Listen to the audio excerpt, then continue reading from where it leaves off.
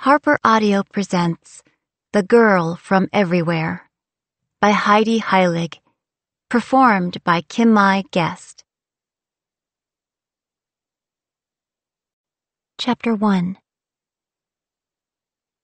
It was the kind of August day that hinted at monsoons, and the year was 1774, though not for very much longer.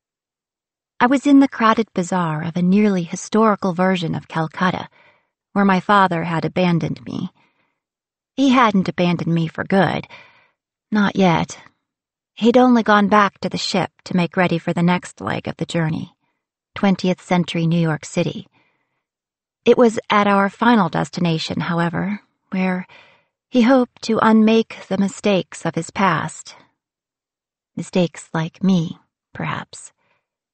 He never said as much, but his willingness to leave me behind was plain. Here I was, alone, haggling for a caladrius with a pitiful amount of silver in my palm. Part of me wondered whether he'd care if I returned at all, as long as the mythological bird was delivered to the ship. No, he would care, at least for now. After all, I was the one to plot our way through the centuries and the maps, the one who helped him through his dark times, the one who could, say, identify fantastical animals from 20 paces and negotiate with their sellers. Then again, once we reached 1868 Honolulu, he would have no need for navigating or negotiation. I was a means to an end, and the end was looming closer every day. But he never worried about that. I tried not to either. I tried desperately hard. Worrying did me no good, especially now, with the bird seller peering at me, as bright-eyed as any of his wares. "Very rare, this bird." The merchant spoke louder than the distance between us warranted. We were nose to nose across a stack of cages, but I couldn't step back or I'd be swept up in the scrum of shoppers. "The caladrius will cure any illness just by looking a patient in the eye." I know. I'd read the myth in an old book of fables. The caladrius could take disease on its wings and burn it away by flying near the sun. The legend also said if your illness was incurable, the bird would refuse to look at you. Of course, the merchant hadn't mentioned that part. He crossed his arms over his chest. "Good health is priceless, girl." I know that, too. I wiped my brow. The sun was panting in the sky, and the heat curdled the perfume of jasmine above the odor of sweat. I had to get back to the ship, if only for some air. "Please, it's for my mother. She'll die without it." Normally, I wasn't above using a sob story to haggle, but it felt different when the story was true. In fact, she had already died without it, 16 years ago. My father would never, ever recover. The man's eyes softened, but then the crowd crushed against my back, making space around a fat British officer. Locals didn't dare jostle the company Raj. Distracted, the bird seller glared at the Englishman. "Please," I said again, slightly louder, trying to add the gleam of charity to the tarnished rupees in my hand. He sucked his teeth, wavering. "A bird like this is worth her weight in gold to a prince." "But the princes of India don't have any more gold," I said. "The British took it all, and they don't believe in the myth of the caladrius." As soon as the words were out of my mouth, I knew it was the wrong thing to say. The man's face hardened. Awkward. I scrambled for a way to backpedal. Between us, his wares beat their wings against the bamboo bars, singing for freedom like Orpheus in Hades. A hand touched my shoulder and I spun, ready to take out my vexation on this bold stranger. But I bit back the words. Kashmir had appeared like an oasis. "Hello, Amira." "Let me guess," I said. "The captain sent you here to rush me." Under his careless hair, there was not a drop of sweat on his brow. To help you. He gave me his most charming smile, then turned it on the bird seller as he poured gold into the man's palm. This should be more than enough, Kashmir said, reaching over to pluck up the bamboo cage. Then he slipped his arm into mine and steered me away from the wide-eyed merchant. Come, Nix. We have to go. I was more surprised than the bird seller. Where did you get so much gold? Oh, you know, he said. Around. We were halfway back to the docks when the shouting started. Kashmir handed me the birdcage. Don't run, he told me. Then he took off. Thief! The Englishman was barreling toward us. Thief! Kashmir had left a swirling wake in the crowd. I set off after him. The treacherous street threw obstacles underfoot, baskets of locusts and pails of yogurt and blankets laid with ripe rambutan. I dodged past women in rags and women in silks, men in loincloths and men in uniforms. The birdcage swung from my fist, and sweat stung my eyes. Kashmir was far ahead of me, or rather, I was falling behind. I racked my brain for a solution from the stories I knew. Unfortunately, most of those stories were myths, so most of the miraculous escapes came about by the pursued being turned into a tree or a star or a bird or the like. I looked back over my shoulder. The Englishman was gaining. I clutched the birdcage to my chest and tried to summon more speed. I broke free of the market, careening around a corner and bouncing off a donkey. Kashmir was standing on the wharf, waving me toward the ship. I skidded to a stop in front of him, and he took my shoulder, steadying me. Why did you run, Amira? Why did you run? I returned breathless. So he would chase me. Ya Allah, Vite, get aboard and go. He pushed me along and I stumbled down the quay. My father was helping Bee rig the sails, but when he heard the Englishman's cries, he stopped and stared. Then he redoubled his efforts, calling out to Rotgut to cast off the lines as the Englishman loped nearer. Locals scattered, but Kashmir waited until I'd cleared the gangplank. When he started to run, it was too late. The Englishman grabbed him by the collar of his thin linen shirt, his mutton chops quivering in rage. You half-caste Dutch gallows! He drew a pistol out of his belt and pressed the barrel against Kashmir's cheek. Give me back my coin and I won't shoot you where you stand. Cash didn't bother responding. He made a chopping motion toward the ship, but we were already slipping the berth. I looked at my father in disbelief, but he met my stare with his ice-blue eyes. He can take care of himself. Despite the heat, I shivered. If Cash had kept the Caladrius, would I be the one left behind on the wharf? I set the birdcage on the deck and gripped the rail, gauging the distance to the pier. But then Cash shoved the Englishman's gun upward. The man squeezed the trigger and the bullet flew wide. He'd kept his grip on Kashmir's collar, but not on Kashmir, who tore his shirt down the front as he pivoted on one foot and threw his arms back out of the sleeves. He left the man reeling backward with the linen rag in his hand and a bewildered expression on his face. I ran to get a rope, but when I came back to the bulwark, Kashmir was nowhere to be seen, and the Englishman was screaming from the edge of the pier, fumbling with his gun. I followed his outraged eyes to the stern of the ship, where Cash was swinging his leg over the rail.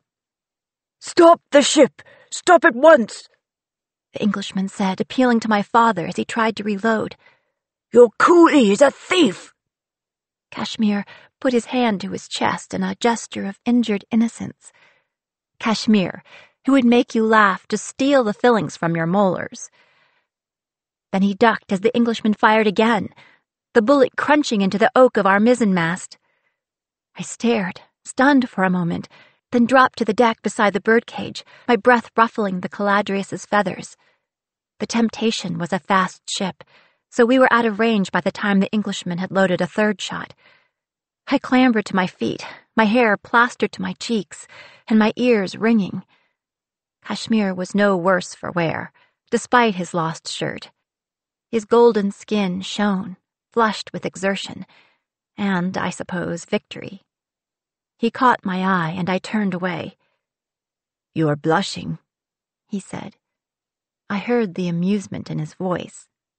"It's the heat." "What a rush!" My father passed the wheel off to Bee and came trotting down the stairs to the main deck. He picked up the cage, peering inside. "My God, she's beautiful," he said, grinning. "Thanks, kiddo." "Thanks?" I yanked my shirt straight. "You should be thanking him." Slate popped a thumb up. "Thanks, Kashmir." I stared at him as he cooed at the bird. "You risked his life for that thing." "Thanks a lot, Kashmir." "He was nearly shot, Dad." He shrugged. "He wasn't, though." "But he could have been." His energy faltered for a moment, like a candle burning low. Absently, he rolled up one of the sleeves on his loose cotton shirt, exposing the blue ink crawling up his arms. Unless you knew where they were, the tracks were very hard to see beneath his indigo tattoos.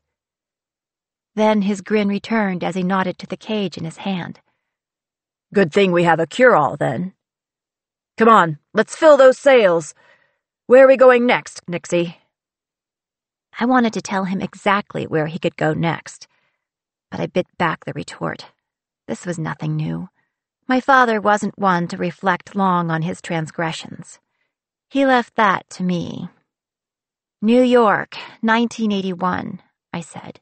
"I laid the map out this morning, on your table. Didn't you bother to look?" He ignored my question. "But every 20th century map I've ever seen was off a printing press." "It's a hobbyist's map, hand-drawn." I drew myself up taller. "I bought it myself last time we were there." He didn't look impressed. "Fine, great. But are you sure it will work?" "Making it work is your job, Captain," I said. "Until you teach me how to navigate, of course." Although he made no answer, he stared at me a while longer, before he spun on his heel and went to his cabin. Suddenly I was aware of the eyes of the crew, but when I turned around, Bee seemed very interested in the river ahead, and Rotgut was studiously cleaning his fingernails. Only Kashmir caught my eye. "And you," I said. "Me? What did I do, Amira?" "I was this close to getting the bird seller to take my price," I said. But his grin widened. I wasn't fooling him. "Even if that's true, you said it yourself. The English took all the gold. I was just doing a little redistribution." "It's still wrong to steal, Kashmir." "What else should I have done?" "Maybe leave the bird?" He looked at me sideways with a twinkle in his eye. "Come, Amira. You were thrilled when I put it in your hands." "That's because cure-alls are rare in mythology, outside of healing springs. Not because I think we'll actually get to use it." "The captain thinks we will, and you know how he is." "And how is that?" Kashmir pursed his lips. "Very difficult to refuse." I folded my arms across my chest. "No argument there," I said softly, staring at the water of the Hooghly. It was the color of bile. "Is the cargo secure?" "You mean the tigers?" There was a lilt in his voice. "Yes, the tigers, and all their fearful symmetry." The big cats had been delivered to the ship in flimsy bamboo cages. Cash and Bee had been the ones brave enough to wrestle the cages into the hold. I actually was impressed, but with Kashmir, it was usually best not to let it show. "Last I checked, they were sleeping like kittens," he said, reaching into his pocket and pulling out a gold watch to check the time. Then he tilted it. Water ran out from under the face. "Well, they should be fine all the way to New York." "Where did you get that?" "Ah, this?" He looked at me from under his brows. If I hadn't known better, I'd have said he was embarrassed. "He shouldn't have called me a half-caste." I gritted my teeth. "You can't blame that on the captain's orders." "No, I can't. This was just for me. You know, if I had your morals, I could solve all my problems. He shrugged one shoulder and slipped the watch back into his pocket. If I had your problems, I could afford to have better morals. I'm going to get another shirt. You have 10 seconds to stop me. No? He went below, leaving me at the bow. We sailed past the tumbled ruin of Fort William, where the East India Company claimed 100 English prisoners had perished due to Indian savagery in the dungeon called the Black Hole of Calcutta. Downstream of the city, fishermen pulled eilish from the turgid river, and children swam naked at the ghats. I piled my hair atop my head in an effort to cool down, but the breeze licked the back of my neck, hot as a giant's breath. Kashmir was right about the captain. When he wanted something, he did not stop until he had it, no matter what it cost, no matter who it hurt. And what he wanted more than anything was to return to Honolulu 1868.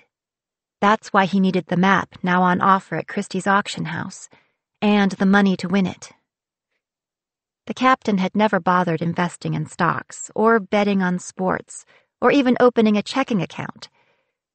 Slate spent much more time thinking about the past than the future, and it was always a scramble for money whenever he remembered it was useful.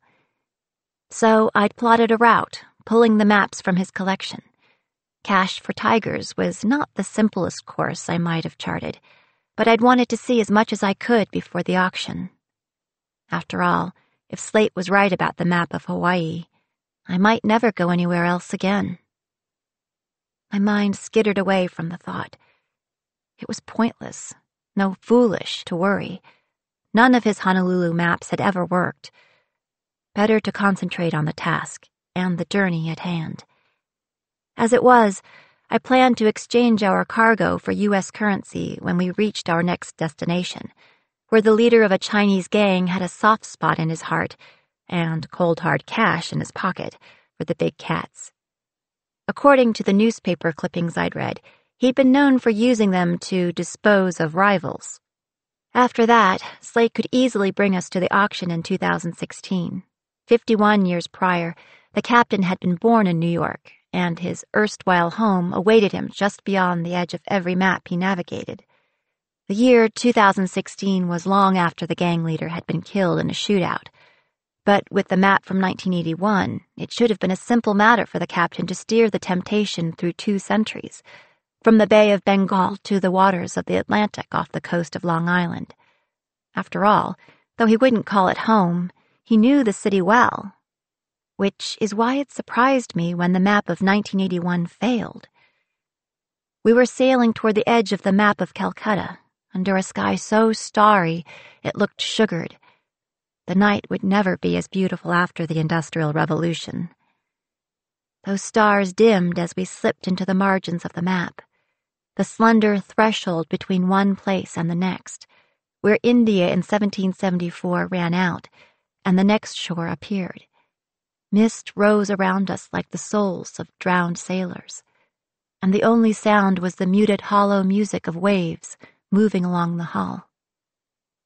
Everything seemed calm, but the seas in the margins were unpredictable, the currents mercurial and the winds erratic, and passage was always rougher the farther afield we traveled. And, very rarely, there were ghost ships in the fog, captained by those who had found the way in, but not the way out. I rubbed some warmth into my bare arms. "Are you all right, Amira?" I made a face and nodded toward the mist. The margins always reminds me of purgatory, the place between worlds. Kashmir's brow wrinkled. "Isn't purgatory supposed to be hotter?" "That's St. Augustine's version. This is more like the Asphodel Meadows in Homer, although with fewer bloodthirsty ghosts." Kashmir laughed. "Ah, yes, of course. I must catch up on my reading." "Well, I'm sure you know where my books are if you ever want to steal them." I grinned as I turned back to the helm. Just as quickly, the smile fell away. Slate had taken the wheel to steer us toward the far-off shore only he could see. But his face was full of frustration. He swung his head back and forth. He gripped the wheel. He leaned forward as if to get a closer look. But it was clear he couldn't see our destination. The ship rolled on the swells, and bronze light flickered in the fog, followed by the low grumble of thunder. Rain pelted the sails, and the mist writhed in a sudden gust. In the crow's nest above our heads, Rotgut cursed. He must have been swaying like a metronome. New York should not have been difficult, not like this. "What's wrong, Captain?" I don't know. Slate wrenched the wheel starboard, trying to take us around, but the waves were pushing hard to port. Near the prow, Bee tensioned the halyard on the jib, the bell at her waist swinging as she moved. The Temptation groaned, and the ship shuddered as a swell hit, followed by another, high enough to send spray over the rail. Kashmir caught my arm and pulled me close to the mast. I held on, keeping clear of the boom. My fingers found the rough splinters of the bullet hole. A breaker washed the deck, the cold sea soaking my feet. "Slow down," Slate said. "I need more time." Kashmir sprang into action, racing up the stairs to the quarterdeck and grabbing the sea anchor. I followed on his heels and helped heave it off the stern. As the canvas caught our wake and dragged, another swell hit broadside and jolted us hard enough to rattle my teeth. This time, Kashmir stumbled. I took his hand and grabbed the rail, bracing for the next wave. But it never came. The sea stilled once more, as we ran right off the edge of the map. Chapter 2. The black water faded to blue, and I blinked in the sudden light of dawn. No sunset. A breeze snapped in the netting and swirled through the mist, pulling it aside like a curtain to reveal in the distance the glittering glass skyline of New York City. The Twin Towers were nowhere to be seen. This was not the 80s, but I didn't need to see the shore to know it. The captain swore and slammed his fist down on the wheel, stalking away and back, pacing like a tiger himself. This was Slate's native time and place, late May 2016, within sight of the southern tip of Manhattan. This was also where the auction would be held in 3 days' time, whether or not we had the money to win it. Little bubbles of hope, like sea foam in my stomach. If we missed the auction because he failed to navigate, it would be his fault, not mine, and I would be safe, at least for a little while longer. The dark sea had calmed, and we floated like a leaf on a pond. I peeled my fingers off the rail and off Kashmir's wrist. He glanced at me, but I spread my hands. "The map looked fine to me," I said, my voice soft, but the captain whirled around as though I had shouted an accusation. "Maybe you didn't look hard enough," he said. I met his eyes. Hand-drawn, good detail, dated, and new to us, I said, ticking the 4 points off on my fingers. No matter how detailed a map, once we'd visited, we couldn't go back, and Slate didn't always remember where he'd been or what he'd done. Still, I'd only just bought the map, so I knew for certain he'd never used it. "And yet it's a dead-ender." "So what went wrong?" He snorted. "Nice try, Nixie."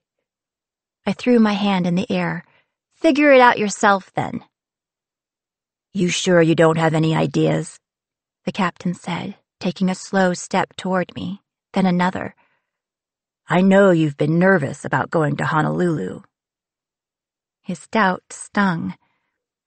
I knew my worth lay in my abilities, my knowledge, the way I could chart a course. Without that, I was little more than ballast. I felt my face redden. Out of the corner of my eye, I saw Bee and Kashmir watching. "Don't blame me for your failures, Slate." He glared at me another moment, then returned to the wheel, gritting his teeth and squeezing with white knuckles as though willing us into the right decade. but to no avail. The fog did not rise, the wind did not drop, and the shoreline stayed stubbornly constant. Bee approached me so I could hear her soft question. Sweat or sea spray gleamed on her scarred brow. If 1981 won't work, do you know another map to try? One where we can trade tigers for dollars. I pressed my fingers to my temple, trying to call up everything I'd ever read. Not an easy task. I suppose someone in Rome might buy them for the Colosseum, but even if the captain could go back that far, we'd probably lose money overall. Slate threw me a disapproving look. On top of it being inhumane. As opposed to selling them to the Yakuza in Chinatown? Kashmir said with a grin. If a man kills a tiger, that's inhumane, Slate muttered. If a tiger kills a man, that's just inhuman. The gang was the White Tigers, actually, I said. The Yakuza are Japanese. What's the currency in ancient Rome, Amira? Is it gold? Not most of it, I said, but the coins themselves are quite valuable. We'd have to find a new buyer, Slate reminded me. My coin guy died 2 years ago. How hard could that be? I said. The auction's on my timeline, the captain said. We've only got 3 days. 2 now, Kashmir corrected him. Then you think of something. I glared at them both. A roar drifted up from the hold. It was a curious sound, like whale song. The captain swore again and left the helm, jogging down the stairs from the quarterdeck and into his cabin, slamming the door behind him. I ran my hands through my hair. As first mate, Bee took his place, but for a moment my fingers itched to take the wheel. Could I do what the captain had not? You didn't do anything? Kashmir said to me. What? To the map. I blinked. No. If I had a mind to sabotage a map, there are better candidates. Ah. He leaned against the rail, tilting his head to study me. So, he said, what makes you nervous about Honolulu? Turning to face the water, I frowned at the waves. It's complicated. I haven't got anywhere else to be. My fingers tapped an idle beat on the metal rail. The brass was cool under my palms. Kashmir was the only person aboard the ship who did not know every detail of the circumstances of my birth. And I was reluctant to surrender the strange, small bliss I had in his ignorance. Cash was the most confident person I knew. Would he even understand how scared I was? Or worse, might he fear for me too? Still, at this juncture, even if I didn't tell him, he would know soon enough. But how to explain? I'd never told the story before. Oi! Startled by Rotgut's shout from the crow's nest, I followed his skinny finger to the lights in the distance. A sleek white boat on the water, far off, but coming toward us. What is it? I called up. Coast Guard! I stared at the boat for a long moment, trying to convince myself it wasn't headed our way, until another roar echoed in the hold. Then I ran to knock on the captain's door, hard, though I counted to 10 before opening it. Even so, Slate looked surprised to see me. I met his eyes, deliberately not glancing at the box in his hands, the box he normally kept under his bed. It wasn't worth telling him to hide it. If we were boarded, it would be harder to explain the tigers than to explain his stash of opium. We need you on the radio, I told him. His fingers tightened on the box. It might help the map to work. Now, Captain! I shut the door behind me, harder than I had to. Back on deck, Bee was taking the ship around while Cash raised the sails. We were moving again, plowing the waves, heading east along the southern coast of Long Island. I grabbed the halyard, helping Cash with the sail as I watched the lights of the boat off our stern. closer now and gaining. According to Slate, the Coast Guard in New York had always been a pain, but much worse, of course, since 2001. Far nosier and almost impossible to bribe.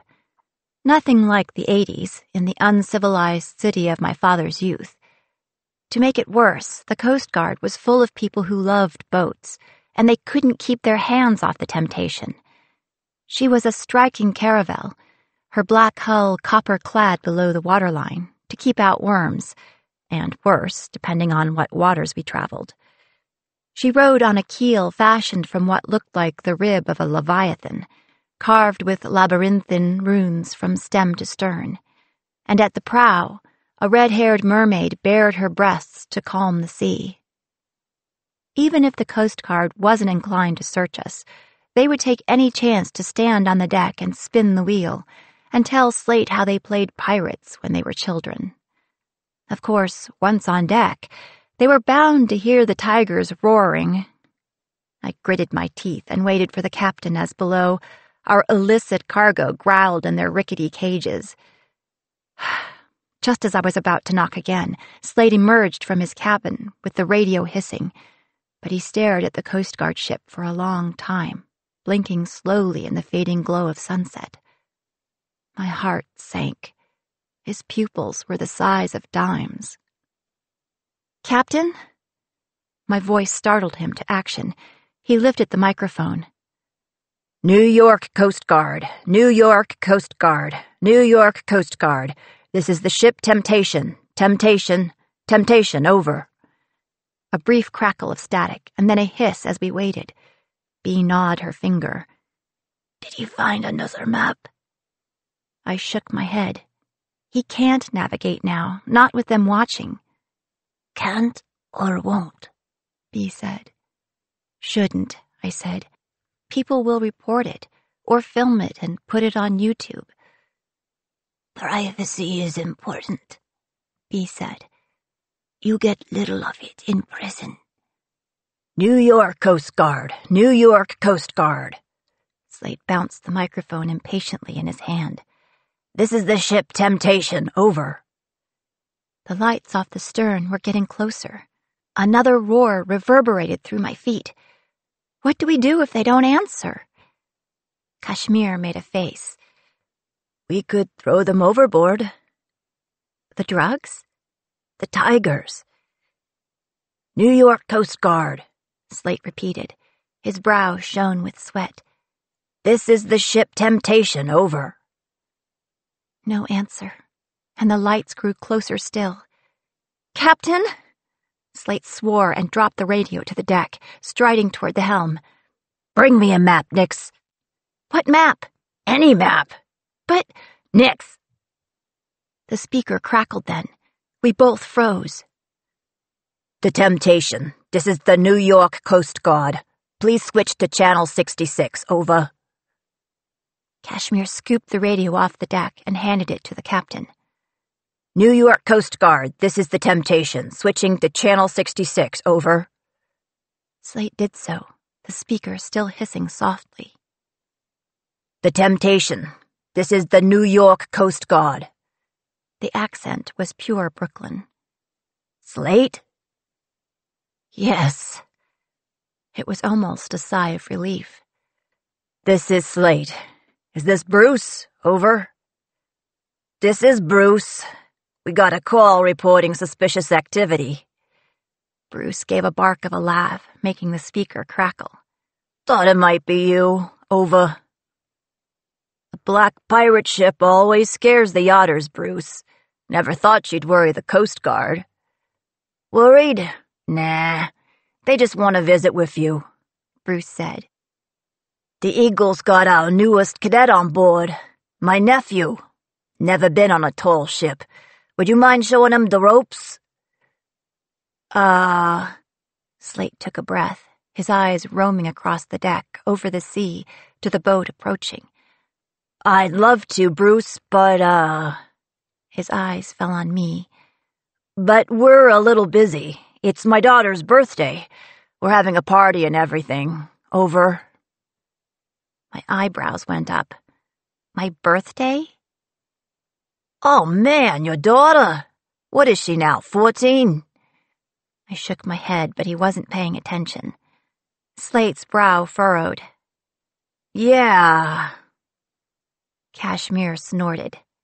Dangerous age, Captain. Hey, don't let me interrupt the festivities, Bruce continued. Say happy birthday for me. I'll tell the boy he's gotta wait. Probably for the best. He's a handsome kid. Welcome home, Ova. Bruce, thanks. Over and out. Yeah, thanks, Bruce, I said under my breath. Slate shut off the radio. It was only another few seconds before the ship behind us slowed and changed course. I pushed my hair out of my face and watched their lights fade. Slate dropped the radio on the deck and dragged his hands down his jaw. Finally, a bit of luck, Amira, Kashmir said with a half grin. I grimaced. Only a bit, though. Yes, too bad about the handsome nephew. Why? I said. You were hoping for a pretty niece? He winked at me, but not even teasing Kashmir could lift my mood. We were nearing the Hamptons now, and no closer to our destination. In fact, the tigers prevented us from getting into the harbor at all. Bruce, who Slate never failed to bribe with good liquor when he got the chance, might be able to call off the Coast Guard, but the harbor masters would notice the roaring as soon as we tied up to the dock. Nixie. I turned. Slate had retaken the wheel, and he hadn't relaxed. What? I said, although I knew what he was going to say. I need you. His voice was soft, pleading. I need your help. I can't miss that auction. I have to have that map. Please.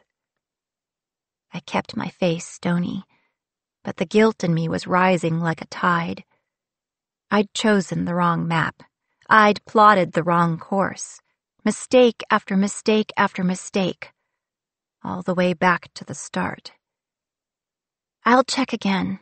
Maybe there's something I missed the first time. Not likely, Kashmir said, winding his pocket watch. I appreciate your confidence, I said in a flat tone. Wait a minute. I grabbed for the watch and missed. He was much quicker than me. Let me see that. Once I asked, he handed it over without a fuss. The watch was 3 inches across, a triple-case gold repoussé design of Adam and Eve in paradise, and it was heavier than it looked. On the back there was the signature, even a serial number. And of course it was in exceptional condition for its age, in spite of its dunking. I pressed my lips together. After scolding him for taking it, the hypocrisy stung. But it was worth twice what I would have gotten for the tigers. Kashmir inclined his head. He understood. What's mine is yours, Amira. I leaned into him, resting my temple on his shoulder in a gesture of thanks. Then I straightened. Captain? What? I tossed the watch to Slate, who caught it and held it up to the light. I'm 16. Right, he said absently, studying the watch. Then his eyes widened. Oh. He closed his fingers around the watch and kissed it. His knees sagged, and he leaned against the wheel, laughing.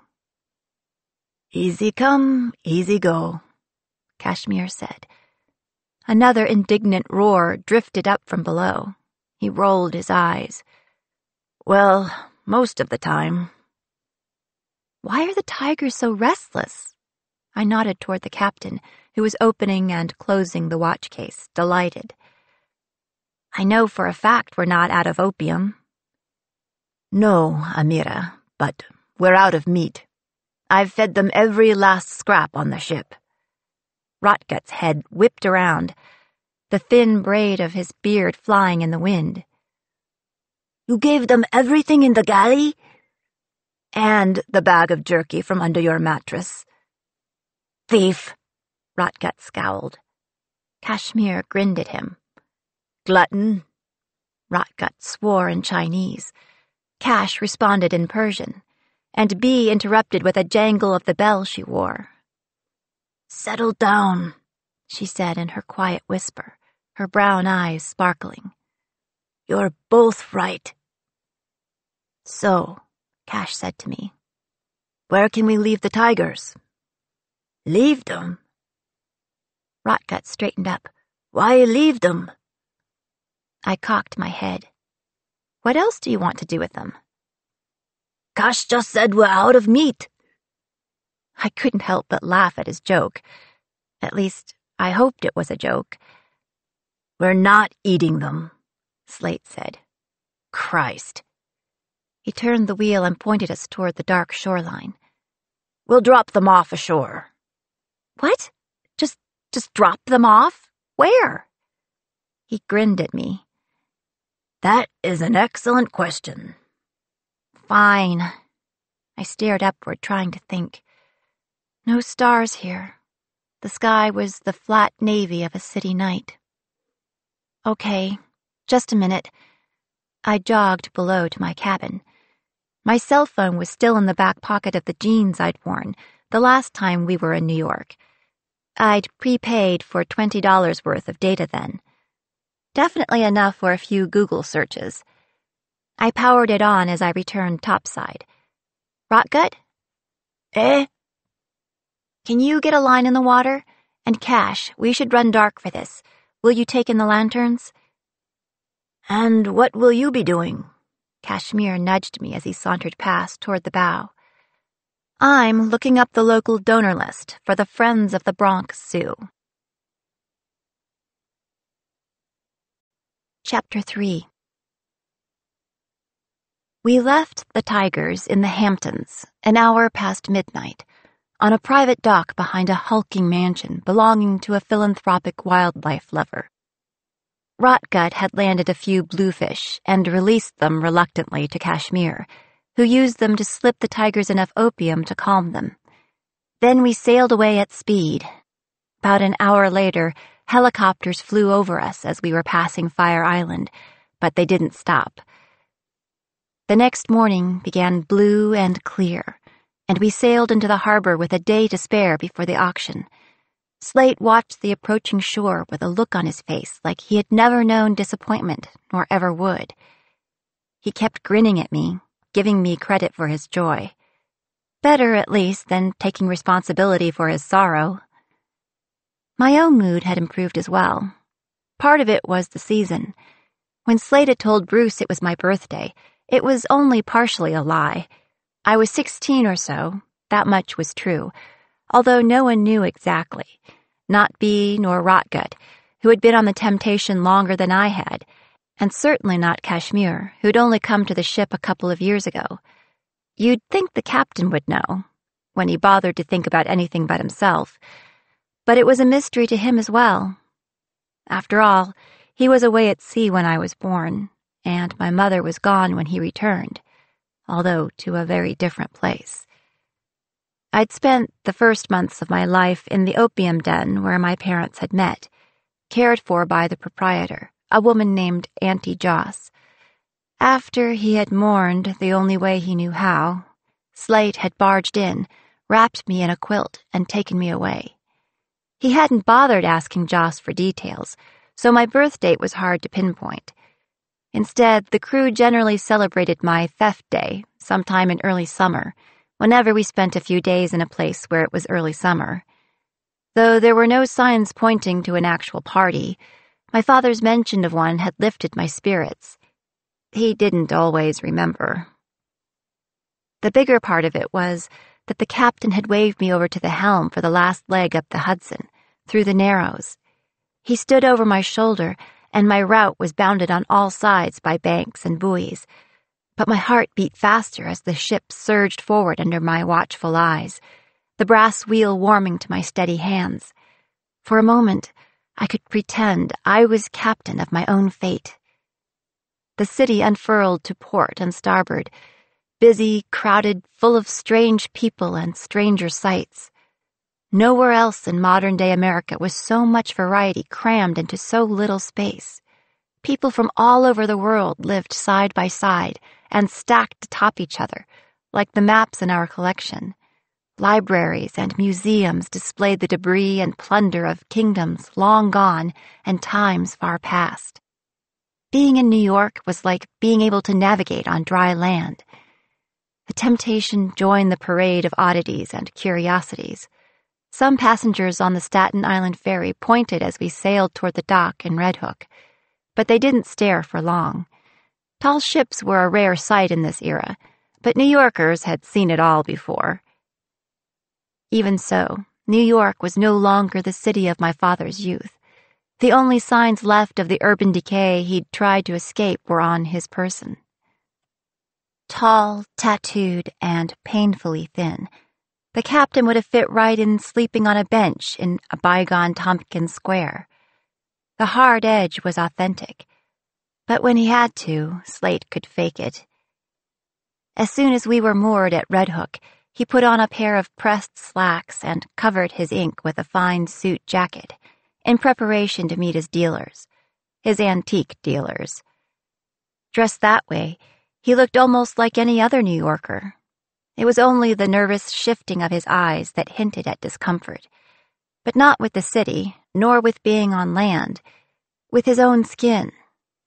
No matter where we went, he never felt at home. I recognized that feeling. I'd inherited it.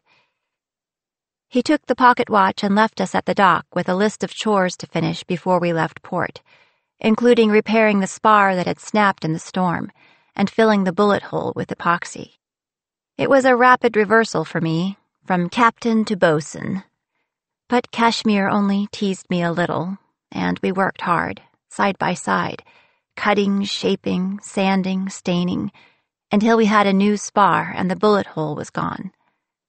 For a few hours, I focused on the wood of the mast, trying not to think of the auction, memorizing the grain as though it was a map to a distant shore. The captain returned that evening with a heavy briefcase and a buoyant air, while Cash and I were still only between the first and second coat of varnish. Slate dropped the briefcase on the deck and ran up to us, palms up, grinning. "What do you want?" "High fives," he said, as though it was obvious. Kashmir started laughing. I glanced down at my fingers, stained black and sticky, and then back up at Slate's clean hands. Then he winked at me, and I couldn't help but return his smile.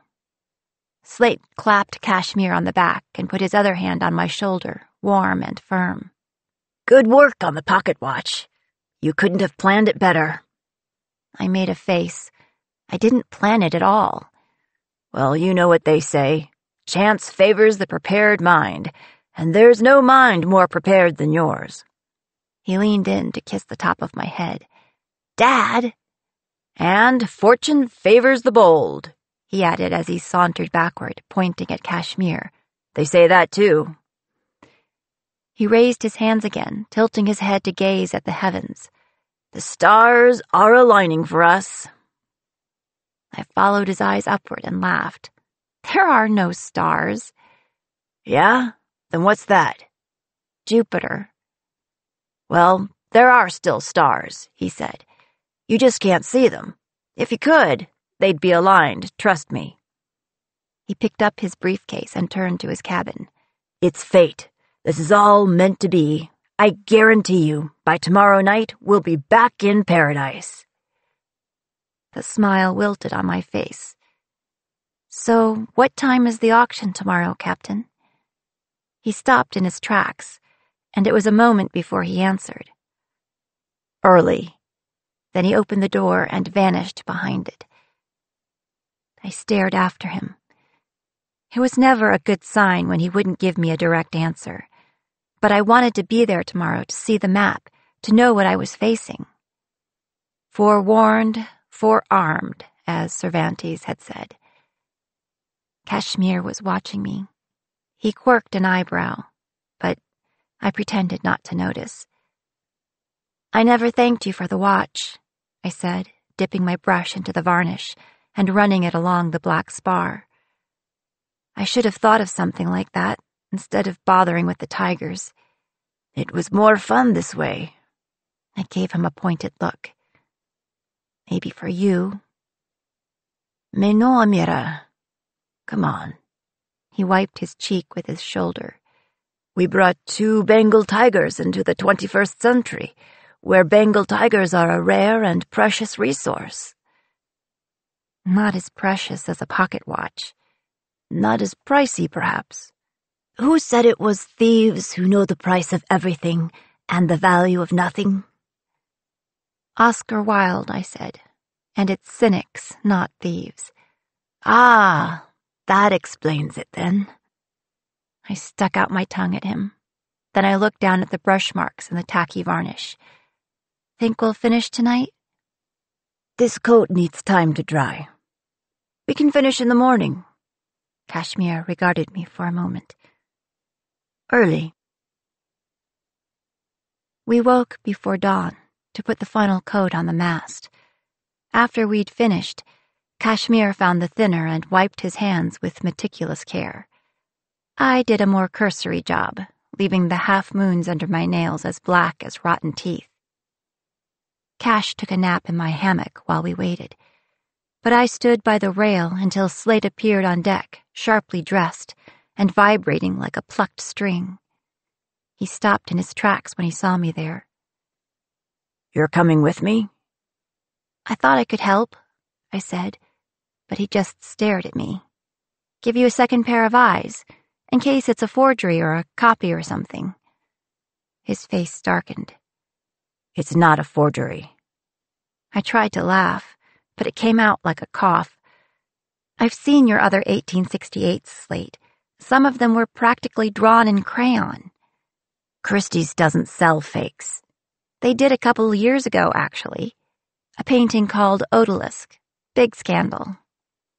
He opened his mouth, shut it again, then ran his hand over his scalp, tousling his carefully combed hair. I'm going to be late. Then let's go.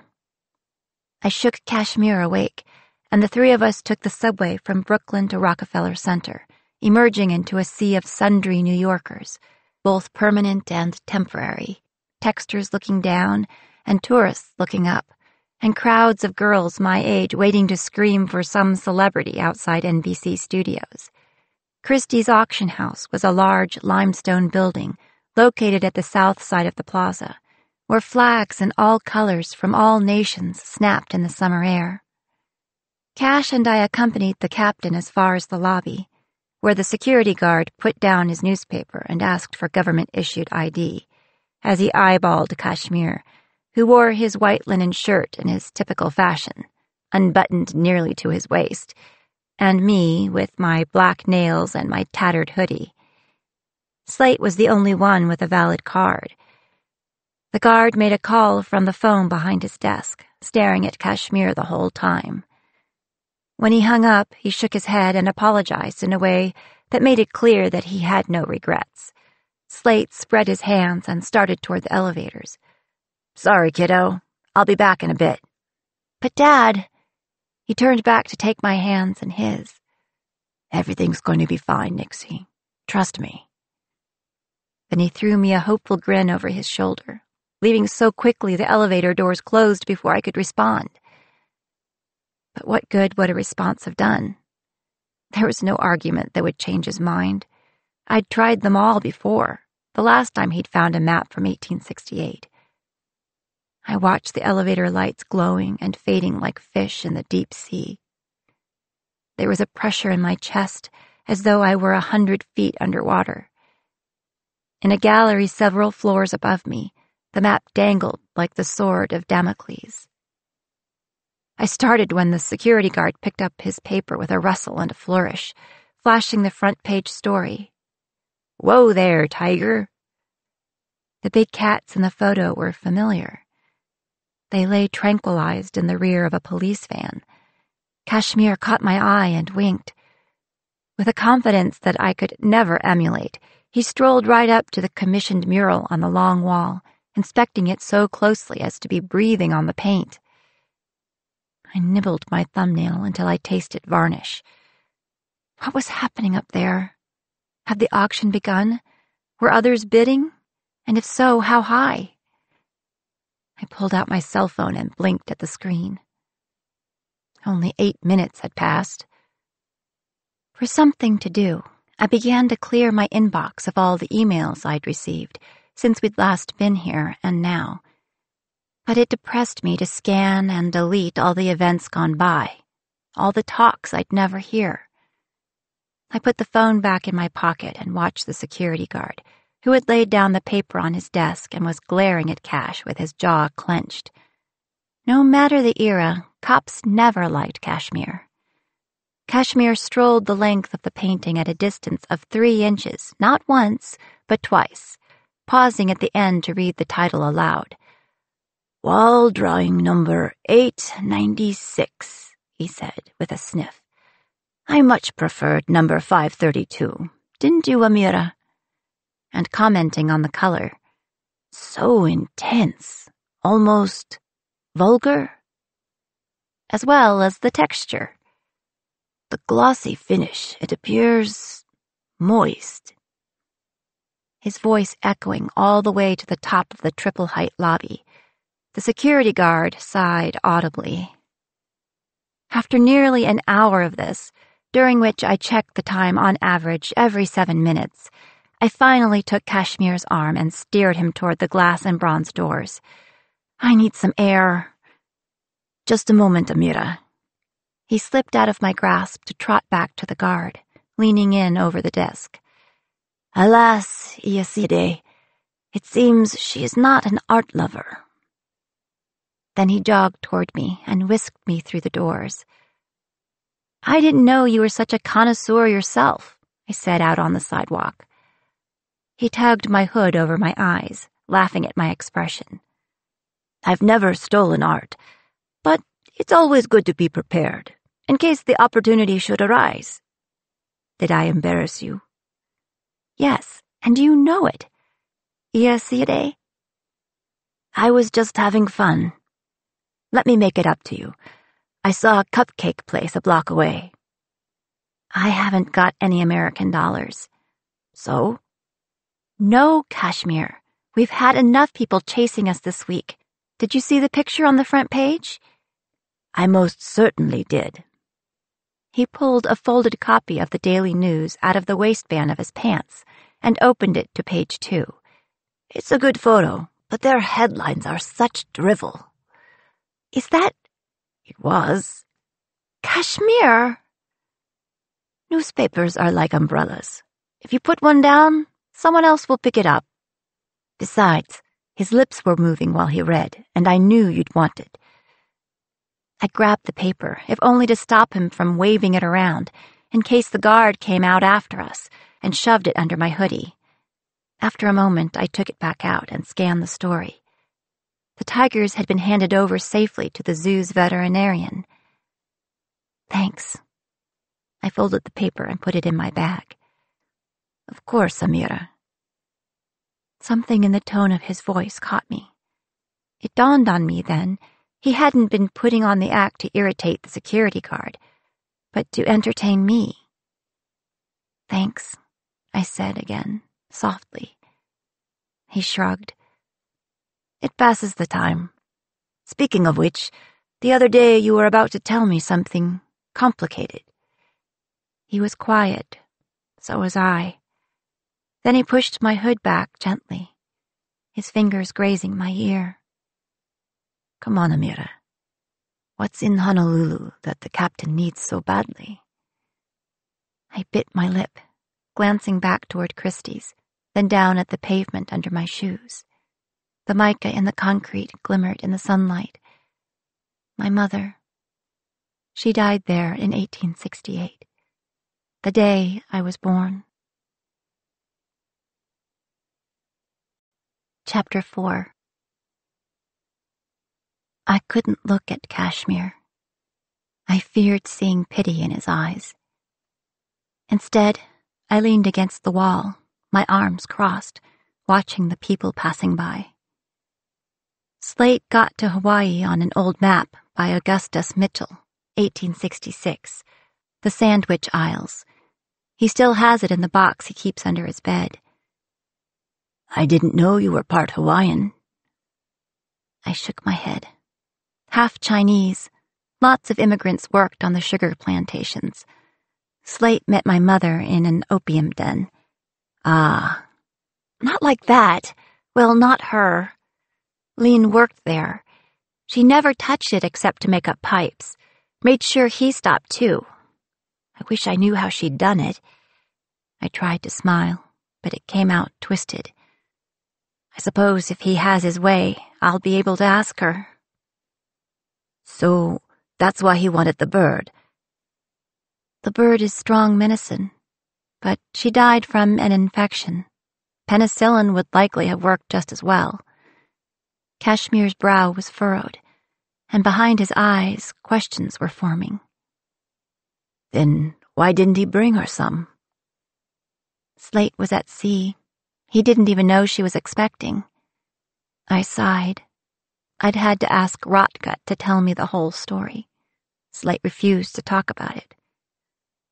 He needed money so they could get married and live happily ever after in paradise. And he had a map of Hong Kong in 1850, and the next edition of the Honolulu map from 1869. So he went to China to smuggle back some opium to sell. He sailed out in early 1868, and by the time he came back in 1869, I was there and my mother was not. And so he's looking for a map of 1868 to save her. Kashmir had his hand on his chin, and his eyes were far away. But can he actually change the past? We do it every time we navigate, I said. The watch you took, or the tigers. A pocket watch is not a person, Amira. He searched my face for answers. If he succeeds, what happens to the years between then and now? I don't know, Cash. That's the trouble. Some people think that reality would split into two versions, or that it already has split and I just don't know it. But others think that if the past is changed, I might just... I spread my hands, and we both considered the empty space between them. What people? Other navigators? Ha, no. Physicists. I've never met another navigator aside from Slate, and he won't tell me anything. Kashmir leaned against the wall next to me, and we watched the yellow cabs crawl by. Finally, he shook his head. No, he won't do it. He may dream about seeing her again, but he would never actually risk it. You think so well of him. In spite of myself, I attempted a smile. This isn't the first map he's tried. Cash stared at me. I'd never seen him so nonplussed. When? More often when I was younger. I shrugged, trying to hide my fear, swallowing down the terror, clawing up my throat. Most of the maps he'd found were worthless. One was even run off a Xerox. But the last time was almost 3 years ago, maybe 6 months before you came aboard. It was an Asher and Adams map he bought from a collector in Tahiti. He was so excited, I tried to ask him exactly what would happen to me if the map worked. But he only said to trust him. I tried to, but how to explain the doubts, the maddening uncertainty of those terrible hours? The memory was a jumble of dark, disconnected moments like flotsam in a vast sea of dread, and the words turned to sand in my mouth.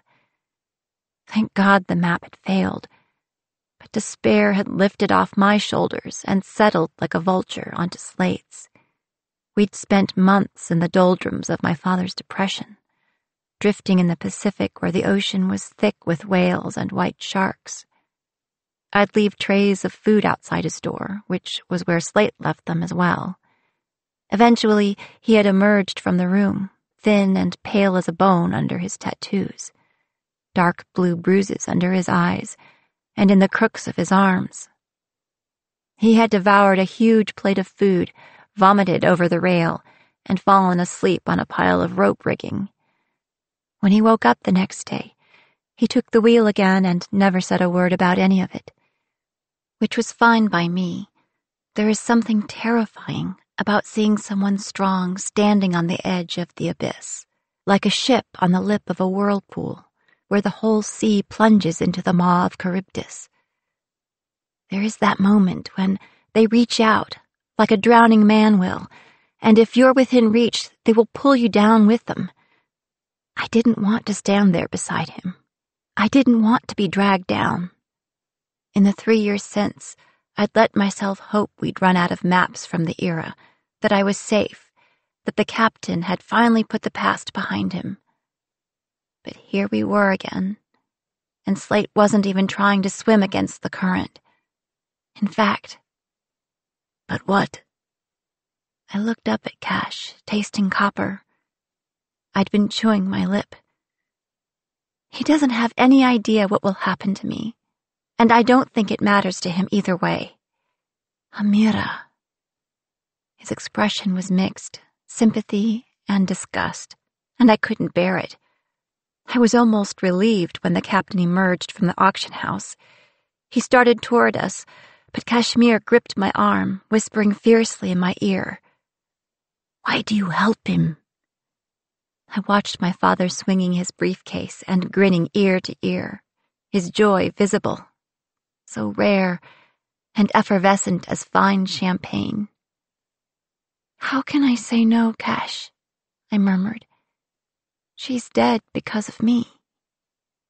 And then Slate was there, clapping his hands together, the color high in his cheeks, and for a moment I glimpsed what my mother must have when she fell in love. Slate was as picturesque as any ruin. You look happy, I said. I couldn't help it. Like an old wound, it itched. Oh, yes, Nixie, yes, I am indeed. I am not disappointed. I never am when I come to New York. I love New York. He shouted, spreading his arms wide. Passers-by watched bemused. Kashmir watched him, too, his face troubled. Me too. My eyes went to the briefcase. Is it in there? Oh, no, no, no, no. They'll put it in a padded box and deliver it to the ship in, pardon me, he said, turning to a woman and lifting her wrist before she could protest. May I see your watch? Thank you. 4 hours.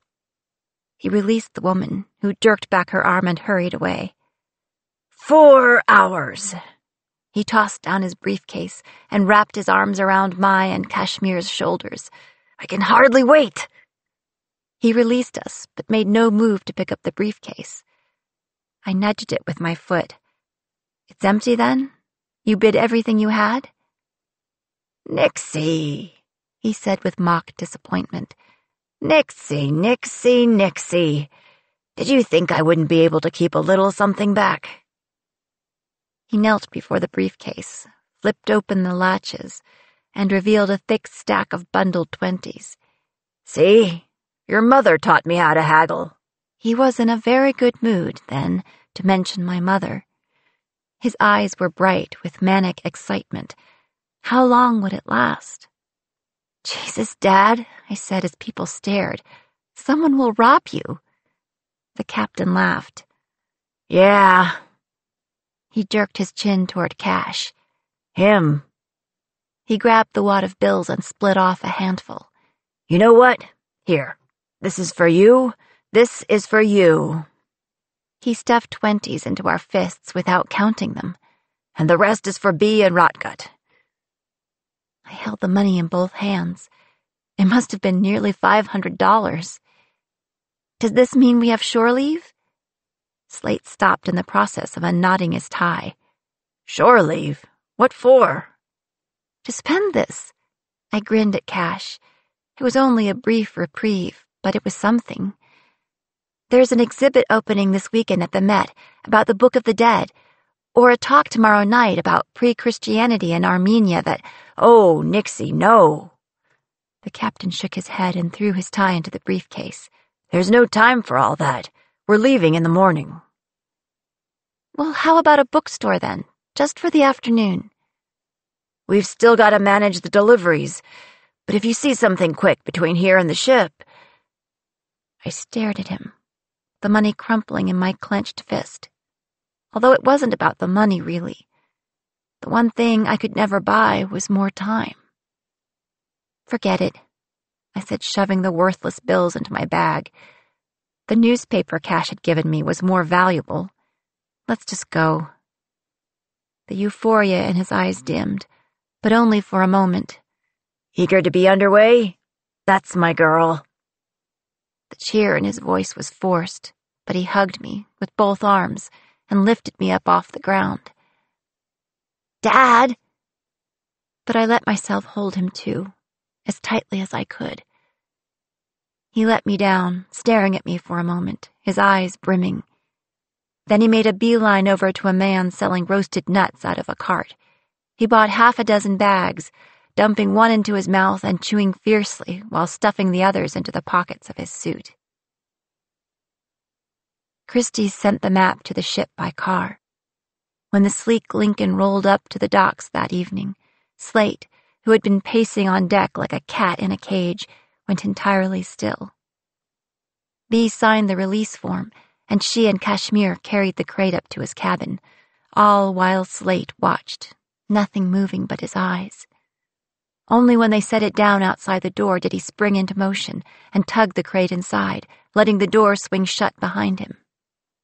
I winced when the door slammed, but the silence of his absence seemed louder still. It shouldn't have.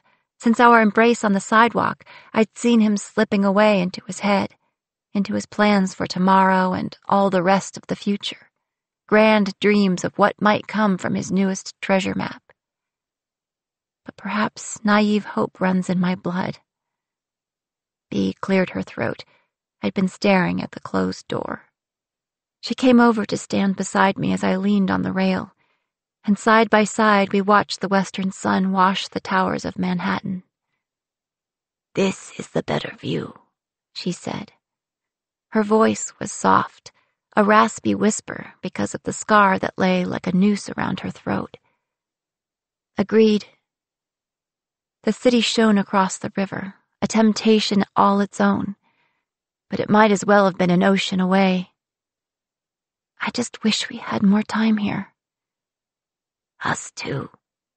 Ian loves the lights," she said. "But I love the bull." The brass bull? On Wall Street? "Yes. He reminds me of my song bull, although he grazes on a different green." I laughed, and she tapped the cowbell at her belt. "Sometimes I miss my herd." Does Ian? Bee grinned, and the scars on her cheeks, like rows of pearls, curved with particular mischief. "She misses the dancing. She says there's a warehouse party in Red Hook tonight. House music. What is house music? She tried to explain, but I've never heard anyone play a house." Bee shook her head dramatically, but she winked at me. I couldn't help but smile back. Bee was Naath from a tribe in northern Africa, where cattle were both kith and currency. Ian was her wife, who'd been killed years ago, before Bee had come to the ship. But in accordance with their beliefs about death, Ian was still with her, doing those little annoying things ghost wives do, like make you drop your breakfast or trip over a coil of rope, or bother you about going to warehouse parties in Brooklyn. Admit it, you would take her to the party if we weren't sailing at dawn. The worst part is, she already knows it.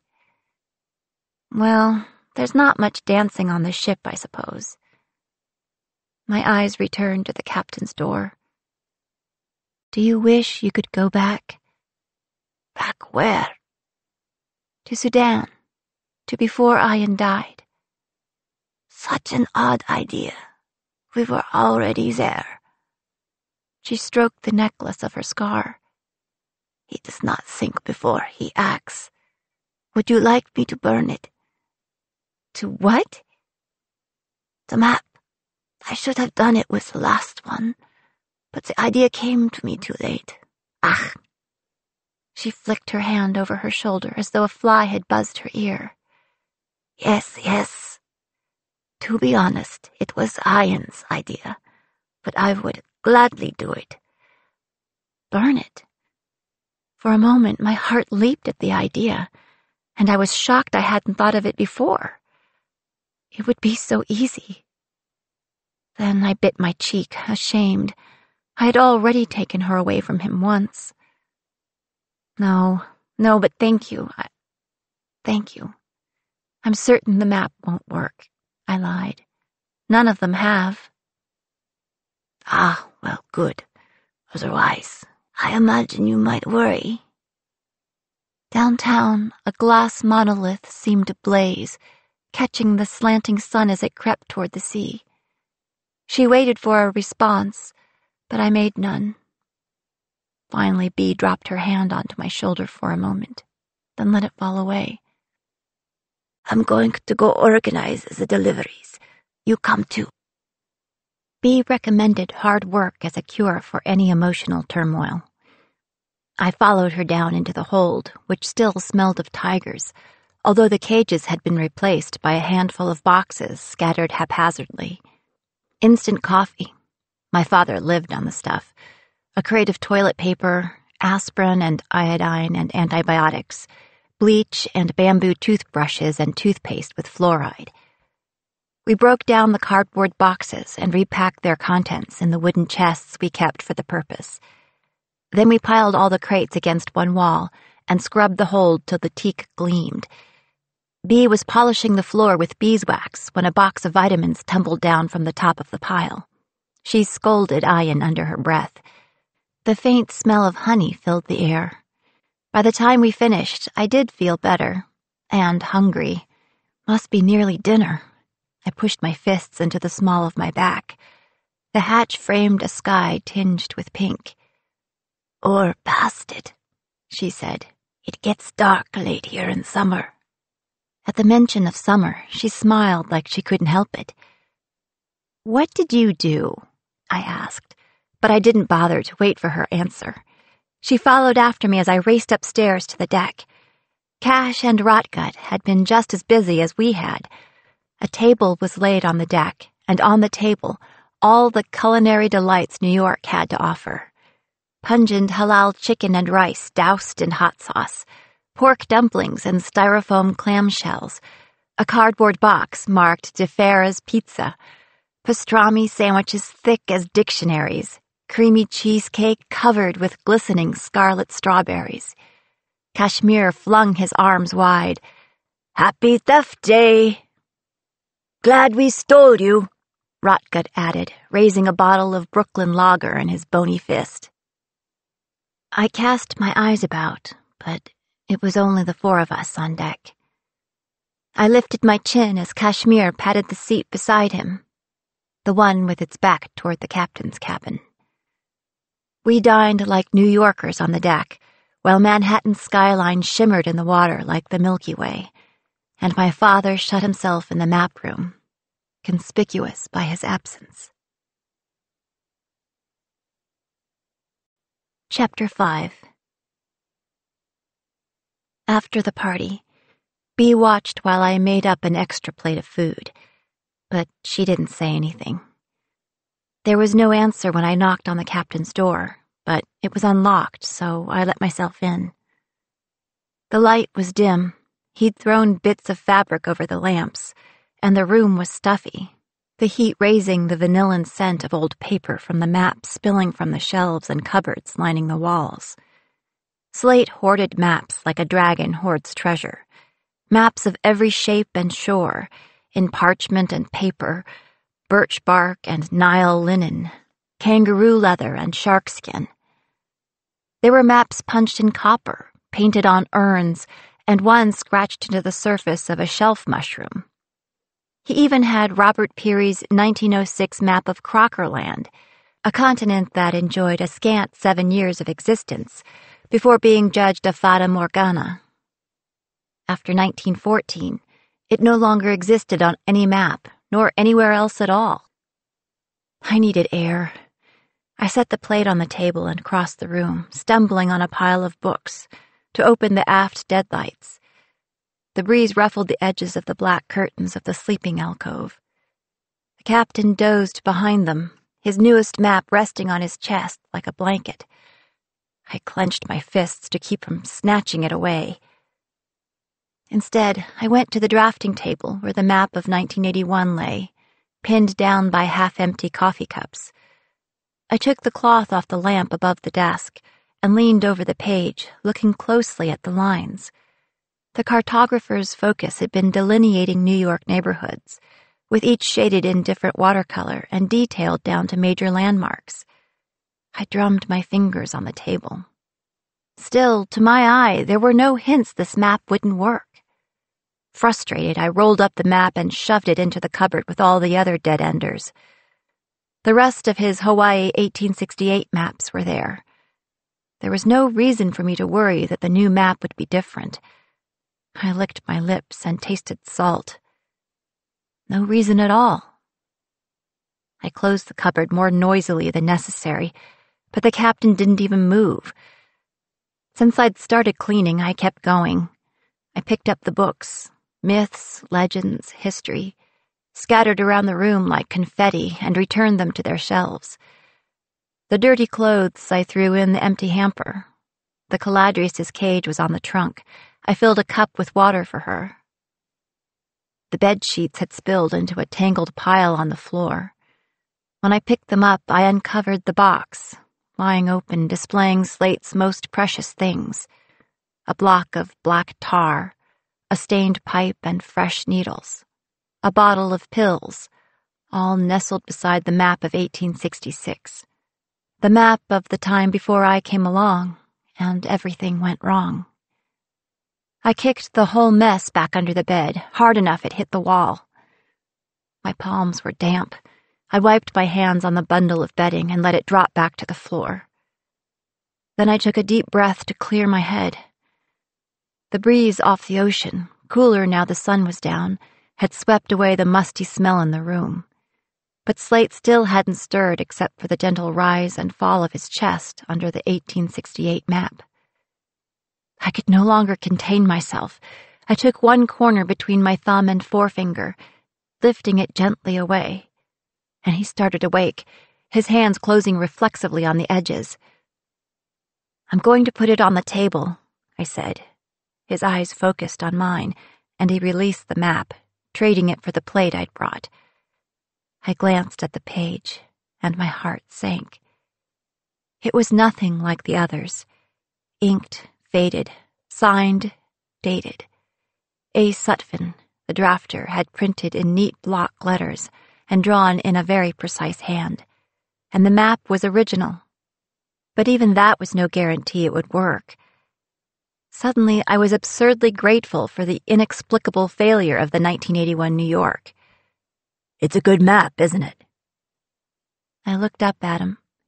Slate was balancing the plate, untouched, on his knees, waiting for me to agree. I dropped my eyes back to the page and chewed on my lip. "I hope it's worth what it cost." "It is priceless, Nix." Right. Not a crease, nor even a crinkle.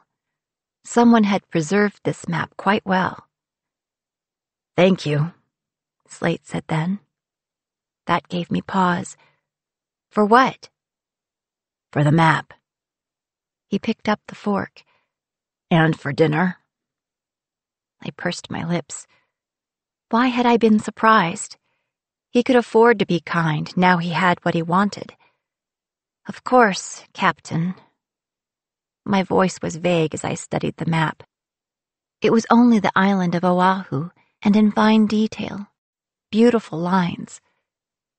His duty done, he stabbed a dumpling with the fork. "This is good." Good.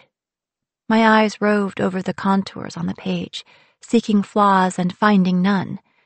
The mapmaker had even labeled Honolulu's main streets, Nuuanu, Bertania, King, as well as the post office and the major churches. The city was centered around Iolani Palace, the seat of the King of Hawaii. There, just a few blocks northwest, was Chinatown. I ground my teeth. You know, he said, his mouth full, the last time I had a pastrami sandwich from Katz's was when I was your age. This is from Katz's, isn't it? Yeah. Why so quiet? But then his face fell and his fork paused in midair. For a long time, neither of us spoke. He put down his fork and squeezed his eyes shut. There was a party. I shrugged as if I didn't care. It's fine. I'm sorry, Nixie. I don't want to talk about it, Captain. Kashmir told me, but I forgot. I can see that. I said I was sorry. He threw his hands up, suddenly defensive. Then he clenched his fist and brought it in front of his mouth. And I am, he added quickly. I was distracted is all. The map is very distracting. He set the plate aside and smiled hopefully. But it's beautiful, isn't it? And it's almost like a gift. A gift? To you. I couldn't help it. My lips twisted like a juiced lime, and the response was too bitter not to spit out. To me? Well, don't you want to meet your mother? His question seemed designed to induce guilt, and it cut deep enough to reveal a splinter of cruelty, hard as bone. My mother's gone, Slate. I put the map down on the drafting table, smoothing it with my palm. On the map I came from, she's dead. Slate blanched, but he answered evenly. That's why we've got a new map. A new map. A new version. I traced the line of the Tropic of Cancer. A new wife? What are you talking about? I've been thinking about it. The map where you met is the map where she died. A different map means a different version of her. And of me, but I did not bother saying it. I doubted it would matter to him. He stood, arms crossed, drumming the fingers of his right hand on his left arm. It's the exact same place. So, I opened one of the cupboards, the fairy tale maps, and unrolled one at random. Greece with gods on Mount Olympus, Slate. And here, I pulled out the map right beneath it. 200 years later, the next cartographer replaced Zeus with Jupiter. And then we have... I opened another cupboard, the less fanciful histories, and pawed through them. Mount Olympus during the Ottoman Empire, where you'll find brigands and highway robbers and no gods at all. I let the map roll itself up. Going back to the same place doesn't mean you'll find the same thing. It does if it's the same time.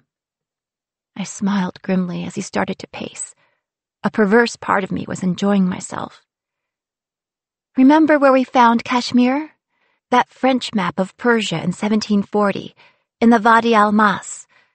But here, a historical map of Nadir Shah's empire, 1740. Look, I said, pointing. Same place, same time, but there's no such city. The shoreline's different. Do you think Kashmir exists there, somewhere in the middle of the Persian Gulf? Those are two completely different map makers. You can't compare some Frenchman's fantasy of Arabia to... Mitchell and Sutphin are two different map makers. But they were mapping the same version of Hawaii. Which version? My history or your fairy tale? It is not a fairy tale. The volume of his voice brought me up short. His eyes were wild. I could see the whites all the way around, and suddenly none of it was amusing. And if you succeed, I said softly, then what? What do you mean, then what? I opened my mouth, then closed it. In Sanskrit mythos, they say breath is life, and I didn't want to give life to my fears. I didn't want to say it aloud. Then what will happen to me? After our shouting, the silence rang in my ears. He took a deep breath, then another. Then we all live happily ever after, he said finally, calm once more. You've done a lot of studying, Nix, and you know the maps. But I know what I believe, and that's all that really matters. My breath hitched in my throat to hear it stated so plainly. Good to know how insignificant my thoughts are to you, I said bitterly. That's not what I meant. He reached out an uncertain hand, as though I was a bird in the bush. But he let the hand fall back to his lap and cupped it in the other, squeezing until his knuckles cracked. If I tell you a secret, will you feel better? I rolled my eyes. I'm not 12, Captain. It's about navigation. That brought me up short, and my anger dissipated like mist under the sun. I had asked so many times. Why now? Was it gratitude or guilt? Certainly it was the only gift I wanted from him. But it didn't matter. I wasn't about to question it. I found my voice. What? What is it? He turned back to his bed and stared for a moment at the plate he'd left there. Then he broke a piece of bread off the sandwich and put it into the Caladrius's cage. She cocked her head shyly on her slender neck before dipping it down, delicate and precise, to eat from his hand. A winch in my gut wound tighter, but I was afraid if I asked again, he'd change his mind. Navigation is not just about the maps, he said finally, as though to the bird. Part of it is belief. Belief? My mind was racing. What do you mean? He brushed the crumbs from his palms and sat back down on his bed. I've never been able to get to a place I didn't believe existed. Doubt can stop a map from working. The edge of the Sutphin had started to curl. I ran my finger down the side. So, you believe this map will work. That's no secret. If belief affects whether a map works, I'd think belief also affects what you find there. You think or you know? Fine, I know. He scrubbed his hands through his hair. I know she'll be there, and I know everything will work out. How can you be sure? It's fate. He looked at me. No, through me, as though just behind me was his future. It's inevitable. I ground my teeth, feeling tricked. This isn't about navigation. It's about delusion. Disappointment was bitter on my tongue, but he didn't flinch in the face of my scorn. Another breeze purled through the room, and I shivered. I suppose if you're going to see Leon again, we might as well throw all that overboard. I flicked my hand toward the box under the bed. You know she would hate to see it. His eyes refocused, and he met my stare with a steady gaze. But the silence stretched between us like a rope about to snap. Was that doubt? I turned my face so he wouldn't see my expression, but when my eyes fell on the Sutphin map, my smug smile wilted. I wanted the map to fail, but why take joy in tormenting him? At heart, all he wanted was an escape, and that I understood, only too well. Tell me more about navigating, I said then, too eagerly, breathless at the thought of freedom. Slate laughed a little. Why should I? Because I asked. He laughed again, louder, and I stiffened. Please? He did not answer me.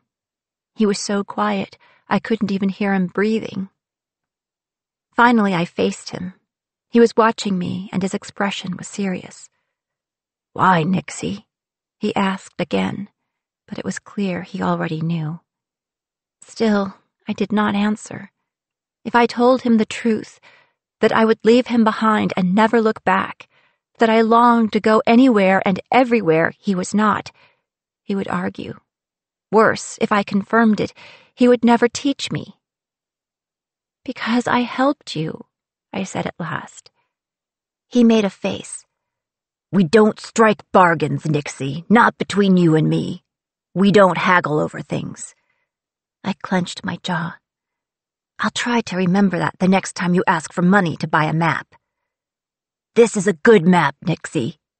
he said, stabbing another dumpling. There won't be a next time. Chapter 6. I went back outside, leaving Slate to his dinner.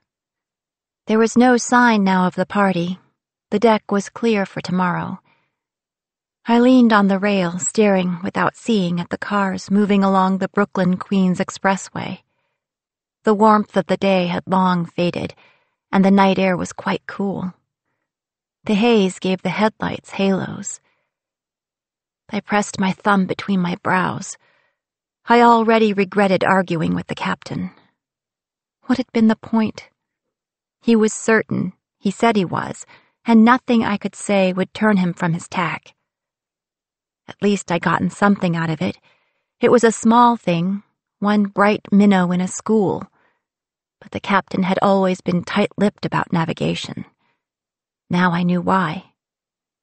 Had he finally discovered the map I'd taken? No.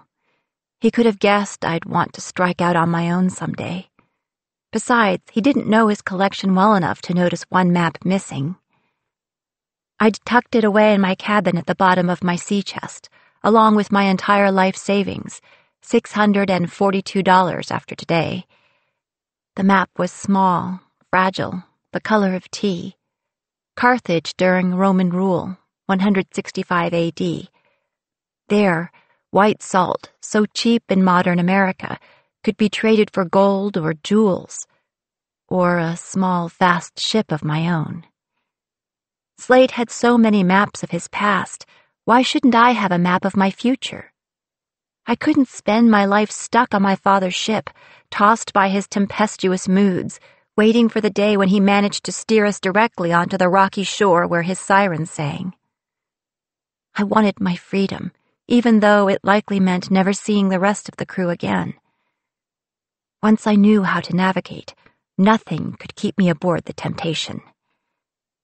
Then I heard bare feet on the deck behind me, and the silver sound of tiny ankle bells.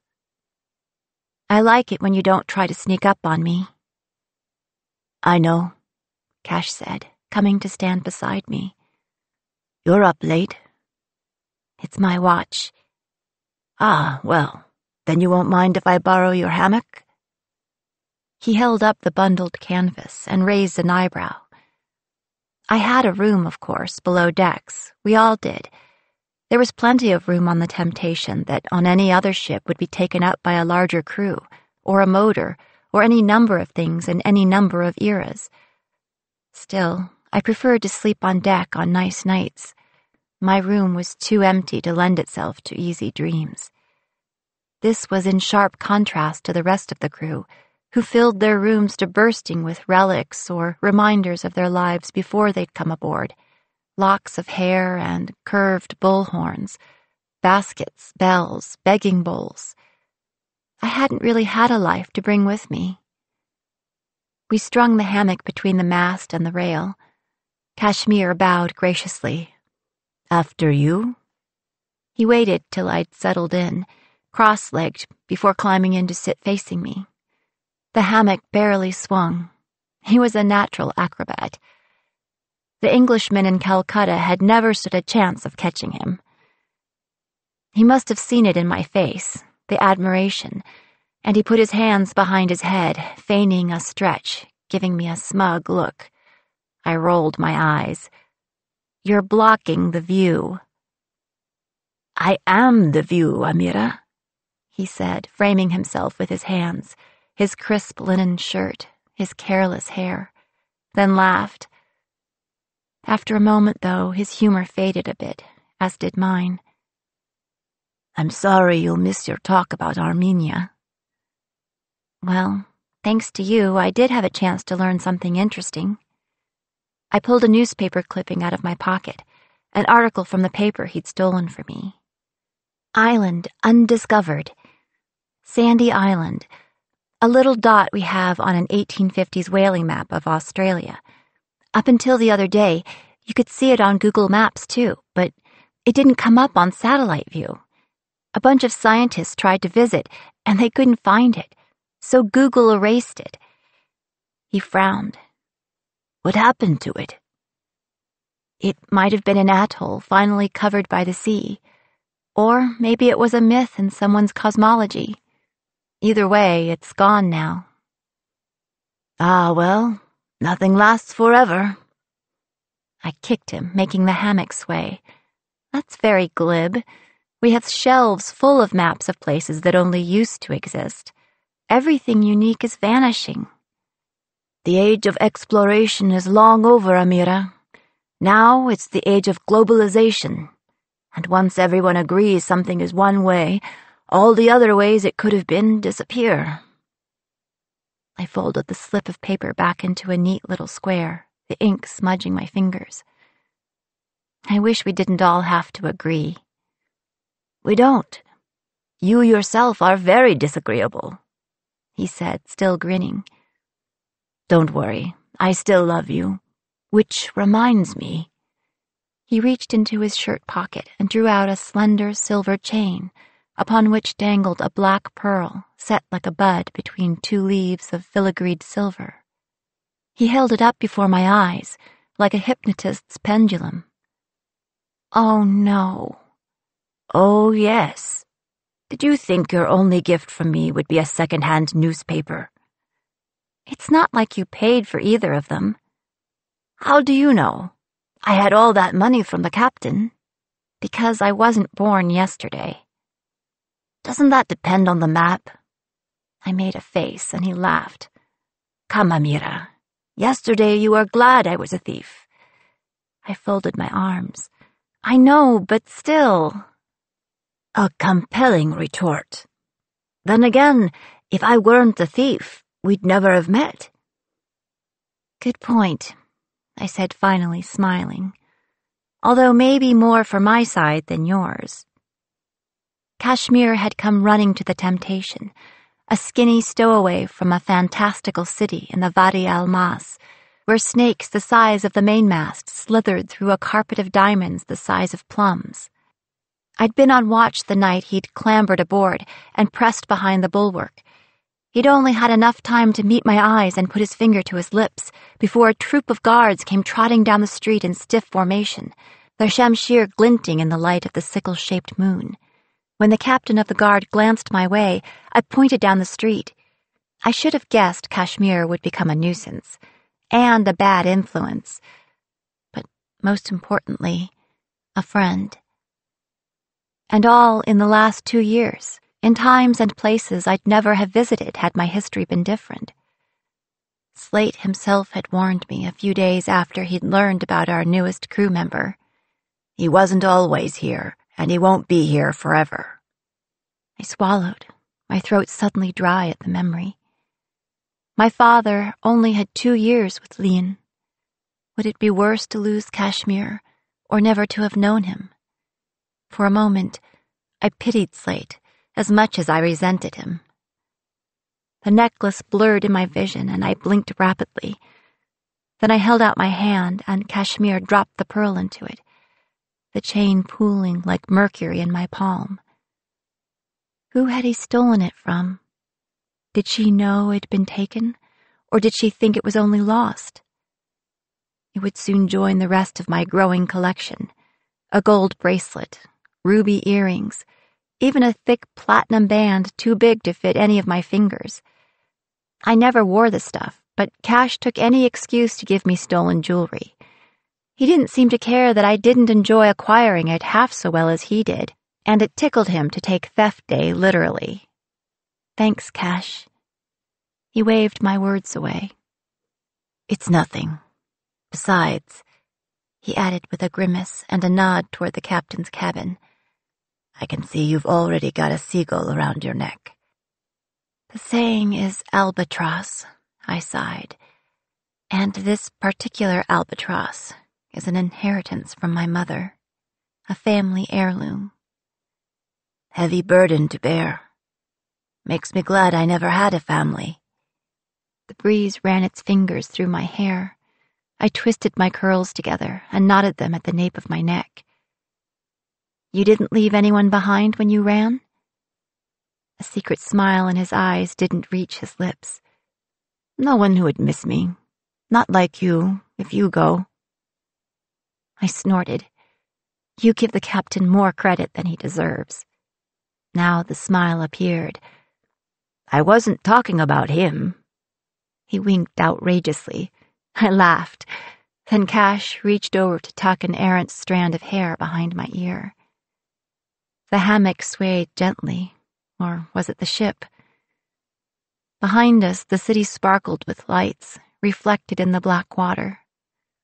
"You've never been a little curious," he said, "about where you're from?" I'm not from Hawaii. I was just born there. And even if I was curious, I wouldn't want to be stuck there forever. There are so many other places to see. "Well," he said then, straightening, "seeing as how you're saving up to run away, shall I take that trinket to your room and throw it on the pile?" He held out his hand.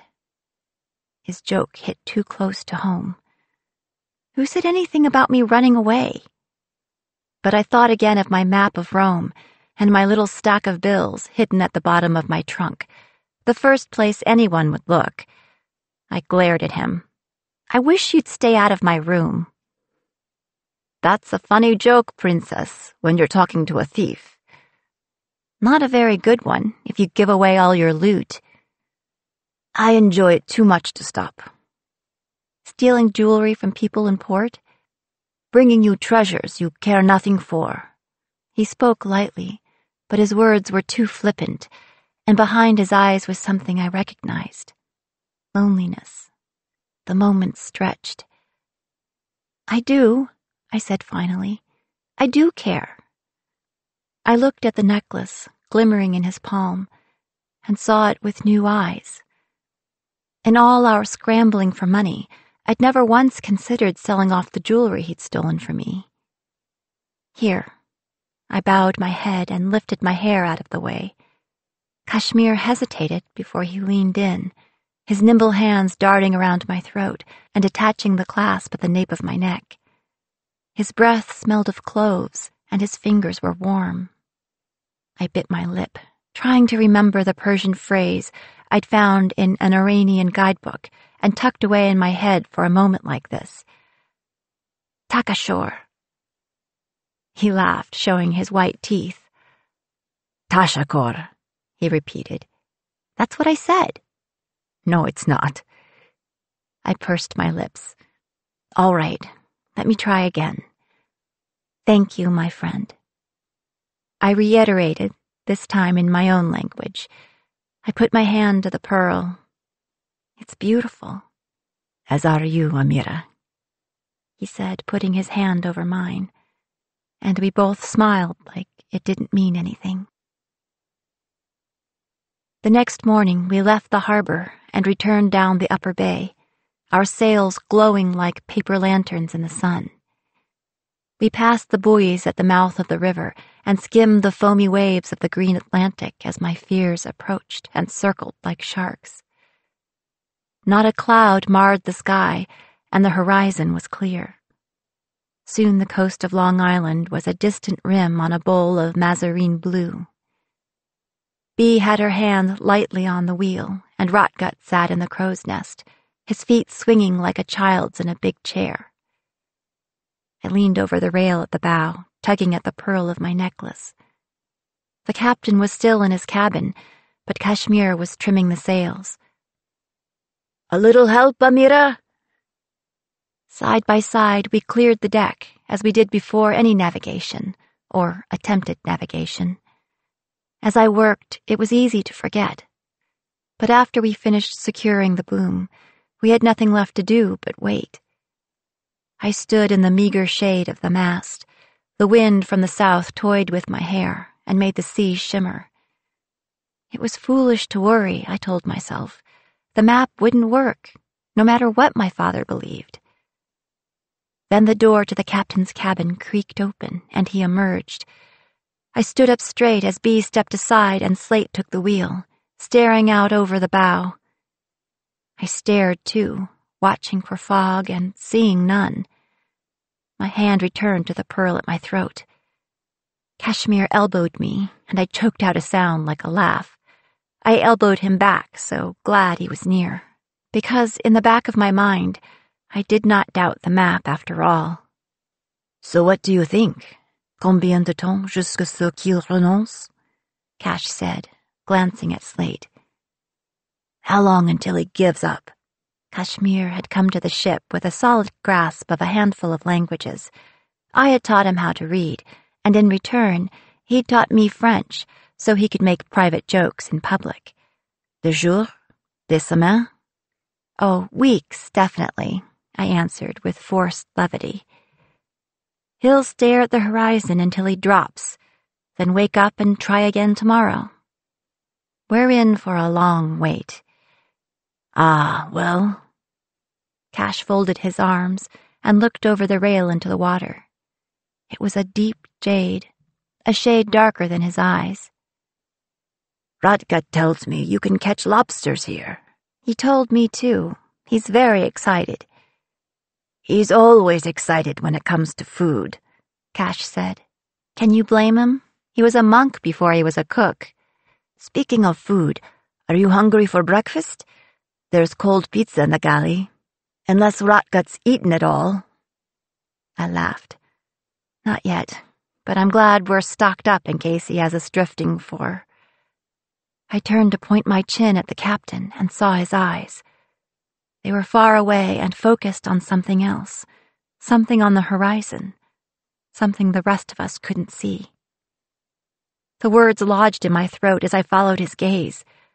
The fog had come just off the bow, pale and shimmering like organza. Behind us, New York's hazy coast had evaporated like dew. For a moment, the whole world was still, and my blood rushed loud in my ears. Then the wind picked up again, in a different direction, twisting my curls past my face and bringing a new scent, sweet as milk after the briny breeze that raced along the shores of Long Island. The mist was melting away as quickly as it had appeared, revealing a wide sea the color of cobalt. The map had worked. Chapter 7. My thoughts scattered like chipped ice, and my vision blackened at the edges, as though I was staring through a spyglass. For a moment, I thought the Pacific Ocean would be the last thing I ever saw. Then warm hands gripped my arms, and I sagged against Kashmir's chest, my breath burning in my lungs. Amira? He lifted my chin, and I focused on his eyes, seeing fear there for the first time since the day he'd come aboard. I'm fine. I locked my knees and pushed against him, trying to find my footing. Then I ran my hands over my arms as if to reassure myself I was still here. I'm fine. Land to starboard! Rotgut called from his perch. Steamer aways, aft! I dragged in a gulp of air and shaded my eyes. I could barely make out a smudge of lead gray that would, within a few hours, resolve itself into a string of islands, as Rotgut had said, away off starboard. The one place and time in the world I didn't want to visit. It had been so easy. Almost as if we were welcome here. Make ready, Bea reminded us as she hauled at the halyard, raising our sails. The Temptation creaked as she swung around and caught the following wind. Right, I said aloud, as much to shake myself into action as to answer her. 19th century, running lights. The thoughts were coming slow, but they were coming. By 1850, both the United States and the United Kingdom had mandated colored signal lamps aboard ships. We were along a major shipping route, after all. The steamship puffing away south and east of our position was not the only other ship we'd see today. I lurched into motion, my legs like wood, fetching the lamps we'd removed for our trip to Calcutta. Too modern for that era. The red and green glass for port and starboard sides, as well as the clear white lamps for the top of the mainmast and the tip of the bowsprit. I handed 3 of the 4 off to Cash, who climbed the mast and ran the lanterns out to the ends of the yards. I took the one for the prow, clipped it to the rope, and hoisted it out over the water, where it led the way to the island where I was born, or would be born, or would have been born, depending, of course, on the map. As we approached, Oahu opened her arms as if to crush the vessels gathered before her into an embrace. Schooners and trawlers, cargo ships wallowing in the water, American gunners sullen as threats, and canoes darting among them like swallows. Above the waterline, volcanic peaks caught the clouds in their black teeth, their sides riven by emerald valleys sown with silver waterfalls. In the east, the crater of Diamond Head blazed scarlet in the sun. What would we find? Was Lien waiting for Slate's return, scarcely half a year gone by, while he had journeyed longer than Ulysses had to come back home? Was this the end of my father's odyssey? And if it was, where did that leave me? Cast adrift? Set free? Or dragged below the water? But our arrival hadn't erased me. It might be possible for two versions of the same person to coexist, one who knew the thrill of adventure and another who knew only the comfort of home.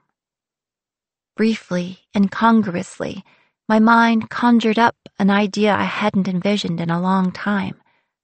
A mother. I imagined her arms around me, cool and soft, the opposite of my father's fierce embraces. She was his harbor. Could she be mine as well? I shook my head.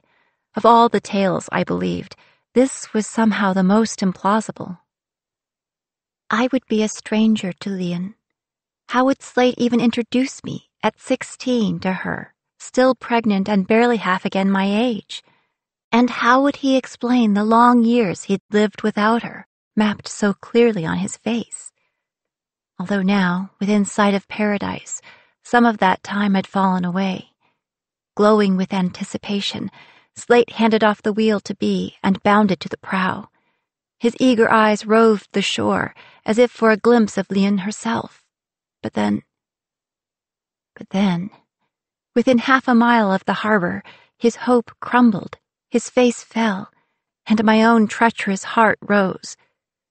He flung himself back from the rail, his hand over his face as though blinded or weeping. As we approached the island, the captain brought the birdcage out on deck. He removed the hood, and the Caladrius blinked, her eyes black as polished pebbles. My protests rose and then died in my throat as the captain lifted the bird gently toward the sky. She cocked her head, taking in the water, the land before us, even my face, but she did not look at the captain before she beat her white wings and leaped into the air. He watched until she was a bright speck against the emerald isle, before he turned away once more. I reached for his arm, but he shook me off like I was a stranger in the street and went back to his cabin. The locks clicked into place behind him. Pity mingled with relief and made me feel seasick. I picked up the empty birdcage and crushed it into sticks, tossing it piece by piece into the waves as I scanned the shore. What had he seen from so far away? Was it the steamships in the harbor? No, they'd been in Hawaii since the 1830s. The town by the beach? Or there, the steeple of Kauaiaho Church. But no, the church was finished in 1842. Qu'est-ce que c'est? Kashmir asked. What are you staring at? I half raised my hand as I studied the scene, trying to see through my father's eyes. There were flags on Iolani Palace, flying at half-mast. Was there anyone Slate might have known enough about to match their deaths to a date? Then I let my hand fall. It wasn't the black flags flying over the palace that he'd noticed, but the palace itself. Iolani Palace didn't exist in 1868, I said. We're quite late. In spite of my relief, the idea was galling. How was it possible? A date was the most basic anchor on a map. All good maps had anchors, something setting the map in the right place and the right time. Iolani Palace, for example. I remembered it now, labeled on the page, but I hadn't really seen it. I had been too focused on the date. I could have saved myself the worry if I'd only checked more closely. But who drew a map and misdated it? Kashmir shook his head. So is the map broken, or the captain? I blinked. That's a very good question. I crossed my arms. Slate wouldn't give me any answers, but A. Sutphin must live here. Perhaps he could shed some light on the dates, if I could track him down. My thoughts were interrupted by the sound of a cowbell.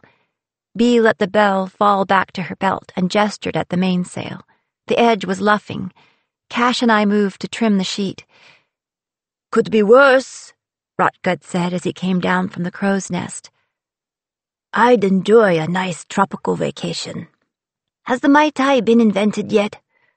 Maybe I'll invent it. Depending on how long we're here, you could open a tiki bar, I said, taking hold of the halyard, although I don't know how you'd pay for it. The captain should have some money at the bank, he said. I dropped the slack rope in a tangle on the deck. Kashmir tripped and shot me a look. Money? In a bank? Like with an actual account and everything? Rotgut shrugged. He opened it for Lin when he sailed. When he returned, he was too distracted to bother closing it. I see. But let's not forget the most important thing, Rotgut said. The fishing here is incredible. He waggled his eyebrows. And maybe Bee's admirer is still around. Bee waved her hand dismissively. What's this? Cash asked. A local man sniffed around the ship for weeks. Handsome fellow. I didn't have the heart to tell him she was already married. Rotgut leaned close to fake a whisper and pointed at Bee behind his hand. But she pushed him over the rail and into the bay. That was Ian, not me. I laughed along with them, but it was odd to consider how much history they had here, in this home I'd never known. Of course, I knew the Temptation had been docked here for almost 2 years, but to hear their stories, told as casually as one might open an old book to a dog-eared page, it was unsettling. Kashmir and I were the only ones aboard who'd never lived in Hawaii. We sailed between the coral reefs along a meandering route of deep indigo, past Quarantine Island, the little sandbar at the edge of the bay from which clouds of sulfur smoke spewed from giant fumigating ovens. The green firs beyond the gold band of the shore resolved itself into broad-leaved bananas alongside coconut palms, as stately as standards, spreading breadfruit trees, and falling, tumbling masses of bougainvillea. Rotgut called out to a pilot ship approaching, flying the snappy flag of the Kingdom of Hawaii. The harbor master hailed us as we approached and came alongside. His broad, brown face was bisected by a thick mustache, which was very much in style in the late 19th century, and he introduced himself as Colonel Iahukea, collector of the port. He seemed suspicious at first when Bee hailed him from the captain's place at the wheel. Was it her skin color, he questioned, or her sex? Then again, it could have been the ship herself. It wouldn't be the first time the Temptation had raised eyebrows. Whatever Colonel Iahukea thought, it didn't matter much. He was nothing like the New York Coast Guard. I introduced us as a survey ship, commissioned by a company in San Francisco. Then Kashmir brushed by the man. He half-turned, and I raised my voice to regain his attention. Interested in building a fish cannery along the eastern side of Oahu, or possibly the western side, I extemporized. Kashmir moved away, and I relaxed, depending, of course, on local conditions. The colonel took my claim at face value. In fact, after Kashmir palmed the silver he'd taken from the colonel's coin purse and gave him a hearty handshake, the harbor master was quite diplomatic, claiming it was in the interest of beating the setting sun that he didn't bother making even a cursory search.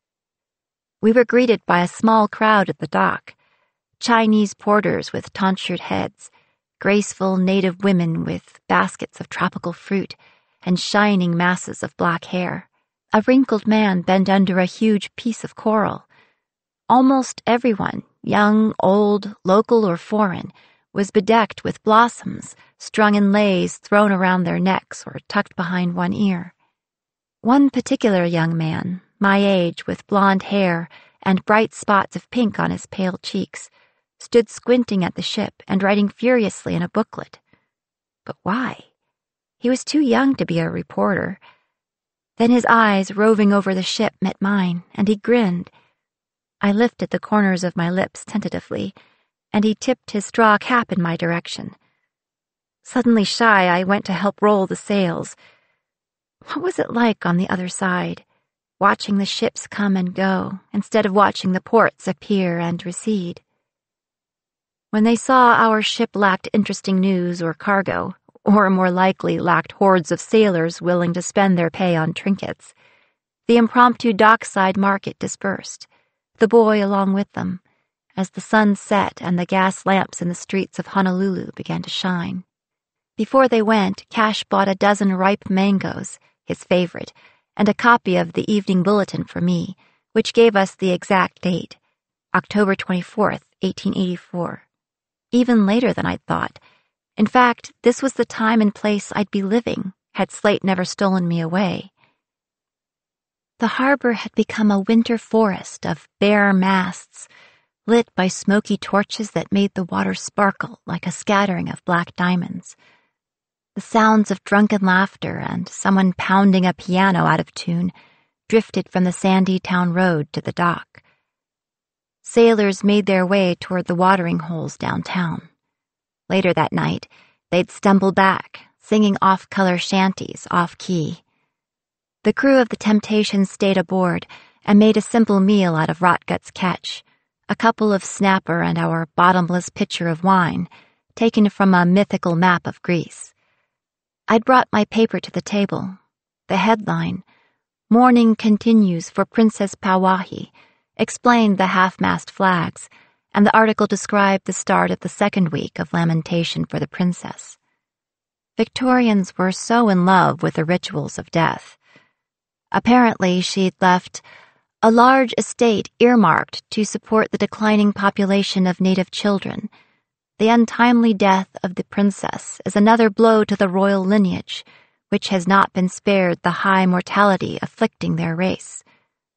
So, 1884, Rotgut said. At first, I thought he'd done it. So did he, I said under my breath. Do you know what went wrong? Bea asked. Well, I do have some theories, I said, putting my finger on the page to keep my place. I could test them out if you'd let me take the helm. Ask your father, Bea said, flashing her teeth. Come on, Bea. What's the worst that could happen? Bea laughed then, a sound like a rasp. I have some theories, but let's not test them. Her answer wasn't unexpected. This wasn't the first time we'd had this exchange. I went back to my paper. Mortality afflicting their race. Ah, here.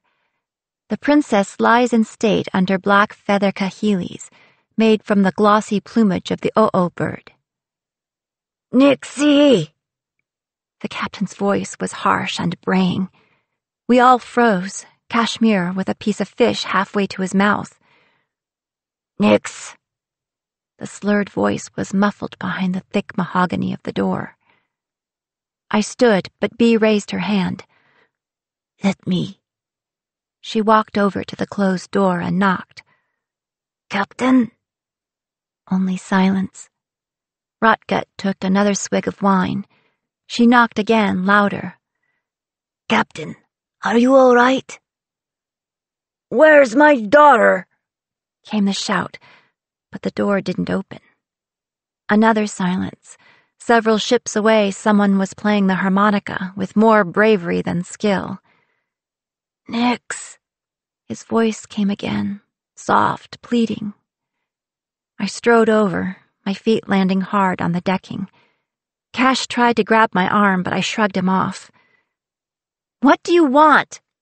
I shouted through the door. There was a long pause. I see her.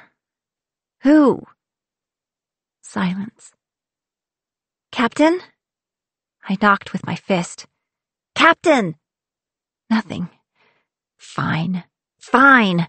I kicked the door, thinking it was still locked, but it flew open, and there was Slate, staring up at me from the floor. Lank hair was plastered to his forehead.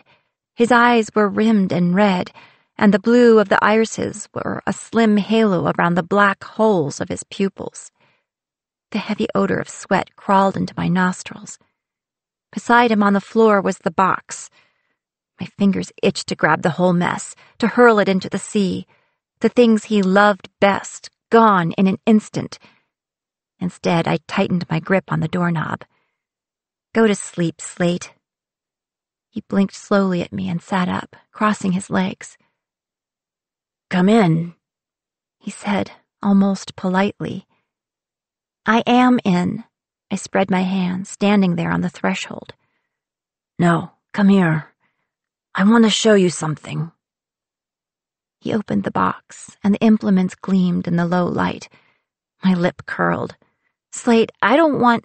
I was stepping back out the door, but he had pulled out the map of 1866. You should. He unfolded the paper with excruciating care, his face intent, and laid it across his lap. You should see. I hesitated. I'd never actually seen the old map. He was so protective of that box. Stepping slowly back into the room, I closed the door, but only halfway. What is it? It is what was. The map was faded at the creases, almost torn in places from being folded and unfolded so many times. Here, he said, stroking the page with one finger. I took a step closer to see. We took out a flat a block away from Chinatown. You could smell the ocean, and there was a little garden in the back. Your mother ripped up the rose bushes and planted bitter greens. The landlord was pissed, but the roses had been dying anyway. The air was too salty for them. The boards beneath me creaked as I shifted on my feet. He never, ever spoke about her. I can see her now. His eyes slid shut, and he smiled crookedly. God, she was beautiful, and she knew it too. I only stared at him. He had no pictures of her, of course.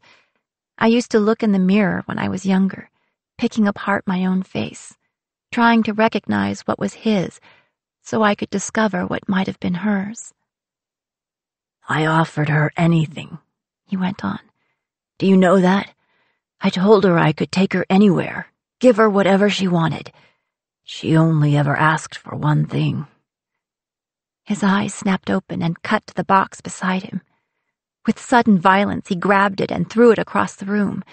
It hit the wall and I jumped back, my shoulders hitting the door as the contents scattered. A syringe rolled under the bed. The steel spoon clattered on the floorboards. I groped behind me for the doorknob, but the captain hung his head, slumping, all the fire gone out. I was a better person with her.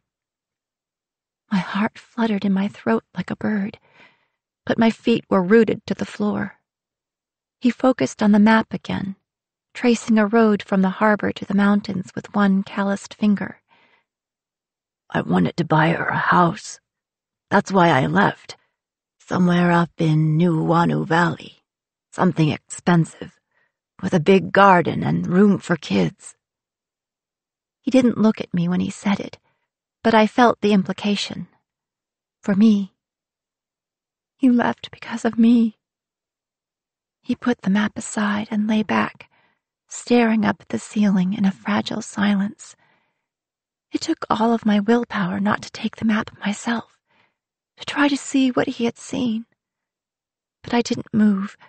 I barely breathed, afraid he wouldn't say any more. I thought this was it, Nixie, he said finally. I really did. I hadn't been this close to her in 15 years. Neither have I, Still, I said nothing. His head lolled to the side. "You would have loved your other life," he said, and in that moment I believed him. I could almost see it, the place he'd described, as clear as if he'd drawn me a map. "You were right, you know," he went on. "It was a fairy tale, a beautiful country, a faraway kingdom, true love." He closed his eyes to better see the past. "A world in a grain of sand, and a heaven in... What's that line?" "A wild flower," I said, my voice hoarse. "Yes," he sighed. "And I had infinity in the palm of my hand." He was quiet again. Soon his breathing evened out. Still I lingered, hopeful, but he said nothing else, and so I shifted, slowly, carefully. The doorknob clicked as it turned, and he stirred. "I wish I could show you." His breath made the corner of the map tremble.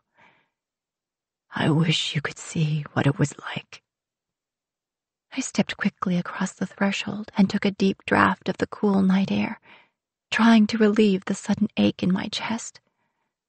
Then I eased the door shut behind me, and as the latch clicked, I whispered so softly, even I barely heard it. "Me too." Chapter 8. There was something charming about waking to the sound of a rooster. Even if that rooster was so ancient he creaked more than crowed. And even if it came before the dawn was more than a twinkle in the horizon's eye. The air was mild and I was comfortable, still half in a dream I couldn't remember, but did not want to leave. I shut my eyes again and listened to the world awaken. Cock-a-dock! Cock-a-dock! First the rooster, along with the quiet chime, rhythmic and close by, of metal against metal, maybe the wind moving a rope with a brass clip back and forth. Then pots clanging against pans. Someone had started breakfast in the galley of the frigate beside ours. The far-off sound of a horse's hooves and the rattling of a cart coming down the road with early morning deliveries. And, sudden and loud over the water, a shouted curse from someone in the schooner on our other side. I rubbed the sleep out of my eyes and sat up, making my hammock sway. Farmers may rise to roosters, but sailors rise to swearing. The sun was rising too, turning the clouds in the east the color of cream. The ship felt quiet. I didn't think anyone else was awake yet. Last night, Cash had snuck ashore, and he hadn't come back by the time I'd fallen asleep. I'd heard Bee and Rotgut murmuring over their worn game board into the early hours, playing Go and taking each other's stones. And of course the captain wouldn't be awake, not for some time, not after last night. The rocking of my hammock stilled. I raised my eyes from the harbor, over the town to the valleys above, deep wrinkles in the thick green velvet of the mountains. Which one hid the house with the big garden and the many rooms? I shook the thought out of my head. It was a good time to do chores. The day was still cool, and I needed busy work so I didn't start imagining memories I'd never had. Cock-a-dock! I slid out of my hammock on bare feet and stopped in my tracks. It hadn't been a rooster after all. There, perched on the rail, sat the caladrius, peering at me with its pebble-black eyes. A quick check of my pockets yielded a linty piece of hardtack. I tossed the biscuit toward the bird. She cocked her head, skeptical at first, but my offering was accepted when I stood out of reach. I was pleased to see her eat. It was good to know she was safe. But she wasn't the only hungry creature aboard. Giving the bird wide berth, I went below decks and grabbed the jar of bee pollen I'd bought at Whole Foods. Starting at the hold, I visited each lantern on the ship to feed the sky herring swimming inside. The shining little fish were straight out of a Nordic myth explaining the aurora borealis, and their mouths opened and closed like winking eyes as I sprinkled pollen into the smoked glass globes. We'd caught them during a wintry week in a mythological version of Scandinavia. Scandia, it was called on the map, sailing under the shimmering lights of the flashing fish schooling in the sky. Slate and I had flown 2 kites in tandem, with a net strung between them. It had been the first and only time I'd ever flown a kite with my father, and his laughing eyes had been luminous under the northern lights. It had also been the first map I'd ever pulled for the captain. He hadn't known anything about Scandia. I don't think he'd even known he had it in his collection. But I'd been studying the map since before I could read, and I knew the legends of that mythical country. I told him all about it and asked him to take us there, and he had actually listened to me. Moments like that, I'd felt like I could go anywhere I wanted. And occasionally we had. With the maps, my growing expertise, and the captain at the helm, we'd managed to fit out the ship with a handful of mythological conveniences. Not only the sky herring, we had some fire salamanders from 1800s French folklore in the cook stove. We also had a bottomless bag from 17th century Wales, which came in very handy despite all the trouble we took to get it. That map had been the oldest Slate had ever been able to use, and the Irish Sea had fought us like we were intruders, sending sharp gusts to rip at our sails and icy waves that clawed at the deck. I had been trying to shorten the mainsail against the ferocious wind when the mast split and the boom fell, and I was trapped face down beneath it. I'd nearly drowned in an inch of water and ended up with a broken arm. But we'd found the bag. I grinned at the memory. I'd worn my sling like a winter's sash. I had really wanted that bag. Bailing the bilge had always been my least favorite chore. The only convenience I hadn't figured out was fresh water. Water was tricky, bulky to store, of course, but sometimes dangerous to pick up in port. There was a myth about a cauldron with an endless supply of stew, and of course there was the pitcher of wine that never ran dry. But nothing so simple for water. Still, I'd tried my best.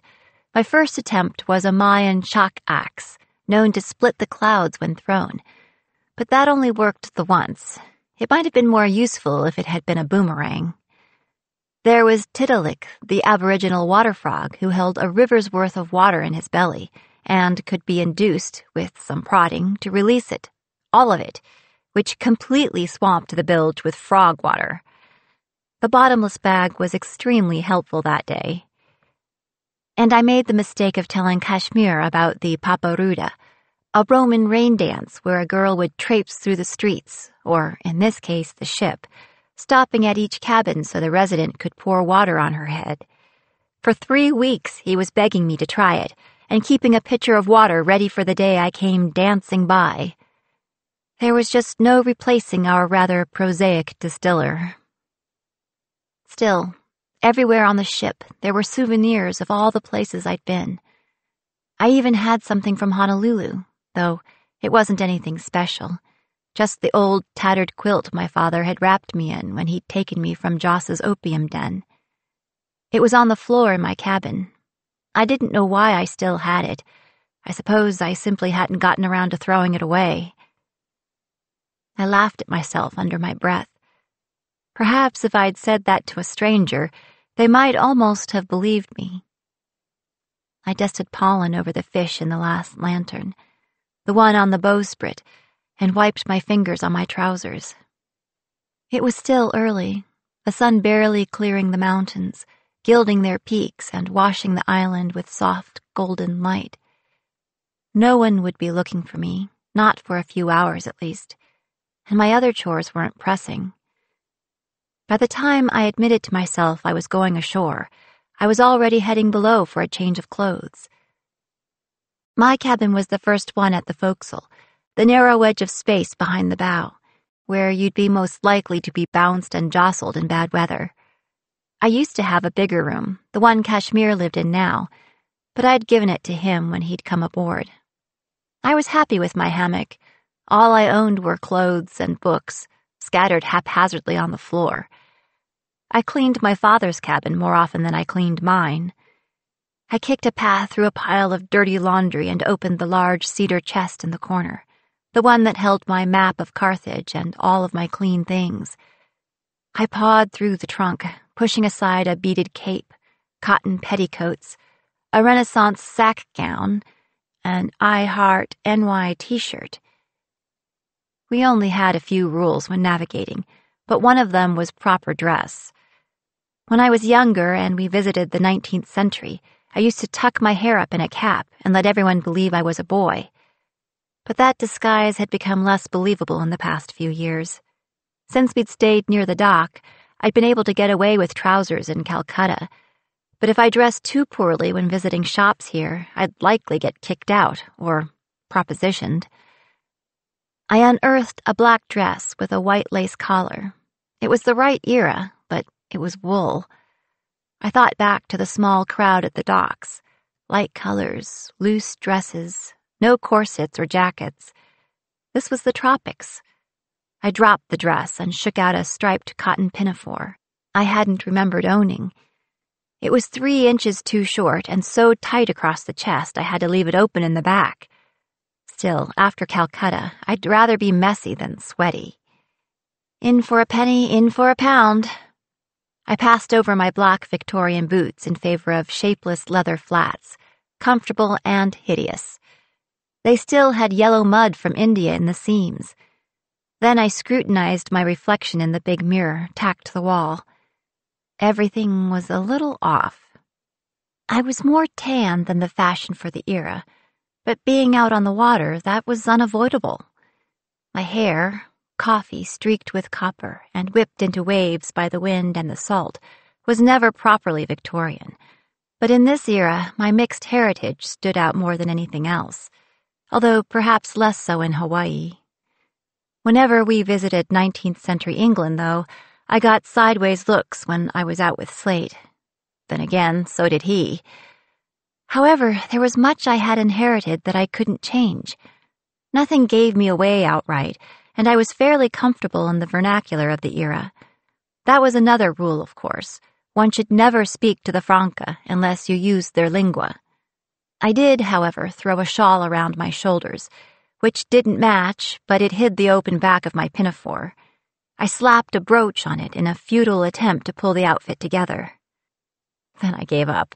It would have to do. The Caladrius had flown the ship. I was about to do the same when a voice stopped me. "Nice shoes. Très belle." "Damn it, Cash!" He was in my hammock, grinning like a rake. I narrowed my eyes. "You aren't looking too flash yourself. Is that the same shirt you were wearing last night?" "God, I hope so." He extended his foot lazily to push off against the rail. The hammock rocked gently. "Where are you going?" "Out, like you." He raised an eyebrow, but he didn't press for more information. "One should always make one's own mistakes, instead of the mistakes of others, Amira." "Out like me, then." "Dressed like that?" "And what's wrong with it?" "It looks like you chose the pieces by throwing darts. And you are terrible at darts. Besides, it's much too short." He pointed vaguely toward my ankles and winked. "The whole world can see the top of your foot. You look like a hussy." I grabbed my skirt and flashed him my knees. He pretended to swoon. "Don't worry, this is late Victorian, not early. More permissive." "If you say so. Just try to steer clear of the saloons and the dens of iniquity. I can tell you where they all are if you want to plan your route." I laughed. More fun to find them myself. He called me back as I was halfway down the gangplank. "Amira!" "What?" I turned to face him. Something was coming at me. I grabbed for it and wobbled on the slender board, only barely catching my balance as my fingers closed around the leather bag. It clinked, and I swore. "Chachesh mekonum," he said, giving me a little salute. I didn't say thank you. "Bad manners. You're welcome anyway." Didn't we just have this argument? I won that money fair and square. Or do you disapprove of gambling, too? I weighed the purse in my hand. Yes, but not enough to give it back. His laughter followed me onto the wooden timbers of the dock. The streets ahead were empty in the thin light of morning. I stood there on the wharf between ship and shore. The mermaid at the prow leaned in like a conspirator, encouraging me. This was old Honolulu, before tourism began in earnest, before skyscrapers and seaside hotels. There would still be locals speaking the native tongue, telling native stories. Their culture was fading, but not yet gone. Waikiki would still be a swamp, and there was nothing taller than 3 stories downtown, except here and there the steeples of churches rising above the bars and brothels. This is where I would have lived if my mother hadn't died. I stepped off the dock and on to the packed earthen road. Chapter 9. Only halfway up the short street between the dock and the town proper, the smell of fish and coal was overpowered by the scent of spirituous liquors, both new and used. New Uwanu Avenue, or Fid Street, as some sailor had scratched into a wooden signpost, was aptly lined with grog shops. There were puddles in the street, although it hadn't rained yesterday, and the rats barely bothered to get out of my way. I made a face as I stepped over a pile of manure. Paradise indeed. Still, I kept my eyes wide open, waiting, hoping to find something, anything. Although I'd never walked this path, the memory of the map was clear in my mind's eye, and the story my father had told me echoed between my temples. These were the streets where my parents had walked, arm in arm. Perhaps even now I was passing by the front door of their flat. When I reached King Street, the wide avenue running past the palace along the curve of the harbor, I took a left into Chinatown without even making the decision. A mere block from the stately stone and stucco of downtown Honolulu, it was as though I'd wandered into another city. Here, a multitude of shops and shanties lined the street, mostly wooden and roughly built, each one squeezed against the next, with additional stories and extensions built out from the original structures, as tightly packed as a colony of oysters. It was very clear why the fire coming in 1886 would destroy it so completely. The streets weren't empty here. On a corner, a woman sat on a blanket along with her wares, a dozen coconut half-shells filled with fresh butter. A skinny boy walked by, carrying an impossibly large basket of greens down an alley, right past a pile of rotting wood from under which a mother cat glared at me, nursing her kittens. I stepped carefully over a foul gutter, already red with blood. Halfway up the block, I heard the shocked mutter of chickens as the butchers did their work. Farther down the street, 2 men in battered straw caps were unloading bags of flour from a mule cart and in through a doorway. The hand-painted sign above the wide street front counter featured beautiful Chinese calligraphy and, unsteadily in English, Mr. Young's Bakery. I dodged around the delivery men and pressed against the counter, breathing deep the smell of sugar glaze and butter. Steamed buns marked with lucky red dye sat warm and plump in baskets, next to rows of moon cakes stamped with the symbol for fortune. The baker was old, and his eyes were kind. Had he ever smiled at my mother as she stood in his shop inhaling? I opened the purse and was careful not to gasp in front of Mr. Young. Kashmir had given me much more than I'd expected. Wandering north with 2 pork buns in my hands, I saw a sleepy little beagle who raised her head from the dirt as I approached. "I bet you'd like a bun." The dog answered by giving the street a lazy thump with her tail, and I tossed her a pinch of dough that disappeared in a single sniff. I crouched down briefly beside the creature and patted the brown and white flank, raising a puff of dust into the air. When I stood, the beagle did too. "Roo!" she said.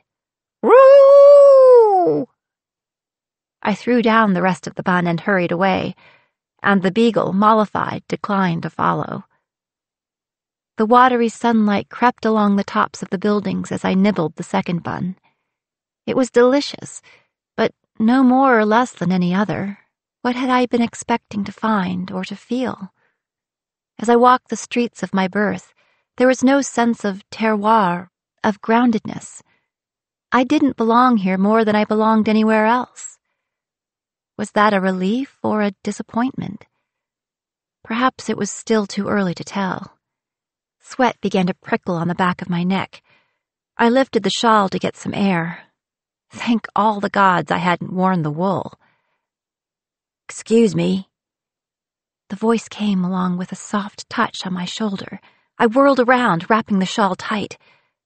It was the young man I'd seen scribbling away yesterday, blonde hair and straw hat with the black ribbon around the sideband. His wide blue eyes gave him a startled appearance. Or perhaps he really was startled. He stepped back abruptly, nearly treading on the hooves of the chocolate-brown mare he held by the reins. I'd never seen such fair skin in a tropical climate. It was pale as cream. "Beg pardon," he said. "I didn't mean to alarm you, but you dropped this. Back by Billy, the dog." He held out his hand. In it was the heavy purse of coins Kashmir had given me. I slipped the half-eaten bun into my pocket and swallowed hard, the dough like glue in my mouth. "Thank you. Thank you so much." "A pleasure, miss." He gave me a little bow, looking modestly down at his very shiny boots.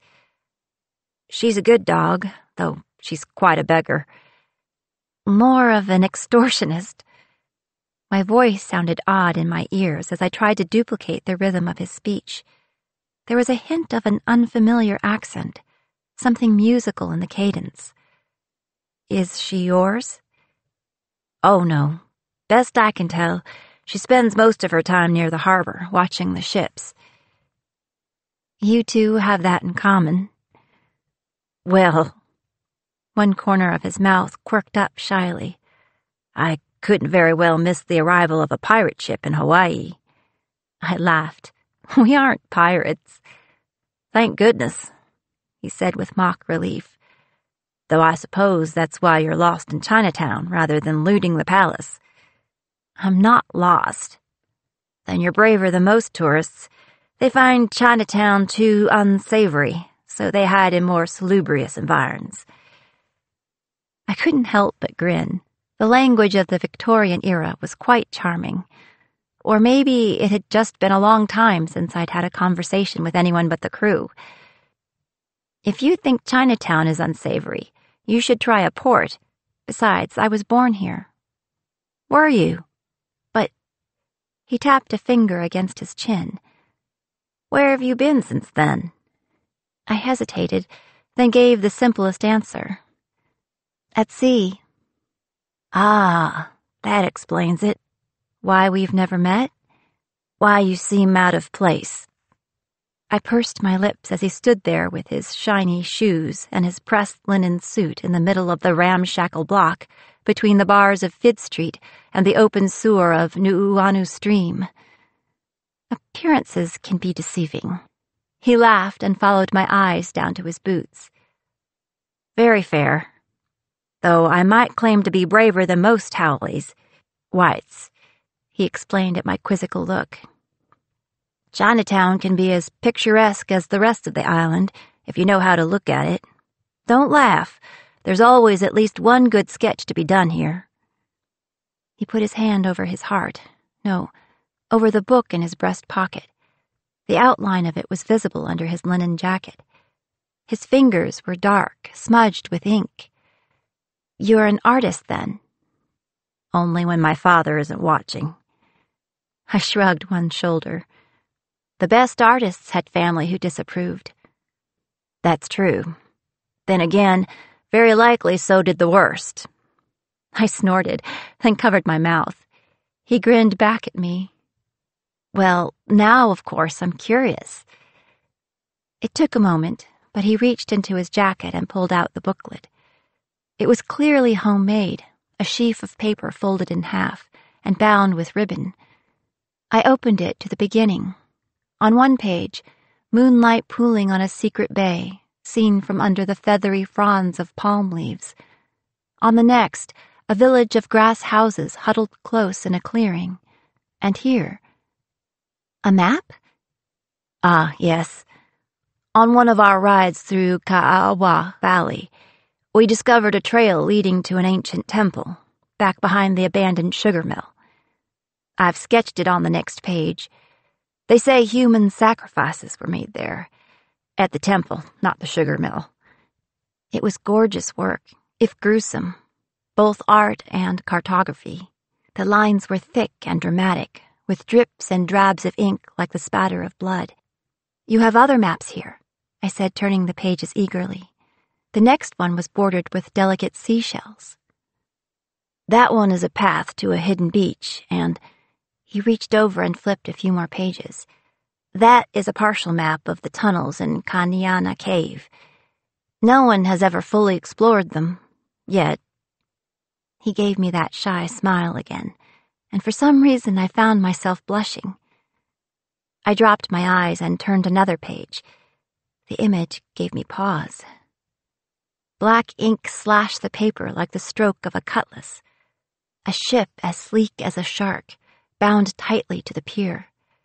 I could almost hear the creak of the rope as she strained at her bonds.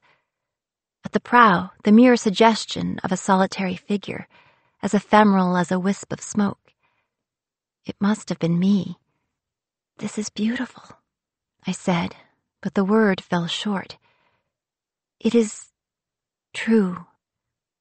"You're too kind," he said, looking up at me through his lashes. They were long enough they nearly brushed his cheeks when he blinked. "She makes a lovely subject." I glanced up from the page, suspicious, but his expression was earnest. The next page was blank. I handed back the book with a sigh.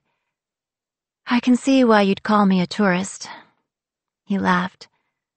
"Should you need recommendations, there are few requests I cannot fill."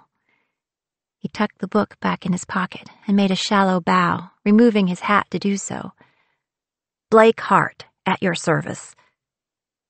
"Perhaps another time," I said with regret. Then a thought occurred to me. "Although, do you know an A. Sutphin by any chance?" "Sutphin? Sutphin." "He's a cartographer. No? Then how about a public library?" "Not many people visit Hawaii to go to a library. Probably partly because there is no library, but I'm guessing that's not the main reason." "You aren't making good on your claim." "Well," he said, but he grinned back at me. "I do apologize. You are posing hitherto unfamiliar challenges." "Don't trouble yourself over it," I said. "There are always other tourists." "But none I'd so like to impress." My God, he was flirting. My face burned as my fickle words scattered like a school of fish in the deep water of his blue eyes. The moment stretched like a rack, and I writhed upon it. Where was the banter I found so effortless with Kashmir? "I apologize," he said again, finally saving me from the silence. He spun his hat in his hands. "I am not usually so bold. If you hadn't dropped your purse, I likely never would have spoken to you. Isn't it funny what can happen by merest chance?" "Indeed it is. Thank you." I cleared my throat. Something was sticking in it. "Thank you again, Mr. Hart." He stepped back slightly and made another little bow, suddenly formal again. "A pleasure, miss. Good day."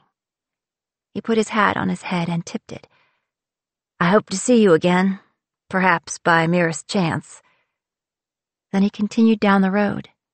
I watched him go, but he didn't look back. Of course, then it came to me, the reply I should have made.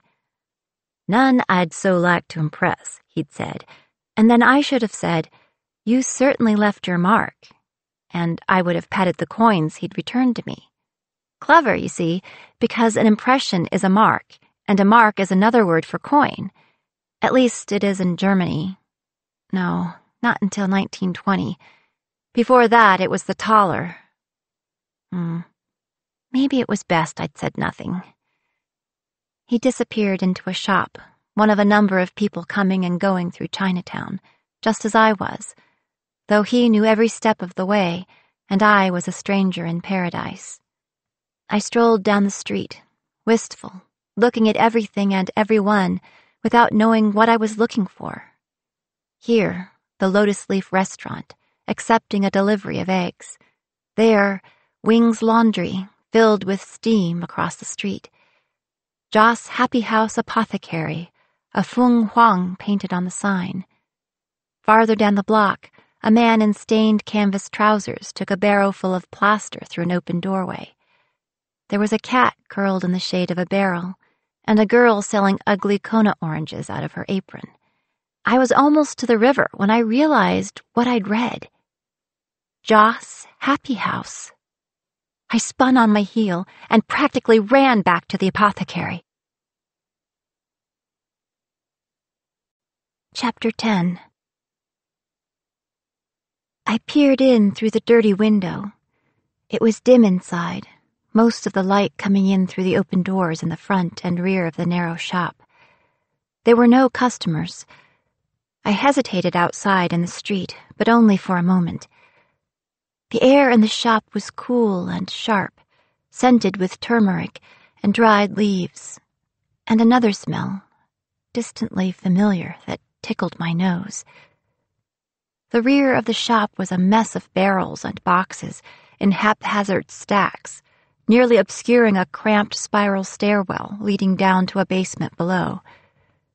A scarred wooden counter stood to my right, and behind it, a plump woman with iron-gray hair and eyes cloudy with cataracts. She squinted when I came in, her tanned skin creasing like crepe. "Zhao Wan," she said. "Good morning." "Good morning." "Ah, how can I help you?" The walls were lined with rough wooden shelves, and those shelves with containers of all shapes and sizes, glass jars and bamboo baskets, lacquered boxes and paper envelopes holding all manner of ingredients, powders and seeds and roots and fungus, clear liquids and oils and organic shapes suspended in spirits.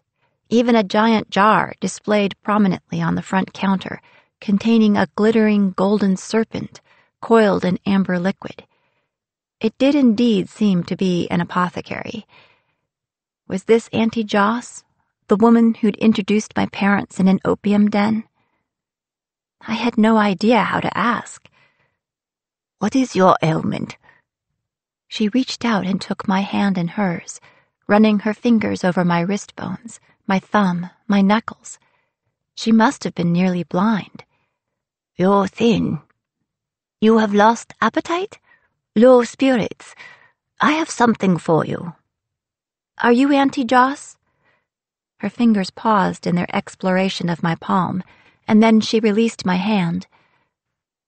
"Everyone from Hawaii knows Auntie Joss."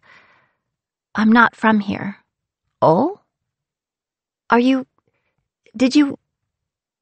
I couldn't figure out the words. "I do need a cure," I said at last. She reached under the counter and drew out a lava rock mortar and pestle, setting it on the counter with a heavy thud.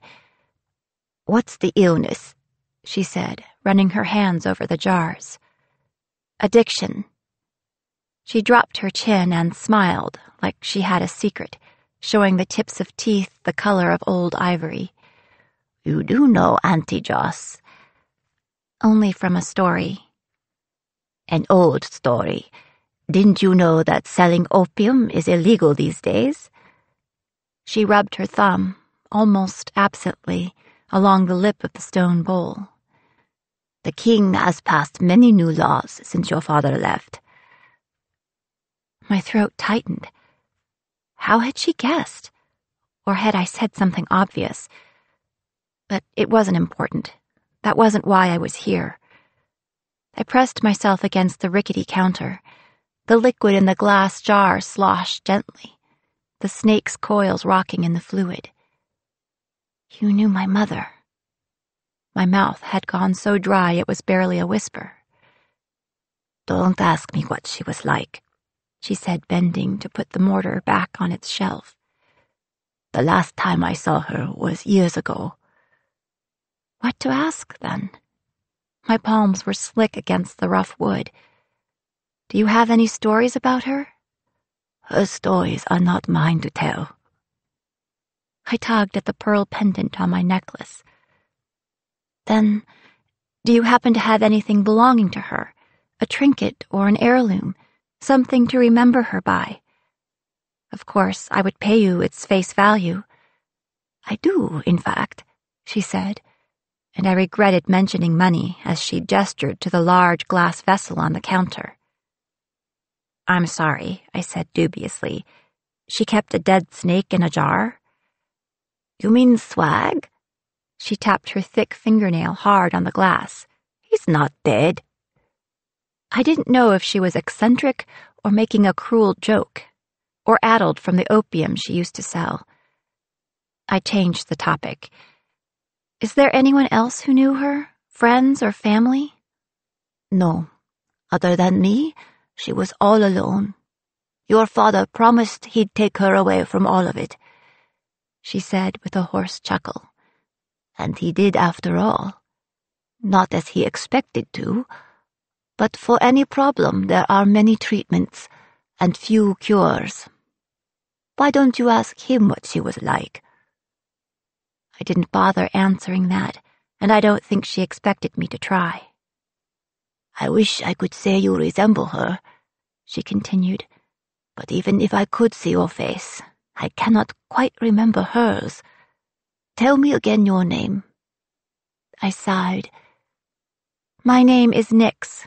It's the name of a water sprite from legend. Nyx? N-I-X? But another meaning is nothing. So I've heard, many times.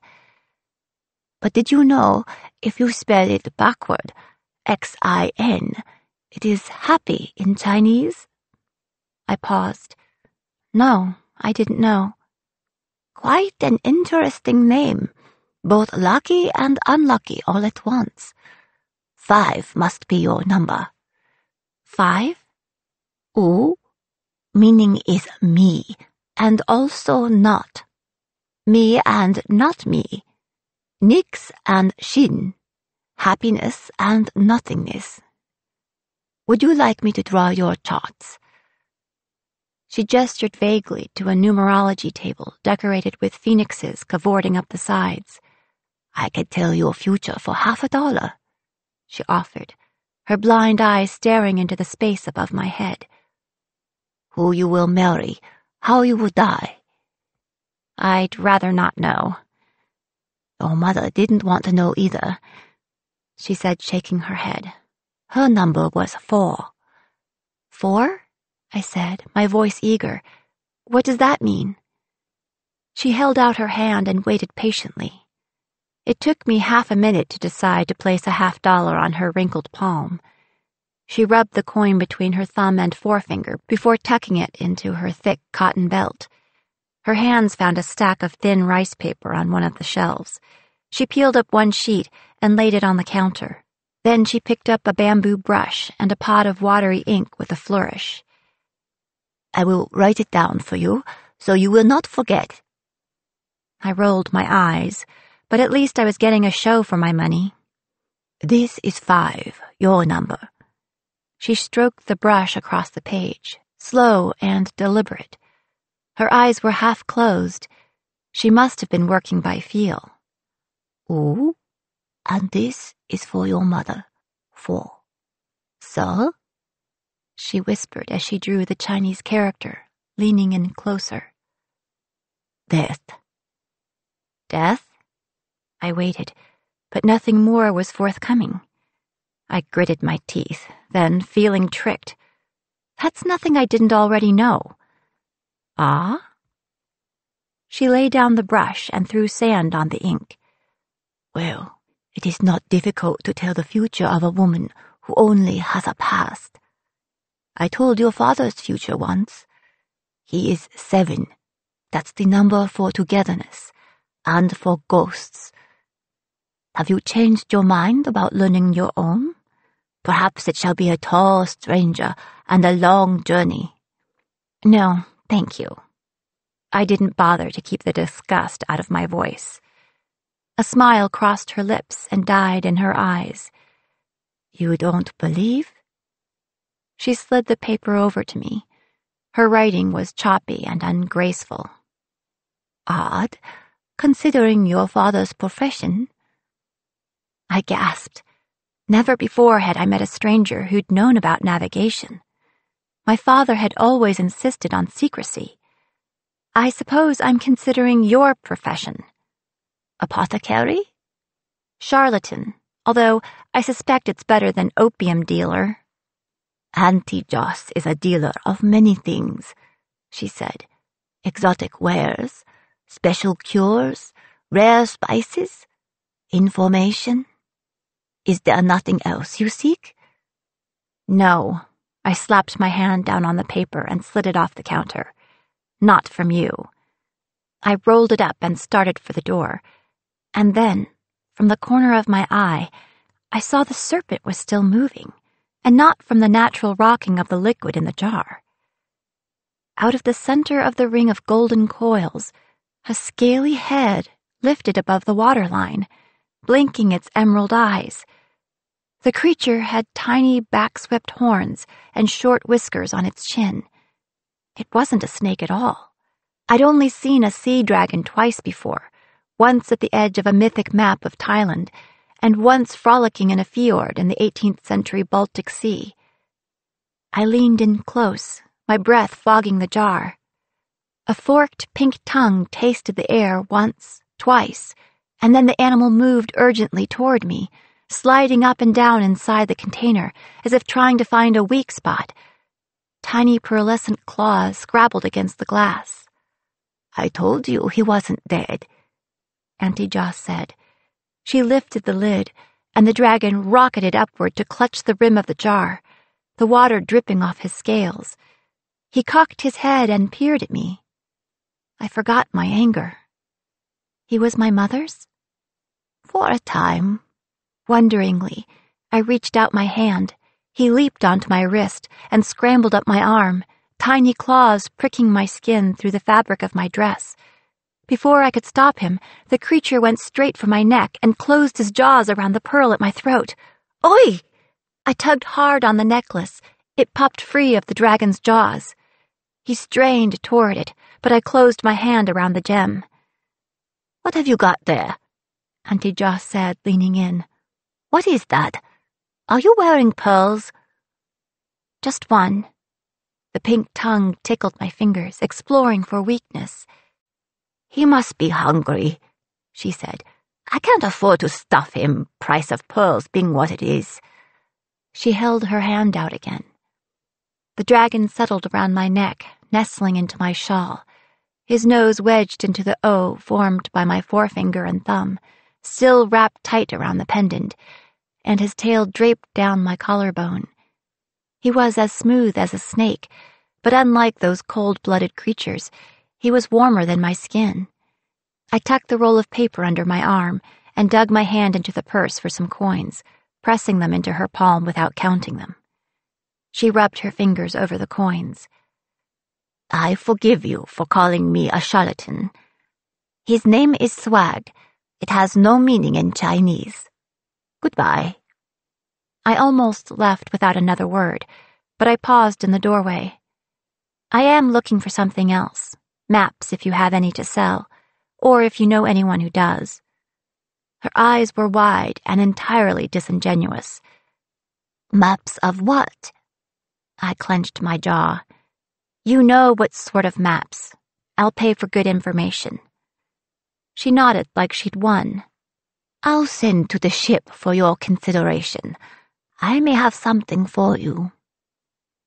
The way she said it made me uncertain whether I should have asked. But I pulled the shawl tight and left the shop, very aware of the smooth weight of the little creature around my neck. And by the time I'd gotten safely back to the temptation, I'd forgotten to wonder about what she might send my way. Chapter 11. Rotgut, I need a big pot. Of what? Just a pot. He was standing over a pan where pork belly and pancakes popped and sizzled. The heat in the galley was hellish, and he was wearing only his orange dubiki, the loincloth rag he'd made out of one of his old pure-cloth saffron robes. It was covered in grease stains, and his arms were spattered with tiny dark scars from frying oil. He was so skinny it was hard to imagine he'd ever eaten before. As if to help me picture it, he grabbed a piece of bacon and tossed it, still sizzling, into his mouth. Just a pot, Let's see. He clanged through his collection, some hanging from hooks, some stacked haphazardly on shelves, some shoved in the corner behind the barrel of oil. He scooped a stack of coconut bowls out of a large cast-iron pot and handed it over. "This'll rust." "You need it to hold water?"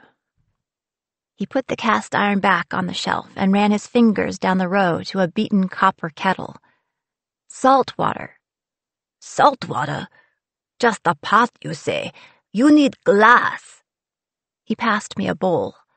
Too small. His hands fell to his sides. Rotgut was usually quite patient, but there were limits. He'd left his monastery for a reason. "What?" he said, very deliberately. "Do you need it for?" Gently, using one hand, I lifted my shawl away from my neck, revealing the golden dragon sleeping on my shoulders. When I'd returned to the ship, I'd rushed to my room to raid my jewelry box. Swag had decided to help. He'd pushed his nose through the jewelry, snuffling and digging. I caught a glimpse of the long strand of pearls Kashmir had given me last year, likely stolen from a flapper or a society girl, before it began disappearing down Swag's throat. I tugged back, worried he'd swallowed the string, and the strand burst, scattering pearls across the floor. The little dragon rampaged through the room, claws clattering on the decking, chasing them down. Once he'd had his fill, he wobbled onto my shoulders, his stomach so distended it threw him off balance. He couldn't stay up there forever, though. Sea dragons needed water, and so I needed a pot. "Look at this," Rotgut exclaimed, his eyes full of joy. "You know, your mother had one like..." "Exactly like this," I said. "I met Auntie Joss today." Some of the joy fell from his face. "That old pusher. I'm surprised she isn't dead." "She seems like a survivor to me." "That's true. How did you find her?" By merest chance, really," I said. "I was walking through Chinatown and I noticed her sign." "Really? Out in the open?" "She's an apothecary now." "Ah." He leaned against the doorframe. "Makes sense. Even the last time we were here, they were making it illegal to sell opium without an expensive license." "Who was?"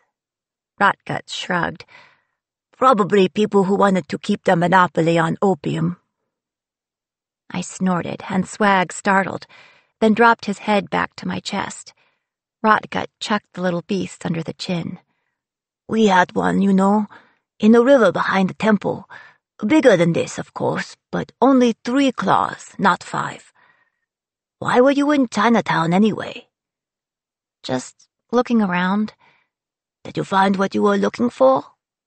"You know, I could probably use a bucket." He found me a wooden pail with a brass handle. I'd be able to tie a rope to it and dip up fresh seawater whenever Swag needed it, which is what I did. Then I lugged the bucket to my room and eased the dragon off my neck and into the water. He barely batted an eye as he sank beneath the surface and curled up on the bottom, his nose almost directly under his fat belly. I'd never had a pet before. I'd seen ships with cats and dogs and parrots, and once an ancient tortoise, But we'd never kept animals on board, aside from the sky herring, or that aboriginal water toad. Ugh. With a little luck, I wouldn't accidentally kill Swag, although if he'd lived through 16 years of neglect after my mother's death, he had to be tough. Sitting there, gazing at the little creature, my eyes began to sting. I put the remaining pearls in a dish nearby. Then I ran back to the kitchen for another small bowl full of fresh water, just in case. I put it beside the pearls. Then, as nervous as a new mother, I moved both of the dishes closer to the bucket, then away a bit, in case he knocked into them getting out. As I was worrying over the arrangement, a voice drifted in. "Halloo! Halloo, the temptation!" I listened, but no one else answered. Of course not. It was Slate's watch. I left off my fussing and headed topside. "Halloo, the ship!" I went to the rail and peered down. A man in his early 40s stood on the dock below me, dressed in slim-cut black trousers and a fine frock coat, all of it wool, and though the sun was still quite high, he didn't appear to notice the heat. "Who are you?" He squinted up at me, making a moue behind his dark, blonde, French-forked beard. "Good day. I've a message for the captain of the ship." I narrowed my eyes. He hadn't answered my question. "From who?" "I represent a group of persons interested in arranging a business transaction," he said, as easily as a lawyer. "And who are these persons?" I reiterated slowly. "I am not at liberty to say," he responded, as though he found that disappointing. "May I come up and speak with him?"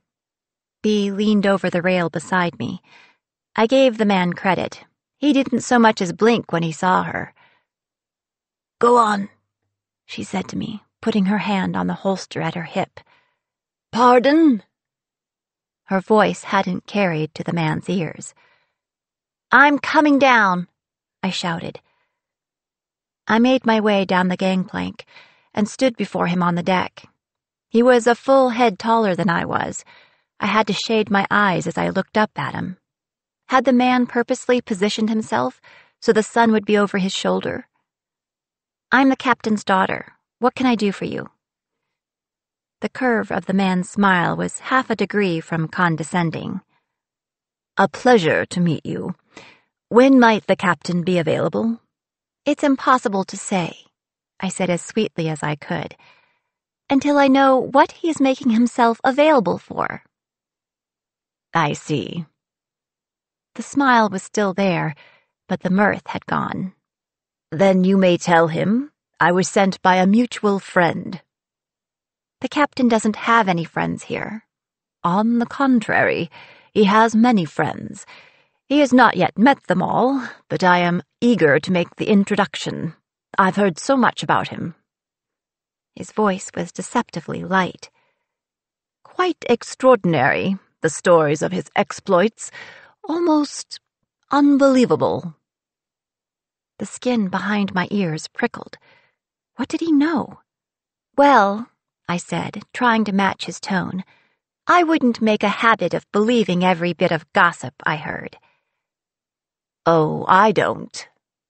He let his eyes rove over the temptation, the carved keel, the brazen figurehead. He nodded toward the mermaid. "The things she must have seen, eh?" I swallowed the sudden tightness in my throat. "If there's nothing more—" "Just one thing. Please do tell him we will reward him generously for his help." "We don't need money." I turned to leave. "I'm not offering money."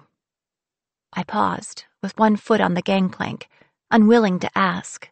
He told me anyway. "We have in our possession a treasure map."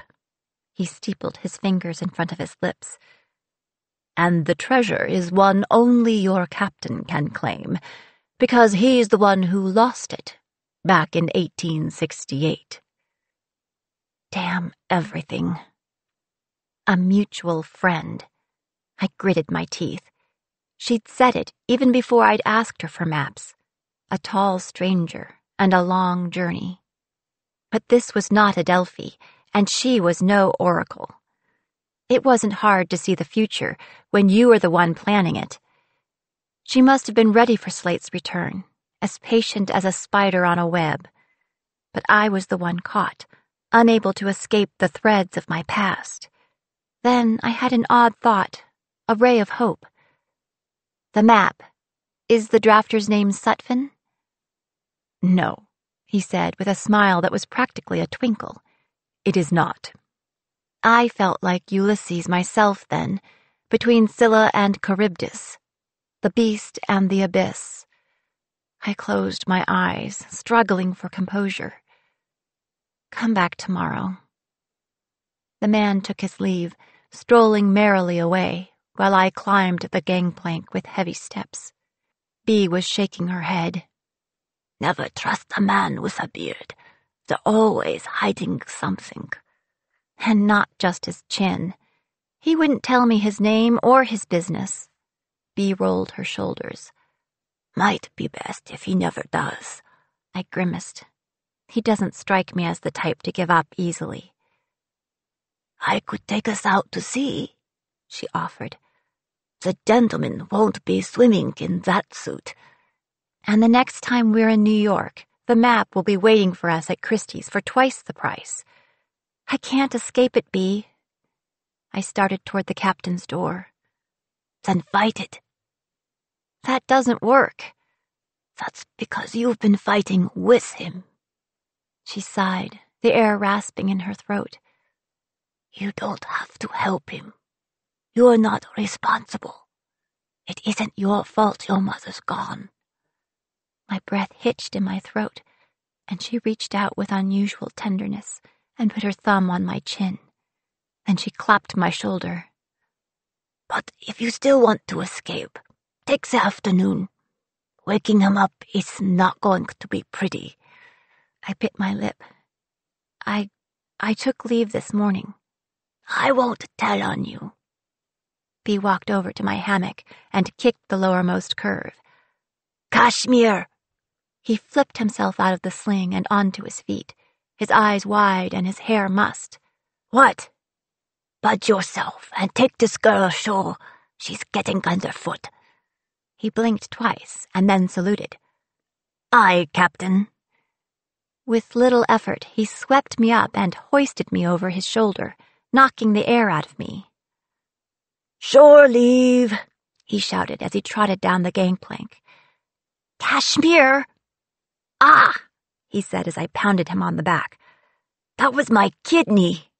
Put me down, I said breathlessly, or I'll take out the other one. You should know, Amira, he said, emphasizing the Persian accent he often kept hidden. We don't negotiate with terrorists. I smacked his rear as he trotted ashore. On deck, Bee was shouting. Ian, pull back his blankets. Ratgat, start some broth. And get a bucket of cold water. I thought again of Ulysses and of the sirens. Would Bee tie the captain to the mast until he was himself? Kashmir set me down on the dock and put his hands on the small of his back. I know one of our options on leave is brawling, but usually that's later, after the drinking and the gambling. I straightened my skirt, staring toward the ship, wanting to run back, wanting to run away. Do you think they'll be all right? I have an idea, Kashmir said, pulling at my sleeve. Let's find you some new clothes.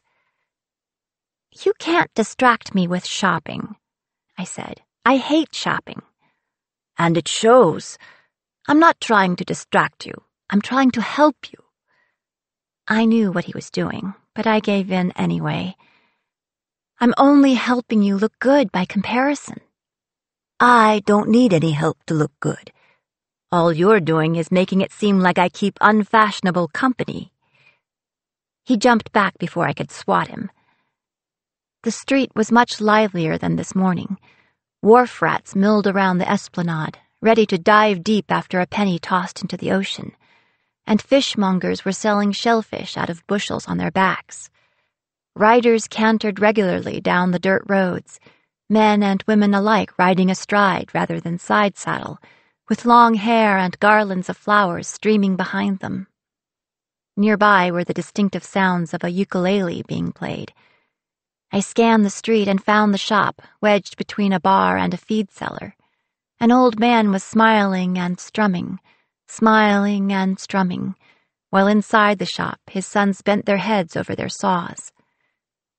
This time, we turned away from Chinatown and toward fashionable downtown. Merchant Street was graveled to keep mud off lacy hems and shiny leather shoes. Discreet shingles offered the services of lawyers and bankers, factors and financiers, giving way on Fort Street to more ornate and fanciful signs advertising milliners and engravers, jewelers and dressmakers. Kashmir paused in front of a lovely shop with a bay window, shaded by a fragrant jasmine vine, and on the scent rode an incongruous memory of racing through the hot streets of Calcutta. He took a moment to finger-comb his hair and button his jacket. Even creased from long wear, it was still quite debonair. "Let me do the talking," he said then. "I'm afraid if you make any decisions, you'll end up with a whiskey barrel and a pair of galoshes." Then he breezed in through the door.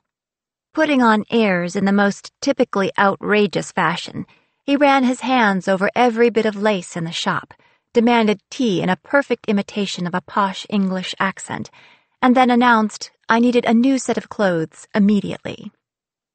"We've just arrived from London, where she had an entirely new wardrobe made, and look how she grows. What is this, burlap?" He rubbed a piece of cotton between his fingers. "We need a finer weave. Her parents feed her too much. I swear, a girl at liberty to eat what she likes is at liberty to grow as tall as she likes. But do they listen to me? I am only the tutor, they say. They do not hire me to know anything. No, not Chinese silk. It's too inconsistent. Do you have any from Piedmont?" The tutor was a persona he took on sometimes, often in the 18th and 19th centuries, whenever he and I were alone together in front of others. It was bossy, superior, and very entertaining. Kashmir picked words out of people's mouths as easily as he did the coins from their pockets. But I had no idea where he'd ever met such a supercilious personality. He was pulling out all the stops. He flounced onto a couch and shook back his curls as the two women hid their laughter behind their hands. The sign outside proclaimed them the Mercier sisters, fine dresses, and I learned their names were Nan and Emily.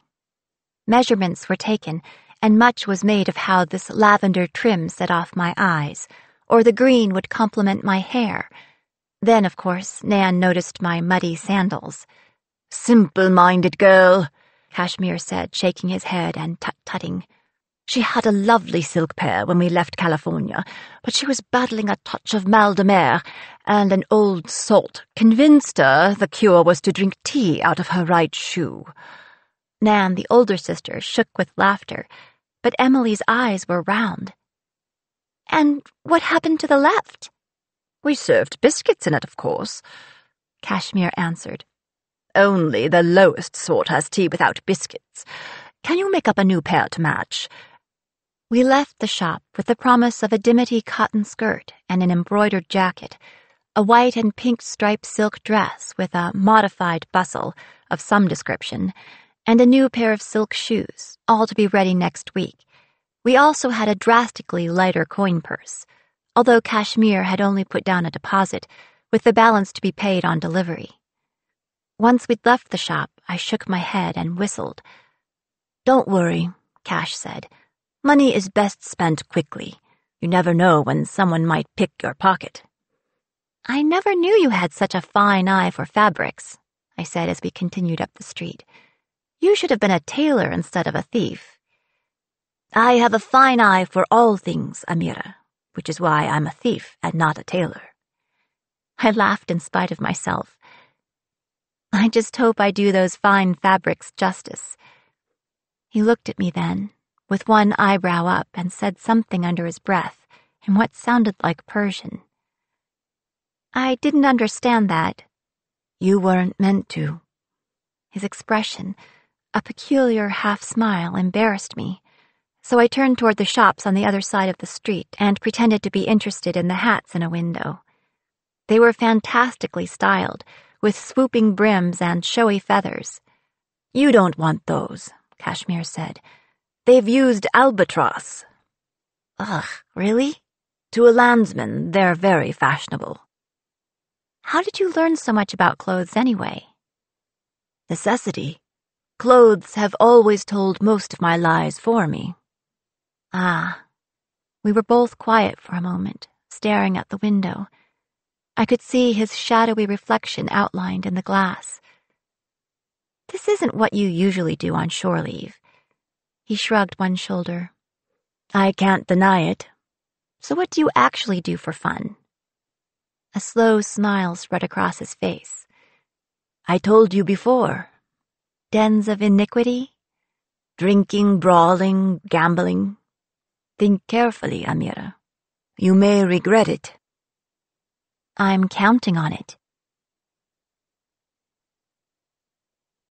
Chapter 12. From the milliner's, I followed Cash to Fid Street, where we fortified ourselves with a dinner of pot pies and watery beer at the Koa-wood bar of the Anchor Saloon. When the cheering started next door, he drained his glass and stood. Hurry up and get your drinking done, or we'll miss the brawling. The commissioner's saloon advertised boxing matches between sailors, only a nickel to watch. Kashmir elbowed me. What do you think, Amira? If we fight, we get in free. I dug out 10 pennies, but only after pretending to give it careful consideration. The next match was between a massive harpooner and a scrappy coalman. We placed our bets, Kashmir for the one and I for the other, and I looked to be winning until the coalman ducked a swing and the harpooner hit a cook in the crowd. Kashmir pulled me outside and we watched through the window as the ensuing brawl broke 2 tables, 5 chairs, and half a dozen noses. That's more than a nickel's worth, I said, a bit breathless. Only the best for you. We found a more genteel atmosphere at the Royal Saloon, where the laughter spilling into the street was hearty but not raucous. We split another pint. The beer here was dark and strong, and sat at a tiny table in a dark corner, catching our breath and listening to a fat man tell a bawdy joke. He roared at his own punchline, and so did the cadre of men around him. The bartender delivered another beer.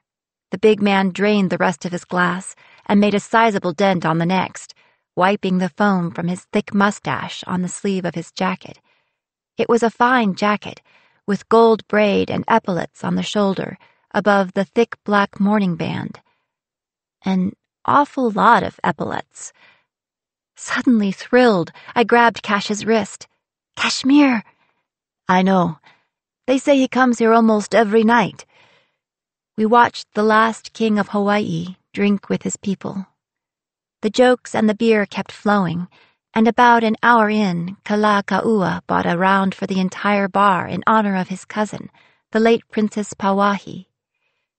Under the merriment was something familiar as he stared into his 4th empty glass, and my thrill faded like an old photo. He dies of it, I said under my breath. The addiction, I sighed. Do you know, most people think his last words were, "Tell my people I tried." But that was a novelist's invention. What were they really?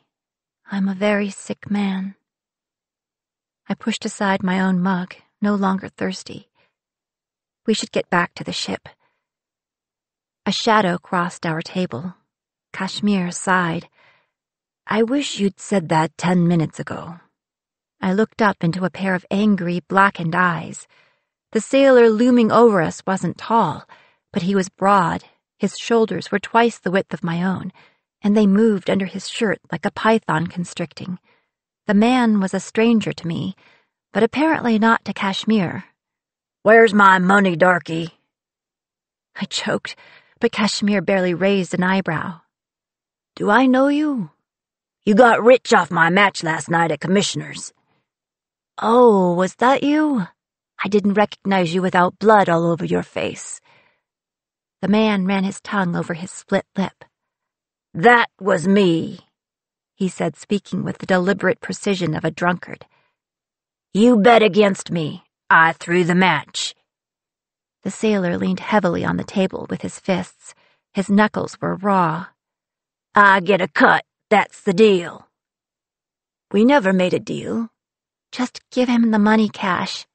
Your mulatto's talking sense.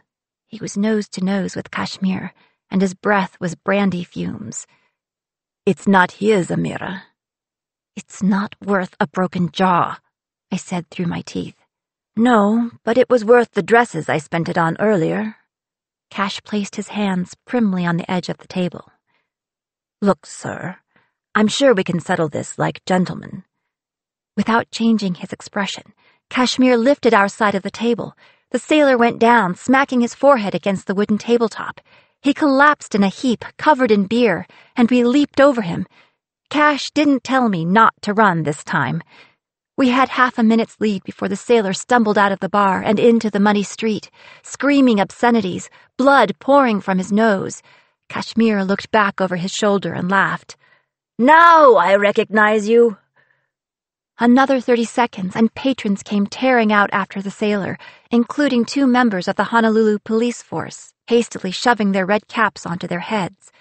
Kashmir and I splashed down a crooked alley, cut through the yard behind a laundry, and finally hid down a basement stairwell across from the Royal Hawaiian Opera House. We pressed into the shadows against a thick wooden door, trying to hear footsteps over the sound of our pounding hearts. Something wet started wicking up my skirt, and I hoped it was only water. It had been quiet for a good 5 minutes before my shoulders started shaking. Amira, are you laughing or crying? Both? He wrapped his arm around me and pulled me close, my back against his chest. Shh, shh. Negera na bosh, cher.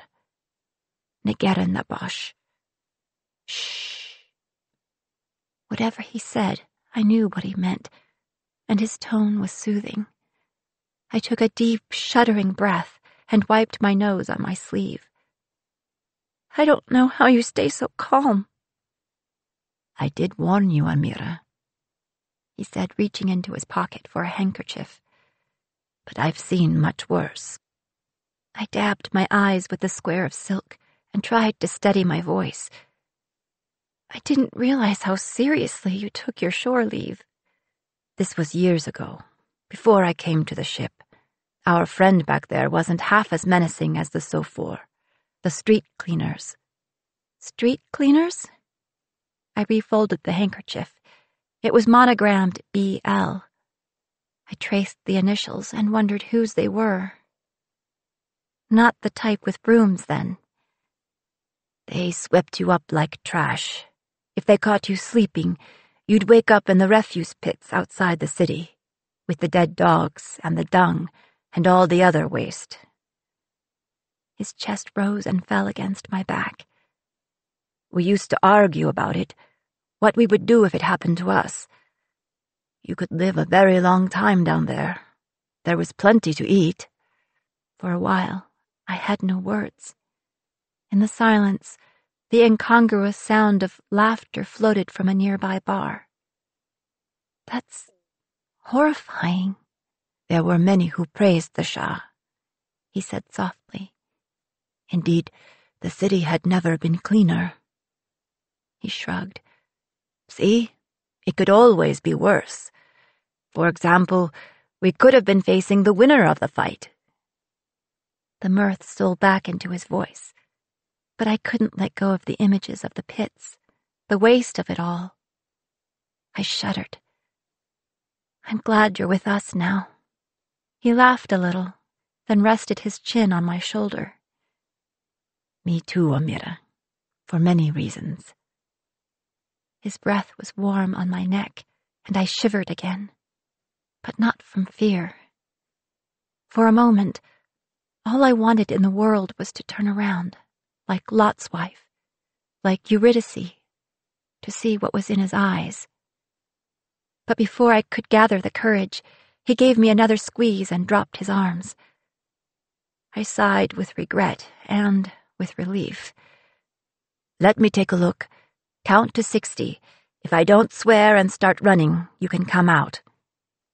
And if you do swear and start running? He flashed me his teeth. Then wait 10 seconds and start running in the opposite direction. He didn't swear, and neither of us ran. We returned to the ship as dawn was breaking, and as we passed under a thick banyan tree, I learned that on land, the first sign of a new day is not sunlight, but birdsong. I climbed the gangplank with my eyes half closed, but I stopped dead at the top. The captain was sitting stooped on my hammock. Suddenly, I was wide awake. His hands were wrapped around a mug of his vile instant brew, and his eyes were so hollow as to seem blackened. They cut from me to Kashmir, then back, taking in my flushed face and my dirty dress. You smell like beer. And you look like hell. Something, a shrug or a laugh, I couldn't tell which, made the hammock swing. Where have you been? Exploring paradise. Slate raised an eyebrow, and Kashmir drew himself up. We went to a pub for dinner, Captain. And stayed for breakfast? Kashmir grinned easily. The food was good. Slate tasted his coffee and made a face. Then he jerked his chin toward the hatch. Better get some rest. But Kashmir hesitated. I shook my head just a fraction of an inch, and he left. Slate stared after him for a long time. At last he spoke. You and him? What? No. I kept my voice casual, but he narrowed his eyes and searched my face. Best not to get too attached, he said finally, hunching his shoulders over his coffee and staring at the water. I rolled my eyes. You're one to talk. He didn't rise to the bait. I shifted my weight on tired feet, but he only sat there, blowing air over his coffee. He always brewed it hot to make it bitter, but he never drank it till it was cold. What do you want, Slate? I said, my voice loud in the night air. He looked up at me suddenly, like he'd forgotten I was there. Tell me about the man who came yesterday. What do you want to know? Everything. Didn't Bee tell you? She didn't say much. Neither did he, I said. But he knew. Slate didn't need to ask me what I meant. He stood and started pacing. So he could ask for anything. Literally anything. Maybe he's just an opium smuggler, I said, wanting it to be true. Joss sent him after all. He stopped in his tracks, then swiveled on his heel. He said that? I bit my lip. Not exactly. I met her yesterday. Where? In her apothecary. Christ, what are you afraid of? She might expose me to opium? I ran my fingers through my hair. They stuck in the tangles. Exasperated, I dropped my hands to my sides. Don't meet with him then. When he comes back, we'll send him away. Slate stared at me. You know I need that map, Nixie. You haven't even seen it. What if it's another dead-ender? If it's good, I'll need it. I just shook my head. It was starting to throb. Can I go to sleep now? He chewed his lower lip, staring at the lightening sky. Fine, but only a couple of hours. He'll be back soon. So? So I need you at the meeting to figure out how to get him what he wants. Don't look at me like that, Nixie. You know I can't plan a route without you. I crossed my arms. If you want me there, teach me to navigate. The desperate smile faded. I'm serious. So am I. I'm not asking, Nixie. Good, I said, light-headed with exhaustion and beer and this new feeling, rebellion. Because I'm not either. That's the deal. Take it or leave it. I am your father, he said. I only laughed. I am your captain. His shout echoed in the harbor. So what are you going to do? I jutted out my chin. Victory was within my grasp. Keel haul me? Hang me from the yardarm? Leave me in the next port? No. Slate threw down the pewter mug. It bounced and tumbled to the bulwark. Coffee splashed across the deck. Somewhere on shore, a dog started barking. No, he said again, quietly this time, and the coldness in his voice froze the laugh in my throat. Not you. Who then? I asked, but his eyes flickered to the hatch where Kashmir had just gone, and I gasped. He folded his arms and stared at me. I warned you not to get too close. No. It was barely a whisper. I don't even know if he heard. I told you he might not be around forever. You're disgusting. For a moment, I couldn't move, turned to stone by the ugliness of the implication. I pushed my way past. I couldn't get away from him fast enough, but he grabbed my arm. Now you understand, he said, his eyes bright. The pain of losing someone you love. My mouth twisted. Oh, I've understood for a while, Captain, I said, spitting the words out like broken teeth. But you always come back when you want something. Maybe one day I'll lose you for good. He released my arm, and for a moment neither of us moved. Finally, he dropped his eyes, ashamed, but not enough. I'm going to try to catch some sleep, he said, picking up the coffee mug. I'll see you in a few hours. For once, I went to my cabin.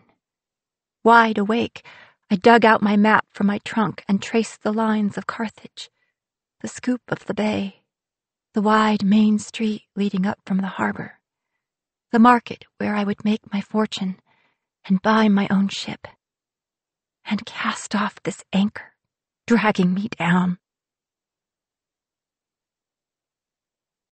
Chapter 13. After my argument with Slate, there was no chance of sleep, and no chance I would miss the meeting. So by the time the sun was fully risen, I was waiting on deck for the man to arrive. I had even tidied up the captain's cabin, perhaps more forcefully than necessary. I'd had to work around Slate, and more than once I caught him watching me out of the corner of his eye, though neither of us dared speak. Around 10, the man called up from the pier, and I showed him a board with a thin veneer of civility. He gave Slate a self-assured nod as he entered the captain's quarters and took the chair I offered. Then he smoothed the lapels of his frock coat. Captain Slate, at last. And your daughter, is she Miss Slate or Miss Song? Any pretense of cordiality fell away from Slate's face. If you know her mother's name, I'm sure you know we never had the chance to marry. What do I call you? The man's smile only widened. Perhaps he had noticed, as I had, that the captain had not asked his name. You may call me Mr. D. Slate wasted no more time. Miss Song tells me you have a business proposition for us. Ah, yes. Mr. D folded his hands neatly and waited. After a few moments of silence, he shifted slightly. It is for your ears only. I never hide anything from her, Slate lied. Unusual, Mr. D said, although perhaps the unusual should not be unexpected, as it is vital to the gentleman I represent that everything be done in utmost confidence. Let me impress upon the both of you the importance of confidentiality by showing what's at stake. He took a thick square of paper from his breast pocket and unfolded it with excruciating slowness. This is a copy of a map of Honolulu, showing the downtown area and the harbor. A copy? Slate said. I did not think it wise to take the original out into the world. What if I had been waylaid by brigands? Mr. D was smiling, but I caught his meaning. On it are marked several locations of note, he continued, including the more interesting, His eyes flickered up to me, then back down. The more interesting bars, brothels, and opium dens. It was inked in November of 1868. Let me see it. And there it was, the energy of the strummed string, the coiling of the great cat before the spring. Slate remained in his chair, but barely. Of course. Mr. D laid the paper on the desk between them, smoothing it with a graceful motion. The captain stood, stooping over the desk, exploring the page. It's not dated, he said immediately. I can assure you it's authentic. Without lifting his head, Slate glanced up at him, letting his smile show. The date can be inferred from the depiction of the city. You'll note that a popular place for tourists and locals alike had, very temporarily, a change of name. Joss's shop had become... He placed one delicate finger down on a point on the map. Slate's eyes followed, and his breath caught in his throat. Hapai Holly? Apparently there was a woman working there, whose condition was quite the talk among the regulars. By the look on Slate's face, Mr. D must have been talking about my mother. You know how the locals are, always jabbering. Shortly after, tourists started calling it the Happy House, not knowing the meaning of the word hapai. It's quaint, but the natives are charming about such things. I looked from Mr. D to Slate. I didn't know the meaning of hapai either. Slate pressed his fist to his mouth, as if kissing the tattoos on his knuckles. It is suspiciously specific, he said after a long pause. Where did you acquire it? It belongs to one of my colleagues, Mr. D said. His brother was the artist. I'd like to speak with the brother. Tragically, he passed away years ago. Oh? Drowned in the bay. Drunk, I believe. The black sheep of his family. You may imagine, a man who would map the dens of vice would frequent them as well. I was the executor of his will, and it was in the performance of that duty that I noticed the map. And of course, our mutual friend told me you would want the original. How fortuitous, Slate said. Mr. D spread his hands and then clasped them. Who can say what force throws us all together? But we are now bound by a mutual interest, which is what brings me here today. Yes.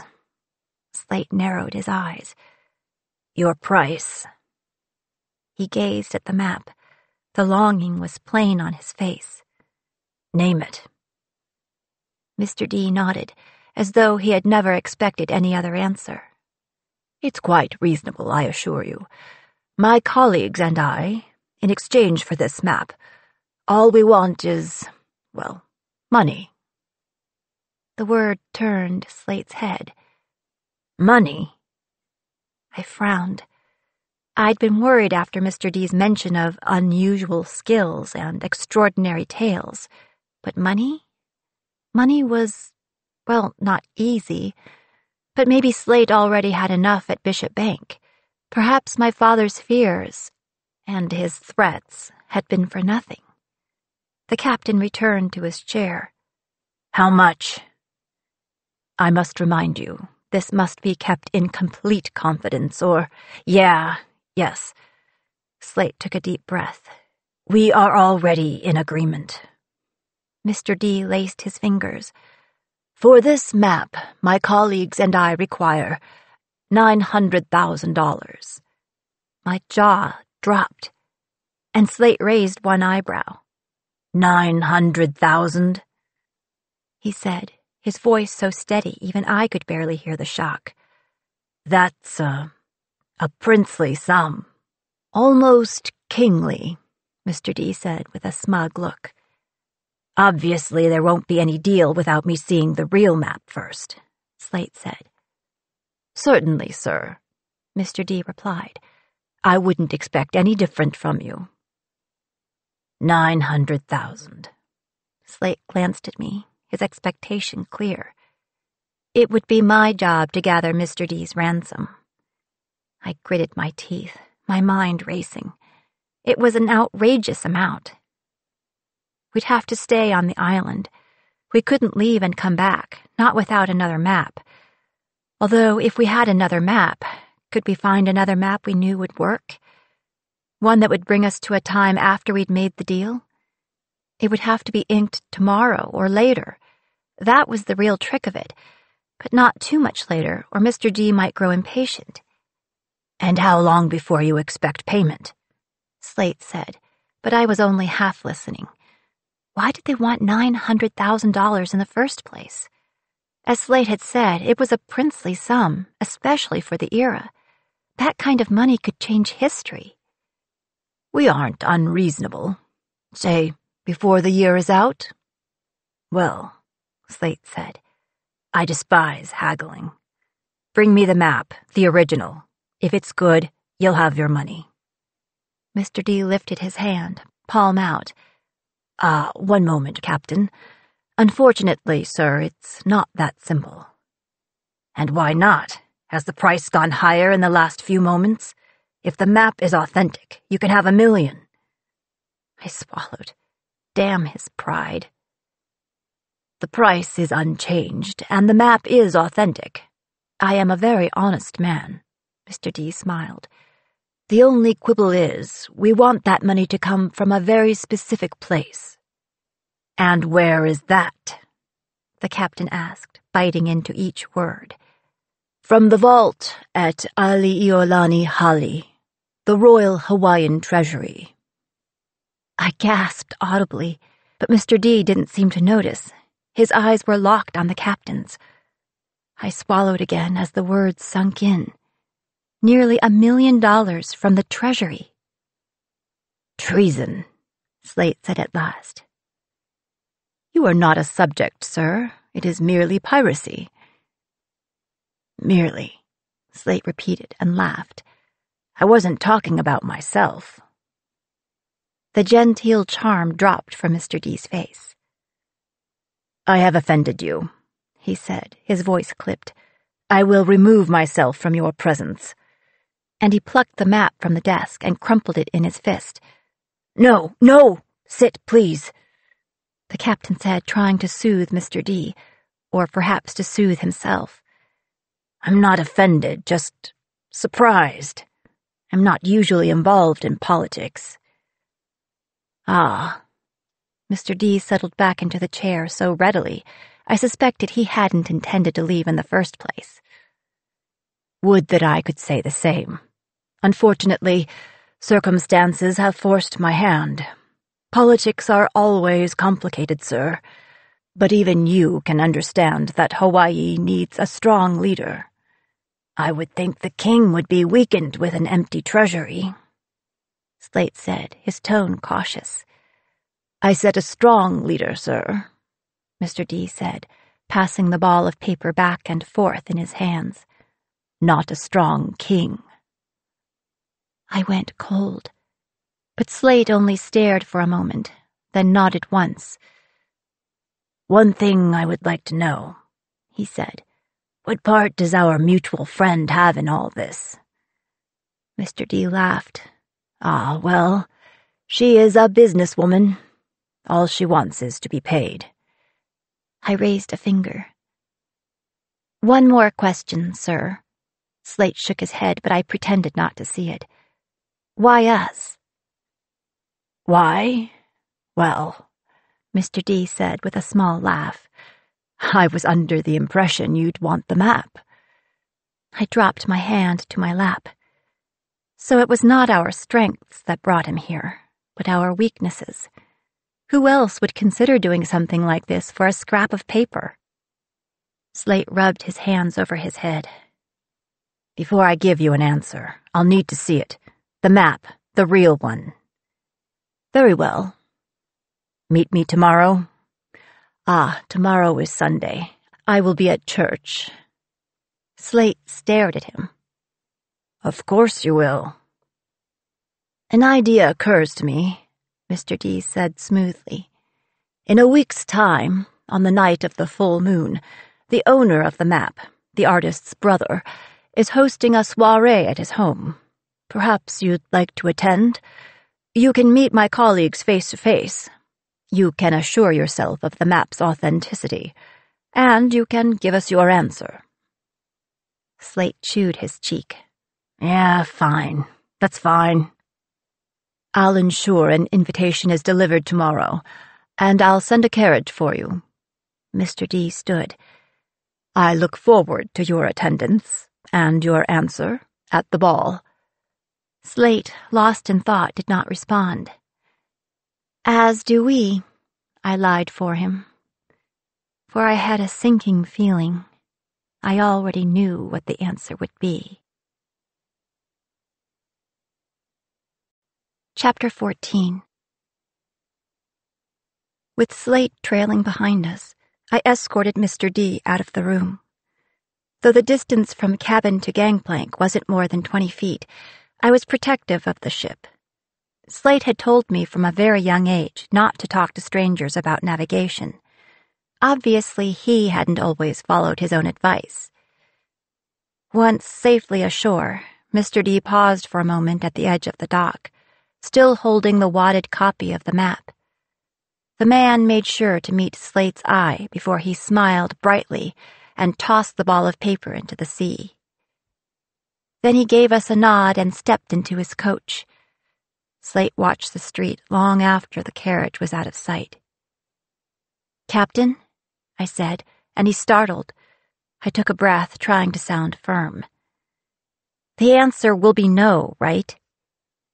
Slate blinked, slowly, as if he'd been dreaming. "I can't answer that until I see the map." I stared at him. "We're not going to steal that money. We can't participate in this." "We'll do what we have to." Slate pushed off from the rail and walked toward his cabin. "You may," I said, calling after him. "Leave me out of this one." He stopped in his tracks and then swiveled slowly on his heel. "Did you forget our conversation last night? I told you, Nixie, I need your help." I met his eyes dead on. "Not as much as you need Kashmir's." Slate stared at me, his face turning red, before going to his cabin and slamming the door. I slid down against the bulwark and stared up at the clouds, pulling the pearl of my necklace back and forth along the chain. "What does he need my help for, Amira?" Cash was peering at me over the lip of my hammock. "What did the fine gentleman want?" I sighed. "The contents of the treasury." "Khdoyaman." His eyes were round as coins. "What did the captain say?" "No, that's a silly question. Of course he said yes." "Technically, he's still thinking about it," I said. "We're supposed to take a look at the map at some party next week." "How much money is it?" "In the treasury? $900,000. He whistled low. "In all my life, I haven't stolen a tenth so much." I looked sideways at him. "There's no reason to sound happy about it." "I shouldn't take pride in my work?" "Not when it's wrong." "Robbing a king?" He gave me a crooked smile. "Even I've read Robin Hood." "The treasury doesn't belong to the king. It belongs to the people." "I've tried that one before. It didn't work. If you can get arrested for taking something, it's not yours." "That's what I'm saying. It's wrong." "It's illegal," he corrected. "There are a lot of things that are illegal but not wrong, and probably more that are wrong and still legal." "There has to be a line, Kashmir," I said angrily. "A person can't do just anything for love." He shrugged one shoulder. "I would." "Yeah, well, you're a thief. Your relative morality is already suspect." "Ah," he said then, standing. Well, I'll leave the morality for those that like the taste of it. I always preferred bread. Kashmir, wait! But he didn't. Instead, he slipped down through the hatch. I waited to hear him slam his cabin door, but he did not oblige. Left alone with my frustration, I went through my chores with a distracted energy, sweeping the deck, feeding the sky herring, even filling the big copper vat with water and tossing in one of the fire salamanders, followed by my dirty laundry. After the water was good and hot, I plucked the little creature out with a pair of bamboo tongs. His flat-mouthed expression was one of mild offense. By the time I was hanging my clothes out to dry, I was calm enough to feel ashamed. Kashmir wasn't the one I was mad at. I hung my last shirt on the line and went downstairs to knock on his door. Come. I opened the door a crack and peeked in. He was lying there on his back in the pile of ratty silk pillows he used for a bed, reading. He didn't look up from his book. I cleared my throat. I'm sorry about calling you a thief. Don't be, he said quietly, turning a page delicately with his finger. It's the truth, after all. Only part of it, and not the most important part. Well. Then he put his book on his chest and smiled up at me, waggling his eyebrows. What is the most important part?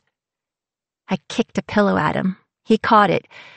Save it for the next time we're at Commissioner's, he said, throwing it back at my head. I sprawled down on one of the bigger cushions, sending up a puff of air. Speaking of shore leave, there's a ball coming up, and I'll need a handsome date. But you'll have to do. Only if I can wear my steel-toed shoes. He arched one brow. I've seen how you dance. So, you're going after all? I frowned.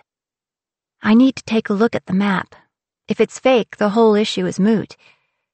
He propped himself up on one elbow. The book fell away from his hands, open on the pillows. What if it's not? I had no answer, so I picked up the book and closed it. It was well worn, with large print, the bright colors starting to fade. A version for children, like most of the books he owned. The Jungle Book? One of my favorites. I used to feel like Mowgli. Feral? I said pointedly. His face stayed serious. The laws of the jungle remind me of the laws of the street. When I came aboard, I had to learn a different set of laws. Everywhere we go, there is a different set of laws, most of them unwritten. I really am sorry about calling you.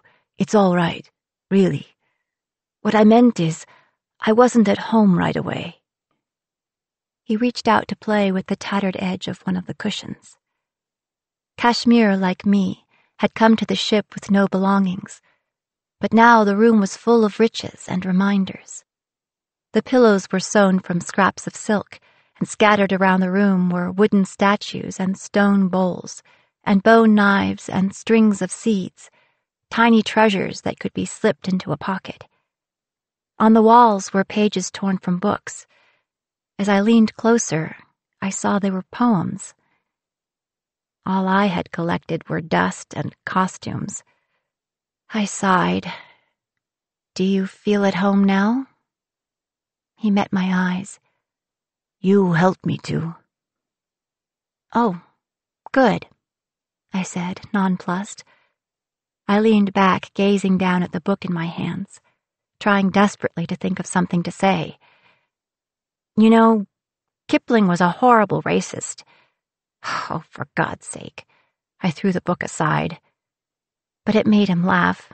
I was relieved. Well, I stole the book, so he wasn't paid. Besides, that version was published in the 1960s. He was long dead by then.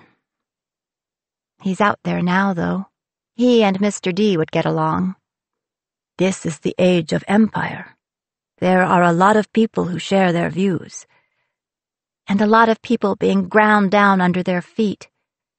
Maybe at the bottom of it. It's all just the law of the jungle. He sat up and wrapped his arms around his knees. While you were doing your laundry, Slate called me in to talk. My breath hitched in my throat. And? I'm sure you can imagine the general idea. Why are you making that face? The captain has been good to me. He didn't have to take me in, and he doesn't have to let me stay. My cheeks went hot, and my skin felt too tight. You heard him last night. And I'm glad for the chance to earn my keep. I never learned to beg. He shrugged. Besides, like you said, it's for love. Love? The word was bitter as hemlock. It's just another addiction. He sighed, but he didn't protest. We both sat under the heavy blanket of silence until a breeze stole in and rustled the pages on the walls. I stared at his stolen trinkets. Kashmir, you're a good thief. Good at thieving? Or good and a thief?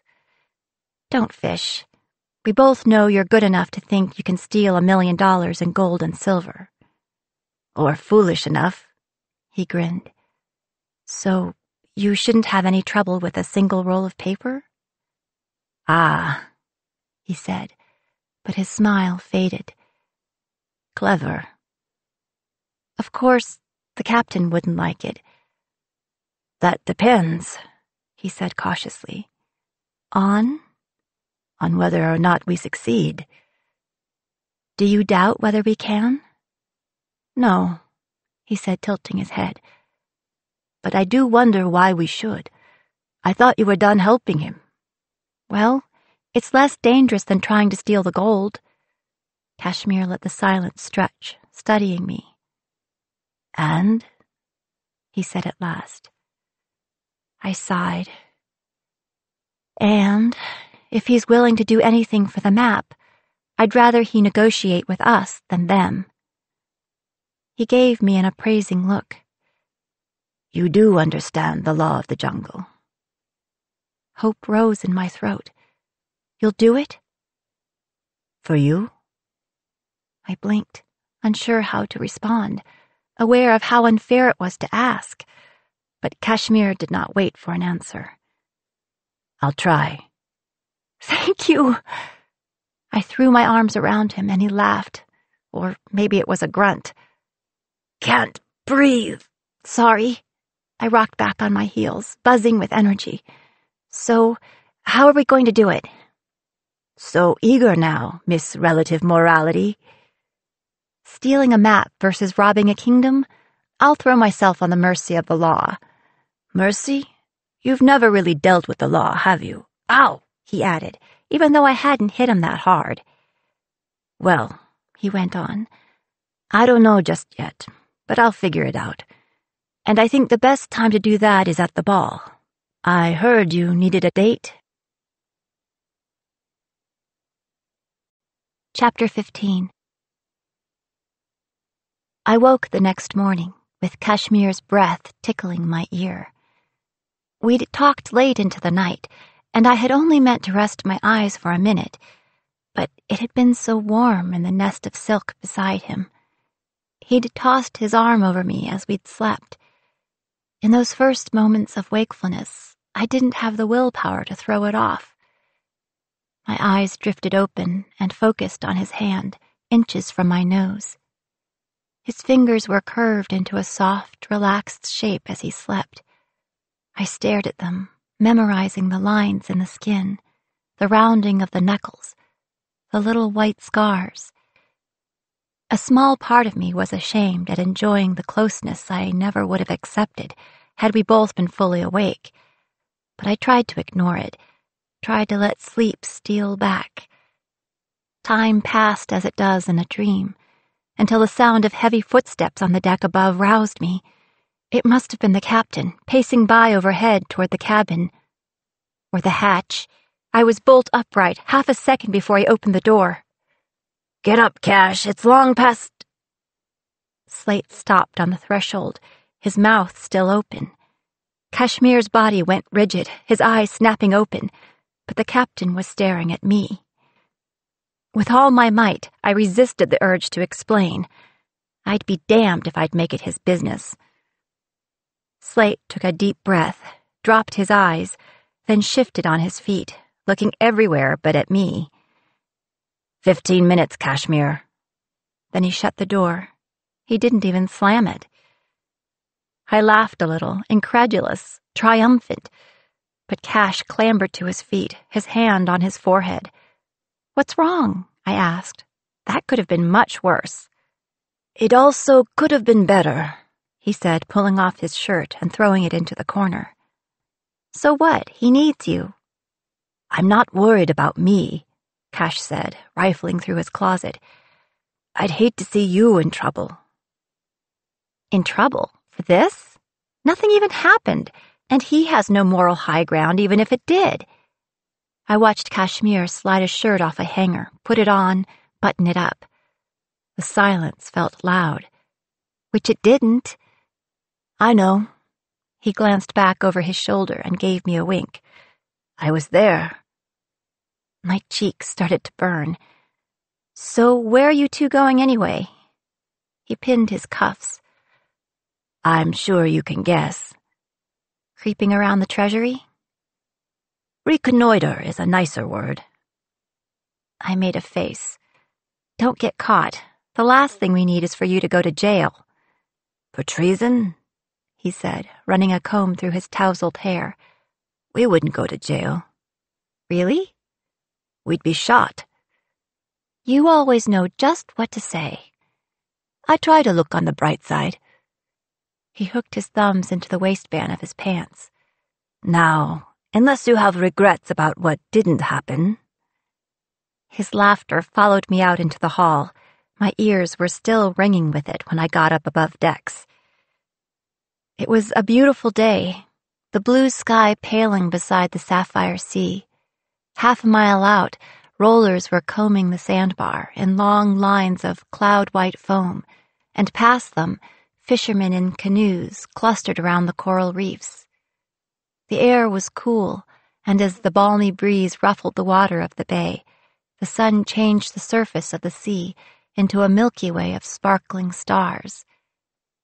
Bee and Rotgut were stooped over a swath of netting, making repairs. When Bee glanced up at me, Rotgut smiled hugely. "Ooh!" Bee swatted at him. "Go make lunch. It's not even mid-morning. Make something that takes a long time." Rotgut rolled his eyes, and when he passed me on the way to the hatch, he gave me a big thumbs up. The netting was spread out on the planks under the clothesline. I was careful not to step in it. "Word travels fast," I said to Bee as I gathered my clothes. They were warm with sunlight. "It didn't have far to go." Bee tied off a knot. "That boy, you know he has no cattle." "So?" "So I paid 13 head to marry Iron, although the price was only 10. But if you had seen her dance, oh, the way she moved." "No, I know," I said, cutting her off before she went through the entire story. "But Kashmir and I are just friends." She pursed her lips at me, but I only shrugged. Besides, I'm a terrible dancer. Maybe you should find some cattle." "Where would I even keep them?" "Cattle are only a metaphorical representation of worth, Nix." I laughed then. "Of course, sorry." "At least until you settle somewhere with grass." I stopped in my work, my arms full of laundry. "Who says I'm going to settle?" She shrugged. "Most people do." "You don't?" "I did. But I have no cattle left now, metaphorical or otherwise. How would I marry? Besides, Iron gets jealous," she said with a wink. Then she pulled another knot tight, and the rope snapped in her hand. "Ach, Iron! See?" "Right, well, as for me," I said, "there's no need for cattle, because there isn't going to be any settling." She snorted. "Don't laugh at me." "I'm not laughing at you. Iron is laughing at you. I yanked the last dress off the line. Ian should stop causing trouble. I told her that, but does she listen? Bee shook her head. No one listens to Bee. Maybe you should ask your mother. I swallowed. She doesn't speak to me like Ian speaks to you. I'll tell the captain to ask her then. I don't think she speaks to him either. I think she probably does. Bee made another firm knot in the net. Then maybe he also doesn't listen. Just then Kashmir came up through the hatch, looking very dapper. Both Bee and I watched as he crossed the deck and knocked on the captain's door. After a moment it opened. He went in, and both of us stopped breathing as we listened for shouting, but nothing came. Bee nodded. Good thing he doesn't mind. I glared at her. There's nothing to mind. As you say. I went below and dumped the laundry in my room. From the clean pile, I picked out a yellow cotton dress with a tiny floral print that fit much better than the pinafore. I yanked it over my head, still fuming. I didn't know why her assumptions annoyed me. It was only to be expected. I had spent the night in Kashmir's room. From the crew's perspective, the meaning there was clear, even if Kashmir and I had never so much as kissed. Though, for a moment last night, we might have. He was making a joke about something silly. I couldn't even remember what it was, because I had turned my head to reply when I found myself staring directly into his eyes, and he into mine. And in that moment, I saw the horizon unbounded, and I reeled with the vastness of it. What new shores would I discover if I could only travel those few inches? A storm, a tempest in the pit of my stomach, but I was the skiff tossed on the waves, and my father's lesson like thunder in my ears. Don't get too close. Still, the temptation was there. Cash must have realized it a second after I did. His eyes widened, but he did not lean in, nor did he turn away. He left it to me. Bee and Ian had nothing to laugh at. I was debating folding my laundry or finding some breakfast when there came a familiar howl through the porthole. Woo! Woo!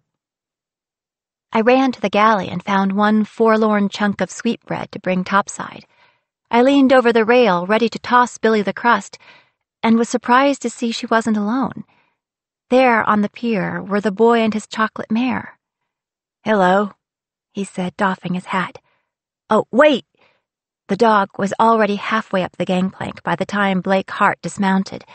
He ran up after her as she rammed my legs, her whole body wiggling. "Sorry," he said, trying to pull her back. "She followed me from Britannia. It seems she remembers the bun."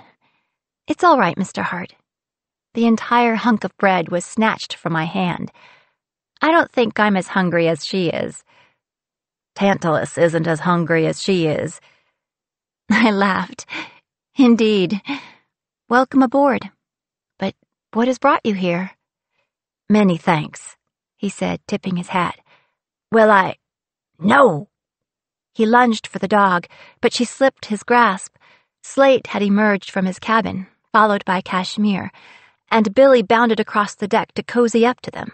The captain looked askance at the little beagle as she thumped his legs with her tail. "What is this?" "Billy!" Blake snapped his fingers. She lifted her nose from Kashmir's shoes. Blake pointed sternly to the pier, and she trotted off the ship to wait by his horse. "That's Billy. She took quite a liking to the young lady the other day." "Did she?" Kashmir murmured, wiping his shoes with his silk handkerchief. "Blake, Mr. Hart," I said. "Meet my father, Captain Slate." "Ah, the captain himself. Just the man I wanted to see." He offered his hand heartily. I waited for it, the look back and forth between my father and me, but it didn't happen. "A fine man for a fine vessel. Blake Hart?" Slate took his hand.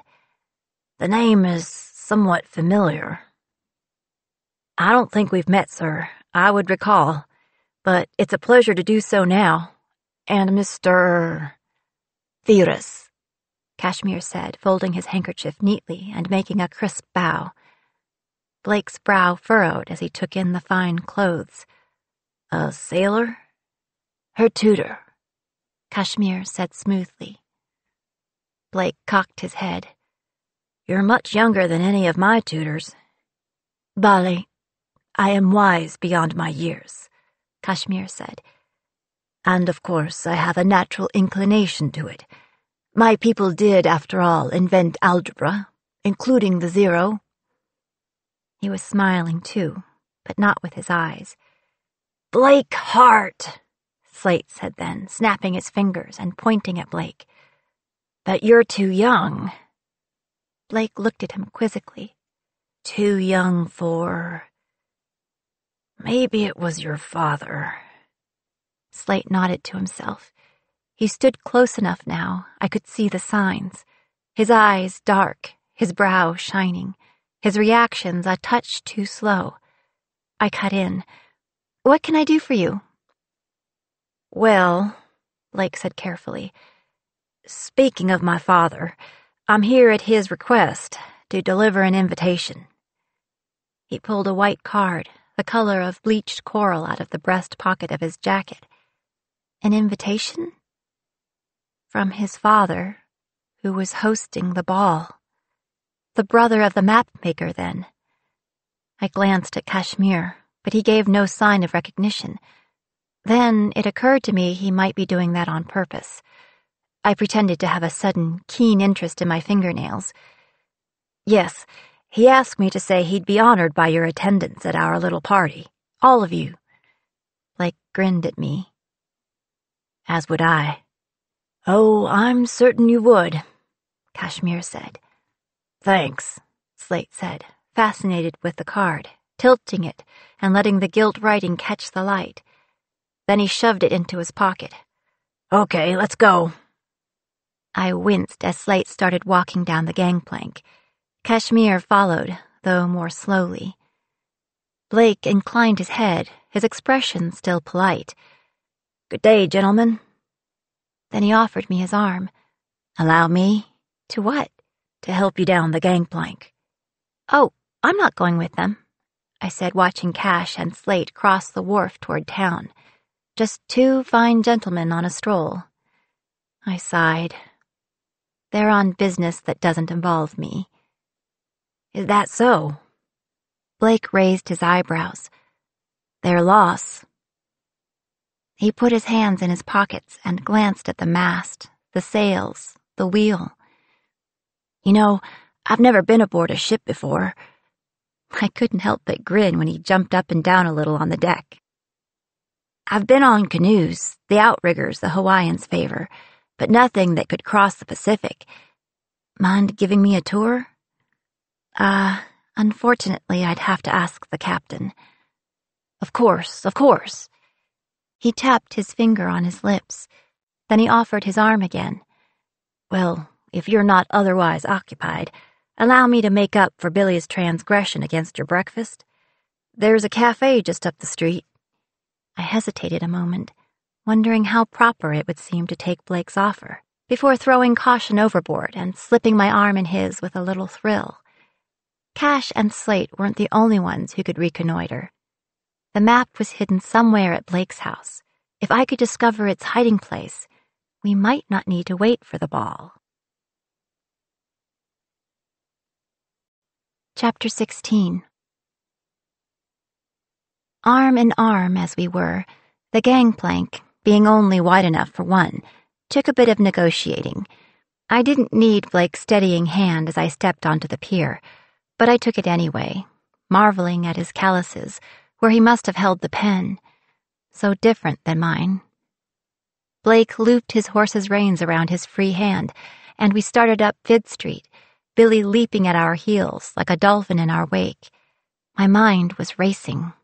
I wanted to ask about his father's map, where it was kept, if it was authentic, if an original even existed. But how? What would he know, and what was safe to say? I couldn't imagine Blake, with his honest, open face being part of a cabal. But Mr. D had been clear about the risk if we made any mention of our meeting. "I found Alexander Sutphin," Blake said, interrupting my thoughts. "He's a drafter downtown, on Queen Street and Richards, second floor." I blinked at him, and he smiled. "Well, I can't very well claim to be an expert if I can't answer your questions." Thanks. Thank you." Although the information about Sutphin was useful, I was more concerned now with the other map, and now that he'd opened the topic. "But I have one of my own," he continued before I could speak. "What's your name?" I wondered, as always, whether to lie. But no, Mr. D already knew. "My name is Nix Song." He cocked his head. "Nix? Interesting." "Nix was a water sprite in Germanic myth," I said. "She lured men into the lake to drown. We have water spirits here, too, although they're shaped like lizards. Harder for them to lure men, then." "Depends on the man, I suppose," he said, making me laugh. Then he hung his head in mock regret. "Alas, I was only named after my uncle." "The dead one?" I said too quickly. His smile faltered, and my mouth went dry in the ensuing silence. I beg your pardon. Clearly, I've been too long at sea." No, Blake said. "I never knew the man, although my mother tells me I take after him quite a bit." "The drunkard who mapped the opium dens?" Thankfully, I kept that thought behind my teeth. "How so?" "I have his artistic bent. My father can't draw a square on a grid. But how did you know about my uncle's death?" I stumbled. He steadied my arm as I tried to think of an answer. The newspaper, I think it was." "Must have been a very old newspaper," he said, looking at me sideways. Yes, it was." I tried to think past all the curse words. "It wasn't the newspaper. I remember now. My father and yours are discussing a business venture, and he mentioned your uncle's misfortune." "So you've met my father?" "Well, no.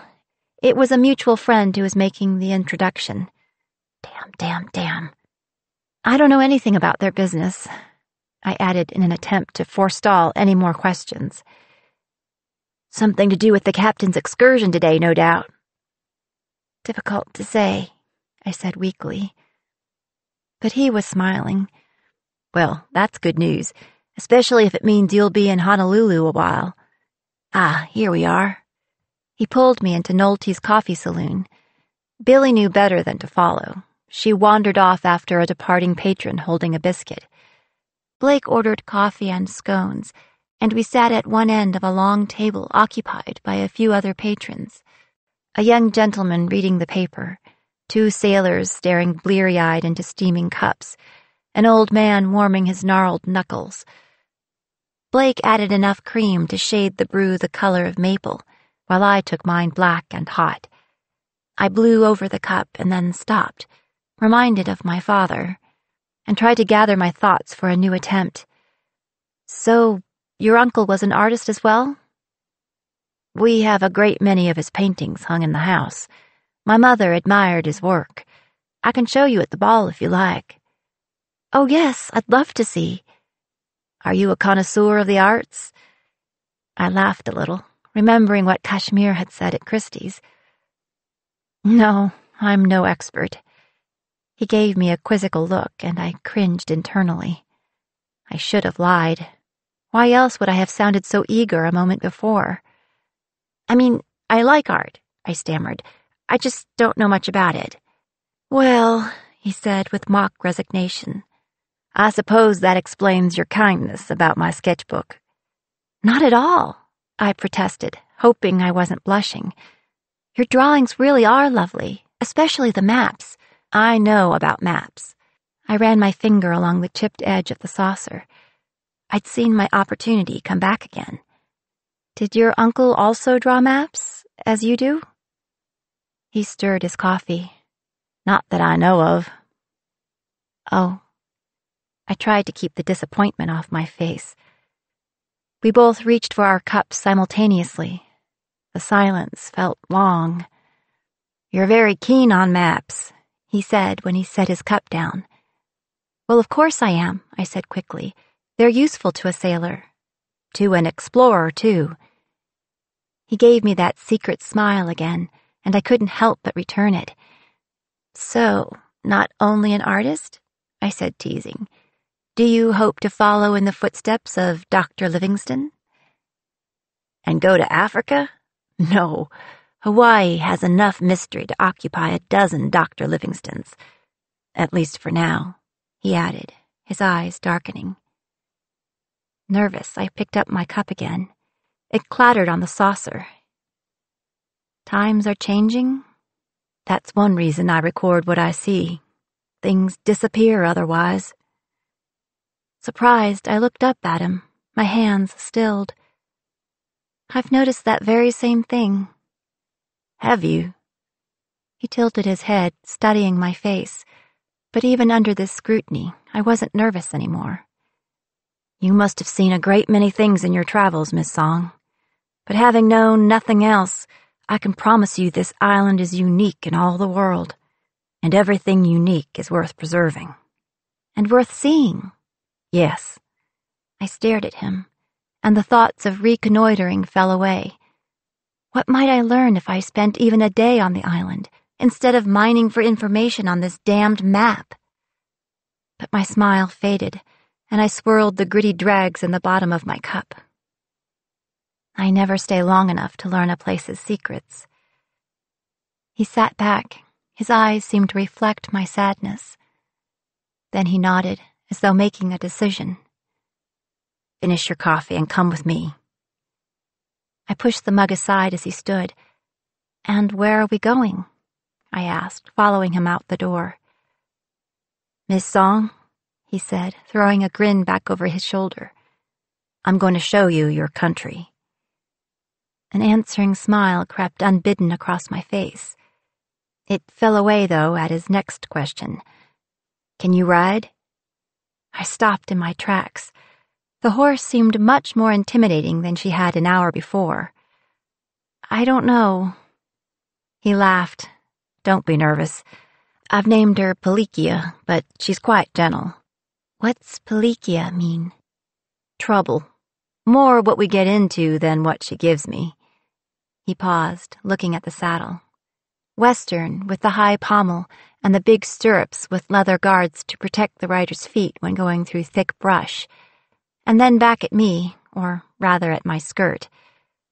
"Will you be comfortable on the saddle? We can walk if you'd prefer." "No," I said firmly. "We'll go farther on horseback." He knelt, cupping his palms down near my knees. I stepped into his hands and sprang onto the saddle, sitting with my legs both over Pelikia's left side. I had a brief sensation of vertigo. The height was dizzying. But then Blake swung up behind me, steadying me with his arms on either side of my body. "What would you like to see most?" he asked. I considered all the places I'd been, most of them long gone. Something I can only see here and now. Blake glanced up at the sun. It was high in the sky. "All right, we just barely have time." He put his heels into Pelikia's flanks, and we set off through town, traveling atop our shadow. It took me a few minutes to get used to the motion of the horse, so different from the rocking of the ship. As we passed by, Blake pointed out landmarks. Here, the Kamehameha Post Office, Hawaii's only connection to the world beyond the shore. There, a grassy square where the king gave free concerts on nights of the full moon. He's even revived the hula, and they dance on the grass while the missionaries avert their eyes. His lips were just behind my ear, as though it was a secret, and I heard the amusement in his voice. "What do you mean revived?" It had been banned for many years before Kalakaua took power. Too licentious for past rulers? It scandalized the foreigners, who only saw what they were looking for. The hula tells a story, but they weren't listening.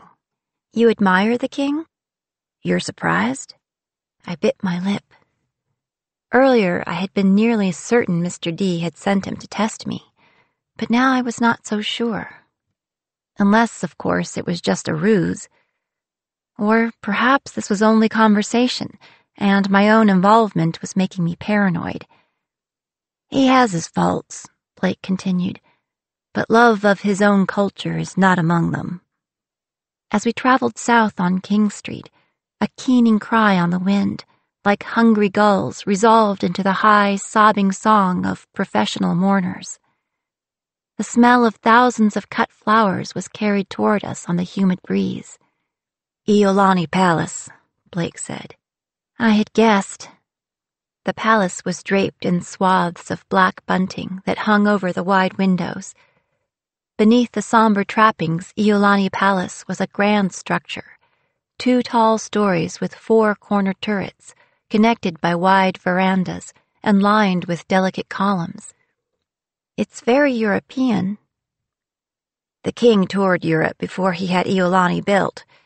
Some foreigners expected a hovel, so he spared no expense.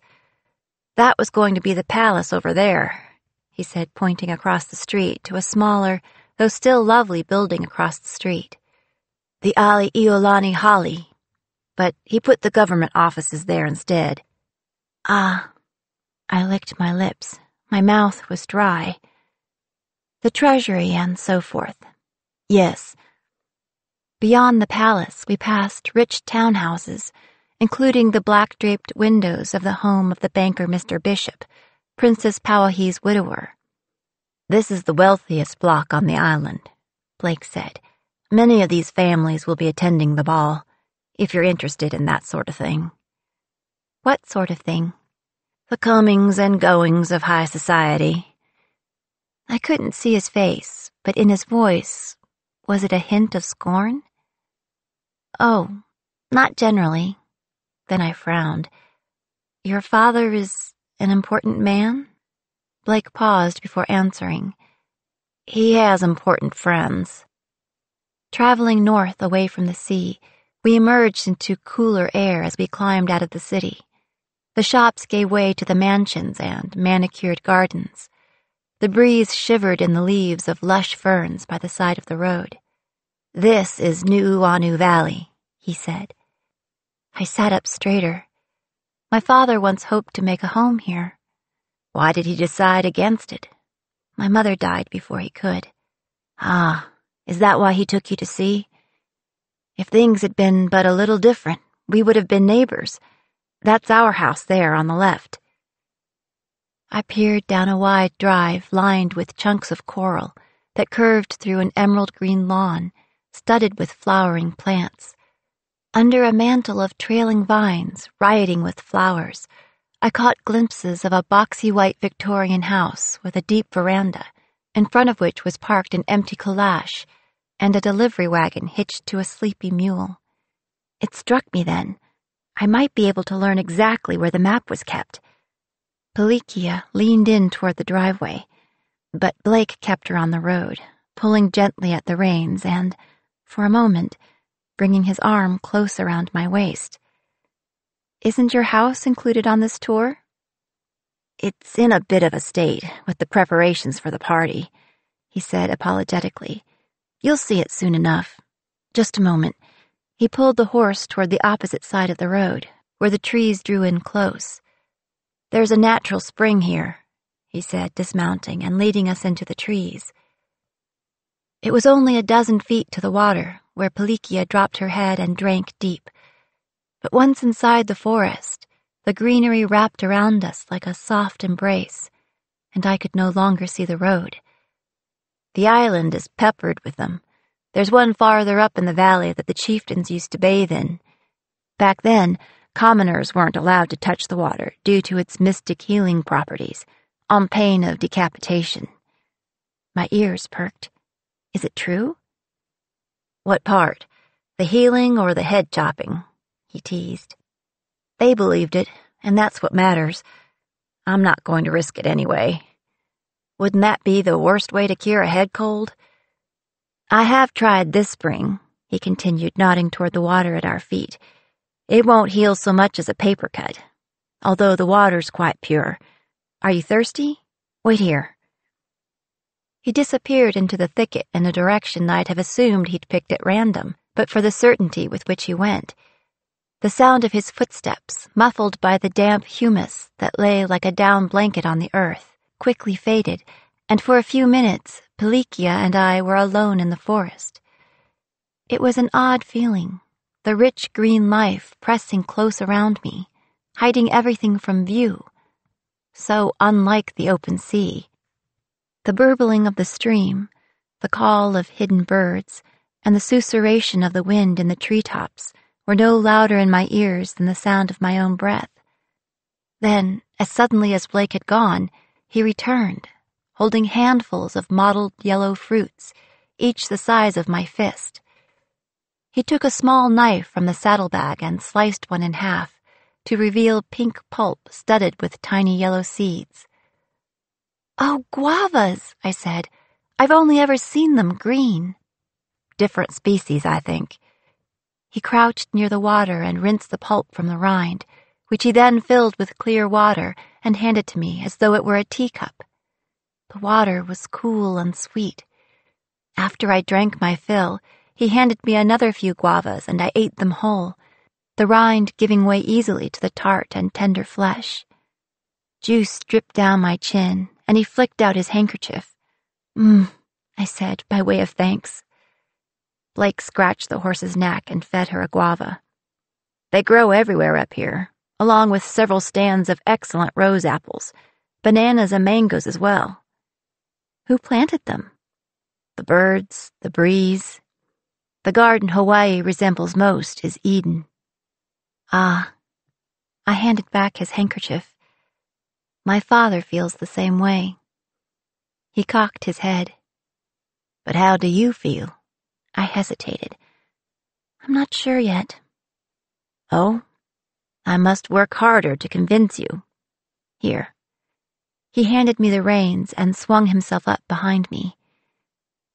"We've got to hurry a bit, but I'll show you my favorite spot on the island." "I'm not pressed for time." "Ah, but I can't bring you there near to dusk." "Treacherous footing?" "No, the Huakai Po." I frowned. That sounds like it means trouble, too. Of a very certain sort. Haven't you heard of the night marchers? The Huakai Po are the spirits of the ancient warriors of Hawaii. All the locals know the story. He leaned forward, his voice low in my ear. Legend says they march all through this valley. When the warriors are walking, the first thing you hear is the sound of drums, far away, and someone blowing a conch shell. In the distance, you'll see their torches glowing in the dark. By the time you hear the sound of marching feet, you must throw yourself on the ground, face down to show respect, but also to shield your eyes, because if you look at them directly, they'll take you, and you'll have to walk among them till the end of time. His breath tingled on the back of my neck. I shivered, and he laughed, low in his throat. "Don't worry, I'll keep you safe." We rode farther up into the rainforest of Nu'uanu, leaving the houses behind and stepping onto a thin dirt track that wound through the tall rose apple trees, studded here and there with enormous staghorn ferns, like fantastical brooches on the slender shoulders of society ladies. In the places where the path was steeper, he leaned forward to help Pelikia keep her footing. His chest was quite warm against my back. "Have you ever seen them?" I said. "The night marchers?" "I've never found myself face down on the road surrounded by an army of ghosts, but I have sometimes seen torchlight on the mountainside. Who can say?" "Fascinating. Are you having fun with me?" "Not at all. Myths reveal the history of a place. I mean, who are these warriors? What do they protect? Why do they wander? I know the Hawaiian chieftains never suffered commoners to look them in the eye. I read that once, but I stopped myself. I was gushing. Well, I've never had a tour guide. I would gladly teach you all I know about the islands. I'd need some time, of course. A few weeks? A few years. I laughed. Maybe I should just look over your sketchbook. Oh, Miss Song, it's so much more than what you could read in a book. A red bird flitted across our path, and the trees opened up into a clearing where flowers winked from the edges of the undergrowth. The sun warmed the grass beneath Pelikia's hooves, but the air was quite cool and as soft as a kiss. In the distance, rushing water whispered about where it had been. Is this it? I asked. Oh no, we're not there yet. This is, well, you can see the places where the grass is growing a bit thinner. That's because the earth was packed down under the Heilig, the grass houses. There was a village here when I was a small boy. The signs are faint, though. Where did they go? They died. I gasped. How? Foreign disease, the least dramatic type of slaughter. The path continued on the other side of the sunny clearing, but it had grown narrower and the trees lower. Green and yellow guavas hung from lichen-gray branches that wove themselves together at a height just above our heads. Blake stopped Pelikia and swung down from her saddle. He offered me his hand. We have to continue on foot, but it's not much farther. I took his hand and slid from the saddle. My shoes sank into the loamy earth. Blake removed his own shoes and socks. He grinned when he saw me watching. How do you think I keep them clean? He threw his jacket over the pommel of the saddle. Come. I followed him along a path no wider than my feet, lined with feathery ferns and drooping pink ginger. He pushed ahead of me, through the branches, bending them out of my way. What is this place? I stepped under his arm as he held open a fall of vines like a curtain. The roar of water grew louder, and the fresh smell of crushed greenery filled my lungs. I told you before, it's a sacred place, a secret place, where the water comes out of the caves in a fall so powerful it turns to mist and drifts in clouds down into a healing pool. Please, he added with a grin, try not to lure me in and drown me. I smiled back at him. Don't you know how to swim? Miss Song, do you think I could have lived my life on an island and not learned how to swim? Why is that a given? Do you want to escape? He laughed and reached for me, helping me across a rocky patch of the trail, where orchids bloomed at my feet, and my father's words resurfaced. Heaven in a wildflower. The path smoothed, but I didn't let go of Blake's hand. My mother talks of sending me to England to complete my education, he said. But no, I don't want to leave. Why not? I asked. And then I stopped dead in my tracks. We had emerged from the exuberant undergrowth into a large clearing where, as Blake had said, a silver spray of water burst from the cliff face 50 feet above our heads, enveloping the mossy black rocks in clouds of mist as it fell to shatter the mirror of the black pool at our feet. Why not? He turned to me, his face shining. This is paradise, Miss Song, he said, gesturing at the roaring falls. This is home. Chapter 17. Blake dropped me off at the ship near dinner time. We hadn't had time to explore the caves above the falls, but Blake gave me his word he'd show me someday. Neither of us set a date, though. We knew the promise was empty. Despite the guavas, I heard his stomach growling on the ride back, and I hoped it was loud enough to mask the sound of my own. This close to the ship, I smelled Rotgut cooking fish stew, and I hesitated on the dock. I might have invited Blake up for a bowl if he were of another era, and I'd had another upbringing. Bea was there on the deck, watching us impassively. Blake raised his hand to hail her, and she nodded without saying a word. His eyes sparkled as he leaned in to whisper, "She is certainly a pirate." "Not at all. She was a cattle herder." "What? Like a paniolo? A cowboy?" "Cowgirl." "Like Annie Oakley?" "She's better with a revolver than a rifle." "Who cut her throat? Was it cattle rustlers?" "A man jealous of her. Her marriage, actually." "How awful." Blake gazed at Bea. "It's hard to comprehend all the evil committed in the name of love." "Or greed," I said, remembering Kashmir and Slate and the business I'd mostly forgotten all afternoon. I took a step back, toward the ship, suddenly anxious not to have Kashmir come up on deck and see us together. "Good night, Mr. Hart." "Until the full moon, Miss Song." He tipped his hat to me, as though ready to leave, but he did not go. "I would like to ask," he said after a moment. "I would be honored if you would attend as my personal guest." "Oh? Oh. Oh, I was attending with, my tutor, actually." I finished lamely. Puzzlement flickered across Blake's face. It was a terribly unbelievable story, for the time. "He is also my dancing instructor," I extemporized. "Do you dance much on the ship, then?" "Ah, well, you must have heard that dancing is a cure for seasickness." "Odd," he said. "A sailor who gets seasick?" I laughed a little. What else could I do? "Well," he continued, dropping the point, "perhaps he would prefer to have the evening off. There are many events in Honolulu that night." I know he is eager to attend the ball."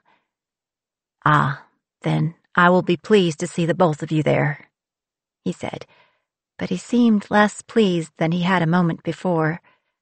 He tipped his hat again. "Good night, then, Miss Song." He turned Pelikia toward home. Her ears swiveled forward, and she broke into a trot with little urging. I climbed up the gangplank.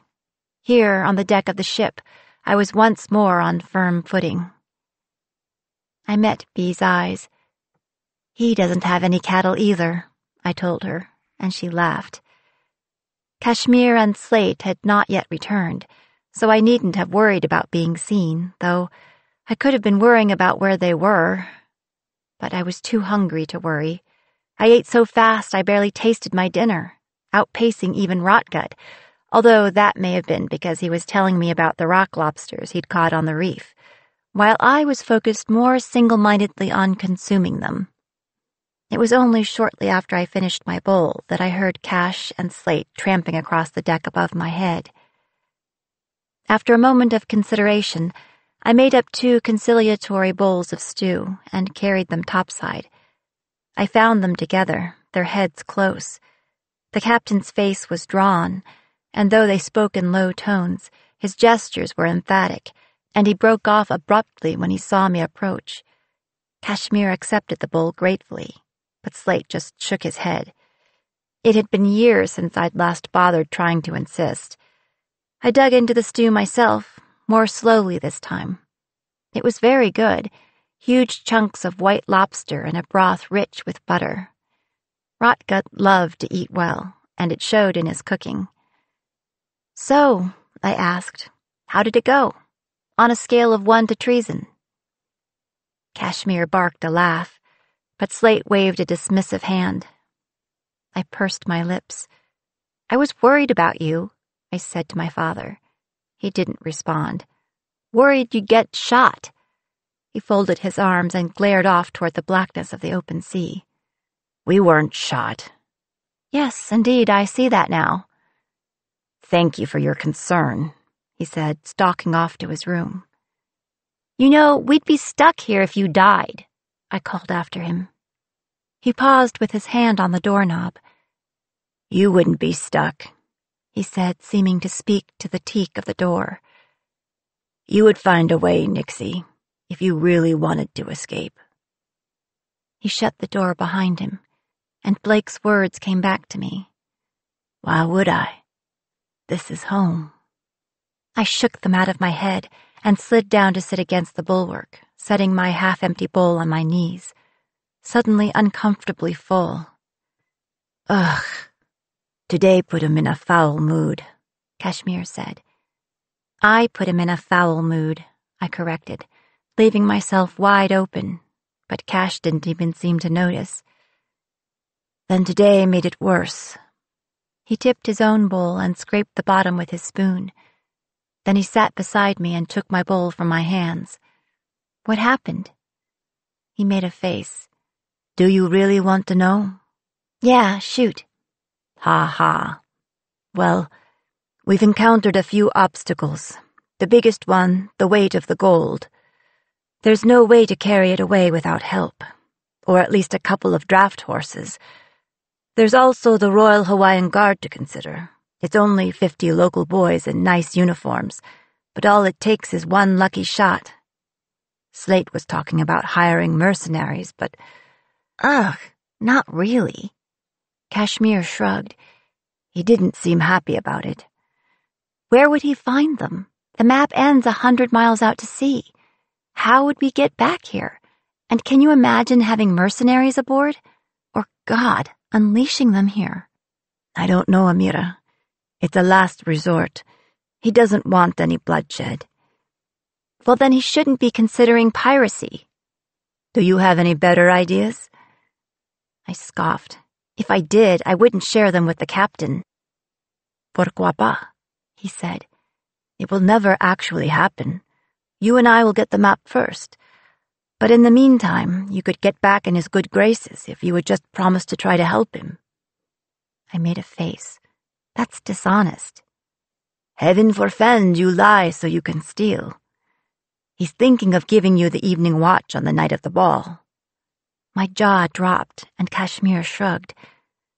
I told you, he's in a foul mood. But I have to be there. I'm sure I can manage without you, Amira. No, I mean, I'm expected. It felt like a confession. Mr. Hart asked me to come. He asked all of us to come. No, I mean, he asked again later, after the hike. Kashmir's spoon stopped in midair. After the what? I was trying to reconnoiter like you, only I didn't have much success. You were trying... His brow furrowed like he was trying to picture it. Amira, what exactly did you say to him? Tell me you didn't tip our hand. I don't think so.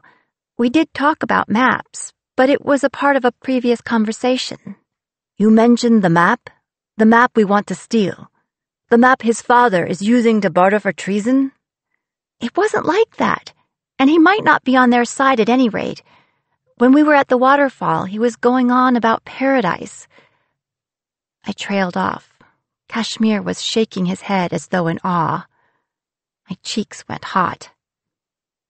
Next time, Amira, he said at last, leave the reconnoitering to me. Understood. I dropped my chin, letting my hair fall over my face. We were quiet for a while as he scraped the bottom of his bowl with the spoon. You'd met the boy before? In Chinatown, yes. By luck or by design, do you think? Oh, luck, definitely. He arched one eyebrow. His or yours? I cocked my head at him. Kashmir, are you jealous? I teased. He didn't laugh, though. His expression didn't change at all. An odd fluttering flew into my throat, and I swallowed it down. What, do you think he's in on the plot? Oh, no, nothing so grand. But there's more than one reason to spy on a pretty girl.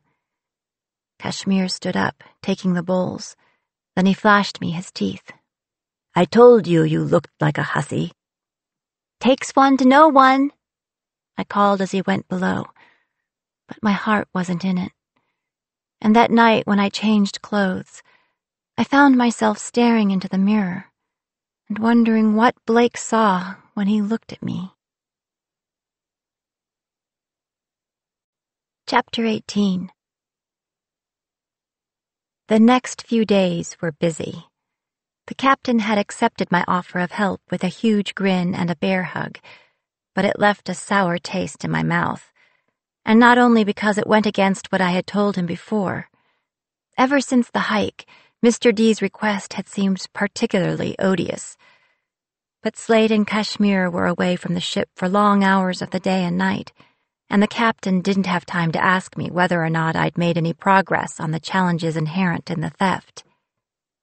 I ended up having to pitch in on his watches, which we'd started keeping strictly since Mr. D's visit.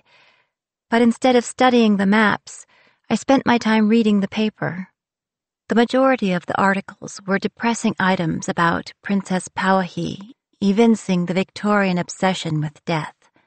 Her funeral was to be held on the 2nd of November. Her husband was sick with grief. But alongside those morbid tidbits, other stories stood out. The king had been busy of late. Aside from the funeral of his cousin, he'd been planning a jubilee to commemorate Hawaii's Independence Day, the anniversary of the day the Kingdom of Hawaii was recognized as a sovereign nation by the crowned heads of Europe. The celebration would begin on November 28 and continue through the weekend, and would feature performances of the Scandalous Hula and concerts by the Royal Hawaiian Band. There would also be a parade and fireworks, suitable for a nation 20 times the size of Hawaii, the paper noted in what seemed to me like a sniffy tone. Kalakaua was also dealing with a bill proposing to return to the practice of issuing opium licenses so proprietors might sell the drug. It was offered as a way to raise revenue, but the king declined in fear of the effect it might have on his beleaguered people, some of whom already struggled with alcohol. Auntie Joss might prefer the bill ratified, and Kalakaua might have to do it, were he to find the treasury in deficit. But when I read 2 more mentions in the paper, one, the census reporting that, although the native population was in decline, the overall population of the islands was growing, and the other, an anonymous letter to the editor calling for a closer alliance with America, I saw the political landscape come into view. Kalakaua's kingdom was being overwhelmed by foreign interests. I gathered this intelligence, but I had no one to tell. Kashmir disappeared with Slate every morning to go into town and returned only late at night, spending the days before the ball preparing to give Mr. D his answer. But I too had preparations to make, so on Thursday afternoon I managed to finish my chores early and wheedle B into giving me a few hours of freedom so I could stop by to visit the Mercier sisters. They were pleased to see me, although perhaps less pleased than they might have been to see both me and Kashmir. Emily asked after him as she fussed with the bustle on the dress. "He's in town, doing errands." I watched our reflection in the long oval mirror. I did not look like myself. "He's very dashing," Emily said, "and quite young. Is he really your tutor?" Nan's eyes cut to her sister. She made a small noise of protest at the question, but her mouth was full of pins. "Yes," I said airily. "Did you know his people invented the zero?" The jacket needed to be taken in at the waist, but the dress fit perfectly. I paid the remainder of the balance and asked that they have everything delivered to the ship when they were finished. In the rich silks and ribbons, would I pass for a society girl among Blake's father's important friends? On the way back to the ship, I crossed Queen Street. Remembering the conversation I'd had with Blake, I took a detour south to Richards. I walked up and down the block twice before I saw it.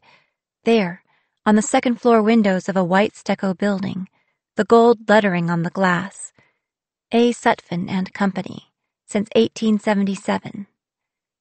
The door was unlocked, so I showed myself in, up the narrow stairs to a lived-in studio with a checked oak floor, well lit by southern windows and gas jets. The walls of this front room, obviously a converted parlor, were lined with wide, deep shelves, each holding a single sheet of paper, maps in their various stages of completion. There was a drafting desk by the windows where a man, perhaps 30 years old, although already starting to bald, sat drawing. I knocked on the half-open door, and he started at the sound, his gold wire spectacles slipping down his nose. He thumbed them up in a peculiar gesture. "Oh, hello. How do you do? Ah." He peered at me closely. I was probably not one of his typical visitors. "How may I help you, miss?" "Mr. Sutphin, you make maps?" "Oh, yes," he said, gesturing toward the shelves on the wall, as if to prove it. "Yes, I do." "I'm wondering about one in particular, a map of the island. You must have finished it very recently." I frowned. What day had we arrived? On October 24, but you dated it 1868. "Oh, yes, those maps. What about them?" There was more than one? "Yes, I did 3. The commission was for half a dozen maps, but the client canceled the last 3 a few days ago, and thank goodness," he added. "He wanted each one drawn by hand. I told him it would be faster to have an engraving made of the first, but he wouldn't hear of it. The whole affair was very time-consuming. If you are here to commission a map, I must tell you, it will be at least 8 months before I can get to it." Your client, what was his name? Miss, may I ask you why the questions?" My father purchased one of them, and I wondered why they were backdated. "It was part of the commission. I'm sorry I can't say more. I'm not trying to be secretive, but I don't know why it was important, only that it was required. But I assure you, the map is accurate in all other respects." "Of course," I said, assuaging his concern for his reputation. "One more question. Your other map of 1868, the one of downtown that you signed as Blake Hart?" "I'm sorry?" "The one of the bars?" "Miss, may I—" "Forgive my intrusion," I said quickly, seeing the truth on his face. It may have been too much to hope for, that the other map was as verifiably fake as the one that had brought us here. That would have been too easy. "Thank you for your time." I hurried down the stairs before he could start to ask me any questions. 3 copies. What had happened to the other 2? Lost over time, I suppose. Or perhaps they would come up someday at another auction. The one we'd bought was pristine. Whoever had kept it must have had instructions to preserve it perfectly. At least I knew now, if any of the other Sutphin maps ever turned up, we could write them off. I paused on the street corner, and my hand went to the pearl at my throat. Surely Mr. D had been the person to commission the maps, which meant he knew more about navigation than I had imagined. In fact, he'd reached across more than a century to find us. The gall! He must have had Joss's help from the start. Was he waiting by the docks the day after Sutphin turned over each map? I yanked the pendant back and forth on its chain. I only had an hour left before Bea expected me back, so I hurried toward Chinatown. Joss greeted me by name as I entered her shop. I don't know how she identified me without my having said a word, but I wasn't in the mood to ask. I didn't want to give her the satisfaction of seeming impressed. I went all oars in the water, ramming speed. "Sutphin, your idea or Mr. D's?" "You needn't thank me," she said smoothly. I wasn't going to. "Your father would." She leaned down to rummage under her counter. "How else would he be able to get the map he really wants?" I frowned. If that was your goal, you could have made sure it was as well preserved as the others. "You arrived the day Mr. Sutphin finished his 3rd map," she replied. "The first 2 were clearly lost. Good thing we could make more than one. How could we guarantee the safety of the other map, so rare and so valuable across so much time?" I ground my teeth, but she had a point. She straightened up, and in her turmeric-stained hands was a pile of papers. a selection of maps. "But you might thank me for these," she said as she spread them on the rough wooden countertop. "if we can come to an arrangement for them." My desire overcame my pride embarrassingly quickly, and I bent my head to sort through the maps. My irritation returned. Her collection contained some worthless pages cut from an atlas, the Cape of Good Hope, the Canary Islands, Eastern Europe, a torn Japanese whale migration chart from the 1750s, and a hymnal with all the pages ripped out but one. Only mildly curious as to which hymn had been left behind, I opened the cover and saw that the single page inside was loose, and that it was no hymn. "What's this?" I said barely above a whisper. The page, folded in quarters, was so delicate I was afraid a strong breath would cause it to disintegrate. The hymnal covers had been used to protect it. "Very old, that map. Very valuable. It's from the Jin dynasty.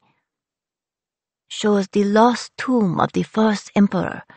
He was buried with all the riches of his empire, and his tomb is guarded by warriors of clay, brought to life to watch over an eternity under the earth." She spoke to me as though I were a gawking country girl. I wouldn't have been surprised if she'd thrown in a mummy's curse.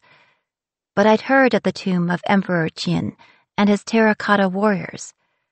Sima Qian, the first Chinese historian, had written about the tomb, and a few of the warriors in one of the antechambers had been rediscovered in the 1970s by Chinese farmers, although the main portion of the fantastical tomb had not yet been opened.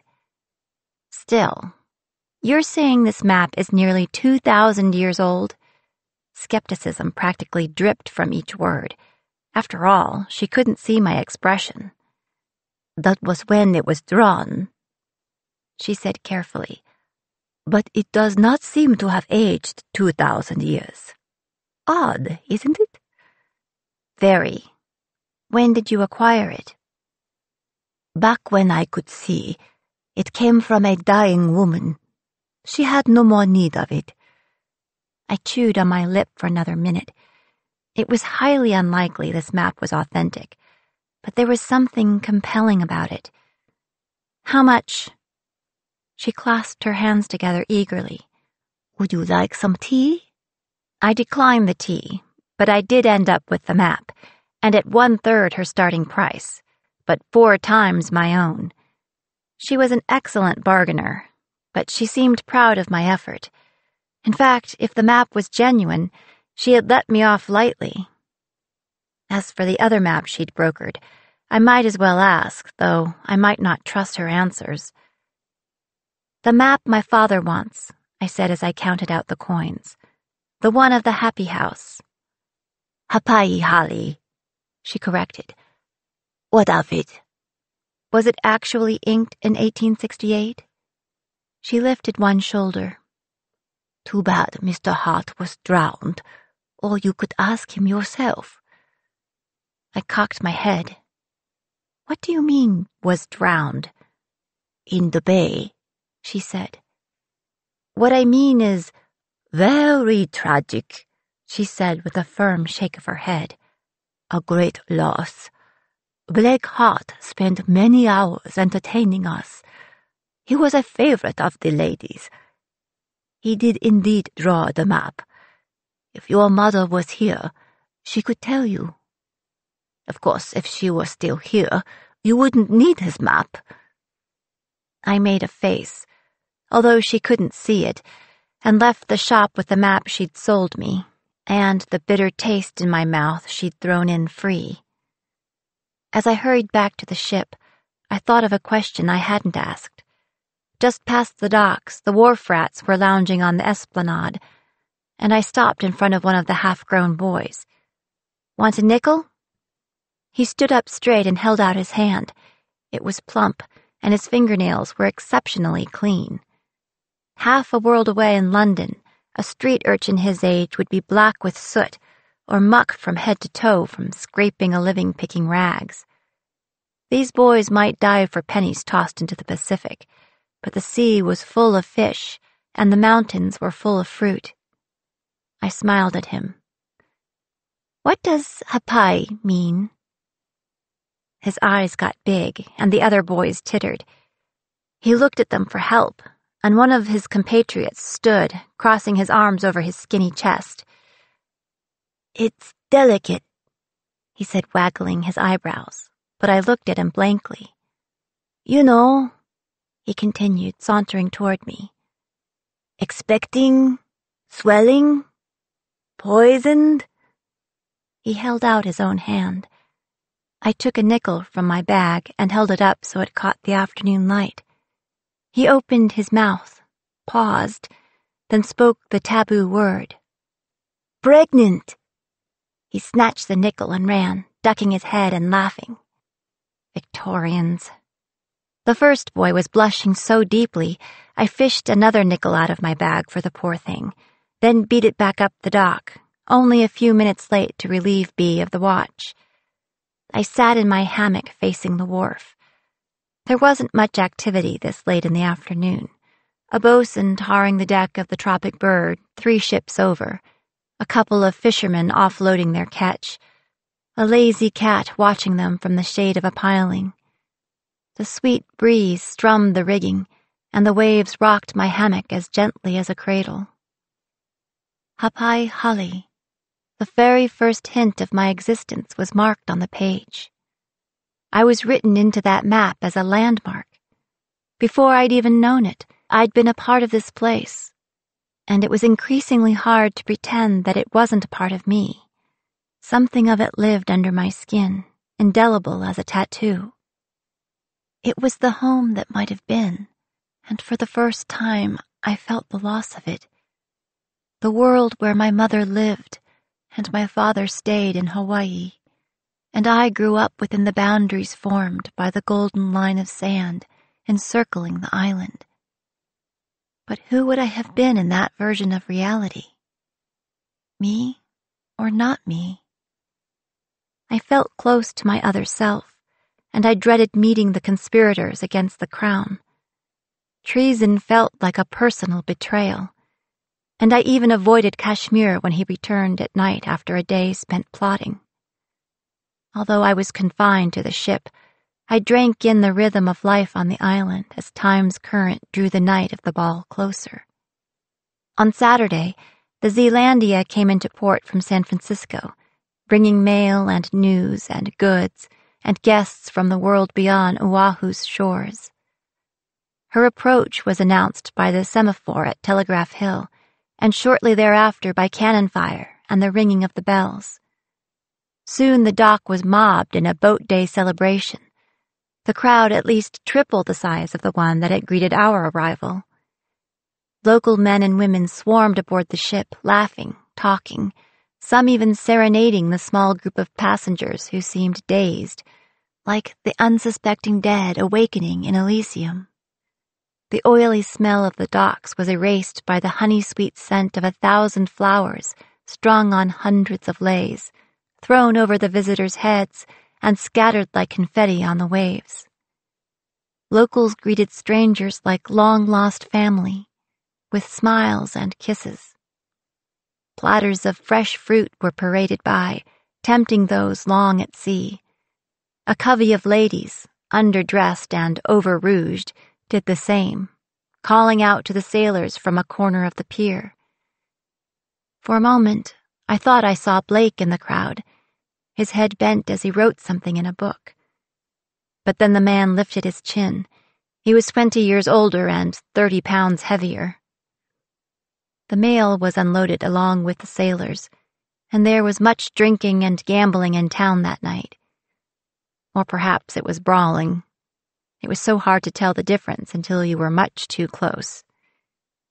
Whatever it was, it petered out as morning dawned on Sunday, the day of Princess Pauahi's funeral. The contrast was sharp between the bright laughter of the carnival of Boat Day and the eerie, incessant wailing of mourning voices drifting on the breeze like banshees through the streets. A few of yesterday's leis came drifting back in on the afternoon tide, limp with salt, beside mangrove seeds and coconuts that had been floating who knows how long in search of a favorable shore on which to set down roots. The few locals in the streets were somber, burdened by a shared loss, respect for which quieted even us sailors in port. I contemplated it all from my hammock, apart from it and not a part of it, as the sun rose and then fell, replaced by the moon waxing full. Chapter 19. The next day, true to his word, Mr. D sent a carriage to meet us. A barouche, to be specific, all polished black lacquer and rich scarlet velvet, topped with a rigid canopy, the sides left open to the breeze. Nevertheless, the seats gave off a musty smell. In the constant humidity of the Hawaiian Islands, velvet was never the rational choice. Mr. D, however, was nowhere to be seen. The driver told us he meant to meet us at the party. The Merciers had sent their delivery on Saturday, and I'd chosen to wear the striped silk dress with the modified bustle, which took the form of a giant pink bow below the small of my back. I had regarded it with great suspicion in the mirror, especially when I noticed Kashmir seemed to find it humorous. "I feel gift-wrapped," I had said to him. "As long as we still have the receipt," he'd replied. He nudged me now, as he had twice already, reminding me to sit forward in the carriage. I perched on the edge of my seat so as not to crush the taffeta.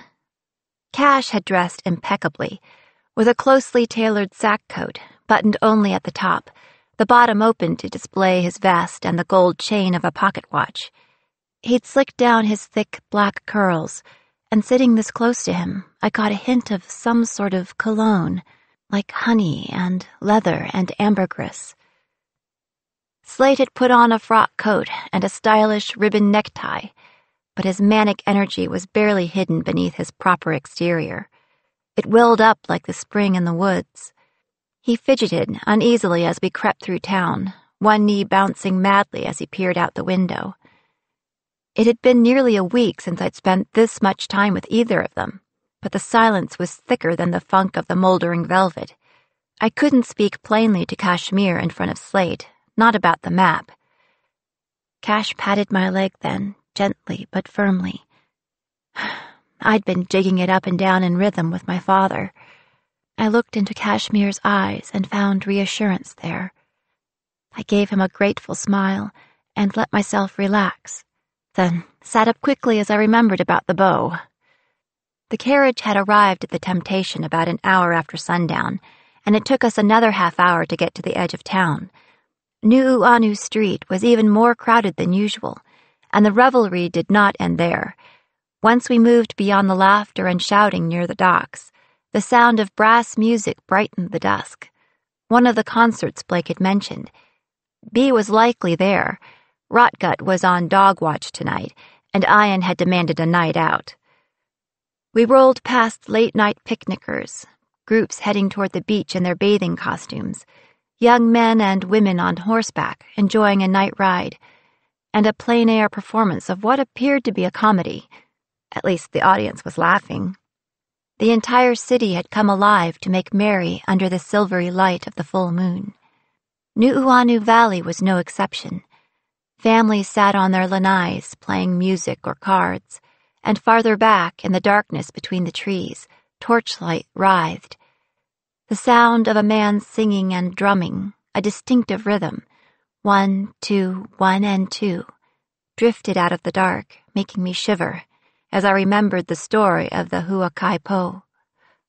The house I had glimpsed the other day had been transformed from a white box into a shining luminaria, and the coral drive was lined with lanterns at the edge of the lawn.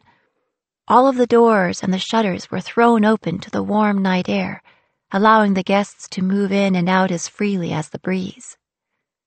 The carriage pulled up to the door, where we were welcomed by a Hawaiian butler, sporting stockings to display his well-turned calves. He showed us into the foyer and announced our arrival to a delicate, exuberant blonde woman in a rich, gathered gown of sky-blue silk. Blake stood just behind her to her right, his hair perfectly parted, his scrubbed cheeks glowing, his hand over his silk waistcoat, the very picture of a fine young American gentleman, except for the garland of deep crimson blossoms hanging from his wrist. Mrs. Kitty Hart, wide-eyed and giddy, was so very pleased to make our acquaintance, and I immediately saw the resemblance to her son, although Blake's eyes were much more sincere. "A ship's captain? How romantic!" she said to Slate, making a deep society curtsy, her ruffled skirts swishing above her tiny satin shoes. "It must be such an adventure sailing the seven seas. How serendipitous the tides that brought you to my little party." "Indeed." My father made a perfunctory bow and waved his lips over her hand. "Very lucky." "You don't know the half of it, sir. It was quite fortunate the morning ended yesterday. Why, can you imagine? If the princess had died but a day later, we would have missed the full moon and had to push our party off a whole month. It was bad enough with all that wailing. One could barely think for the clamor. Ah, and Miss Song." I waited for it, the flick of the eyes to my face, to my father's, and back, and she did not disappoint, although she covered well. "So happy to make your acquaintance. My son speaks often of you." Blake made a little bow, very formal. He lifted up the lei in both hands. "May I?" Of course." I tilted my head, a bit self-conscious. The petals were cool as silk on my neck. I lifted them to my nose and breathed deep. "They're beautiful." "The ohia blossoms are sacred to Pele," he said. "The volcano goddess?" "The very same," he said. "Creator, destroyer." "I see," I said cautiously. "My thanks." Mrs. Hart looked on. "One of the few charming customs the savages have shared with us," she said brightly. "And you, sir, welcome." She continued, moving to Kashmir, her eyes roving from his face, down his lean build, all the way to his fine shoes. Her pink lips curved prettily. "Are you really an Arab?" The way she said it, the word rhymed with Ahab. "My son tells me you teach mathematics and dance. What an unexpected combination." Kashmir's careful expression barely faltered. "It is certainly unlikely," he said, kissing her hand. Her cheeks glowed a delicate pink, as if on cue. "Perhaps you can teach me a few steps later," Mrs. Hart said. "Here on the islands, we've been dancing the same rounds for years. It's always exciting to have a fresh turn around the floor." We were ushered into the grand central hall, which was filled with enough floral arrangements for a wedding, or a funeral. With one casual hand, Kashmir lifted the garland of flowers around my own neck, leaning in as if to smell them.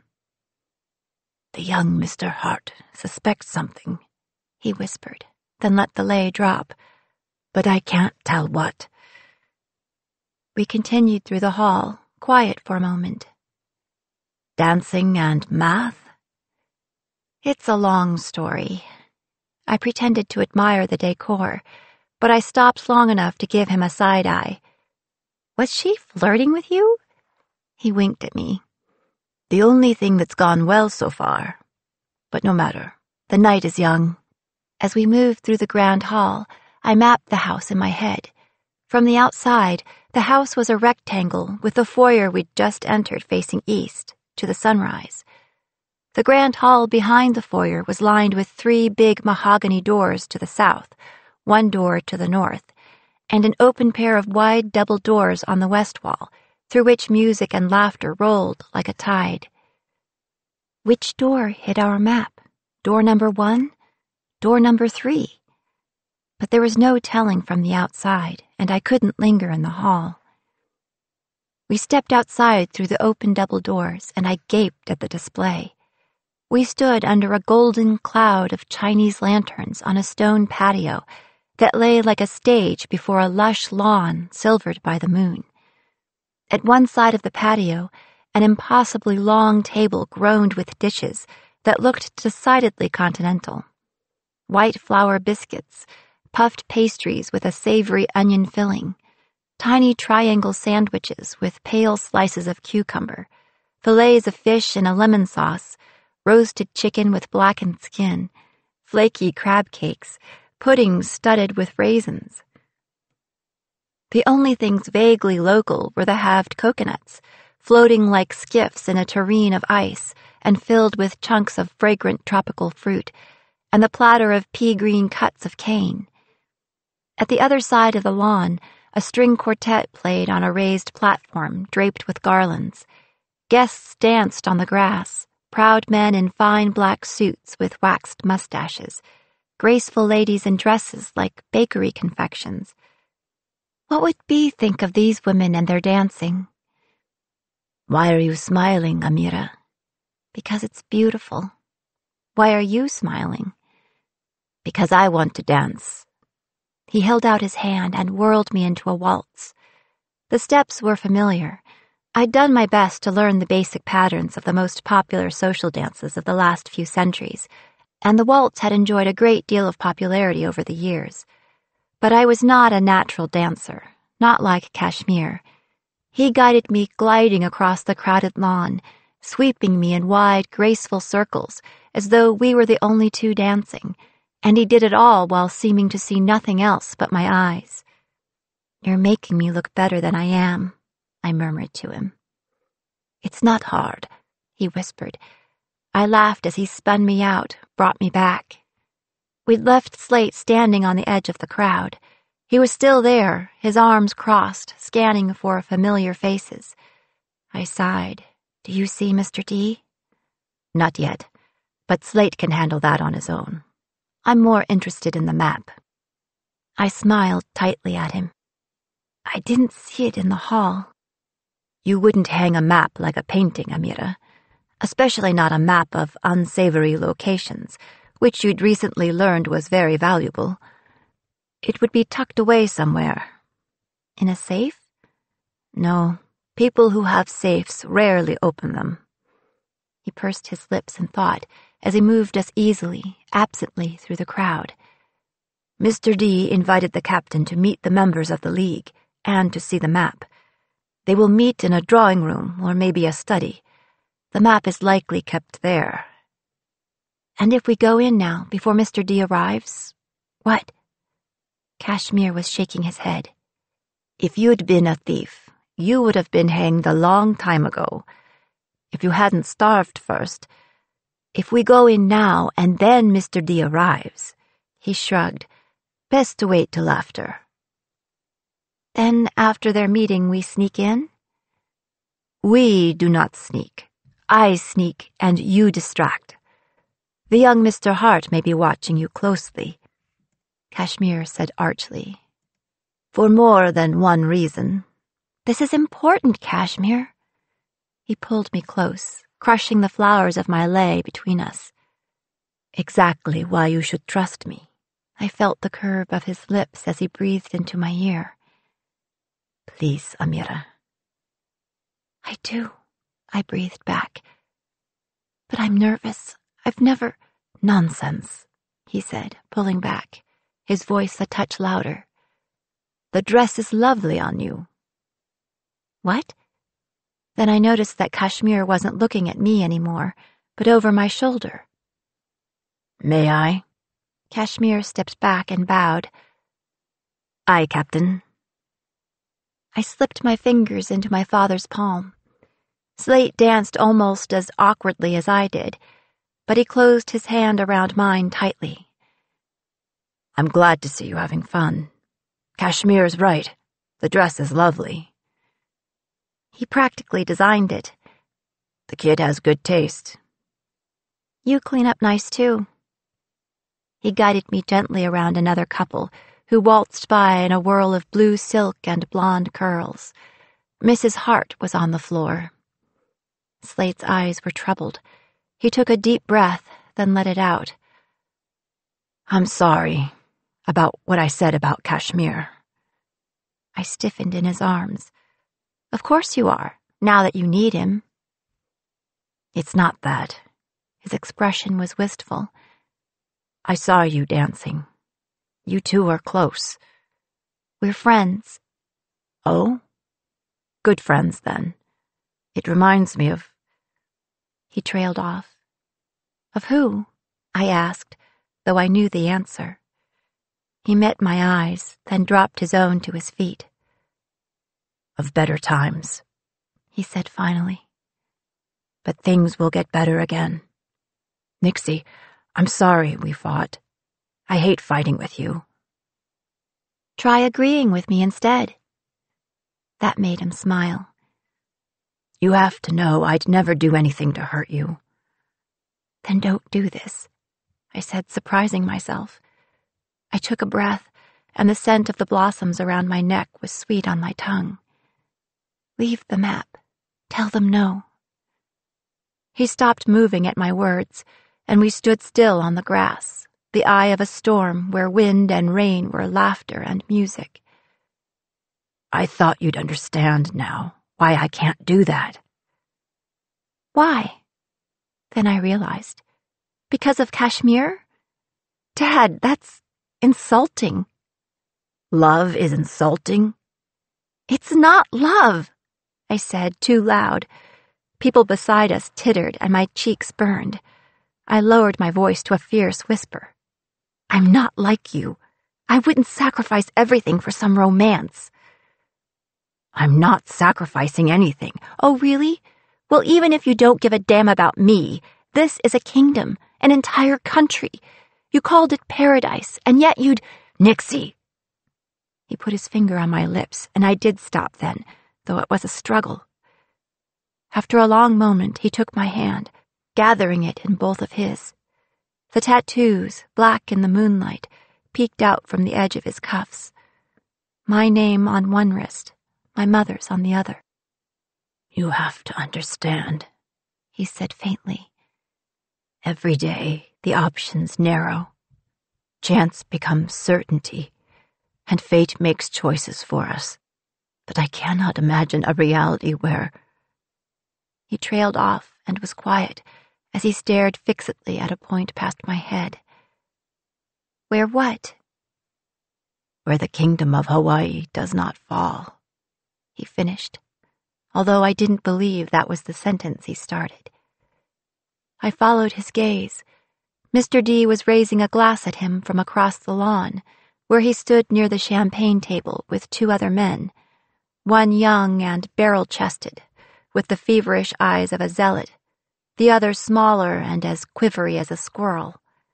Come, Nix, Slate said softly. Let's meet our new friends. Chapter 20. Ah, Captain, Mr. D said as we approached. What a pleasure to see you here, and young Miss Song. He bowed. I bent my knees, but barely. The captain didn't bother with any pleasantries. Which one of you is Mr. Hart? Mr. D laughed. Our host is in his study, tragically far from the refreshment. Before we go in, may I offer you a drink? Again he raised his glass of pale gold champagne, and I noticed it was still full, while the squirrely man beside him tipped back his own glass, tossing the bubbly down his gullet. I regarded the rows of fine crystal glasses and the iced bottles with French labels. The drink alone must have cost a mint. Thank you, no, I said, and Slate half raised his hand, dismissing the proffered glass. A rare sight, a sailor who won't drink, Mr. D joked. But the youngest man was nodding. A rare sight, anyone who won't drink, at least in Honolulu. The man's intense eyes were lit by a fire within. The problem worsens by the year. Ever since the Merry Monarch repealed the prohibition against serving alcohol to the natives, they're worse than sailors. It's a problem common among aboriginals, said the squirrely man as he picked up a fresh glass. But not exclusive to them, the younger man replied with a glare. Some men cannot control their appetites, Mr. D said pointedly. Wouldn't you agree, Captain? Slate's spine had gone ramrod straight, but his face was blank while he chose his response. Local issues are of no interest to me. Mr. D nodded sagely. That is likely for the best. Let us to business, then. Come. He pointed toward the house with his still full glass. A moment, Slate said, scanning the crowd. There is a third member of our party. Do you see him, Nixie? I didn't at first. Then I caught sight of him in a swirl of sky-blue silk. Kashmir was dancing with Mrs. Hart. The tutor? Mr. D said, his eyes twinkled. He seems otherwise occupied. Don't worry, he's in artful hands, the squirrely man said. Mrs. Hart is a very capable host. Although the third man was silent, he looked like he'd bitten a lemon. I kept my own face still. There should be no need for dance instruction at our meeting, Mr. D said, and he led us inside as the song ended. I didn't glance over my shoulder to see whether Kashmir and Mrs. Hart had parted. We followed Mr. D into the grand hall. He knocked at the door closest to the front of the house and farthest from the party, but opened it without waiting for an answer. The study was lit with gas lamps that threw gold light across a blonde maple floor, laid with a thick green rug. It had that library smell, like the map room did, but the undercurrent of brine was replaced by wood smoke that must have come from the fireplace. A fireplace in Hawaii. Not for warmth, but for wealth. There was even a small fire burning in it. A huge window at the south of the room had been shuttered, and a small side door that must have led to the next room, door number 2 from the grand hall, likely a library or a drawing room, was also shut. I filed away that side door, an extra entrance to tell Kashmir about later. The walls were a deep hunter green above the wainscot, and there was a large desk with bird's-eye grain, on which sat a cut crystal decanter, a smooth round stone the size of a fist, and a black leather artist's portfolio tied with a red ribbon. The captain's eyes were drawn to it like iron to a lodestone. The man behind the desk stood to greet us. He was flushed or sunburned, and he had a dun-colored mustache of the sort that continued right past the corners of his thin lips, across his red cheeks, and connected up to the hairline in front of the ears. Those lips stretched in a smile that was almost a grimace. "Captain," said Mr. D., "meet Mr. Hart." Mr. Hart shook the captain's hand, then took my hand in his and bowed over it. I resisted the urge to scrub my palm on my gown. His own had been unpleasantly moist. There was a thin sheen of sweat on his high forehead as well. Studying him, I had the incongruous thought that Blake had been lucky to get his mother's looks. Mr. Hart was peering at me, though, a quizzical expression in his watery eyes, the color of weak tea. "Would the miss not prefer to be dancing?" Slate raised his eyes from the portfolio for the first time since he'd entered the room. "No, she is more an expert than I am with maps. She stays." I tried to ignore the stares the gentleman gave me, but Mr. D shrugged. "In such complex matters, the more expertise the better." He clasped his hands. "Now that we are all gathered, let me make the introductions." "Not full names, please," said the nervous little man. "He has my full name," Mr. Hart objected. The little man scoffed. "Well, it is your house, sir. It could hardly be avoided." "As it is my house, I bear most of the risk here," Mr. Hart said. "Should we not share it more equally?" "The captain has agreed to confidentiality," Mr. D said. "There is little risk." "Then why don't we share it?" Mr. Hart asked again. "One cannot be too careful," Mr. D said, not a bit ashamed that he was speaking out of both sides of his mouth at once. Beside me, Slate shifted, impatient, but I put my hand on his arm. Of course their names did not matter. Slate would not risk the map in an attempt to blackmail the men, but I hoped they did not know how completely they had him in thrall. After all, if they did, he would be in no position to bargain. "Have I not commanded you? Be strong and of good courage," quoted the youngest man, his brown eyes shining, but he tempered faith with prudence. "I am Mr. T." "And I am Mr. D," said the squirrely one. "I've been introduced as Mr. D," Mr. D said. "Then call me Mr. M." "Call him Millie. We all do," said Mr. Hart. "Sir!" "Can we move on?" Slate interrupted. "Yes, let's," said Millie. "I am a very busy man." Having drained his champagne, he unstoppered the cut crystal decanter and filled his glass. The sharp smell of brandy tickled my nose. "First things first," Mr. D said. "Mr. Hart, the map." Mr. Hart drew out the red satin ribbon and flipped open the portfolio. Slate crowded close and pulled me alongside him. He held his breath as he studied the map. He held my wrist, too. Would he dare try to navigate here and now? Was it even possible? Could he call up the fog in a stuffy room?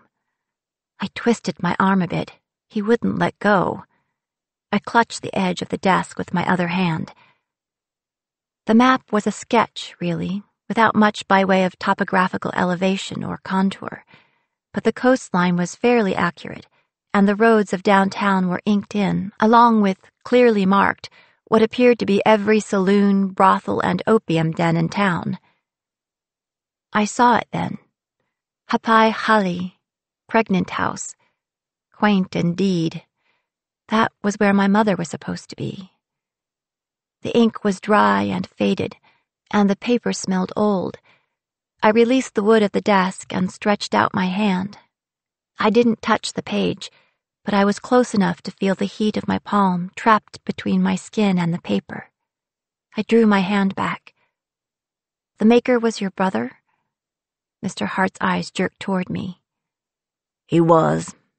"And he frequented these places. He knew them well?" His thin mouth twisted.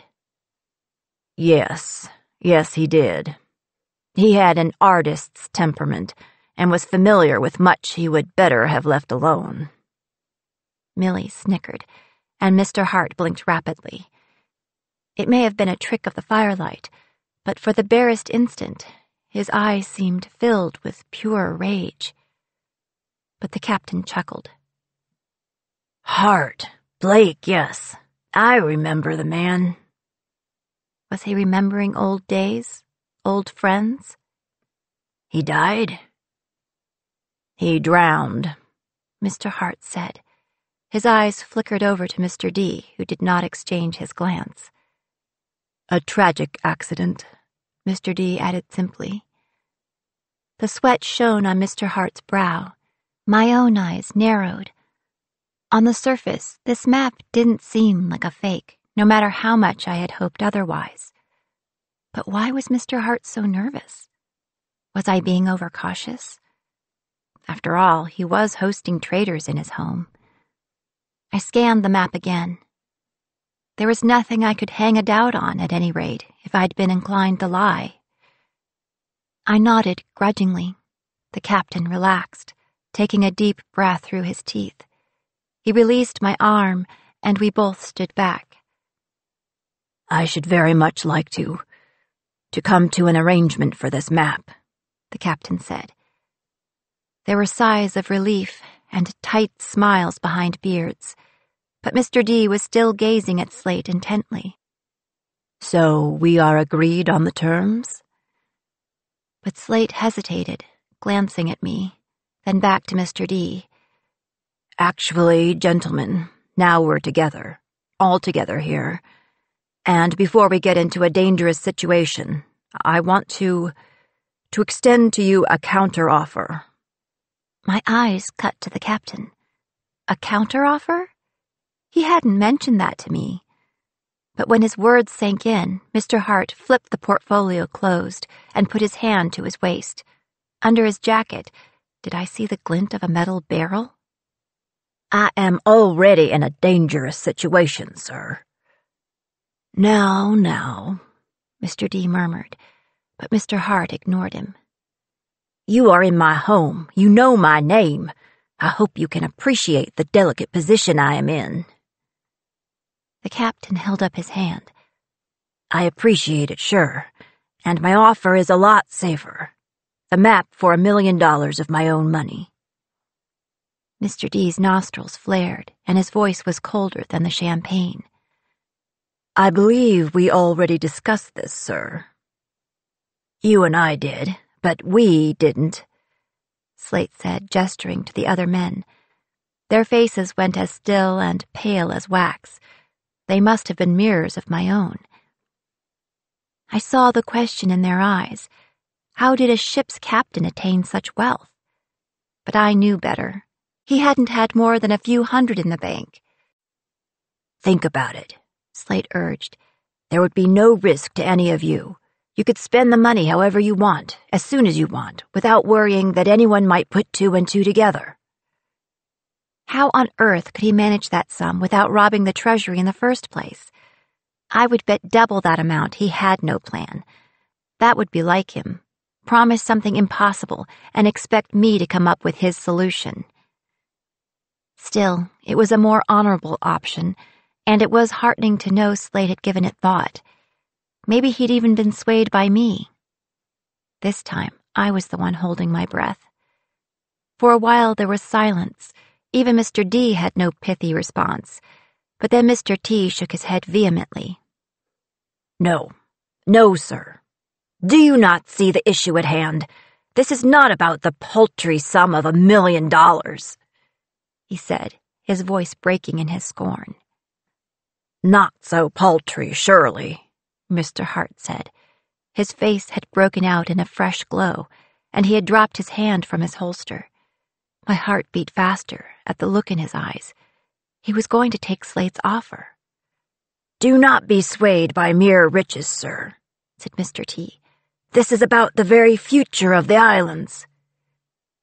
Yes, Millie said, and we stand to make much more if all goes to plan. The rest of you do, Mr. Hart said. I am not so well positioned. You may always continue borrowing from us. Millie raised his bushy brows. Under the new government, we should have enough to suit even your wife's prodigious appetite, at least for money, he added snidely. Mr. Hart looked as though he was being strangled by invisible hands, and I waited for him to burst, to shout, to push back. But Mr. D stepped in firmly.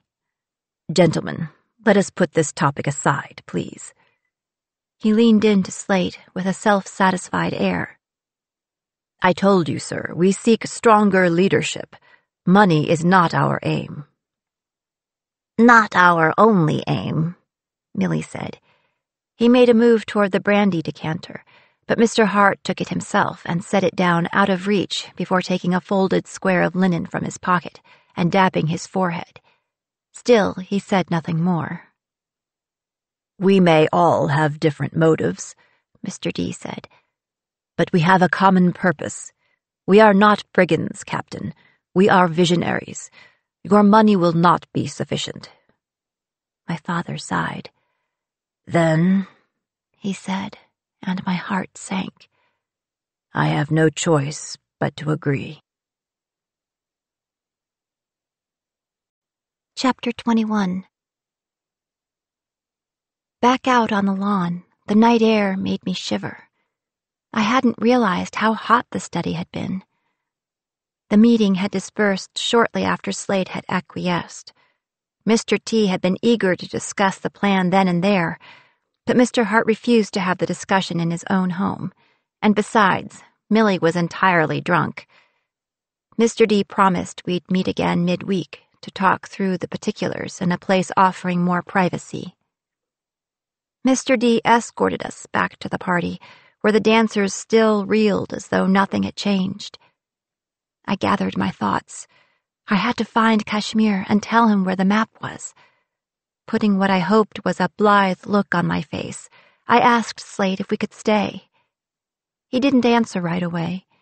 We stood at the edge of the grass, beneath the cloud of lanterns, as numerous and brilliant as if the fixed stars had dropped to earth.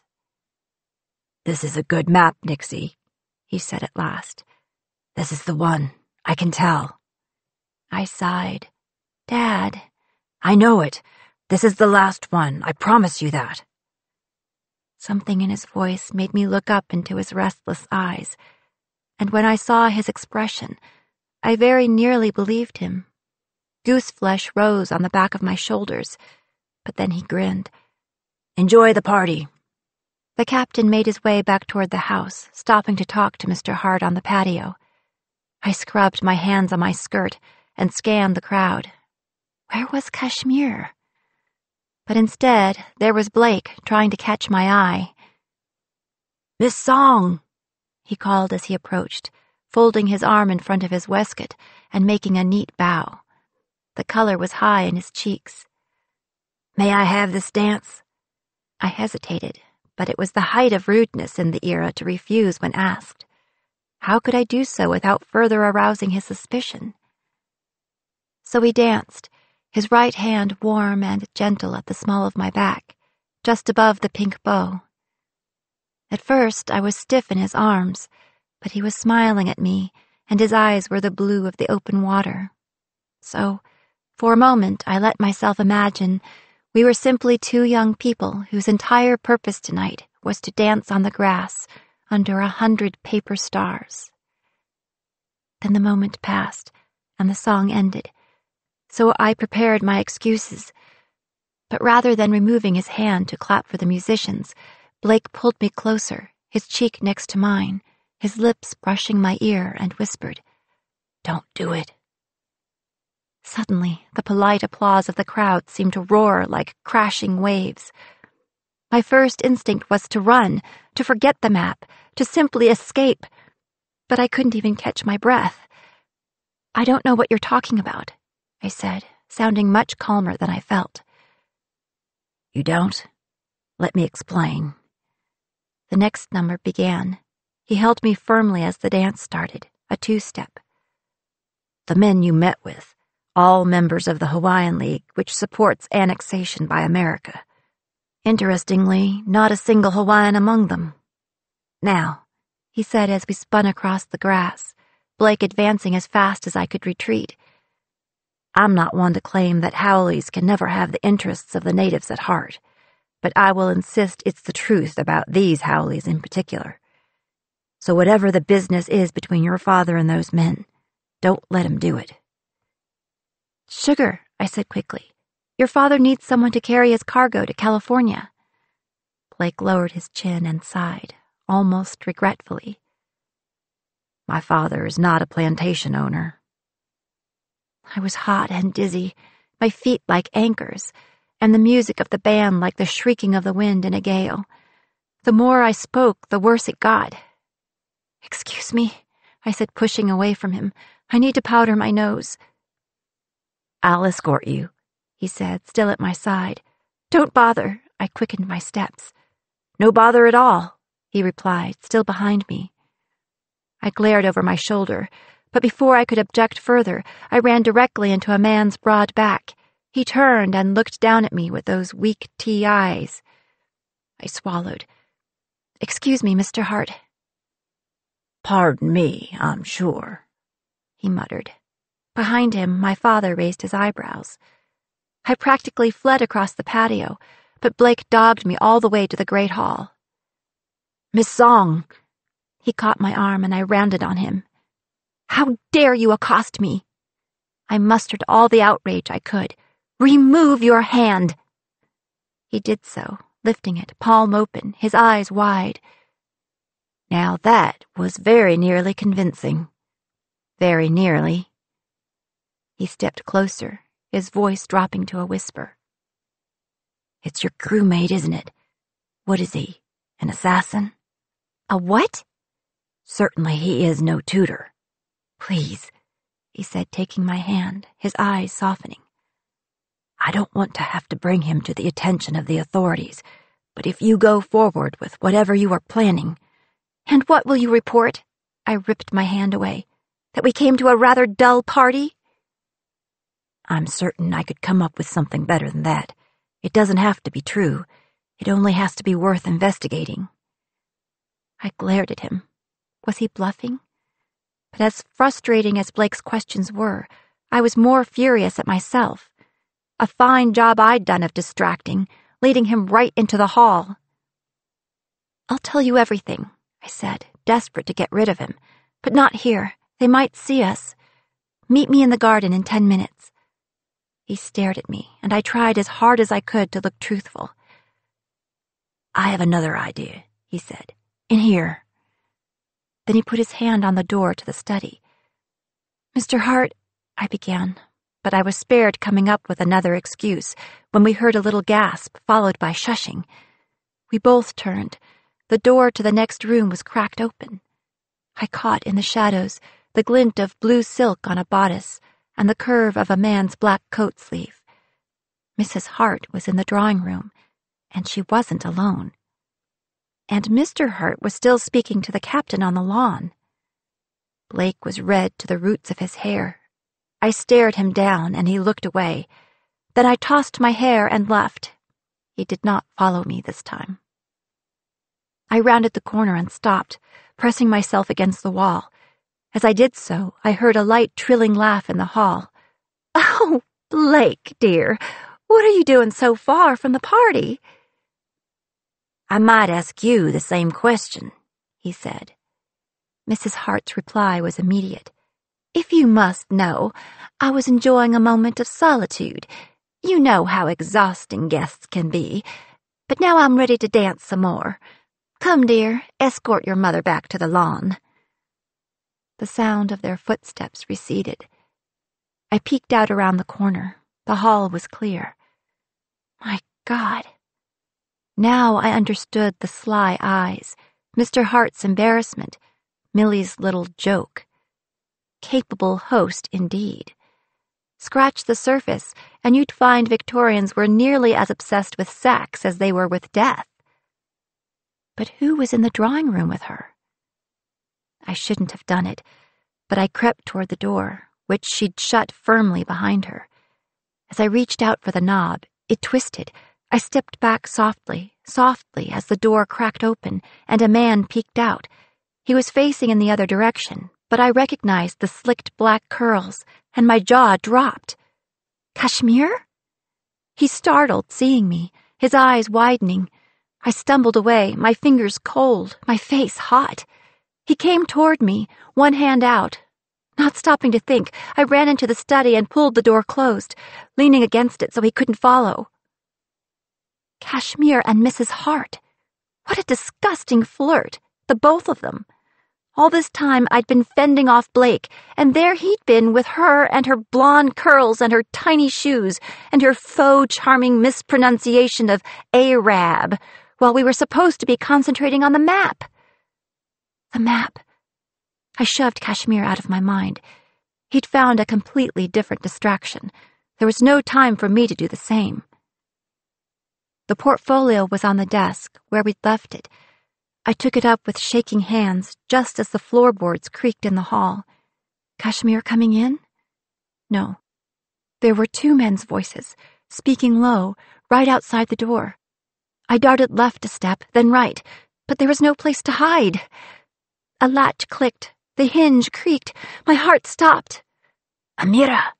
I whirled around. The side door was open, and Kashmir beckoned me from the next room. I ran through, pulling the door shut just as the men entered the study. I leaned on the heavy mahogany door, my blood pounding in my ears, willing my heart to slow down. What were you doing in the hall? Kashmir whispered fiercely, but before I replied, he put his hand over my mouth. The men were speaking behind the door. "Sir," Mr. Hart said, "I am in debt to every single one of them. If I comply, they forgive the sum, but if I do not, they will ruin me. You would be far away, and more than rich enough besides." That was the captain's voice. "You could pay the debt twice over if you chose." "I could," Mr. Hart said slowly. "But if I were to betray them, we would have to leave immediately. Mr. D, he would contact the authorities, with lies to be sure, but you must understand, though my brother was a scoundrel, he was quite well liked. We could sail this evening. And where would we go? Anywhere you like." "Anywhere?" My back was pressed against the door, and Kashmir was pressed against me, the portfolio sandwiched between us, one of its corners jabbing my thigh. Slowly he lifted his hand away from my mouth. There was frustration in his eyes, and it made me furious. I responded by lifting the portfolio and raising my brows, but he only shook his head. Then he stepped back from me on quiet cat feet and picked up a roll of paper leaning against the side of a blue upholstered chaise, giving it a little shake. The map. I ground my teeth and leaned the empty portfolio against the wall. "When did you—" He put his finger to his lips. Then he beckoned me to step away from the door, but I took one step and his hand flew up again. He pointed down near my feet. The hem of my new dress was caught in the door. I grabbed a handful of the fabric to pull, but Kashmir's frantic gesture stopped me. He handed me the map and reached up over his shoulder, drawing a short knife out from under his collar. Mr. Hart was speaking again. "But there is one more thing you must do for me. If I can," the captain said. "If you cannot, there is no hope elsewhere." "What is it?" "Well?" Slate's impatience was palpable. "They say you and your crew have access to all manner of strange and mystical items, and it is— I am not proud to say it, but I require—" The pause was so long, I wondered if they'd left the room.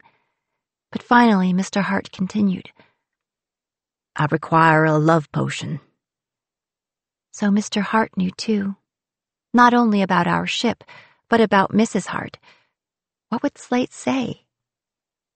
I had asked him about love potions once, and he'd scoffed at the notion, disgusted by the very idea of forcing someone to fall in love. Still, mythology is rife with potions, powders, Cupid's arrows. Love as something taken rather than something given. I pressed my lips together. Kashmir was still flushed with anger. Or was it shame? He avoided my eyes. His knife whispered through the silk. "It would mean the world to me, sir," Mr. Hart continued.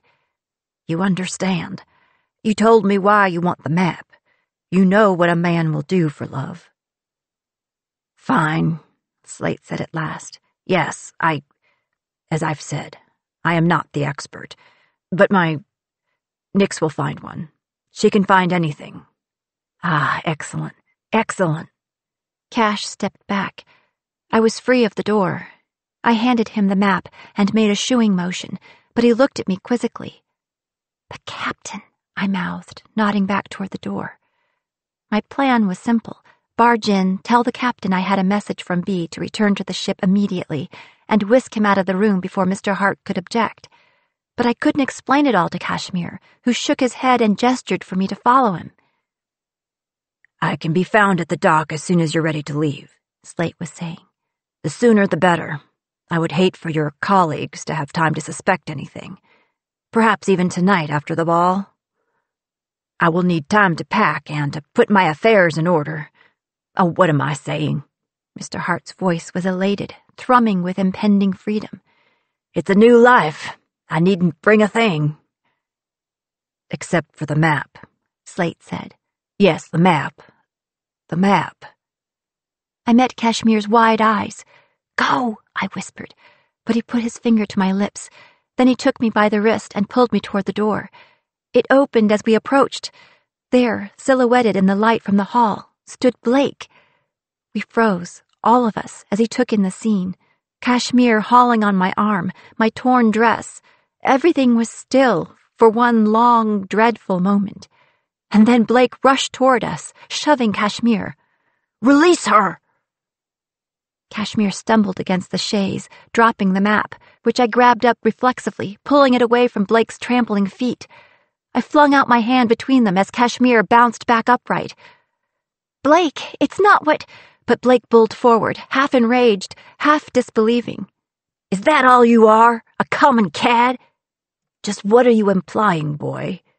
"Stop it, both of you!" And then the door behind me flew open. "By God, Nix, what the hell are you doing?" I turned to meet my father's wrath and Mr. Hart's panic.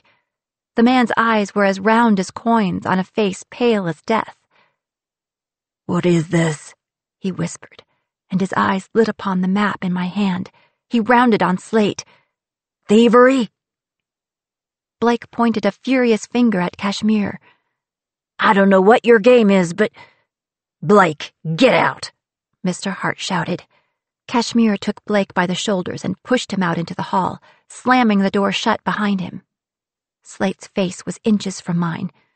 "What were you thinking?" He wasted no more time on me, though. Instead, he took the map out of my hands, and his own hands trembled to touch it. He held it so delicately, as though it was the most precious thing in the world to him, and he seemed hardly to breathe. Then Mr. Hart plucked it right out of his hands and dashed away to the fireplace. "No!" Slate reached toward him, hands high, palms out. Mr. Hart stood on the hearth, towering over the captain, his feet apart and his face a mask of wrath, a colossus of Barletta. And in that moment, I could not imagine ever seeing weakness in his maddened eyes. He raised his hand as though to strike the captain across the face, and his arm shook with the effort of holding back the blow. But then anger cooled to cruelty, and instead, he dipped the map toward the flames. "Please." Slate clasped his hands in supplication, and Mr. Hart stopped, the paper a handspan above the hungry blaze. I held my own breath to see this spectacle, to watch my father beg. Maybe it was the last map, just as my father had said, and if Mr. Hart would only lower his hand, my worries would burn with the paper into smoke and fire, heat and light. "Please believe me," Slate said, imploring. "This was not my plan." Mr. Hart did not move, and sudden rage rose in my father's eyes. "Burn the map and lose your chance of erasing your debts. Debt is the least of my worry if he catches me double-dealing." Mr. Hart's voice was a frosty contrast to the fire. "Not a word." Slate wrung his hands. All the fight had fled. "I won't breathe a word to him, I swear. Let me honor our agreement, please." Mr. Hart pulled the map back slightly, but he shook his head. You will honor the original agreement of the evening. Whatever you say." But Mr. Hart twisted as if in agony, reconsidering his own demands, weighing riches to ruin, and his own fury ebbed in the struggle. Finally, he spoke again, almost pleading. "You must understand. I cannot risk it." "I do. I understand," Slate said, his voice soft as mercy. "Yes," Mr. Hart said, as though agreeing with him. "Yes, and not a word about our little discussion to the others, or not a word." Mr. Hart lifted the map away from the flame, and my own wild hope turned to ashes on my tongue. Chapter 22. Mr. Hart shut the door between the study and the drawing room, and after a long silence, Slate turned to Kashmir. "Get the coach." Without a word, Cash opened the door to the hall, where he found himself face to face with Blake. Neither spoke, but Kashmir took the opportunity to brush past him with a stiff shoulder. Blake's eyes were on me as the captain took my arm, gripping my wrist like he gripped the wheel in bad weather. But I avoided Blake's gaze. Humiliation flamed on my cheeks. Slate barged through the hall and down the stairs. I practically had to run to keep up, red petals from my lei falling in our wake. I heard the startled murmurs of the crowd, felt the stares like spiders on my shoulders, and prayed Kashmir would be quick. My prayers were answered. As we got to the front steps, the carriage was pulling up to the drive. But Blake wasn't far behind. "Wait," he said as Slate climbed in. Cash reached down to help me up, staring coldly at Blake all the while. "Miss Song." But I willed myself not to react. The captain pounded on the canopy. The driver put the whip to the horses, and we rolled away, leaving Blake on the steps. We reached the road, and the captain slammed his open palm down on the velvet, his face white with rage. "What the hell were you thinking? Did you want him to destroy the map?" "That would solve my problems," I said, but Slate had already rounded on Kashmir. "And you? How could you double-cross me like this? You're lucky that map is safe, or your worthless carcass might not be." Fury boiled in my breast as Kashmir paled. "Captain, I'm sorry." "It wasn't him, Slate." "Oh, sure, I believe that," he retorted. "The professional thief had nothing to do with the heist." "A professional thief wouldn't have botched it," I snapped back. "It was completely my idea." "And he went along with it?" Slate jabbed a finger into Kashmir's chest. "You better get your loyalties straightened out quick, kid. If I didn't need you on this job, you'd be swimming to your next destination." I stared at my father. "Slate, you can't honestly be planning to go through with the theft." "I can do whatever I damn well choose." "Blake knows something's up." "Who?" "The boy we just left on the steps. He's suspicious, and he'll report you before you can get near the treasury." "Hart, son? Why would he do that?" "Because he doesn't want his father to destroy something important," I said pointedly. Slate's eyes widened. "Did you tell him what was going on?" "Nixie." He took me roughly by the shoulders, his nose inches from mine. "Did you tell him?" "No." My voice was calm, and I did not flinch. He leaned back, eased up. "But I should." "Don't you dare." "Why not? I could even make the report myself. The king will arrest the Hawaiian League. The kingdom will be safe. You won't have to worry about the money, and I won't have to worry about the map." Slate raised his finger, pointing it at me in a silent accusation.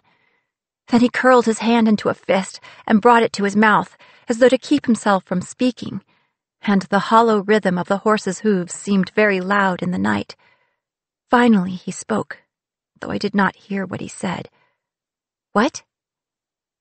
"I'll teach you," he repeated, a hoarse whisper. "Help me, and I'll teach you how to navigate." I scoffed. "You're lying." "No," he said quickly. "I swear." I looked into his eyes, and I believed him. But rather than the triumph I expected, I was filled with a cold fear, squirming in the pit of my stomach. "You must really believe this map is the one." "I know it is." I wet my lips. "If you're so sure, why should I risk it?" "Is it such a risk?" he said, his voice faltering. "Would a life here be so terrible?" Out of the corner of my eye, I saw Kashmir turn his face. I clenched my jaw, but Slate pressed forward. "Or the life you want, then. The escape you've got planned," he said desperately. My mouth fell open. I never thought he'd acknowledge it so openly. Suddenly, irrationally, I wished I'd let Joss tell me my fortune. Slate plowed on. "Not a risk, then, Nixie. A gamble. And think of the reward." He took my hand, and his was so hot, mine so cold, I pulled away.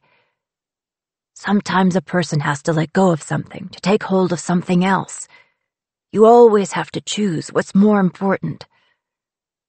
Oh? I swallowed, curling my fingers on my lap, holding fistfuls of silk. And what is more important to you, Captain? Leon or me? He stared at me for a long time, but he didn't answer my question. Then he put his forehead against the canopy support and stared at the trees. When Slate spoke again, his voice was changed, the tone simple, the passion gone. I have to try, Nix. If I don't, what am I? I love her. Do you understand? I can't just let her go. And maybe, even if it does change everything, maybe you'd be happier too. Did you ever think of that? If none of this had happened, if I'd never disappointed you, if I could do it all over again, I could have been the best father. I still could. We rode the rest of the way to the docks in a vast and airy silence. I felt empty, my body cold and light as the night breeze, and Kashmir's face was still as stone. Once back aboard, the captain went back to his cabin and paused outside the door. Think about it, Nixie. Then, as though ashamed of his words, he opened the door swiftly and disappeared behind it. I gripped the rail and stared at the mountains. They were steely as knives under the moon. The sound of laughter and music still drifted from town, and it grated on my ears. Kashmir came to stand beside me, putting his hand close enough to mine that I could feel the warmth of him. I folded my arms across my chest. "What should I do?" I said softly. "I don't want to turn him in, but I don't think he'll stop otherwise." "I don't think he'll stop either way." Kashmir shrugged one shoulder. "Why not help him?" "What?" "It's very altruistic to try to save the kingdom. But this is not a fairy tale. He's offering what you'd always wanted. Why not take it?" Kashmir. Did he really not understand? If the map works, and if I'd had a different life, we never would have met. You would have been cornered on that dock in Wadi Almas. He waved my words away, trying to look nonchalant. If I didn't know him so well, I might have been fooled. "You shouldn't worry about me, Amira. You shouldn't worry at all." "Why not?" "Well, if we'd never met, neither you nor I would have known it could have been different. But even if the captain rewrites his own history, how could it affect your reality? I'm from a place you call a fairy tale, and I'm still here." "But the Wadi Almas was real once. People believed in it." "I believe in you. Simple enough, right?" His smile was heartbreaking. I pulled the pins out of my hair, letting it fall down in coils on my shoulders. Of course it wasn't that simple, but I didn't want to argue against his point. Why should I take the risk? "He'll take it for you either way." "You're not even angry," I said with wonder. "How can you forgive him?" "How can you hold it against him?" Kashmir returned. He shrugged off his jacket and folded it over his arm. "Love makes fools of us all. He has to believe it will work, because he's in love." He ran his hand through his hair, mussing the gel, and leaned against the railing, watching the full moon shimmer on the water. "And I have to believe it will not." I tried to read his face, but his eyes were a mystery. I pulled my shawl tighter around my shoulders. The silence was unbearable. "At least it seems like you had fun at the party," I said finally. He laughed a little. "Yes, I did enjoy the dancing." "Mrs. Hart is quite a good dancer, I hear," Kashmir scoffed. "That woman." I've been chased by policemen with less tenacity. I tried to shake her on the lawn, but she found me coming out of the study. She very nearly dragged me into the drawing room by the collar. Thank all the gods she didn't notice I was holding the map. You certainly found a clever way to distract her. It was necessity, I assure you. Nix, Kashmir said, a smile creeping into his voice. Are you jealous? No! Suddenly, the whole dock seemed very quiet, the sound of many ears listening. Unasked for and unappreciated, my brain reminded me of an Arab proverb. Jealousy is nothing but a fear of being abandoned. I lowered my voice, flustered. I'm not jealous. I'm not jealous. Oh, good. Cash bit his lip, but the ghost of his smile lingered. I'd hate for you to be a fool as well. We stayed there a long time then, the only sound the water lapping on the pilings. Kashmir seemed to be waiting for me to say something, but I didn't. I couldn't. Finally, he took a deep breath. Good night, Amira. For a while after he left, my eyes wandered across the sky as though the answers were there. Then I dropped my shawl on the deck, kicked off my shoes, and gently removed the crimson lei from my neck. I hung it from the bar at the top of my hammock. Then I lay down hard. The full moon swam like its own reflection in my vision. Had I been too selfish? I had never known my mother, but I knew my life as it had been without her. The ship, the sea, the myths, the maps. And yes, Kashmir. The pain I felt at the thought of losing him, the same pain that kept me at arm's length, gave me a hint of my father's own struggle. But what if I could navigate? I could forget about my father and his search and finally be free to do and to feel whatever I wanted. And all that it would cost was a king's ransom. I buried my head in my pillow. Kashmir had been right about one thing. This wasn't a fairy tale. Chapter 23. The morning watch was mine, but I only half registered the sound of the Caladrius crowing for her biscuit, and I was definitely sleeping when Rotgut came on deck to relieve me at 8. It was a relief, too.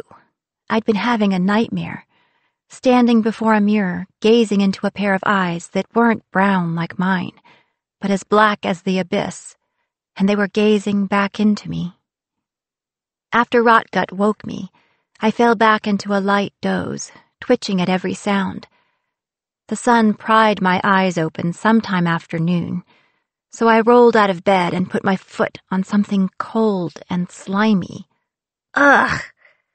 On the deck, in the shadow of my hammock, lay a striped silver fish about the length of my hand. Its eyes were still clear, and its scales hadn't yet lost their opalescent sheen, no more than an hour old. The only marks it bore, aside from a flattened area in the shape of my heel, were twin puncture wounds right behind the eyes. Swag had left me a present. Rotgut glanced over his shoulder at the sound of my voice. He was standing on the quarterdeck, casting his bait into the blue water. "It's you and me today," he said. "Hey, nice dress." I reached behind me. The huge pink bow had been crushed as I slept, and the hem was a ruin.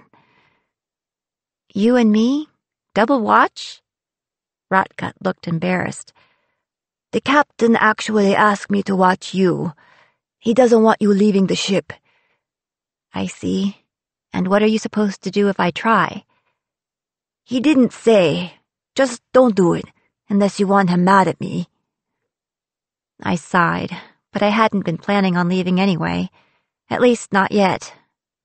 I nodded out at the ocean. "Any luck?" "Oh, lots," he said, grinning. I checked the bucket beside his feet. The only thing in it was seawater. All of it bad. I know how that feels. Here, I said, slipping the dead fish into the pail.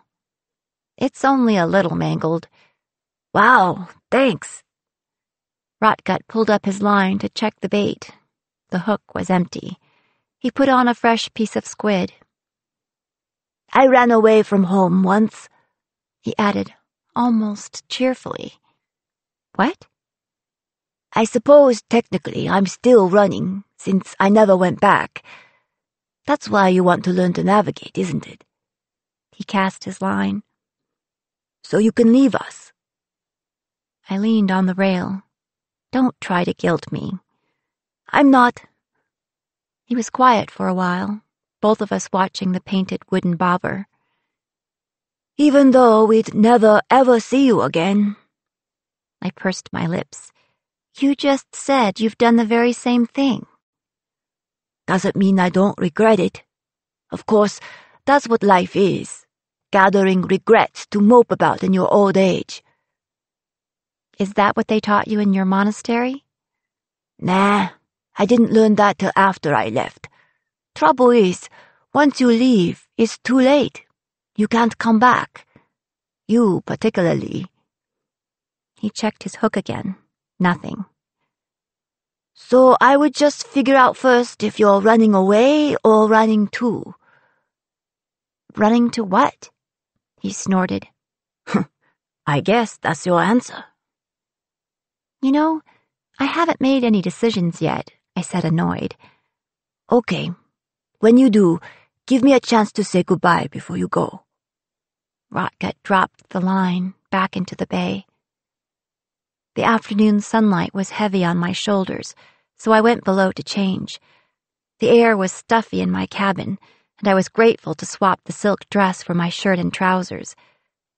Back above, I watched the surfers out past the reefs, lithe and tan, flying effortlessly ahead of their white wakes. The sun was harsh in the sky, and it scattered on the water like shards of broken glass. Unbidden, my mind revisited the events of last night, and then skittered away from the embarrassment of it all. Then, of course, back again, like a shark to a carcass. What a mess. I pulled the pendant of my necklace back and forth on the chain, and my eyes went to the lei. It had fallen in the night, and now lay in a heap on the deck, wilted and withering. The choice before me was no clearer in the light of day. Although if Blake made good on his threat to turn us in, perhaps the choice had already been made. In a way, it would have been a relief not to have the option. And yet, I couldn't deny the temptation. In fact, it was easy to make excuses. I'd read the history. The monarchy was already in decline. Much of the island was owned by foreign interests. Even Blake had said it. The kingdom of Hawaii was already disappearing. Perhaps we were even meant to take the money. Perhaps that history had already been written somewhere. And if it was supposed to happen, who could blame me? The red flowers, sacred to Pele, lay at my feet. Creator, destroyer. I knew exactly who would blame me. And then, as though summoned, came the voice from the pier. Miss Song? Blake was standing at the bottom of the gangplank, holding his hat in his hands. He'd replaced the black mourning ribbon on the band with a blue that matched his eyes. May I come aboard? My pulse quickened, but I had to know what brought him. Back at the stern, Rotgut was still fishing. It wasn't as though I was leaving the ship. I beckoned Blake up the gangplank. You look well, he said to me. Did you come to check after my well-being? He pursed his lips. After the behavior of your tutor. I blushed. I couldn't help it. You have the wrong idea. I know. He ran his hands along the hat brim, smoothing the ribbon. But what's the right one? I was convinced you were conspiring with the League, but it appears you were in fact conspiring against them. Thievery, my father said. What did you want with that old map? I swallowed. Denying it would be foolish at this point, but I couldn't tell him the truth. At least, not all of it. My father needs the map. Your father is willing to sell it if the League forgives his debts. It was his turn to blush, but he did not lower his gaze. And what is the price? It is quite high. Must be to outstrip my father's debts, and every penny they get they'll use to further their goals. He rubbed his chin with one ink-stained finger. So you were trying to steal the map instead. I'm sorry I interfered. If I'd known, I would have helped you. You hate your father so much? Blake hesitated. I cannot condone his actions. Hope rose in my throat. I took Blake's arm and pulled him close enough to whisper, "You can still help. I'd be willing to pay you to—" Please, Miss Song. I would need no pay if only I could find the map. I looked this morning. He shifted on his feet, still playing with the brim of his hat. I have no right to ask, especially after my accusations. But if you could see your way to appeal to your father— My laugh was bitter, and he nodded sadly. I deserve that. That's not it, I said. I've tried to speak to him many times, but he will not be swayed. Blake slapped his hat against his thigh. Why on earth is that map so valuable to him? I could do one similar in half an hour. Similar, but not the same, I said carefully. The original is a connection to my mother. It was drawn while she was still alive. He looked at me closely, his eyes the hard blue of sea ice. Quite a lot of money to spend for something of sentimental value. Why was he so damnably observant? I shrugged, trying to seem nonchalant. They say love makes fools of us all. His gaze was like a harpoon. I couldn't look away. They do say that. He was quiet for a moment as I glanced from his face to the sea, then back and away again. Miss Song, he said finally, there is some mystery here. I can't think what it might be, I said breezily. I can't either. He cocked his head, studying me. The late afternoon sunlight shone in his hair like a crown. Suddenly he smiled. But it's very intriguing. I blinked. Oh? And it has been from the very first day you arrived. Under other circumstances, Miss Song, I may have come to the ship to make a very different appeal to your father. My eyes widened, and there was a feeling in my stomach then, like small fish leaping. These were uncharted waters, treacherous and strangely tempting. Mr. Hart. Then out of the corner of my eye, I saw a familiar pair returning to the ship. You shouldn't be here. He stiffened, chagrined. I apologize for my boldness. No, I mean, you really shouldn't be here. I grabbed his arm and pulled him down to crouch behind the bulwark, so Slate and Kashmir wouldn't see him. I caught Rotgut's glance. He had a hand over his mouth, and his expression was somewhere between amusement and alarm. I put my finger to my lips and a question in my eyes. He spread his hands, but he nodded once and waved us toward the hatch. Chapter 24. I took a moment to throw my silk dress over Swag's bucket before I pulled Blake into my room and shut the door. What's happening? Keep your voice down. Why? He whispered. I don't want him to know you're here. Who? The captain? Or Mr. Ferris? I put my hands on my hips. Your insinuations are not very gentlemanly. The corner of his mouth quirked up. Neither is your tutor. I opened my mouth to respond, but fell silent at the sound of footsteps on the deck above and voices as they passed overhead. Come, Captain. How and where would we find so many we could trust? Perhaps in one of these back valleys. I cleared my throat more noisily than I had to, but thankfully their conversation faded quickly to murmurs, and for once it seemed like Blake was not listening closely. His eyes were flitting around the room, never resting long on one spot, and he shifted on his feet. "Mr. Hart," I said, crossing my arms and making a show of steadying him, "this may be the first time I've seen you at a loss." He laughed a little, but he was spinning his hat nervously in his hands. He glanced at the triangular corner of my room, the part behind the bow, which was bare but for some pillows, and the tattered quilt Slade had wrapped me in when he'd taken me from the opium den. "Is this where you live?" I shook my head. "It's only where I keep my things." He stretched out his arms, standing where he was. His fingertips brushed the sides of the ship. "There isn't much space." "I have the rest of the world." He dropped his arms to his sides. "Have you ever considered a life elsewhere?" "Oh, many times," I said lightly, "and many places." "Spoken like a true adventurer."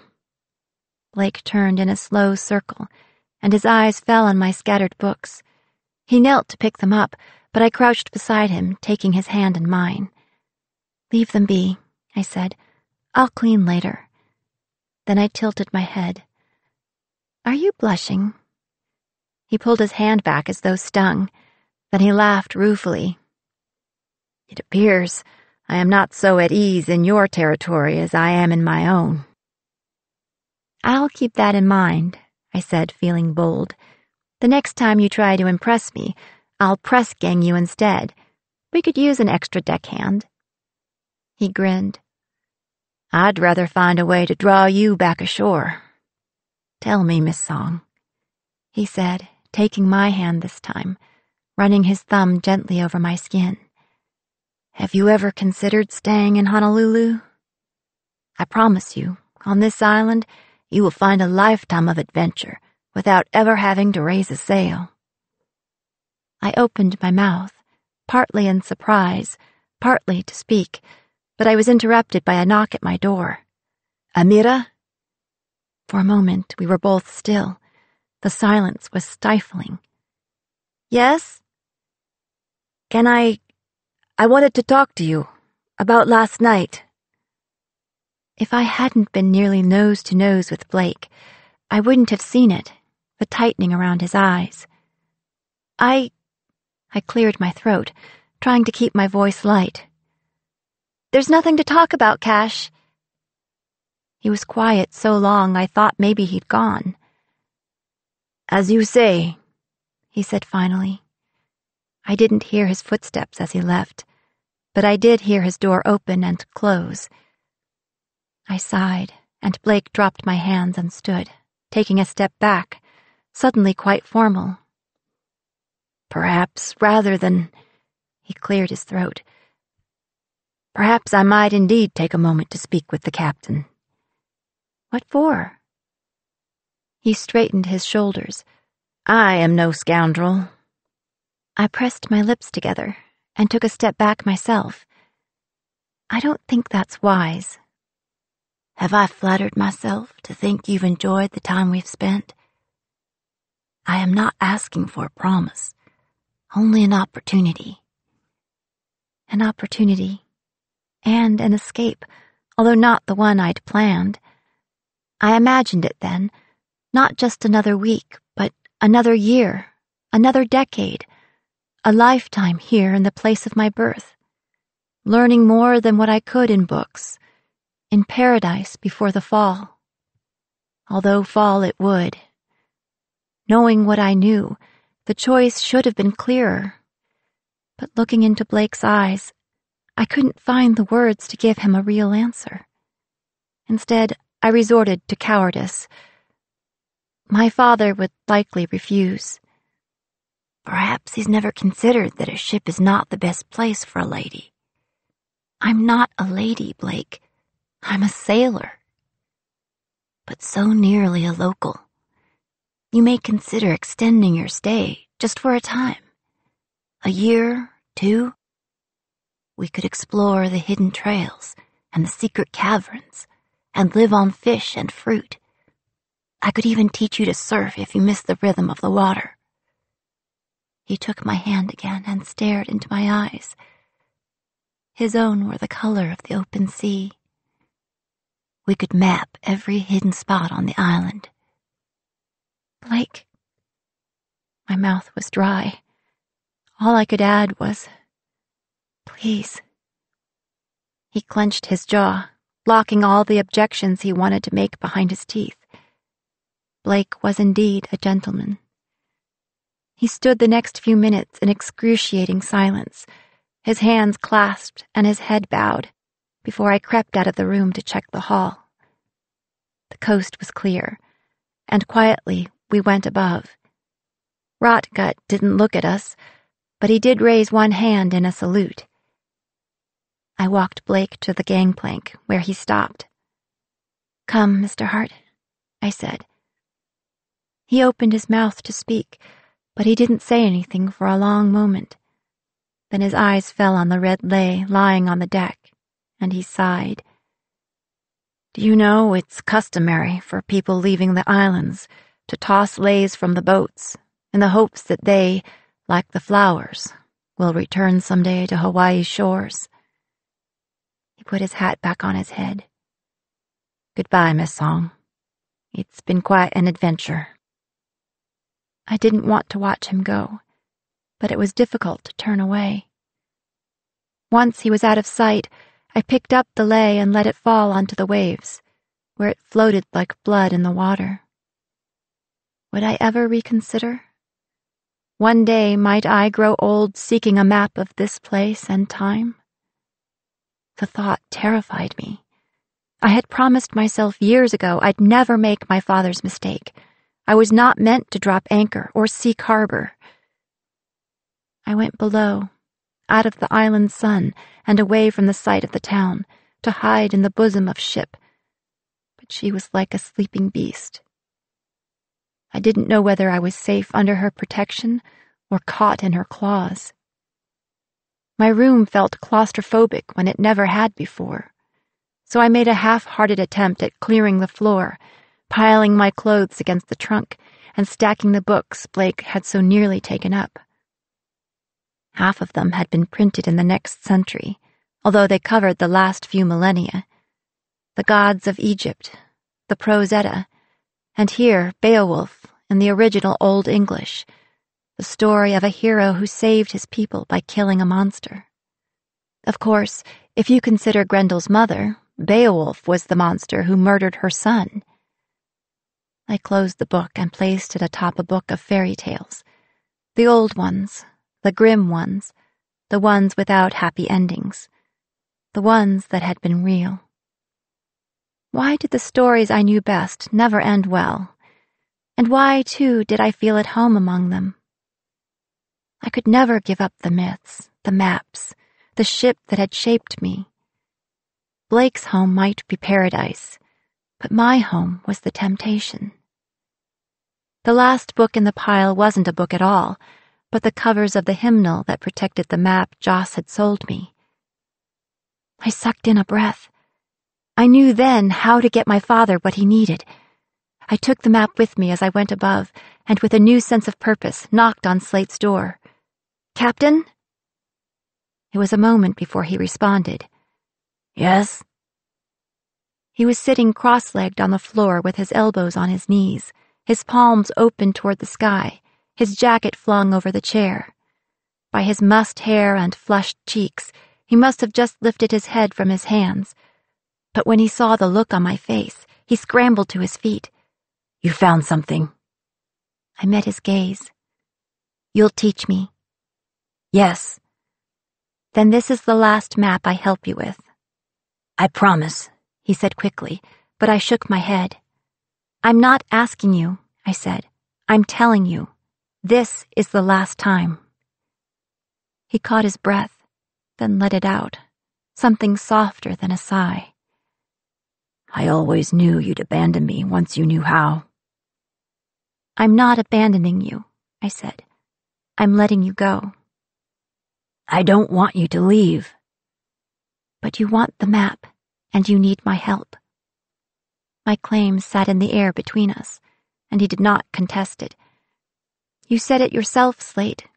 Sometimes a person has to let go of something to make room for something more important. You have to choose.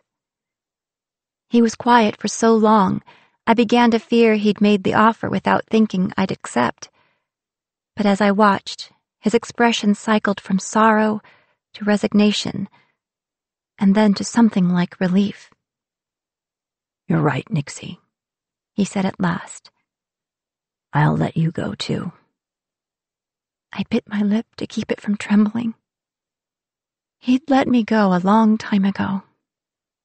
After all, you can only hold one person tight if you're holding on with both hands. Chapter 25. As promised, a note came from Mr. D midweek, setting the time and the place for our next meeting. 10 p.m. at the business of our mutual friend. We arrived late at Joss's apothecary. The captain had lingered over dinner and dithered when he was dressing, and as we were leaving the ship, he stopped dead just off the gangplank and wouldn't move for half a minute. Then he started walking again, but slowly, and he hesitated once more on the street outside the shuttered apothecary. Slate didn't want to go in. I shared his reluctance, although my reasons were different. But we were committed to the scheme, and it was unwise to loiter outside. Although curfew was only for native citizens, we didn't want to call attention to ourselves just now. Cash pushed on the door to the happy house. It swung open easily. A candle flame shivered in the gloom. "Come on, Captain," I said with more confidence than I felt. I took Slate's arm and pulled him along. That same peculiar odor hit my nose, of dust and leaves and bitter tinctures. But in Auntie Joss's place behind the counter, there stood a behemoth of a man with knuckles like walnuts and eyes as narrow and impassive as gaps in window blinds. His presence confirmed my suspicions even before I smelled the smoke. We were not meeting in an apothecary. He moved his chin almost imperceptibly toward the crooked stairs behind the piles of crates at the back of the shop. I led the way, grasping the rickety rail with one moist hand. Stepping down, I was nearly blind in the dark, following the sweet reek in the air with my other hand in front of me. When I touched velvet fabric, I pawed at the curtains to reveal a bleary light. The room was wide, larger than the footprint of the apothecary above. The ceiling was low, and the blue smoke gathered along it like storm clouds. Some parts of the wall were plaster, some rough wood. There was a section with peeling wallpaper, as well as a portion of unfinished stone. But along all of the walls were bunks with thin mattresses, some occupied, at least physically, by dreamers.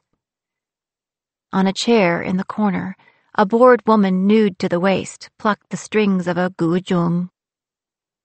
Guided by another woman with a pocked face and downcast eyes, Auntie Joss approached.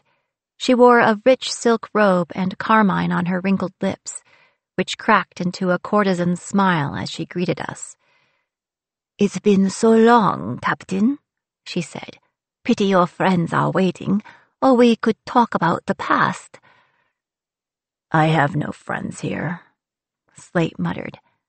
She laughed lightly, as though he'd made a witty joke, then turned her unseeing eyes on me. "And Nix, welcome back. If we had more time, we could talk about the future." "Joss, didn't you know that selling opium is illegal these days? Although I suppose it's hard to make ends meet, selling our secrets." I started to follow Slate and Kashmir, who had gone with the young woman off into the smoke, but Joss grabbed my arm and leaned in close. "Why, Nix," she said, her cloudy eyes wide. "They are not yours alone. I wasn't always blind. I used to be able to read maps too.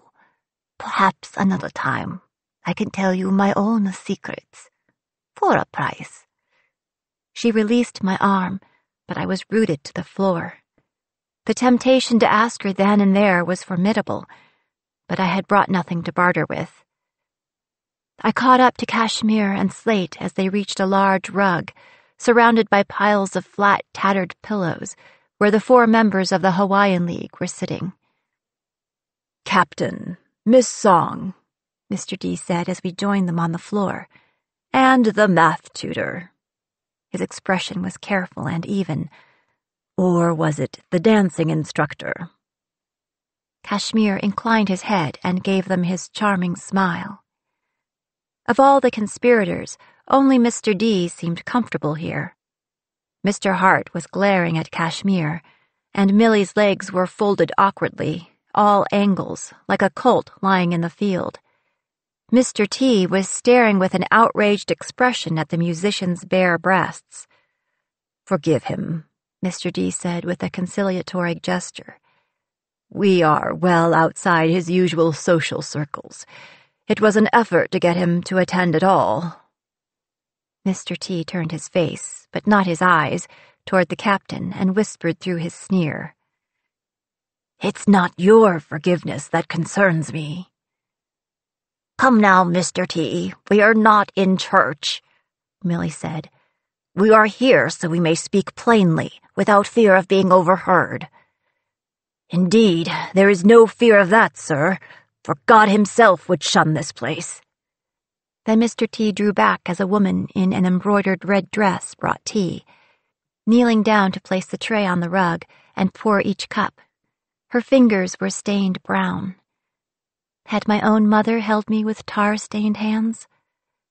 The men were silent as she poured, and Slate in particular stared at his cup like she'd filled it with poison. Although the basement room was cool, his brow was covered with sweat. Mr. D raised his own teacup. "A toast to the success of our venture." The others lifted their cups, but when I reached for mine, Cash touched my arm. I started. "Puppy tea," he said under his breath.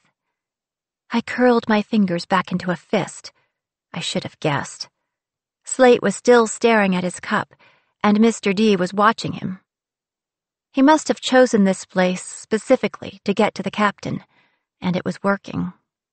Had Mr. Hart told Mr. D what had happened the night of the ball, or had Mr. D guessed? The smell of the tea was bitter in the back of my throat. I took Slate's cup and raised it. "Cheers," I said, before dumping it out on the rug. Mr. D's smile didn't falter, and he inclined his head. "Let's move forward with the plan, then, Captain." Slate blinked, and he refocused, not on the men seated across from him, but on the teapot in the center of the rug. "Yes, the plan. Over the last few weeks, Kashmir and I, have been checking out the layout of the palace and the grounds and so forth. Well, we found the treasury is guarded at all times by..." He looked at Kashmir for confirmation. "4 members of the Royal Hawaiian Guard?" "Indeed," Kashmir said, taking over smoothly. "But when the king hosts events, only the youngest guards are left at the treasury across the street. The most experienced guards are nearest the king, to impress the guests and so forth, and the rest are in the barracks on the palace grounds. So our excursion is best planned for a night when the king is throwing a party."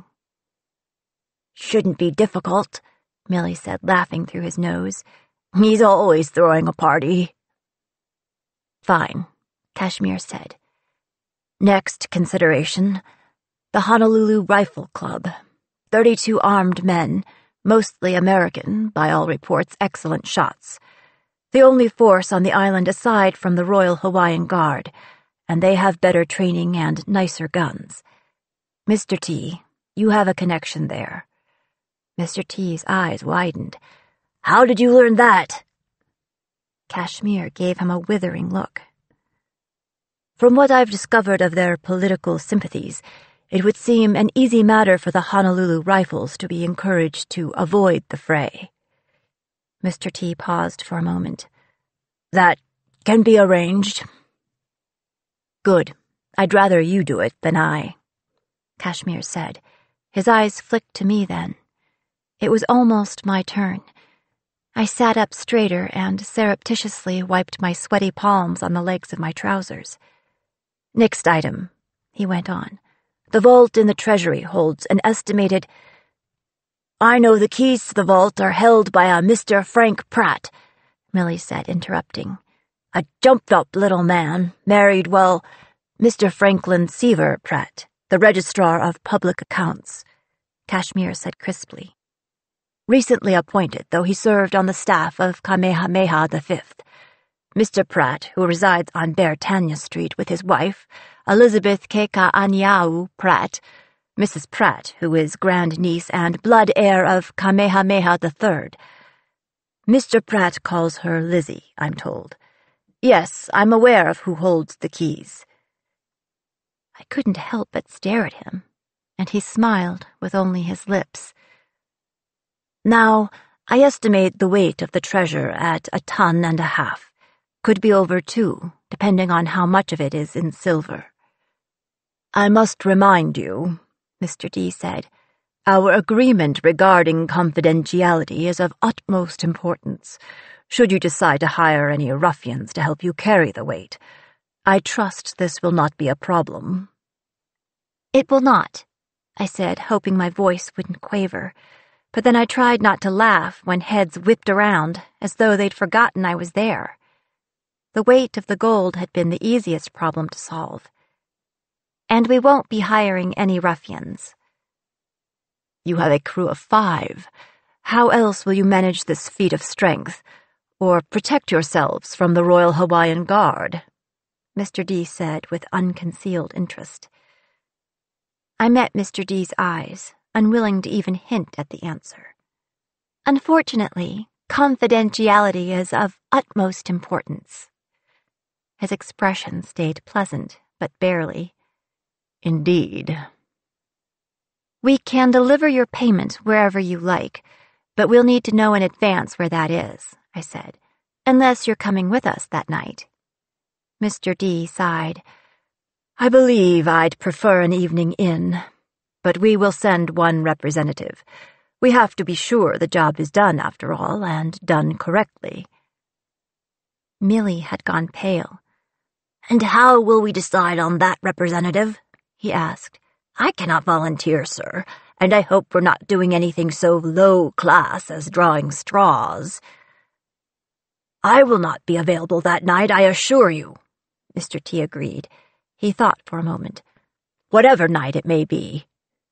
"No," Mr. D said, "but I thought Mr. Hart would like the chance." "Me?" Mr. Hart half stood, upsetting his teacup.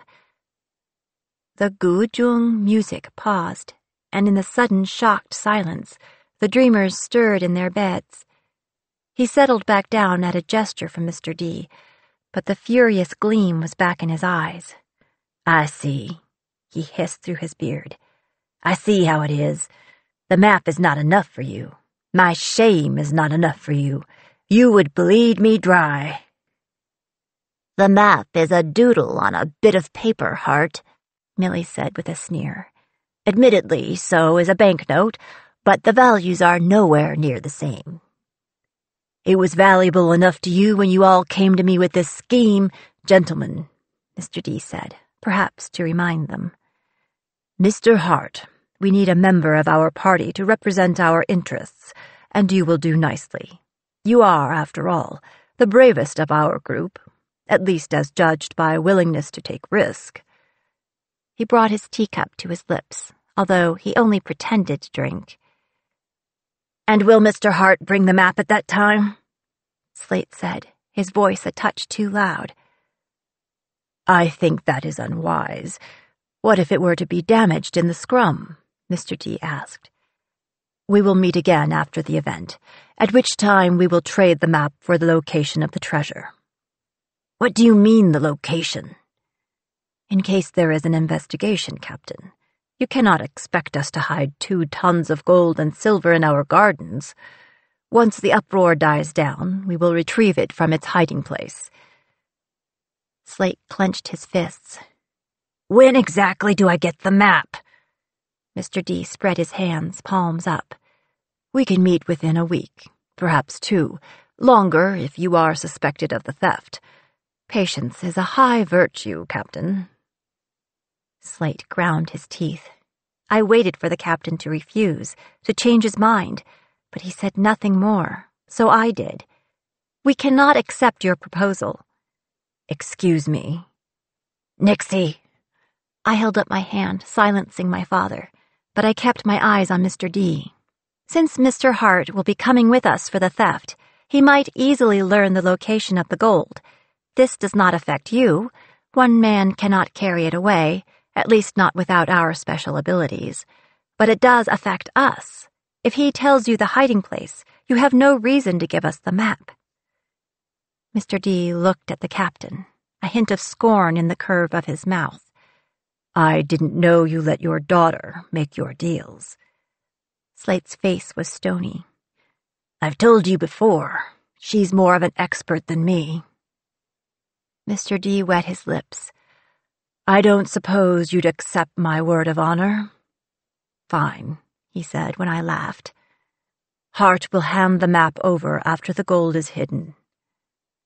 After it's stolen, I countered, or we'll leave it on the palace steps. Behind his beard, Mr. D clenched his teeth. It doesn't matter to me, he said, all appearances to the contrary. After it's stolen, then, how long will it take for you to make your preparations? Kashmir and Slate both looked to me for the answer, and despite the circumstances, I felt the glow of pride. It won't seem long to you, I said. All we need to get started is a map. One of here and now, so we can return after we fetch what we need. I trust you can commission another for Mr. Sutphen. Slate glanced at me, and then at Mr. D. I hadn't had the chance to tell him about the map, but Mr. D didn't even bat an eye. Why not use the one you have? I shook my head. It has to be inked now, after we've made all our arrangements. But it takes the man half a year at least, Millie said. I shrugged. I've heard patience is a virtue. Mr. D's veneer of civility was thinning quickly. The longer we wait for the theft, he growled, the longer you wait for the map. The captain glared at him. If you think 6 months is a long time, try waiting 16 years. Mr. Hart sat forward, catching Mr. D's eye. I know someone who can draw, he said hurriedly, perhaps trying to diffuse the tension. He made the copy you showed the captain. He's not busy. Mr. D nodded. In my chest, a sinking feeling. Good, Slate said. Send him to the ship tomorrow. We'll all cross our fingers he can work fast. I won't be sorry to weigh anchor on this port. And finally, Slate gave in, and reached out for a cup of tea. Not his, which was empty, but mine. He downed the lot in one gulp. Chapter 26. The next dawn, when the Caladrius alighted on the rail, I was ready with a biscuit in a box. The bird considered my proposal long and hard before deciding that hopping into the crate, which I'd found in the hold and emptied of penicillin, was an acceptable trade for a bit of bread. But when she did, I closed the box gently and set out for Chinatown. I had to wait for Joss to open the shop, but she didn't seem surprised to find me on her doorstep. You have money? Better, she laughed. What is better than money? A cure. I opened the box, and the Caladrius tilted her head up toward her face and stared for several heartbeats. I watched the film spread like a caul over the pebble-black eyes.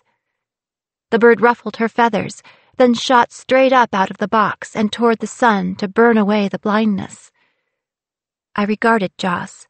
Her eyes were as wide and clear as a cloudless night sky.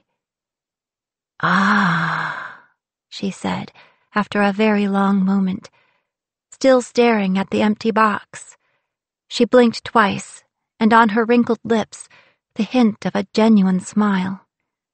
Her eyes roved over my face. You do look like her. Your cheeks, your chin. But the smile faded. You do not have her confidence. You are adrift like your father. You are his daughter more than hers. She turned away. Come inside, she said, leading me into the shop. I set down the empty crate inside the door. I didn't mince words. You know how to navigate. I traveled in my youth, yes, she said. Her voice was soft, distracted. As she peered around the shop, she must not have seen clearly for years. Your father is special, but he is not unique. How many others are there? I have only ever met 2 I recognized as such, other than myself. She walked down the length of the store, drawing me behind her like a ship after a tug. Who? You know them well. She ran her hand over the top of a glass jar and grimaced at the dust on her fingertips. I narrowed my eyes. Then my father is one, but who is the other? She gave me a disappointed look, but I had already come to the answer. Me? But how can you know for sure? I told you, I have seen your future. I gnawed my thumbnail, unsure whether or not I believed her. What did you see exactly? You told me you didn't want to know. I made a face. I should have known better than to pay in advance. I reached into my pocket and fished for coins. If you want your $50, that's no longer the price. Well, that's all I'm willing to pay. We stared each other down, and to my surprise, she broke first, her eyes sparkling as she laughed. It made her look very young. I was wrong. You are like her. She reached out and touched my cheek. Her hand was soft and cool. Then she drew back and tottered to her spot behind the counter. I saw you at the helm of the black ship. You took hope to a barren shore and gave a woman a new life. That's sufficiently vague. It will come to pass by the time the week is out. Afterward, you may regret not asking further into the future. I don't care who I'll marry, and I don't want to know how I die. I don't see why not. I myself will never marry, and I will die in the Great Fire in 1886. Suddenly the room seemed to narrow, and my heart squeezed in my chest. How did she know? The Chinatown fire?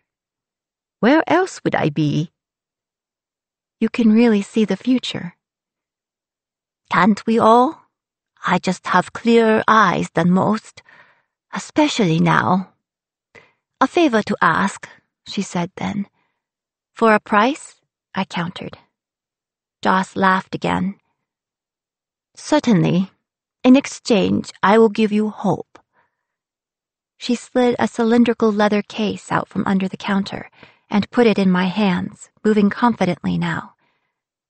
I will keep this box, she said, picking up the crate I'd brought the Caladrius in, as part of your payment to me. I opened the case and slid out the map. Chinatown in 1886, in the aftermath of the fire. Ah. A thick black line demarcated the outline of the destruction of the blaze, and near the center someone had inked an X in red. Where did you get this? From your father, 15 years ago. He asked me to tell his fortune. This map was his payment. What does the X mark? X marks buried treasure. She went back to the counter, dragging the box behind her. A note. An elixir for my condition. Money. A map of 1841. Everything I'll need for a new life. Hope, she'd said, and a barren shore. You'll come here in 1886, after the fire you died in? I came here in 1886, which was after the fire I will die in. I was a young woman at the time I arrived, and poisoned besides, but with the payment from Mr. D, I was able to make my way. Poisoned? You... I put my hand to my temple, trying to piece it all together. You came here in 1886, dug up this box, and went back to 1841. I give you a new life? She only smiled, but the importance of that had come to me. And you introduced my parents. No answer. She took out a sheet of rice paper and a brush, drawing choppy characters in short, quick strokes. If you know you'll die in the fire, why stay here now? If you know your fate, why wait for it? She paused then, her expression almost puzzled. Because it is mine, she said, as though it was obvious. Everything must come to an end, Nix. Your father would be happier if he could accept that. She glanced over the letter she was writing, finding her place. Besides, she murmured, there is always a sacrifice. If I was already there, I never could have come. You can't come to a map where you already exist? She didn't answer my question. Rather, she already had. My hand crept up to my necklace. New York, 1981. That's why it didn't work. Didn't you ever wonder why all the maps he's collected failed? Of course I did, but he wasn't here in 1868. No, she said. You were. I put my palms down on the counter to steady myself. So this whole plan is pointless? The map Mr. D is selling is a dead-ender? As long as he tries to take you with him. She paused in her brush strokes. Of course, as long as you stay with him, you know you are safe, she said. So it's possible? He could erase my past? That I cannot say, she said, and her regret nearly seemed real. Because you don't know? Or because there's nothing else you want in exchange for the information? Because it would only be what I believe, and that is not what matters when you are traveling through the fog. But I do believe that some things are meant to be. She blotted the letter, then rolled it and tucked it into the leather case. Then she sighed. Leave it on the shore. Don't forget. I was close to him, you see, because I was his favorite. Whose favorite? Do you still have the numbers I gave you? Remember them well, she said, ushering me out the door. Goodbye, Nix. I don't think I will see you again in the time I have left, although you may see me. I returned to the ship, walking slowly. She had known what I was planning. Of course she did. She'd seen it years ago. She'd even sold me the map. But she'd given me this one, the map she needed to escape, and a note to tell herself how. The leather case was heavy across my back. What would happen if I threw it overboard and let it sink to the bottom of the bay? I took the case in my hands as I reached the dock, the hungry sea rolling at my feet. Something wild inside dared me. I might discover in an instant, for a moment, what was truly possible. But I couldn't do it. Chapter 27. I was still standing on the dock when the map maker arrived. Miss Song? I gripped the leather case in my hands like a talisman. Blake was carrying a black portfolio under his arm and a box of pens. If I am to draw you a map, he said, you must first promise me that you'll not become sentimental over it. A smile began to creep unbidden across my lips. I bit them hard to chase it away. I suppose you'd best come up. Hearing our voices, Kashmir looked over the rail and laughed.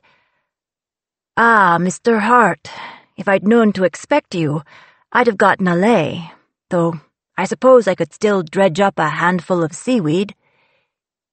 I'm sorry we got off on the wrong foot, Mr. Ferris, Blake said blandly. I can see now that your propriety is matched only by your good manners. Kashmir grinned as he sauntered off to knock on the captain's door. Slate met us on the deck, his eyes bleary and flat. You. Blake didn't flinch under his unrelenting stare, but the captain was studying him as though he was a new species. What are you, an amateur cartographer? Slate said finally. Even worse, sir, an amateur artist. Slate scoffed, waving a vague hand in my face. You're taking care of this? Aye, Captain. Good, he said, peering at Blake again. There's a drafting table in my cabin, but don't lay a finger on anything else. I assure you, Captain, Blake said, my intentions are honorable. Slate cocked his head. Understanding dawned on his face. I meant, don't touch my stuff. He rolled his eyes. I need some coffee. Then he strode off toward the hatch without a backward glance. But Kashmir was watching, his arms folded, standing against the door to the captain's cabin. As we approached, he smiled thinly. Don't they say the road to hell is paved with honorable intentions? That's good intentions, I said, making a face. Ah, yes, of course. He turned the knob and opened the door with a flourish. But perhaps Mr. Hart can go to hell anyway. I stepped inside easily, but Kashmir forced Blake to squeeze past him. I put my hand on the door, but he lingered in the doorway. Thank you, Kashmir, I said. I can come in to protect you from his intentions, if you like. I can handle it. I shut the door firmly, with him on the other side of it. The air in the cabin was cool, and Blake's expression was chillier still. I think your father does you a disservice letting him near you. I folded my arms. He's my best friend. You don't exactly seem spoiled for choice. But he held up his hand. I apologize, Miss Song. I will not further impugn your crewmate. His eyes moved past mine to the shelves lining the walls. You have so many maps, he said then, moving around the room. He inhabited the space differently than I did. He was tentative, considerate, as though everything was delicate and of great value. He laid his pens and his hat on the drafting table and reached toward the shelves. I took a breath, but his fingertips stopped inches away from a touch. Where are you going for the money? What? My father said you need a map so you may return, and it would seem you haven't yet purchased his map, since he is still in debt. You must be sailing to retrieve the payment. Where are you going? New York, I said. It was the first thing that came to mind. My father has his accounts there. Such a long journey. Couldn't he have the funds wired to California? I wasn't about to get mired in more lies. Instead, I went on the offensive. Do you want to tell my father how to manage his finances? It worked. Forgive me, he said. It's just that part of me hadn't been expecting something so prosaic. I was imagining treasure maps and gold doubloons, he said, gesturing at the cupboards. Then he sighed. And when do you sail? As soon as you're done with the map. Is that so? No wonder my father was so eager. It might be satisfying to delay, he said, raising one eyebrow. And not only to spite the League. I tried to look stern. Mr. Hart, I'm eager to spite your tutor. I did laugh then, and his smile bloomed. Then he opened the portfolio and removed a wide sheet of vellum. It floated like a petal in his hands. He smoothed it onto the table, his inky fingers in sharp contrast to the pure cream of the page. "Instruct me, Miss Song. What am I to draw for you?" "Here," I said, opening one of the cupboards and selecting a map. "Let me show you what we need." I unrolled the paper. "Here's the map we used to get here." "Ah." His eyes roamed over the page, and after a moment he raised his eyes to mine. "Sutphen, 1868? But he's only been in business since 1877. It's painted right there on his window." "He misdated the map," I said. "What an odd thing to do." Indeed. I sensed his questions coming, like a swelling wave, but there was nothing for it.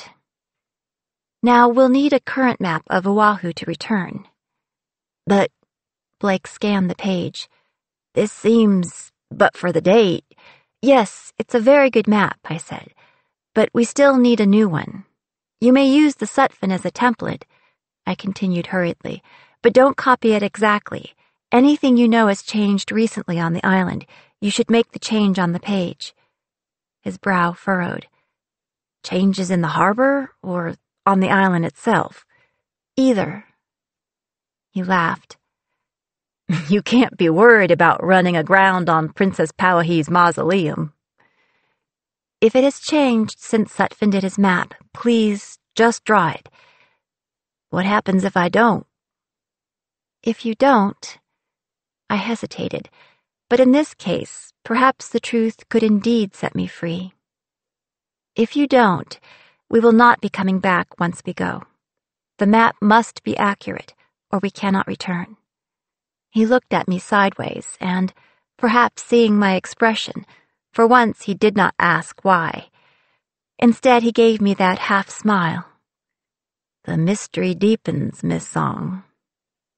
His eyes were so inviting that, for a moment, everything in me wanted to reveal this part of myself, as though the truth was a butterfly, wings fluttering, green and gold and quivering to be free. I was a closed book, a rolled map, a dark territory, uncharted. I was surprised by my urgency, but after all, to be known was to exist. A knock at the door interrupted my thoughts. Kashmir didn't wait for an answer. He breezed into the room, juggling a lantern, a pair of buckets, and a piece of flat glass. "I thought you could use this." He upended the buckets on the floor, put the lantern between them, and balanced the glass over the whole assembly. "You can backlight the original and mark off the measurements," he said. "Should make it all go faster, and the faster, the better." "Thank you," Blake said. "Did your people invent this too?" "Get to work, Mr. Hart." Then he propped the door open and went back outside, leaving a long silence in his wake. I sighed. "Do you have any more questions about the map?" Blake didn't answer immediately.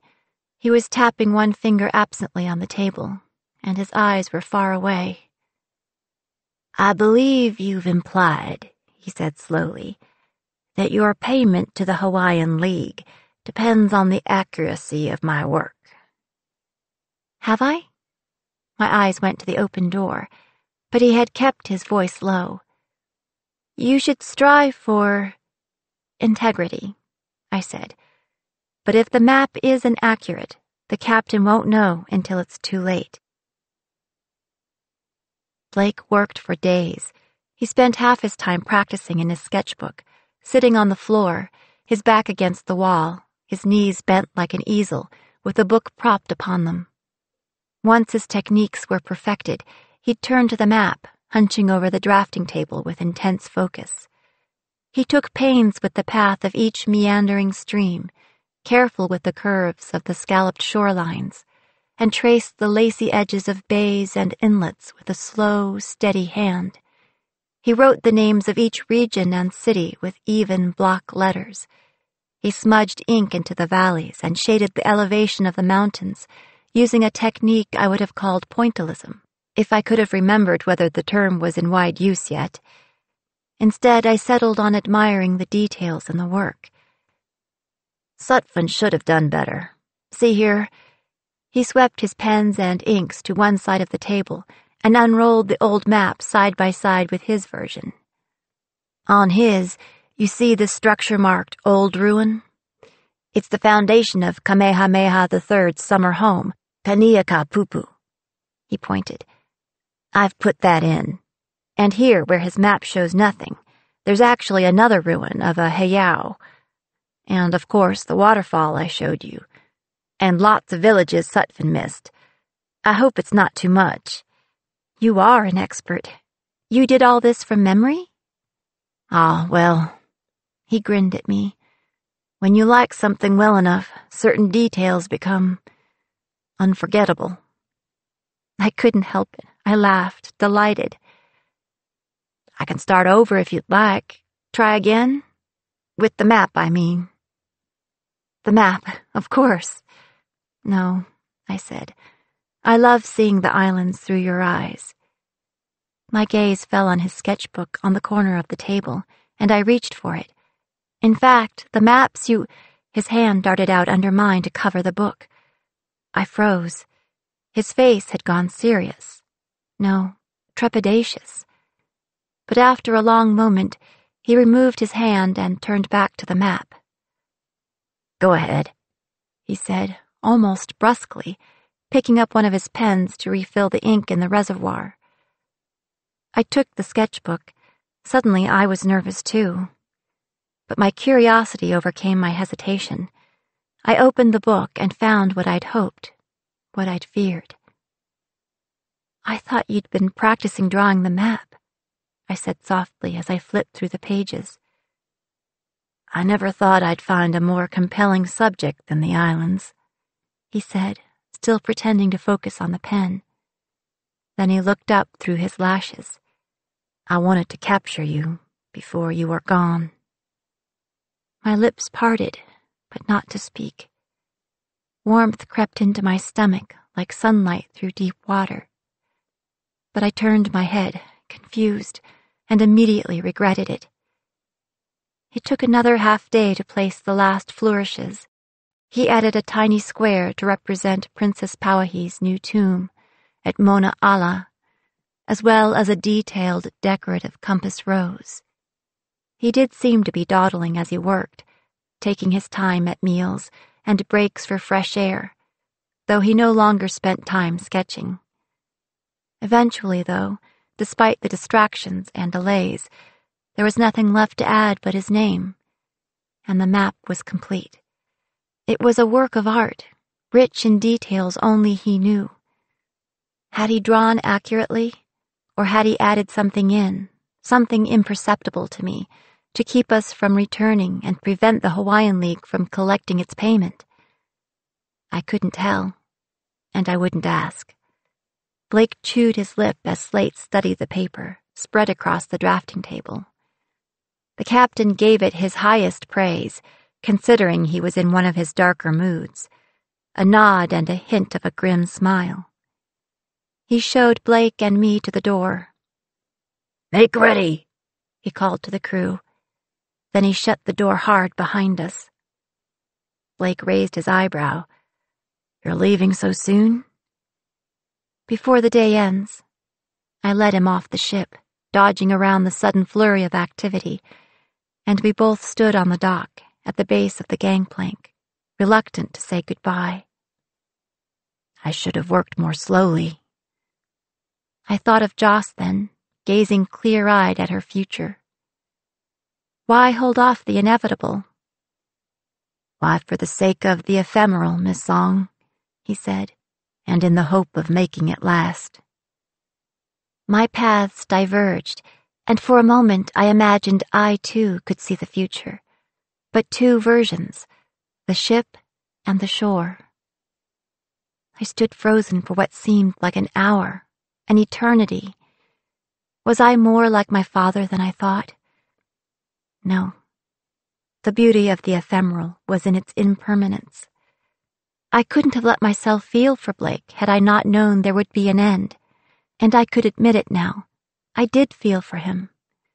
There was safety here, at the end of our short story, and it made me bold. Though my heart shook like a luffing sail, I would not leave the moment with only my regrets. So I rose up on my tiptoes and kissed him before I could think twice. It was strange and stomach-churning, and over too soon.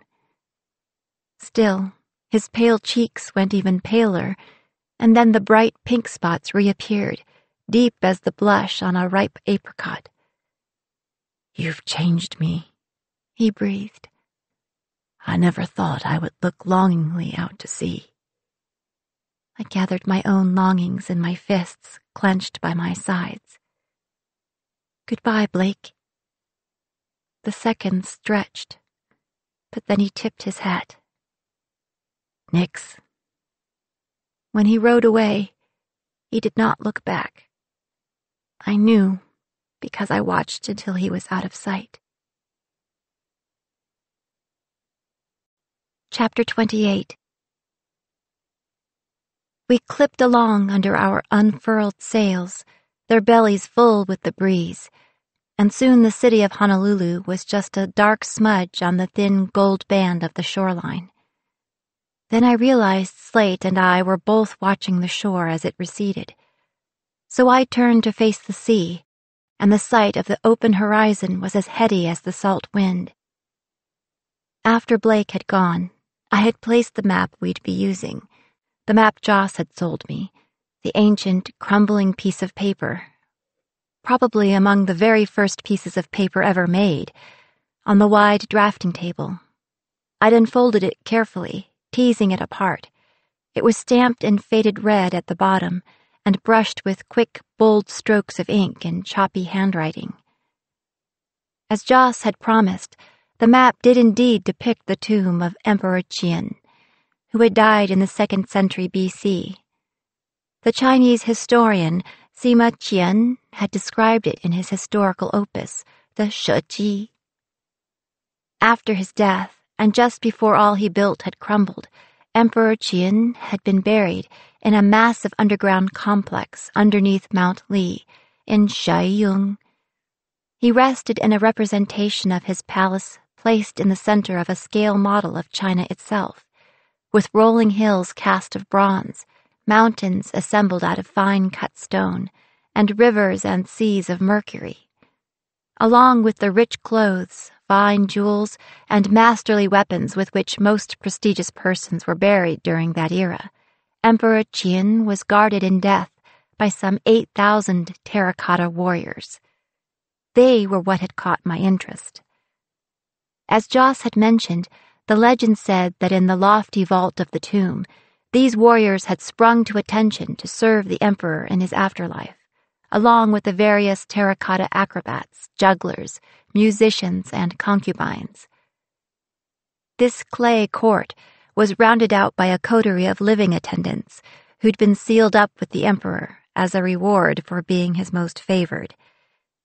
I gazed at the familiar handwriting. When Joss had sold me this map, she'd said it had come from a dying woman. Suddenly, I was appalled that I'd considered throwing the leather case into the sea. After I laid the old map down on the table, I covered it with a sheet of glass to protect it from the sea air, or from coffee spills. Then, following my internal script, I cleared the cabin of cups and plates and put away all the books on the shelves, secure behind their rails. But most importantly, Slate and I sat together, he in the attitude of a Buddha, cross-legged, and I with my knees drawn up to my chin. This wasn't our typical exchange, however, where I told him all I'd learned about the legend and era we were visiting, and he listened. Instead, it was my father teaching me. He was, as usual, an abysmal teacher, and soon enough I found myself shaking my head. "What do you mean you just let go?" "Once you know where you're going, and you're sure it's there, you have to let go of where you're from. You look straight forward, you keep the land ahead in sight, and you don't look back." Literally or metaphorically? Both. Once you sight your shore, you keep an eye on it, but you'll never see it if you're still in port. Running away and running too. Sort of, yeah. I frowned at him, but he seemed in earnest. Furthermore, he had no reason to lie. I'd shown him the map, and he'd admitted he had no chance of navigating there. My father knew almost nothing about ancient China. He had never read the Shuji. How did you learn? I said then. Who taught you? No one. He sounded surprised at the question. I taught myself. How? He ran his hand through his dark blonde hair, and for a moment I saw lines of blue ink on his scalp.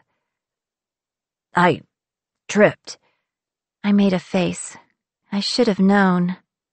No, I fell. I was on the stairs. Maybe it was a little of both. I was at the library. New York Public? With the Lions, yeah. I used to go there when Christ, it was ages ago. When my own parents, they hated each other, fought all the time. I would go to the library and it was different back then, 1981. The librarians didn't watch too close. His jaw worked as he searched for words. But I stayed quiet, waiting. He spoke so rarely about his past. I found it was in a storage room, an old map, one of those architect drawings of the library from when it was being built, 1903, I think. There were photos, too. I must have been staring at it for hours. It was very real in my head. When I was leaving, I fell down the stairs, and there was a moment I could see the picture of Fifth Avenue. No concrete, and when I landed, it was face down in the mud. It was an accident, that first time. All I really wanted was to be somewhere else. His eyes were far away, as though he could see that elsewhere from where he sat. In the silence, I heard the gentle lapping of the water against the hull.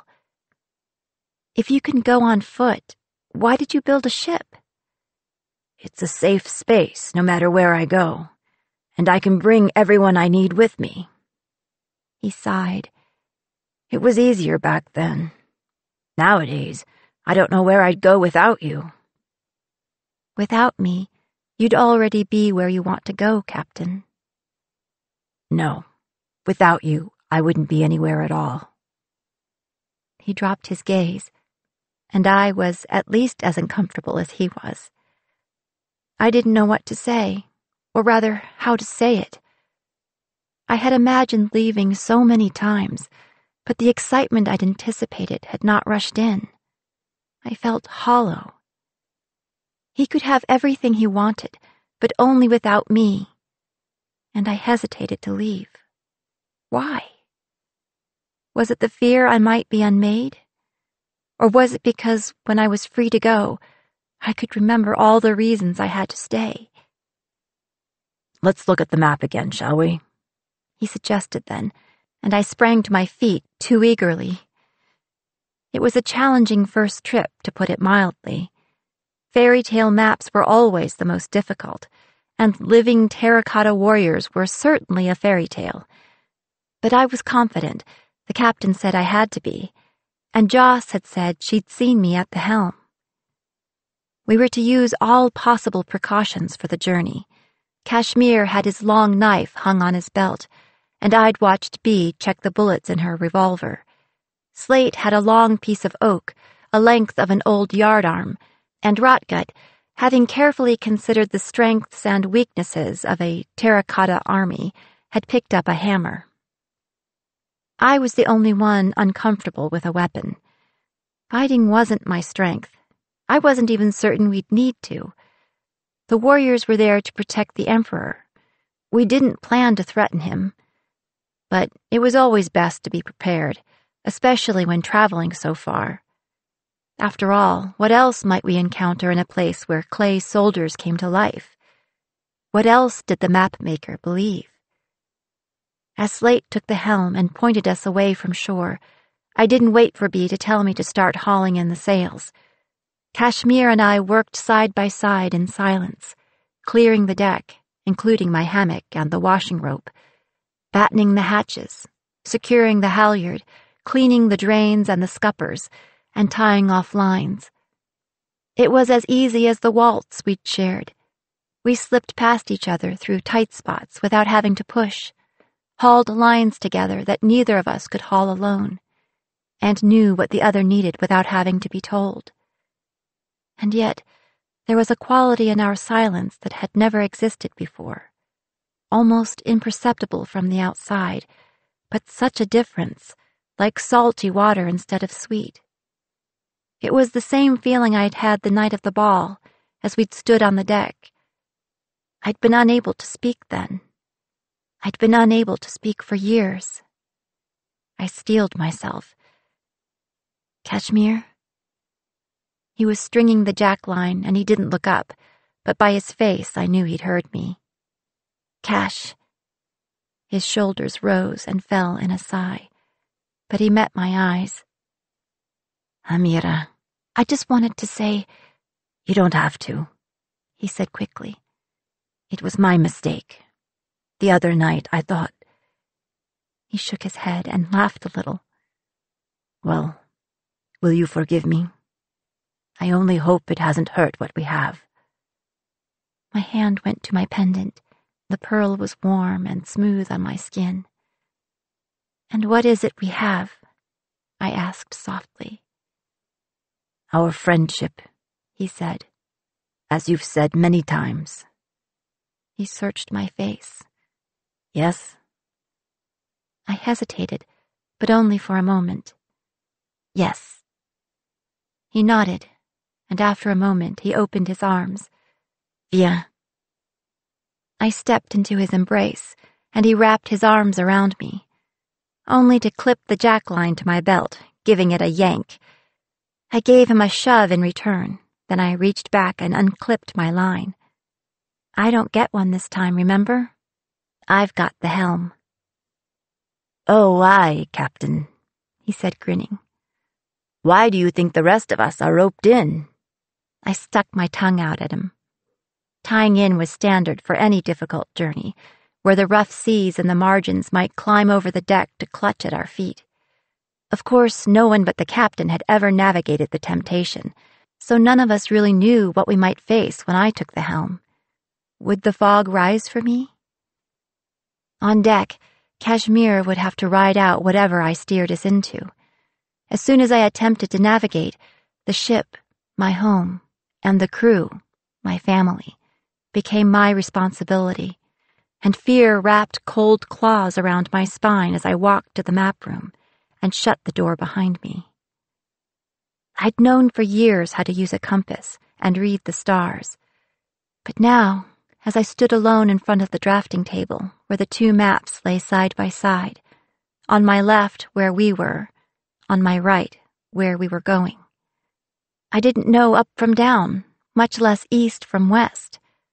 My eyes slid from one map to the next, from the blue Pacific under the open sky to the silver sea deep beneath a man-made mountain, right off the edge of paradise and into the afterlife. As long as I didn't steer us into some kind of purgatory. I took a deep breath, then another, trying to calm my nerves.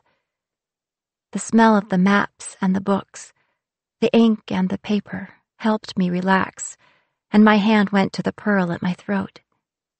I bent my head and studied the map of the Emperor's tomb, turning the lines on the page into a shoreline in my head, the shore I would expect to see through the fog. It will be there, Slate had said to me, and sort of not there. Do you understand? Yes, I'd replied, and no. Smart ass. And he had reached out to ruffle my hair, like he used to when I was little. But the memory of our conversation, that rare closeness, was cold comfort. I shivered then. The air actually was colder. I had to get to the helm. I took one last look at the two maps and left the cabin, but I paused in the open door. The sky that had been so blue not an hour before had faded to a tea-stained gray, and the sunlight, once golden, had the aged tint you see before a thunderstorm. The margins were coming up fast. I threw a glance back over the stern at the little island disappearing. Would I see her shores again? If Blake had chosen to thwart the Hawaiian League, I might never return. Against the biting chill of the stiff breeze, I wrapped myself in the memory of our kiss, my first, and walked toward the helm. Slate watched me warily as I approached, and it was several moments before he stood aside and let me take the wheel. My palms were slippery on the brass, which was still warm from his grip.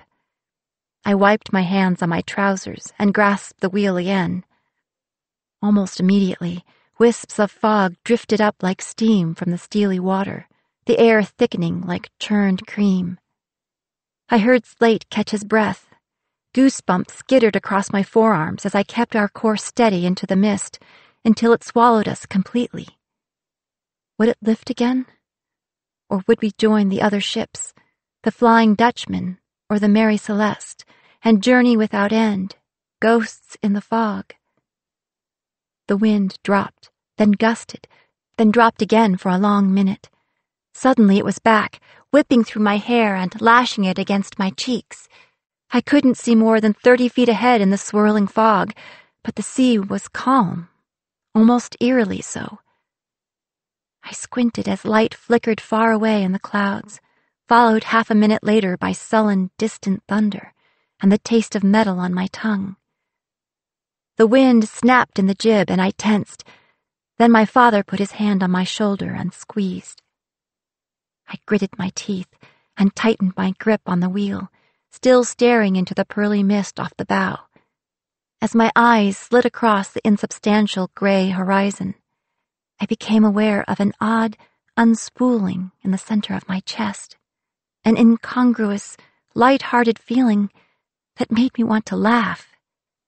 At first, it was gentle, a tug and a flutter, upward like the rope on the kite I'd flown those years ago, and my body trembled as with the needle of a compass seeking north.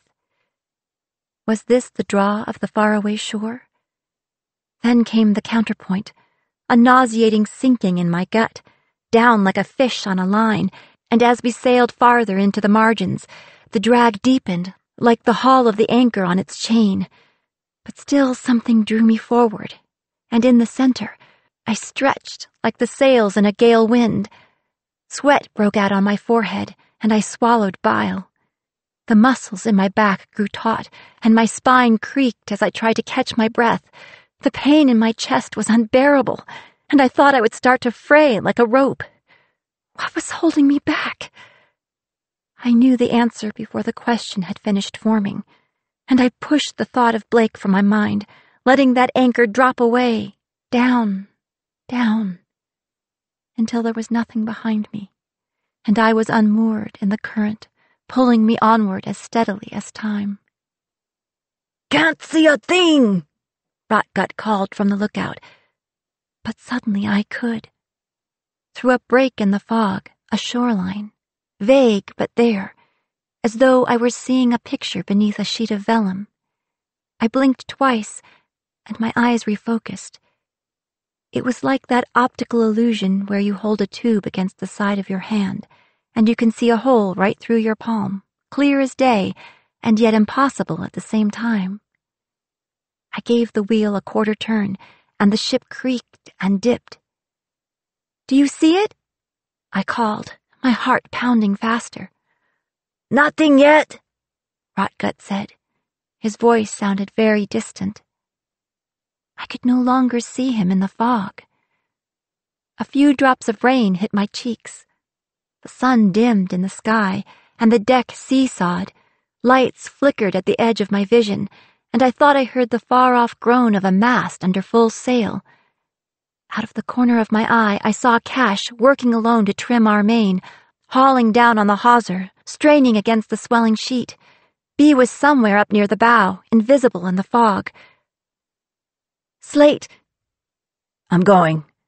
He left my side and went to Kashmir, but I had lost my concentration, and the hint of the shoreline vanished. I put the crew out of my mind as my eyes swept the horizon. I knew it was there. Yes, there.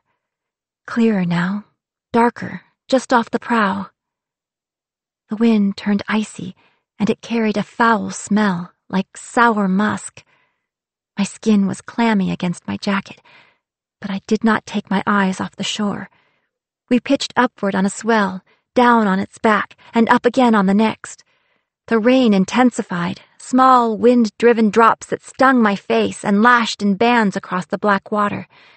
But I did not take my eyes off the shore. The sky darkened to charcoal, and the fog swallowed Cash and Slate, but I could still see the shore as clear as a mirror. Then the ship seemed to leap upward under my feet, and I fell to my knees as the wind and the rain simply stopped. Suddenly everything was still, and the cold darkness was absolute. My heart throbbed in my throat. Had I been struck blind? Blind and deaf? The silence was overwhelming. Then again, so was the smell. That cloying, musky odor I'd noticed on the wind. There was movement, too, an odd swaying of the ship. Then I heard Slate's laugh, wordless, delighted. Had he seen it, too? Our distant shore, the same shore I had seen? The fog was gone. As my eyes adjusted, I made out the glimmer of starlight above us and the silvery moonlit shine of the glassy water below, although I saw no moon in the sky. Then Rotgut swore. He lifted the lamp at the top of the mast. It wasn't the sky I was seeing. 100 feet above our heads, the light of our lanterns was glittering back at us from a ceiling studded with diamonds. In this cavern, the sky was a bowl with stars stuck on it. I recognized the constellations. Orion, or, in China, the face of the white tiger of the west, and Hydrus, the snake's tail. I hadn't seen moonlight on the calm sea. Rather, we floated on a rippling pool of mercury, just as Sima Qian had said. Where the waves of quicksilver lapped the shore, our light shone on the skeletons of dying trees, looming over piles of shriveled leaves on browning blades of grass.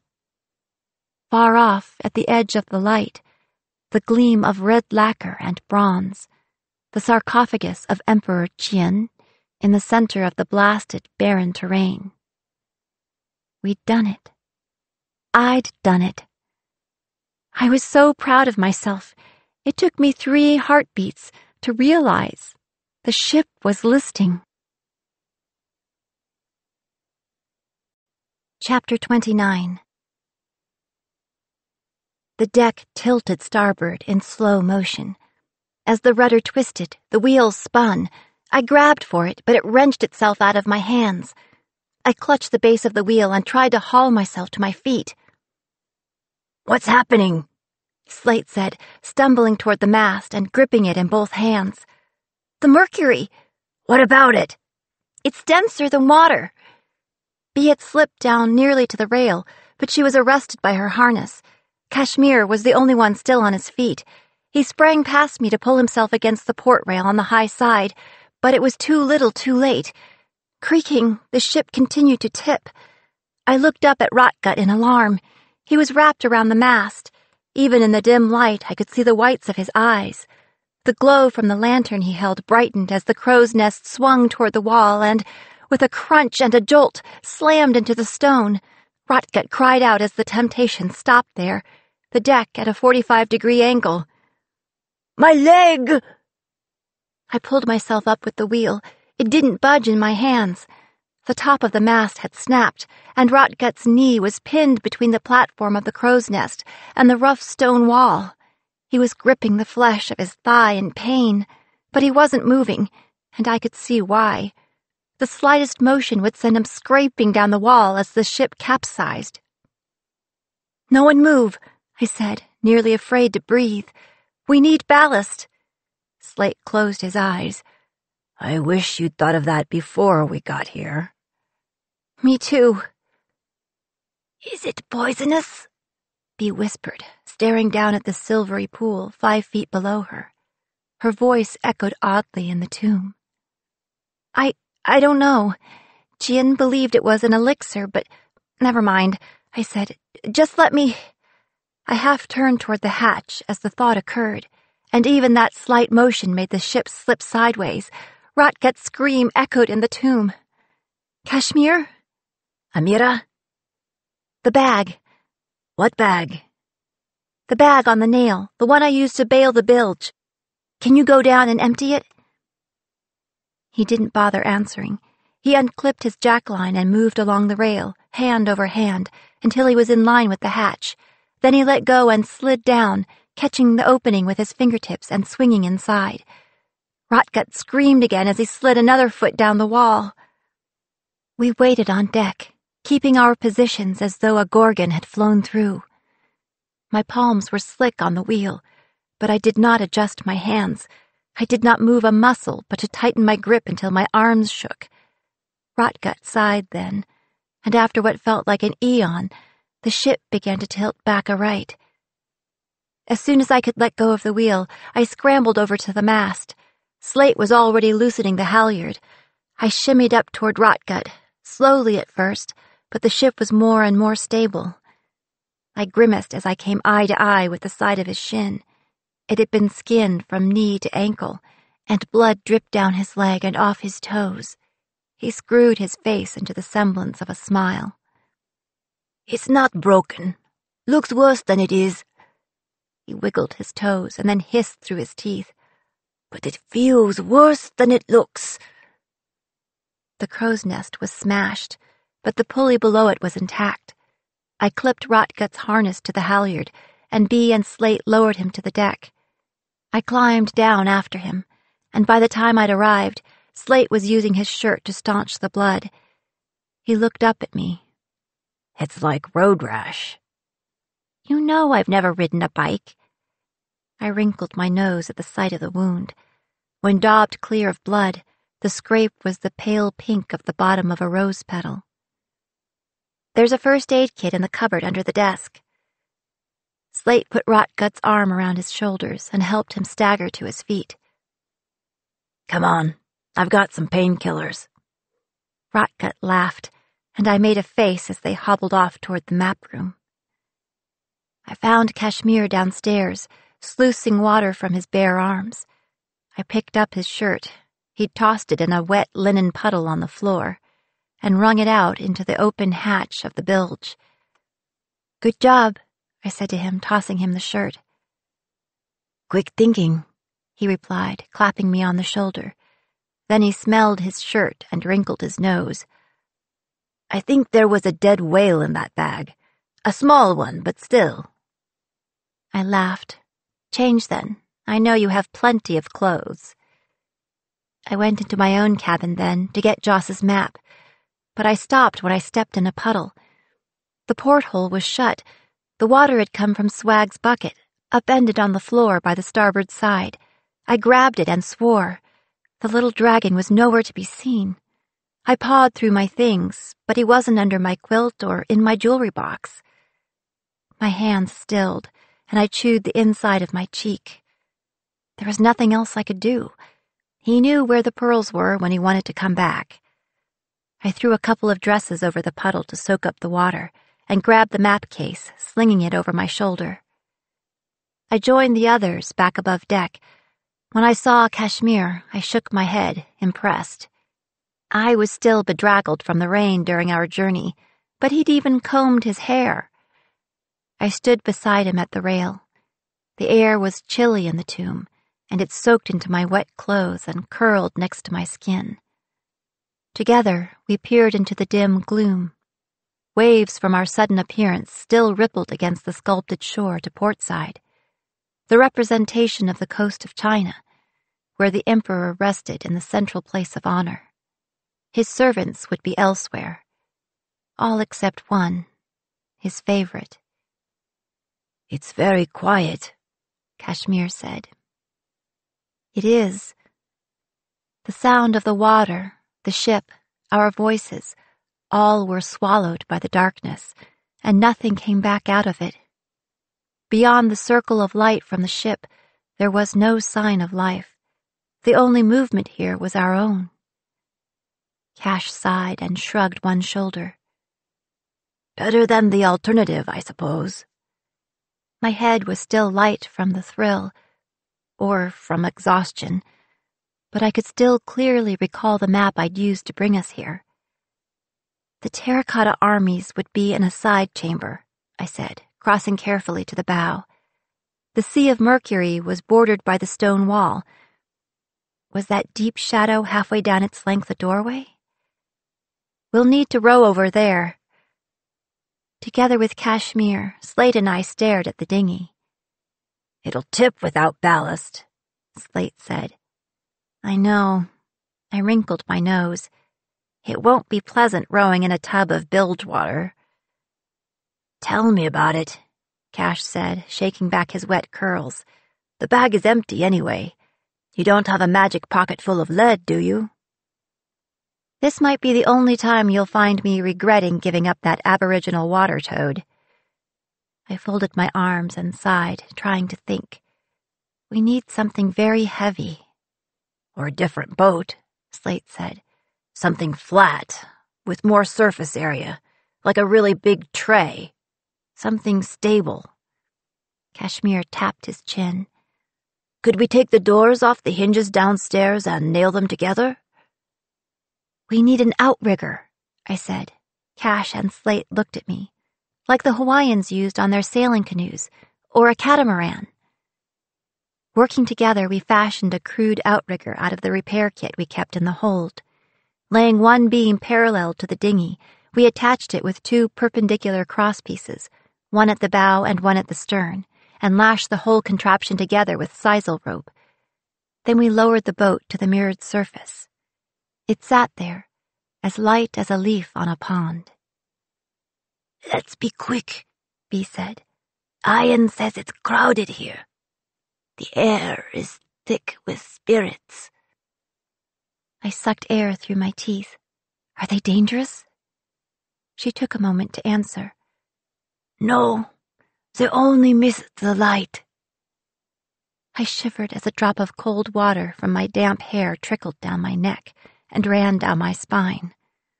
Slate laid his hand on my arm, his face serious. Kashmir and I can go. Rest if you're tired. Rest? I couldn't keep the disbelief off my face. And miss this? The captain squeezed my shoulder, then his brow furrowed. What is that there? He said, tapping the leather case on my shoulder. I hesitated. A map. Of what? It's 1886. Joss gave it to me. His eyes narrowed. Chinatown? The Great Fire? She asked me to bring it here. He dropped his hand to his side, tapping his fingers on his thigh, his eyes distant. I always wondered how she knew. Knew what? Knew I had a map like that. I hadn't remembered it myself, but she asked for it specifically. Gave her fortune-telling a bit of credibility. I wonder if she really saw everything she predicted. Maybe I should have asked her about my future. I'm glad you didn't, he said, his face grim once again, as he stared out into the shadows on the bronze shore. Chapter 30. Kashmir climbed down into the dinghy, and I followed after him. The rowboat bobbed a little when I settled in, but the modifications made it very steady. I was put in mind of those pond striders, the water-walking bugs. I let Kashmir man the oars. He shipped one, laying it in the bottom of the dinghy, and pulled the other out of the oarlock to use like a paddle, with two hands, leaning in and pushing through the mercury, first on one side, then the other. We sculled along toward the massive stone wall, and I closed my eyes to better see my memory. According to the map, This central part of the tomb is rectangular, with canals leading out in each cardinal direction. Along either side of the canals are the rooms where the warriors are. Why are you whispering? I opened my eyes and kicked him. The boat bobbed and I froze for a moment. Cash had the decency to stifle his laugh. The soldiers seem quiet so far, but I don't want to press our luck, I said, my voice low. The story is, they guard Qian's riches and his actual person. So his decaying body? Yes, don't touch it. Wasn't going to. And don't take anything. You're no fun. There was indeed an arched doorway, 20 feet high, midway along the wall. Cash turned the boat toward it, and as we approached, the light from our lantern illuminated the damp stone, which was marred at even intervals by sooty black streaks above the burned-out oil lamps. But the lamps could not have been dark long. I smelled the scent of sweet oil and bitter flame, cutting through the sour odor that seemed to permeate my very skin. There's something wrong. Kashmir froze in mid-stroke, beaded droplets of quicksilver dripping from the oar. Care to elaborate?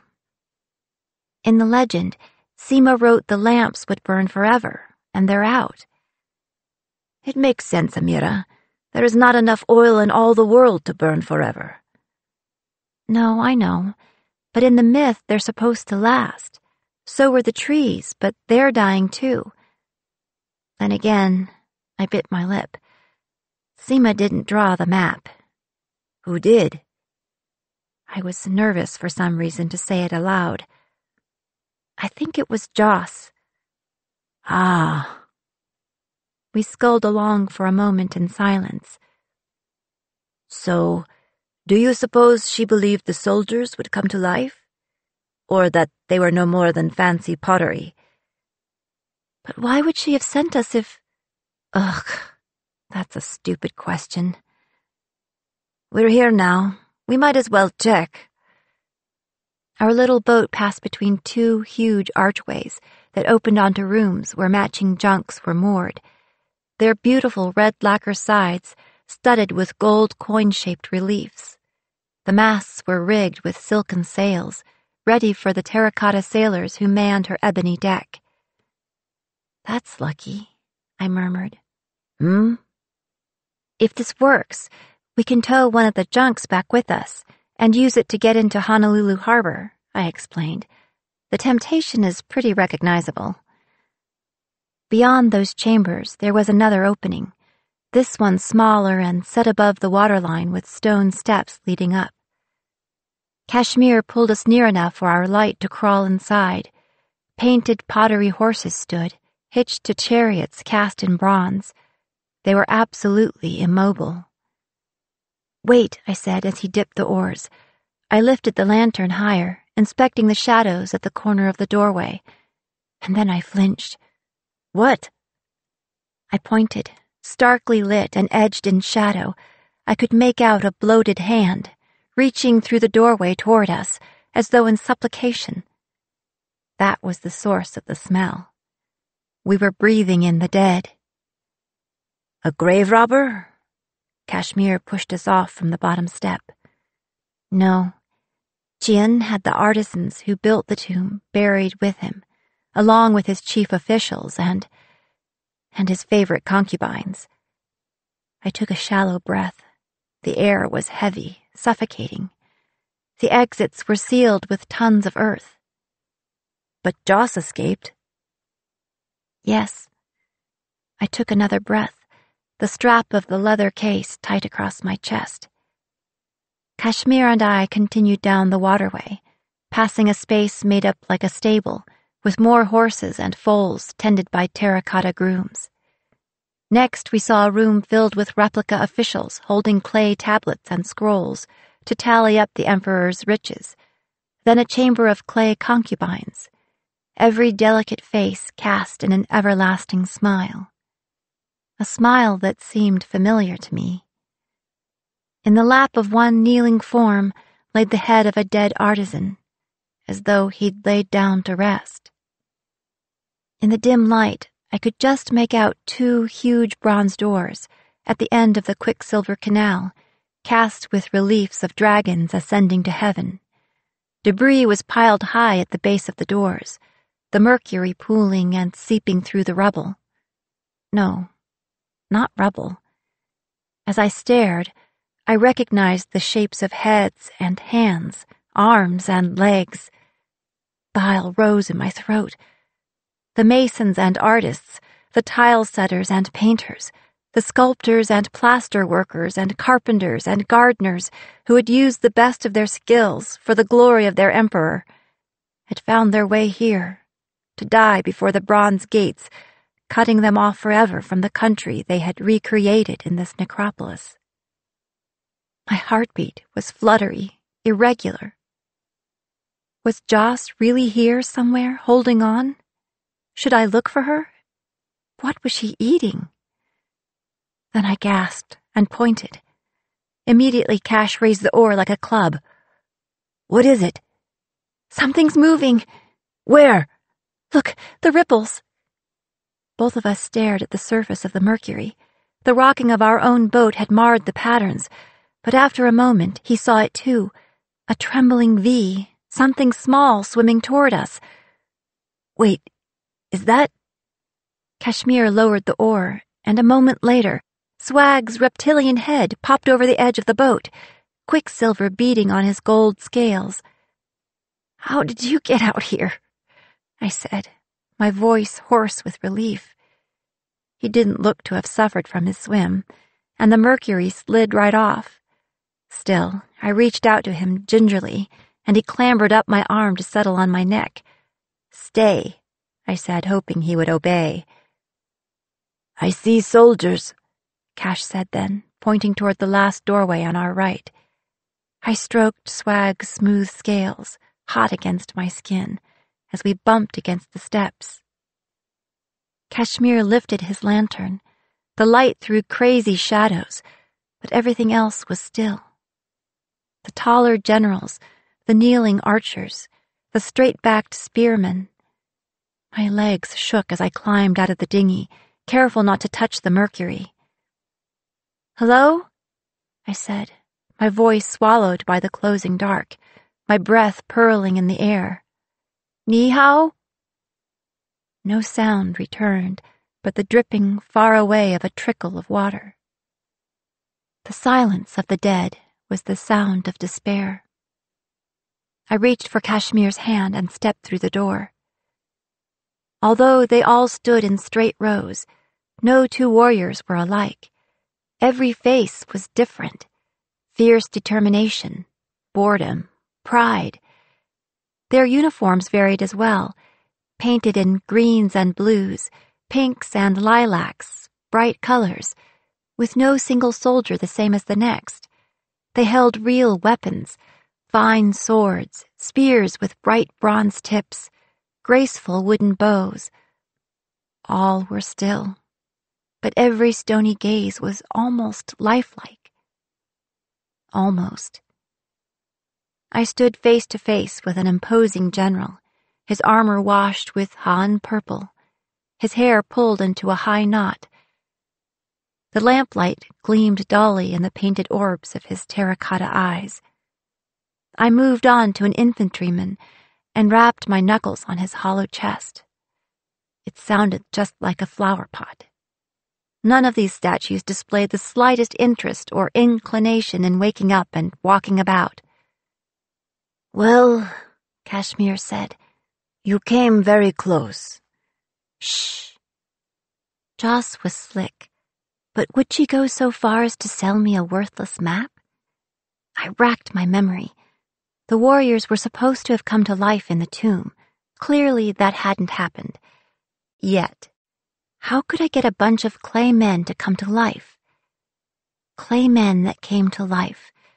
Various gods and goddesses often breathed life into clay men and women, including the goddess Nuwa in Chinese mythology. But she was apparently declining to make an appearance.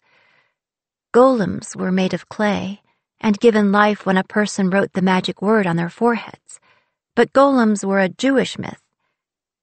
I decided to try it. I believed in golems, didn't I? I just had to remember the magic word. I shut my eyes to concentrate. It's Hebrew for truth, I said. Quoi? I'm thinking.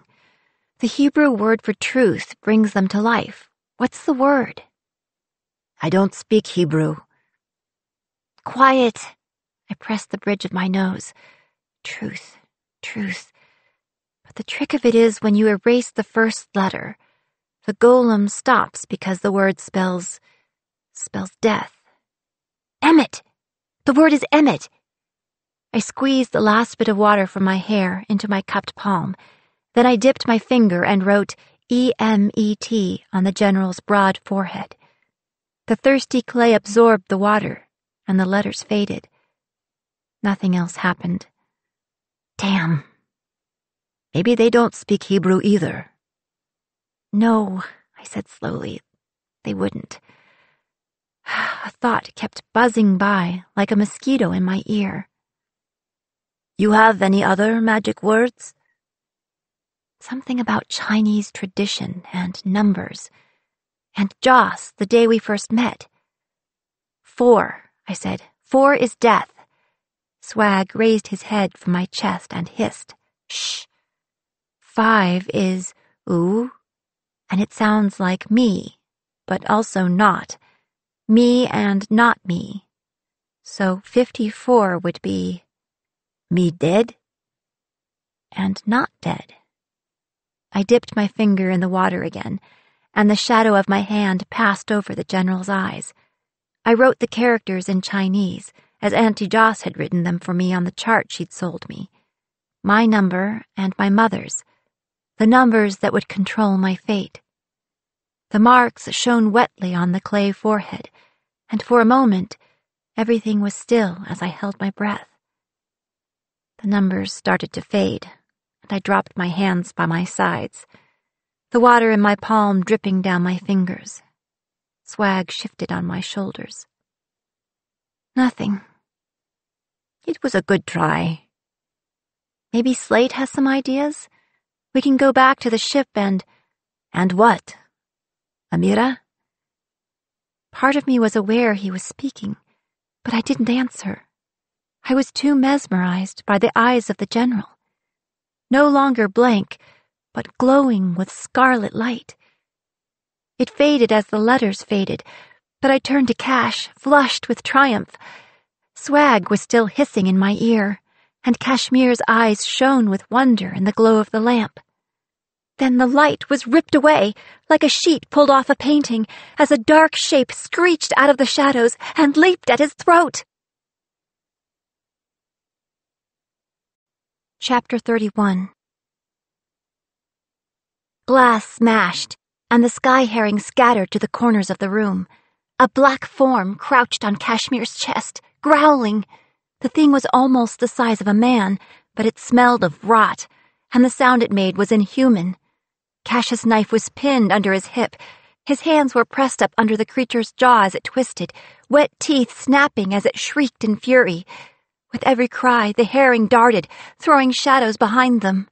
Kashmir's eyes widened, white in the dark. The thing had its claws around his neck. I drummed the beast with useless fists, but it didn't even feel the blows. I whirled and yanked the bronze sword out of the general's grasp, swinging wildly. The flat of the blade connected, but the sword bounced out of my hands. It clanged like a bell on the stone as the thing howled and arched backward.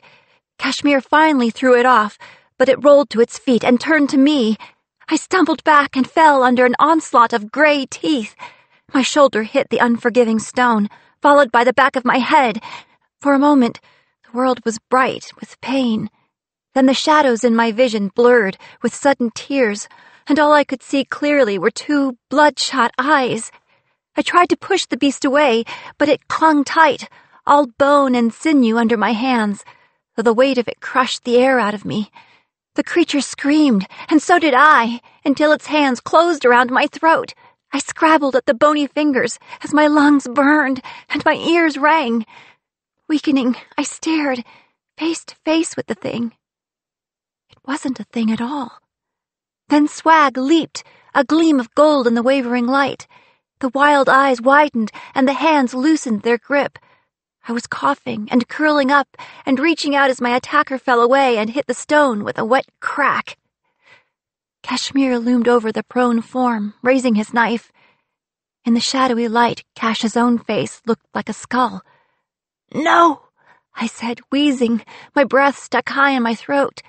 "No!" I waved my hand like a flag of surrender. "It's a person! Oh God, it's a person!" Kashmir lowered his hand, then sheathed his knife. Our attacker lay sickeningly still. I crawled over to push back the stringy hair with shaking hands. Lifeless eyes stared out of sunken wells. My heart thundered in my ears, but even accounting for starvation, those eyes were unfamiliar to me. "It's not her," I choked on my relief. I could breathe again, but the air was so sour. "It's not her." Swag was wrapped around the skinny throat like a golden collar, teeth deep in the loose flesh, blood dripping through his coils and spreading in a black pool on the floor below. My palms were wet with it. I wiped my fingers on my trousers and cupped the man's wasted face in my hands, my shoulders heaving. "I killed him, Kashmir." "No, Amira, it's all right." "It's not all right. If not for me, he'd be alive." "No," he said, shaking his head. "Not for long." Cash knelt beside me and put his hands on my arms. They were searingly hot. "But I could have helped him if... But I couldn't think of the end of the sentence. "Amira," he said again, rubbing my skin, warming me. I let go of the dead artisan, and Cash pulled me against his chest.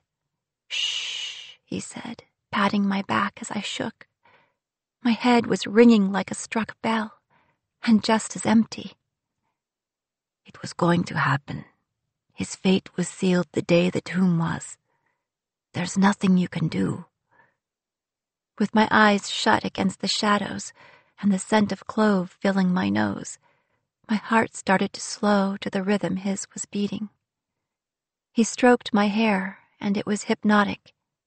My arms were so heavy, and his so warm. I didn't know how long we sat close together in the tomb. An hour? An eternity? But then something sharp pricked my leg, and I jumped. It was only Swag, peering up at me and testing the air with his tongue. Abruptly, I straightened up and wiped my face on my damp sleeve. Then I took a deep, shuddering breath, picked up the dragon, and put him back on my shoulders. "Let's get the soldiers and get out of here." The sky herring were schooling in a corner, and Kashmir used his shirt as a net, while I scraped soot from the walls above the burned-out lamps. He took the other lamp off the bow of the dinghy and tipped the fish inside. Then he brought the light to where I stood before the general with black and bloody hands. We marked the foreheads of 54 warriors. It seemed like an auspicious number. Their eyes began to glow, and their bodies move. Each soldier stood differently. Some slouched, some favored one leg. One scratched his thigh as he waited. What patience, what artistry it must have taken to create 8,000 individual warriors from a changing mold. How many of the artists had pounded their skilled hands on the thick bronze doors at the end of the hall? Was the man I'd killed one of them? I shook off the thought. Kashmir was right. There was nothing I could do. It had already been done, hundreds of years before I was born. But I forced myself to take one long look at the artisan lying dead in the corner. I had no magic words to bring him back to life. Then, with 54 pairs of eyes watching, Cash and I stood on the steps, leading to our little dinghy, and waved the soldiers after us. "Follow me," I shouted. Thank all the gods they did. Kashmir steered us back down the canal, using the oar as a rudder. We were pushed on a swell of mercury, created by the contingent as they marched behind us, waist-deep in quicksilver. We stopped before the archways in the last room on the right. I marked the sailors with soot and scribed a name on the prow of the junk, the 54. As I led my army toward the temptation, Slate's face was as pale as the moon above us, and in the sharp shadows of the lantern light, I couldn't tell if his expression was pride or fear. The soldiers swarmed aboard, and Bee and Slate made fast the junk, throwing ropes between the 54 and the temptation and winding them tight around our cleats. Meanwhile, I took the leather case in my hands and pointed Kashmir toward the bronze beach. He drew up close to the edge, where liquid met solid metal, near a withered pomegranate tree, the red fruit hanging shriveled on the branch. Careful not to touch the shore and risk angering the Emperor, I threw the map up above the line of the mercury, just as Joss had asked. Should I call to her? What would I say? Would she even know me? But she was waiting in the dark, and sick, poisoned. I closed my eyes and put my thumb on the spot between them. Are you all right? Cash said. I'm thinking again, I said irritably, but the thought was gone, and my shoulder was throbbing where I'd fallen. I had done what she'd requested, and the fact she'd been there to ask me to do her this favor was proof it worked. She hadn't asked for anything more. It was enough. No, maybe for her, but not for me. Gingerly, so as not to capsize us, I crawled up toward the tip of the dinghy and unhooked the lantern from the bow. Closer, Cash, I said, but he had already dipped the oar, bringing our skiff near enough for me to lean out, my arm shaking, and set the lamp ashore beside the map. I watched the lonely pool of light as we rowed back to the temptation, the last lantern to shine on Jian's final realm. It must have been beautiful when he'd been laid to rest, an underground Eden, full of the fresh scent of fruit and flowers, the jeweled stars glimmering above. Jian thought he'd rest forever in a heavenly afterlife, but the effigy of his empire had faded faster than his crumbling kingdom above. Joss had said it herself. Everything must come to an end. In every myth, paradise is meant to be lost. Slate helped us raise the dinghy, but he gasped when he helped me over the rail. What happened? He reached toward my face.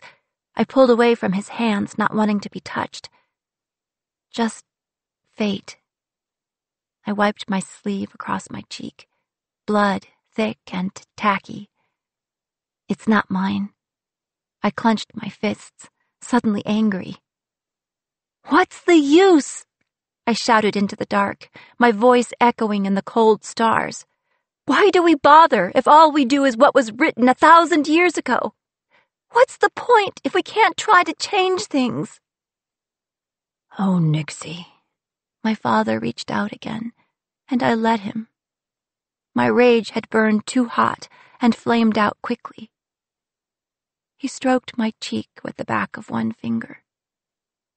I always knew one day you'd understand.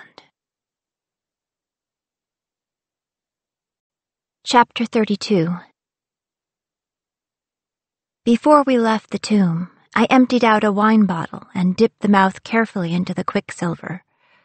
I knew mercury as a poison, but Jin had believed it was a cure-all. So I tucked the bottle away in my room, just in case I was ever brave enough, or desperate enough, to test it. I left Swag in his dry bucket and sent Cash back to the bilge to wait with the bottomless bag. Then I took the helm. The return passage was as gentle as a blessing. The foul air of the city of the dead was pushed aside by the fresh trade winds of the tropics. The still silver sea melted into moonlit waves, and the unchanging diamond ceiling lifted away to reveal the deep black velvet of the starry night. Here we were, back in paradise. Blake's map had worked after all. I sighed. Then I licked my teeth and spat. The miasma of rot had left a film all over my skin. Et in Arcadia, ego. Slate stood beside me on the quarterdeck as we sailed, his face to the wind, his expression inscrutable. He had said nothing for hours. No instruction, no conversation, no praise. Finally, I spoke. "Trouble, Captain?" What? No. He clasped his hands behind his back and walked toward the rail to stare at the sea. No trouble at all. But I wonder. He turned and came slowly back. I wonder if you really needed that map. He cocked his head, steadying me. This may be your native time. Out of the corner of my eye, I noticed Kashmir shift on his feet. I blinked. My what? You were born in, 16 years ago or so. You belong in Hawaii, in 1884. I belong here, Captain, I said quickly, aboard the Temptation. The response was almost automatic, and for the first time, something about it rang false in my ears. Nevertheless, he said, this may be what you find past the edge of every map, the place you return to again and again. This may be your home, whether you like it or not. He watched me as though waiting for me to say something, but I had nothing to say. I only stared out over the prow at the island as we approached. She waited for me, as patient as a mother. We'd sighted a bay to the south of our position, and we pulled close enough to shore to drop an anchor. The north side of Oahu was lit by nothing but moonlight. If there were people living along the shore or in the deep valleys, they had long since put out their fires. Somewhere on the other side of the mountains, Blake was in his bed. His hands still stained with ink from the map he'd drawn. Was it only hours ago that I'd seen him? It felt like centuries. After the ships were made secure, I stripped down to my underclothes and dove from the bow into the cool, blue sea. The waves were silvered by the moon, but so different from the quicksilver sea of Chian's dead kingdom. Diving in and out of the water, I felt entirely renewed. Well, almost entirely. I couldn't shake the sense there was something I'd missed in the tomb, a thought I'd almost had, a question I'd almost answered. I hated this feeling. My mind kept casting about and pulling up other thoughts in the process, and they swarmed around my head like flies. I filled my lungs with air and rolled into a dead man's float, my eyes closed, my ears below the waterline, trying to clear the distractions. I hadn't seen Joss in the tomb, but she'd told me she had seen us. In 1866, when Slate first came to Honolulu, she must have recognized the ship, perhaps even before Slate came to her shop to sell his cargo, and to meet my mother. In 1884, Joss would soon be burying the crate stuffed with the money she'd gotten from Mr. D, so she could uncover it in her youth. That and a map of 1841. And an elixir as well for her condition. She said she'd been poisoned. Was it weeks of exposure to the mercury? Or had she lost hope just before our arrival? Poisoned.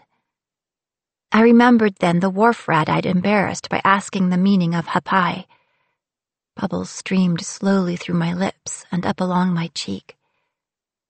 Leon had been in her mid-20s when she met Slate.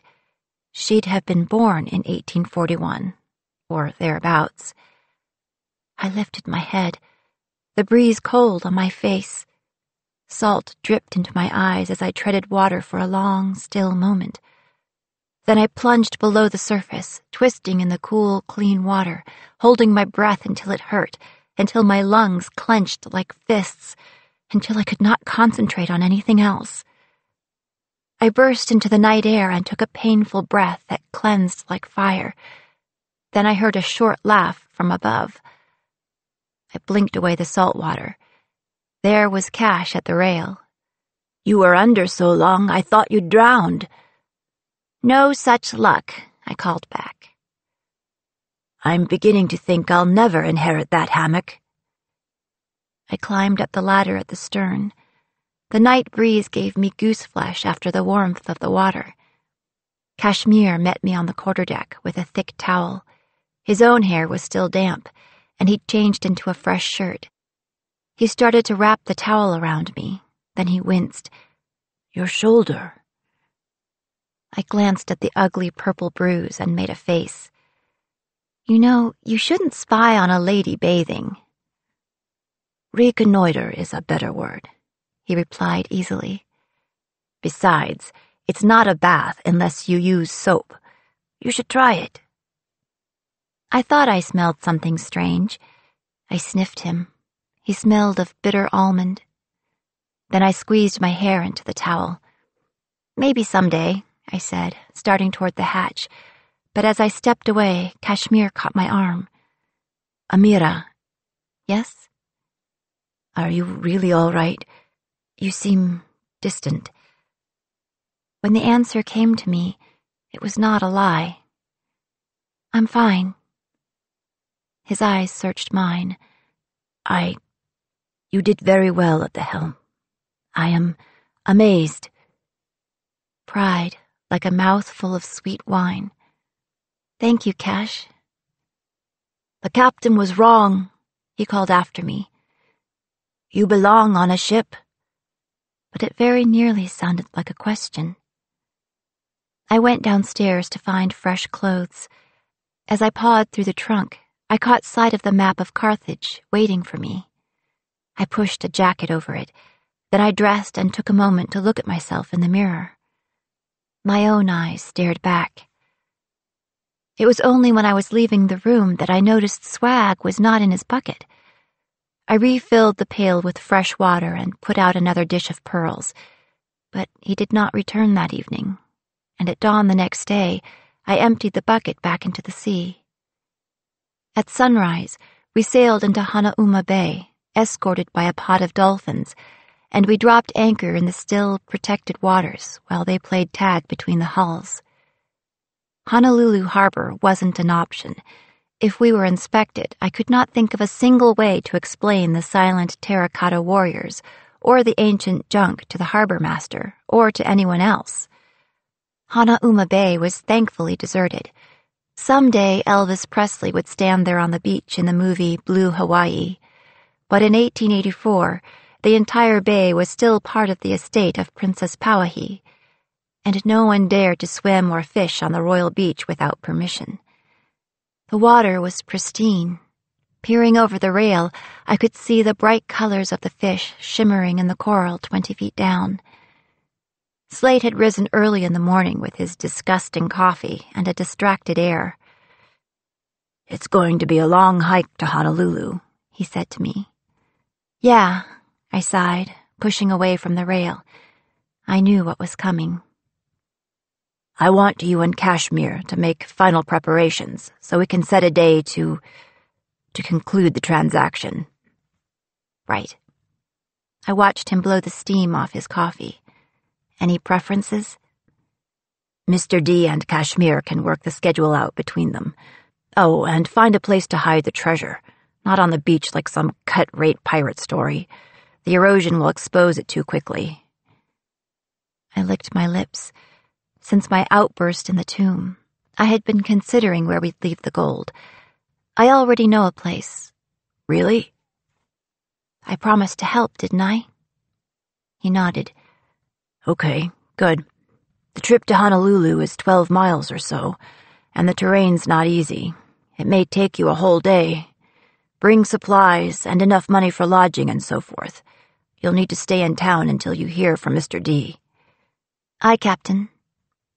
I started downstairs to make ready, but he called me back. "Yes?" He was quiet for long enough I almost turned again to leave, but then he smiled at me. "You did good, Nixie.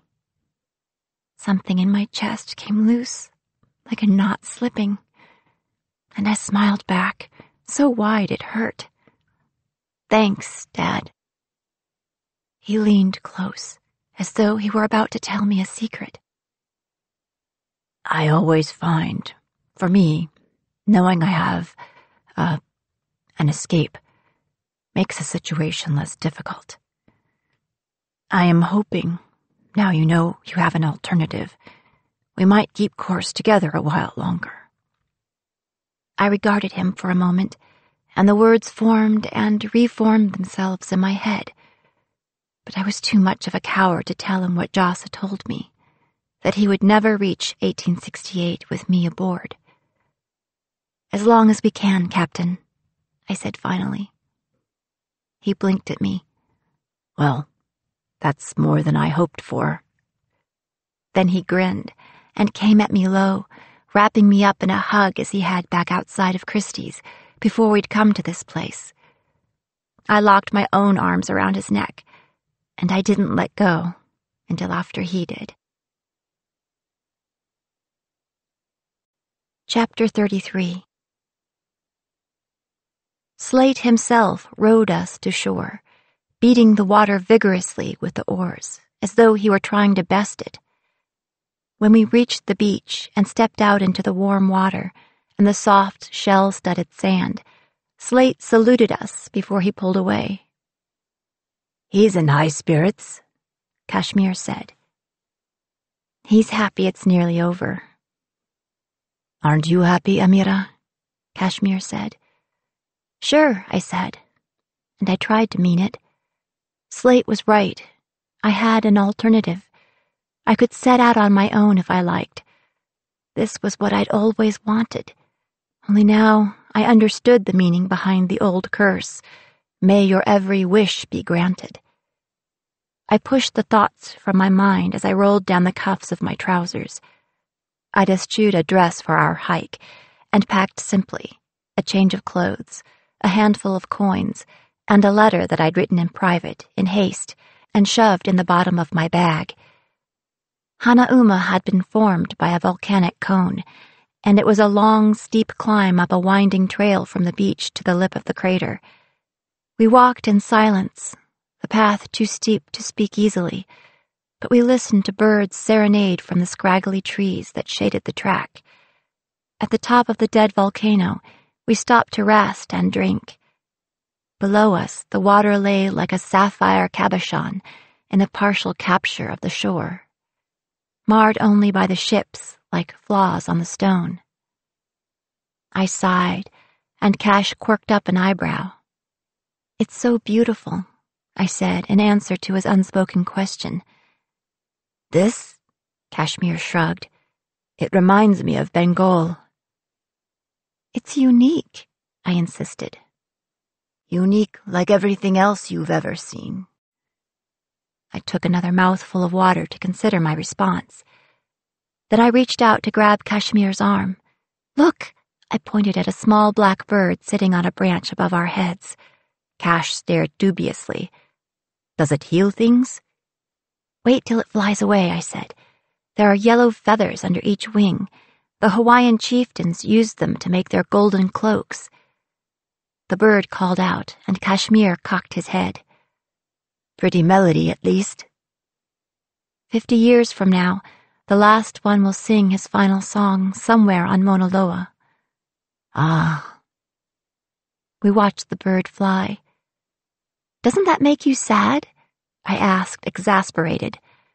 "Why? It's here now, Amira." We walked in silence, almost directly west, over the black volcanic pumice of the crater's edge, and down toward the water and the inlet of Mauna Loa Bay, where we passed a fish pond and a native village beside a stream where Hawaiians were shrimping with woven baskets. I stopped for a moment to watch, and a man offered us some shrimp. They were about the length of one of the joints in my finger, translucent pink, and still living as he crushed them between his white teeth. I took him up on his offer. They were salty sweet and bitter all at once. We continued for a while along the shore, giving wide berth to basking sea turtles and startling a small gray monk seal. We crossed a flat of tide pools where tiny red crabs scrambled in and out of the pocked holes formed by ancient bubbles in the superheated liquid stone. And I made Kashmir stop to watch as a woman and her daughter pried opihi off the mossy rocks with dull, flat blades. We passed a thicket of Kona oranges and pulled fruit from the trees, filling my bag near to bursting. Kashmir offered to carry it, and I handed it over gratefully. Finally, we turned inland to avoid hiking up Diamond Head, or Leahi, Blake's map had labeled it, jumping over streamlets and tramping down tall grass. The sun followed behind for a while, and then overtook us, leading us along like a beacon as we approached Waikiki, where white peacocks walked at a stately pace under the tall trees. I led Cash onto the sand to walk along the water's edge. I knew it was the longer route, but I felt an odd reluctance, a push and a pull, running away and running too. I shied away from the natural end to our journey, and I gave in to the draw of seeing all I could in the time I had left. My native time. Kashmir must have noticed me dragging my feet. The last few miles he'd been quiet, his usual humor fading with the afternoon, but he hadn't made any effort to hurry me. The sun dipped into the ocean as we caught sight, in the distance, of the black forest of masts in Honolulu Harbor, and it was just a slip of molten red above the horizon by the time we reached the last stretch of beach before the blasted coral of the esplanade. I stopped on the sand. Kashmir continued a few steps, then turned around. "Maybe we can stay on the beach," I said. "Tonight, I mean. It's very late to try to find lodging at a hotel." Kashmir held my gaze for a long time before answering. "As you will." Then he dropped the bag and flung himself down beside it. I tried to smile. "What, Kashmir?" I gestured out across the ocean, taking in the fiery sunset, the soft sand, the nodding palms. "You don't like the accommodations?" He didn't answer at first, but his green eyes shone in the dying light. Then he slipped his hand into his pocket and drew out a folded piece of paper, holding it up between his first two fingers. My heart sank, and I snatched the letter from his hands, but his expression didn't change. "Dearest Mr. Hart," he recited, still watching my face. "I have little time to write, and even less to visit, so instead, Kashmir, I have left something for you in the place you promised one day you'd show me. The day we went on the hike. I cannot say more except to ask your forgiveness. Nix." "You don't understand." I shoved the letter back into my pocket. "I thought I did the other day, when you kissed him." I blushed deeply, but I didn't drop my gaze, although Cash didn't make it easy. Finally, he broke, looking down to pull an orange out of my bag, and I was grateful for the small mercy. "But then, I wondered," he went on, "what on earth could you be leaving for him?" I folded my arms and watched the waves advancing, receding. He wasn't supposed to make a map that worked. I practically spelled it out for him. Kashmir laughed softly. "You expected him to let you go so easily?" He dropped the orange peel all in one piece beside him and sectioned the orange. "Not everyone has your skill for it. I will admit I was relieved to read that you would not see him, although I did notice you didn't say goodbye." "It's implied.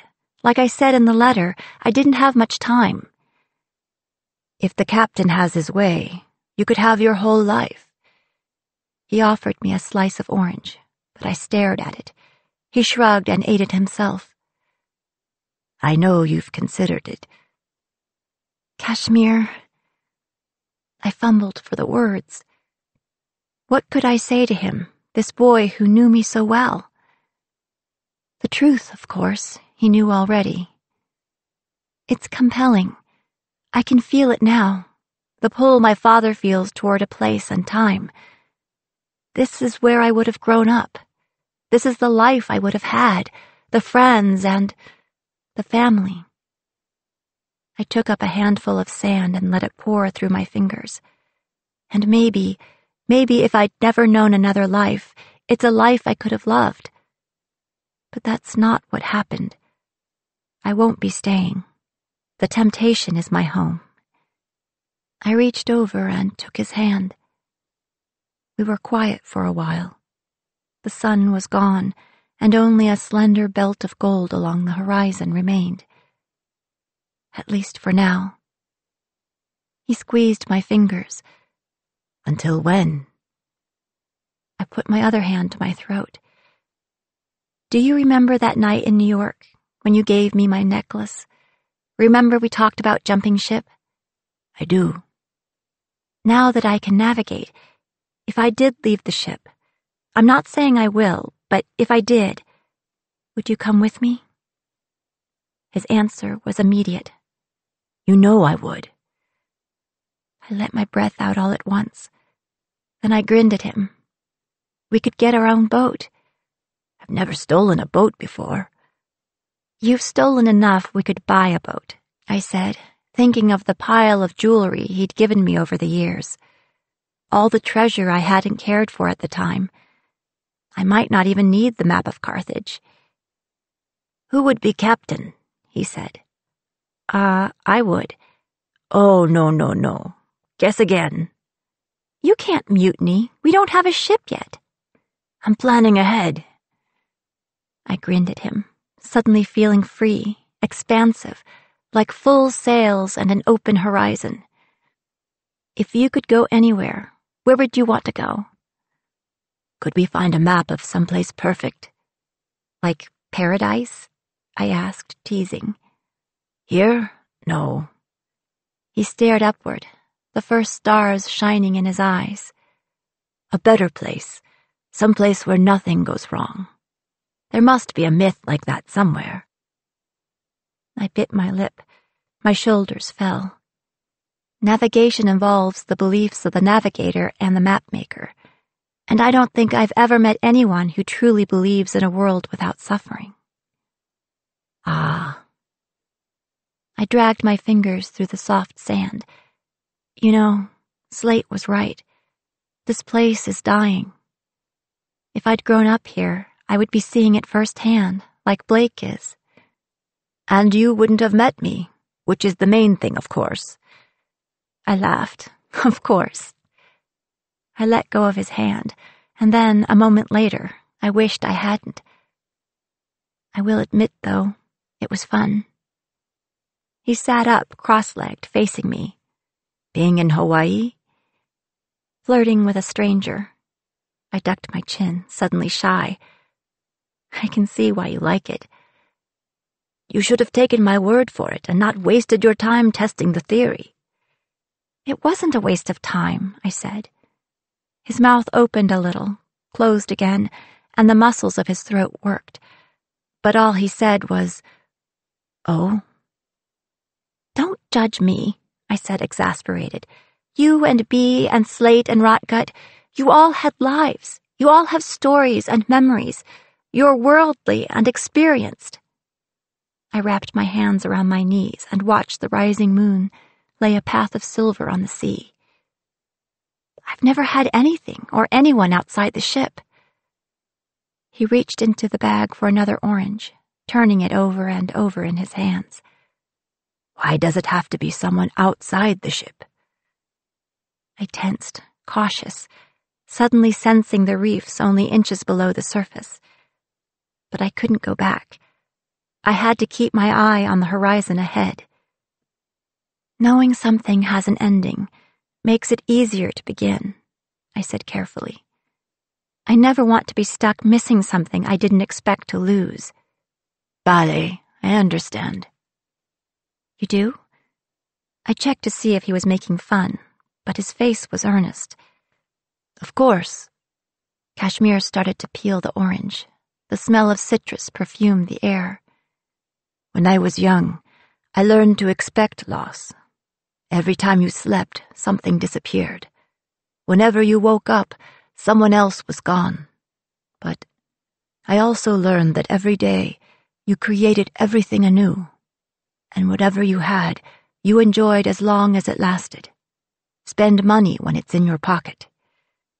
He took my hand and put the orange in it. Eat fruit while it's ripe. His other hand found my cheek, his thumb brushing the corner of my mouth. Paradise is a promise no god bothers to keep. There's only now, and tomorrow nothing will be the same, whether we like it or not. I bit my lip and tasted oranges. The juice was very sweet. Is that really true?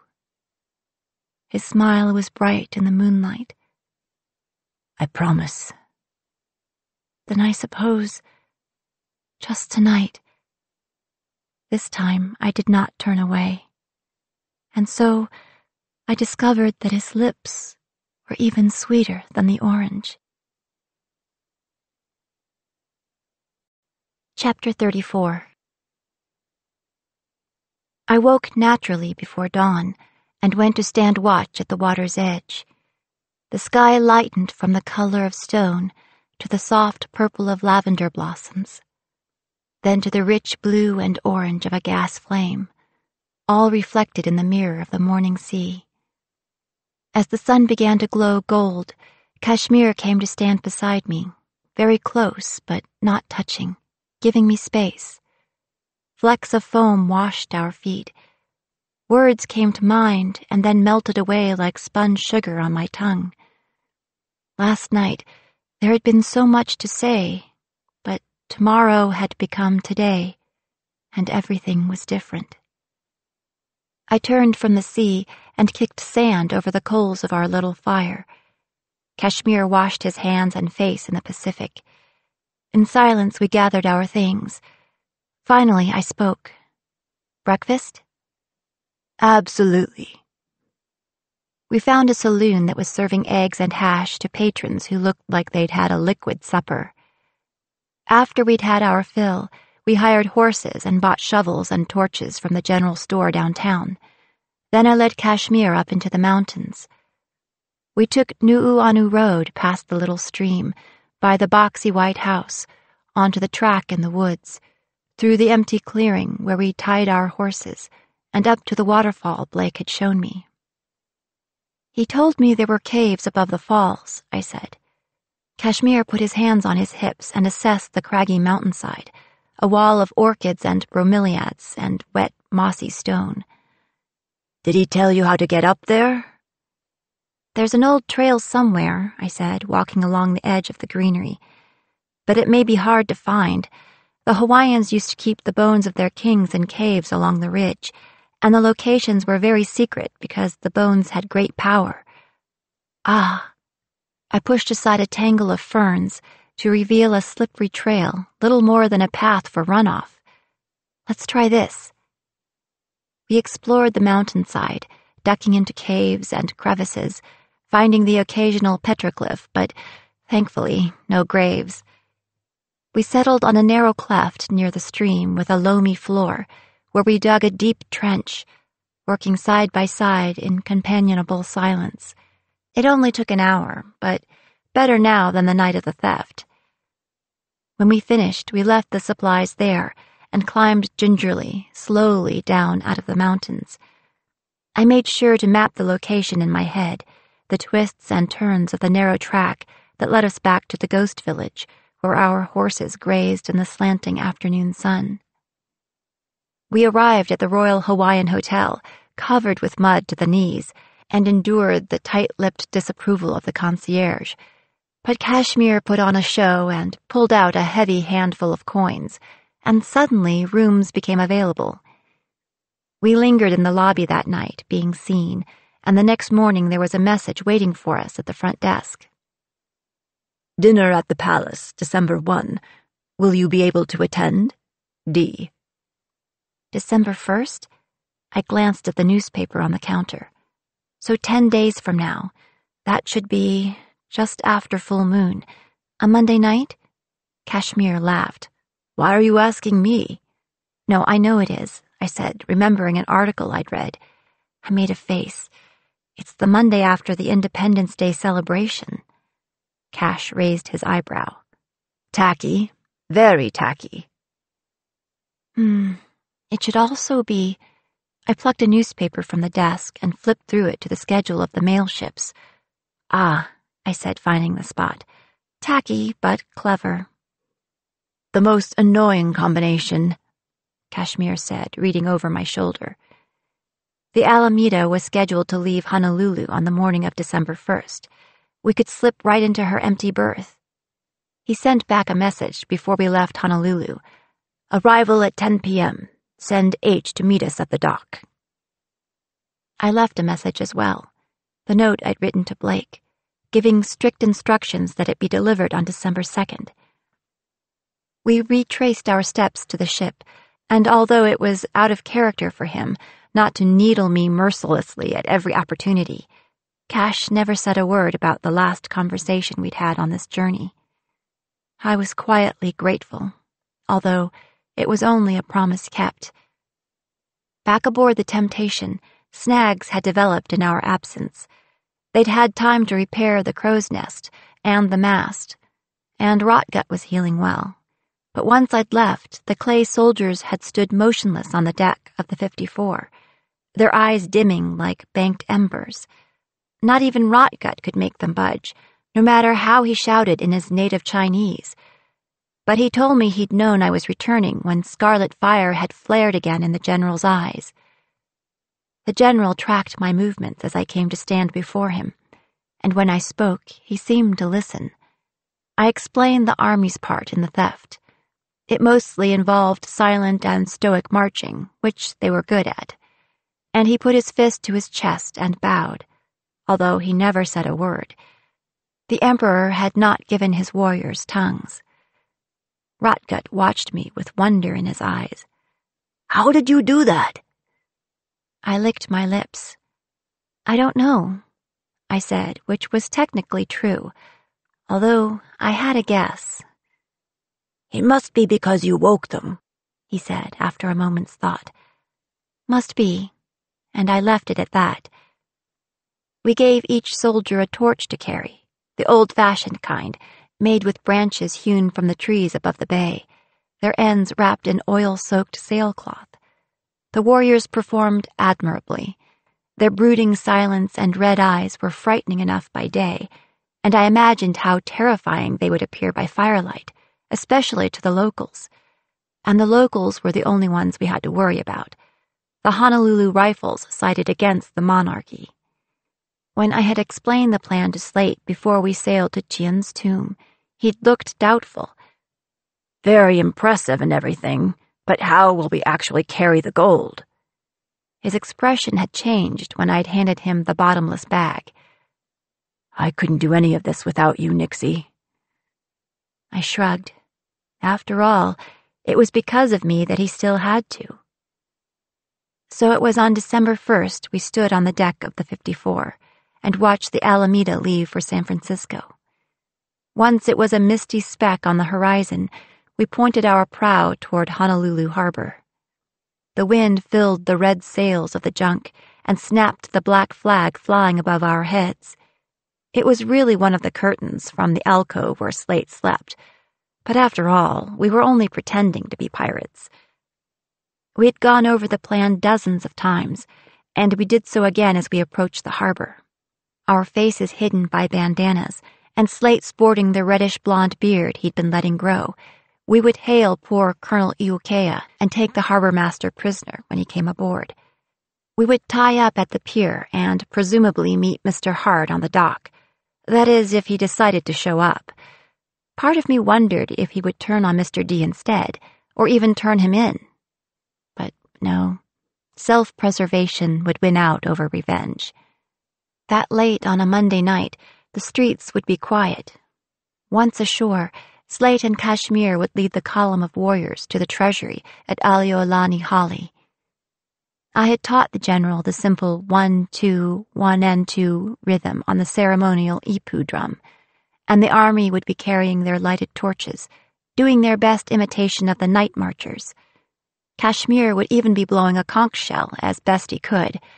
So far, he'd managed less of a haunting call from beyond the grave than the squashed blat of a disappointed goat. But hopefully it would be enough to cause the members of the Royal Hawaiian Guard to throw themselves on the ground and cover their eyes, where they would be easily tied. None of us wanted bloodshed. As Sun Tzu had said, the supreme art of war was to subdue the enemy without fighting.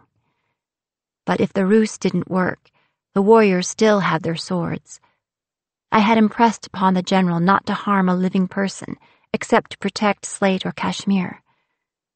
Once at the treasury, Kashmir would open the vault and the gold would be loaded into the bottomless bag. As soon as the vault was cleared out, Mr. Hart would hand over the map and leave, able to confirm to the others that the job was done, and Slate and Cash would bring the bag to Nu'uanu to bury the money. When the treasure was hidden, they would return to the 54 and sail to Hanauma Bay to meet the temptation and leave this place behind for good. Rotgut would be guarding the junk while it was docked in the harbor, standing watch at the helm with a contingent of warriors in case any of the Royal Hawaiian Guard escaped. And my job? I asked Slate as the lights of Honolulu came into view. You're staying behind. What? This isn't one of your myths, Nixie, Slate said, checking the revolver he'd borrowed from Bee. He wore half-gloves, hiding the tattoos on his hands. We don't know what might happen. I won't have you getting hurt. You said there wasn't going to be any fighting. I said we weren't going to attack anyone. Just because we don't start a fight doesn't mean they won't fight back. We've got 50 soldiers. You wouldn't be coming if we had armored trucks. You normally let me do all kinds of dangerous things. He clenched his jaw. I know. I've been regretting that since the tomb. As the memory of the dead artisan resurfaced, suddenly my protests caught in my throat. Kashmir led me away. Don't worry so much, Amira. We'll be fine. I took his arms in my hands, gripping so tight the muscles slipped under his skin like fish. He had darkened the area around his eyes and under his cheekbones with soot to obscure his features. I suppressed a shudder. I don't want you getting hurt. He grinned and put a gentle hand on the back of my neck, pulling my forehead to his. I followed his gaze down through the gap at the front of his shirt, underneath his white button-up. He wore a Kevlar vest. I pulled free. I didn't know we had those. Just the one. The captain insisted I take it, he added when my face fell. Did he? I looked back at my father, who turned away quickly, as though he hadn't been watching us. Kashmir brushed my forehead with a gentle hand. A smear of soot had found its way from his skin to mine. Don't worry. I'll throw my worthless carcass in front of him should anything happen. Kashmir, stop or you'll make me nervous. You can do us both a bit of good if you would trust me. You're right. I'm sorry. I do. I stared into his granite green eyes. I do. He touched my chin with his thumb. And so it was, as night fell and the Alameda steamed east toward America, the 54 slid toward her spot in the harbor. The harbor master was tied safely below decks. He'd given in without a fight when he came muzzle to mustache with Bee's revolver. As Slate and Kashmir led the warriors in 2 solid columns onto the dock, sailors and fishermen fled the wharf. But from the shadows a single man approached, wearing a battered hat pulled low and a kerchief knotted around his face. Mr. Hart had come after all. Slate and Hart stood before each other, but neither reached out to shake the other's hand, and for a moment all was still and quiet, as 100 red eyes glowed like embers in the night. Then Kashmir blew the conch, and the low, hollow wail of the empty shell floated over the bay like a lost soul. He had been practicing. The general began to beat the ipu in the rhythm he'd learned. 1, 2, 1 and 2, and the men marched away into the darkened streets of Honolulu, leaving me behind, sitting against the bulwark, guarding the ship with rotgut and a small contingent of terracotta men. An hour passed or more, the stars wheeling overhead. Once the sound of marching feet had faded, a hush fell over the town, especially near the harbor. News must have spread, and all of the townspeople were huddled in their beds, the locals out of fear, the foreigners out of indifference. Every so often the faint sounds of the harbor master struggling against his bonds would drift up from the hold, less frequently as the man exhausted himself. I was beginning to grow impatient. They still had to hide the loot, but they must have been nearly done at the treasury. Kashmir had said it wouldn't take more than an hour to load the gold. Rotgut had a good view down Nu'uanu Avenue from the crow's nest, and he'd be able to see the column of torches as soon as they began their march into the valley. I waited for him to sing out a sighting, but none came. Then hoofbeats broke the silence in the street, a single rider approaching. A lone, brave guardsman? A reckless reporter? Rotgut and I shared a glance. He shook his head ruefully, and my skin went cold before I even peeked over the rail. "No," I whispered, and I dropped back down to the deck, trying pointlessly, foolishly to hide as hooves thundered on the wooden planks of the pier. "You there, lad!" Blake's voice rang over the harbor. "I saw you! Stand up!" I slapped my palm down on the deck, but there was nothing for it. The damage was done. No, I had done the damage. Slate told me often enough. He couldn't have done this without me.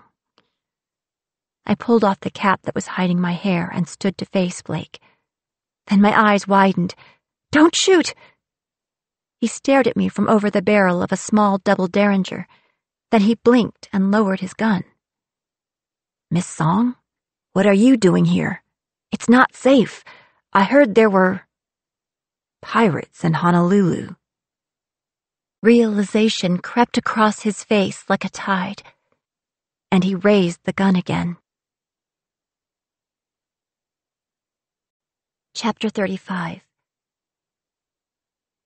The gun gleamed in Blake's grasp. The 4 warriors I'd stationed on the quarterdeck were quiet, their eyes like dying coals. He could take one shot before they reached him, and all it took was one. But would he? "Mystery indeed," Blake said bitterly. He scanned the ship, his eyes gray as flint in the moonlight. "Where is your father?" "With yours at the treasury," I shot back. "That doesn't shock me. I know the depths to which he'd stoop." The scorn in his voice bit like an eel. "I was going to return the gold." He laughed. "Of course you were." "I wrote you a letter giving you the location." I lifted my chin. "It will be delivered tomorrow." "Is that so?" he said sarcastically. "Perhaps I should go home then and wait for it." "Or just shoot me and find out later I was telling the truth." He stared at me incredulous. "Have you ever once told me the truth?"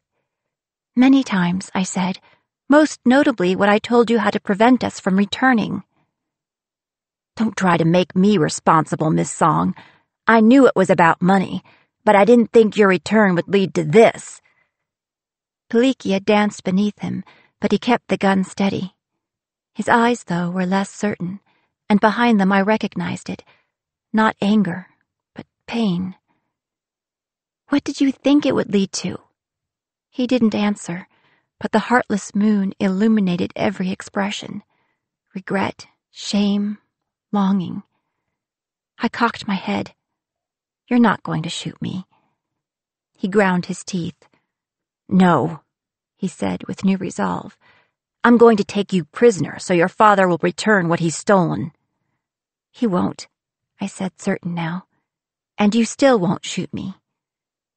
Blake's eyes narrowed, and he stared at me for so long I began to doubt.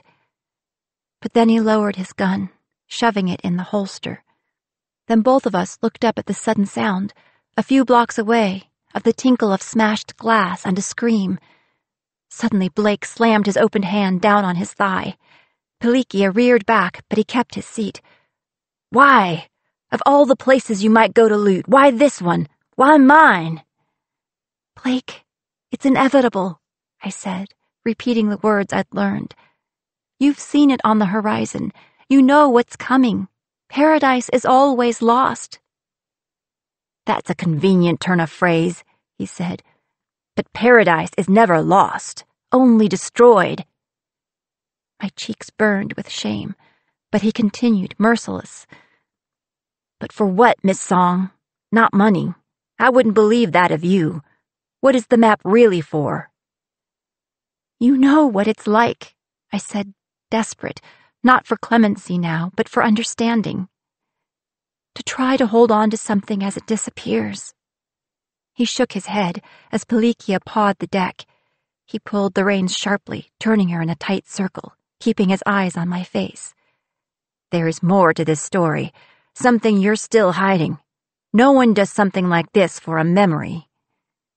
I bit my lip, the answer on the tip of my tongue. But why shouldn't I tell him? "He needs it to save a life, to save my mother," I said at last. "My reasons are less altruistic," I added with difficulty, but I owed him the truth. "I'm doing this to save myself." "To save yourself? Who threatened you? And how does the captain—" Then the sound of shouting and a high, manic laugh from the town made him turn his head. "That's my father." Blake's voice was distant, as though he was listening to a song I couldn't hear. Another smashing sound, like furniture being overturned. What are they doing? Blake's shoulders sagged like an empty sail. "I would imagine he'd find it difficult to stop at the treasury." "Why?" "There are some men in town who have wronged him. He's been at the edge for quite some time. It would not take much to push him over." I felt uneasy then, as though the deck were rolling beneath my feet. But no, we were in harbor. "You should go home, wait for my letter, and rescue the kingdom. You'll be a hero."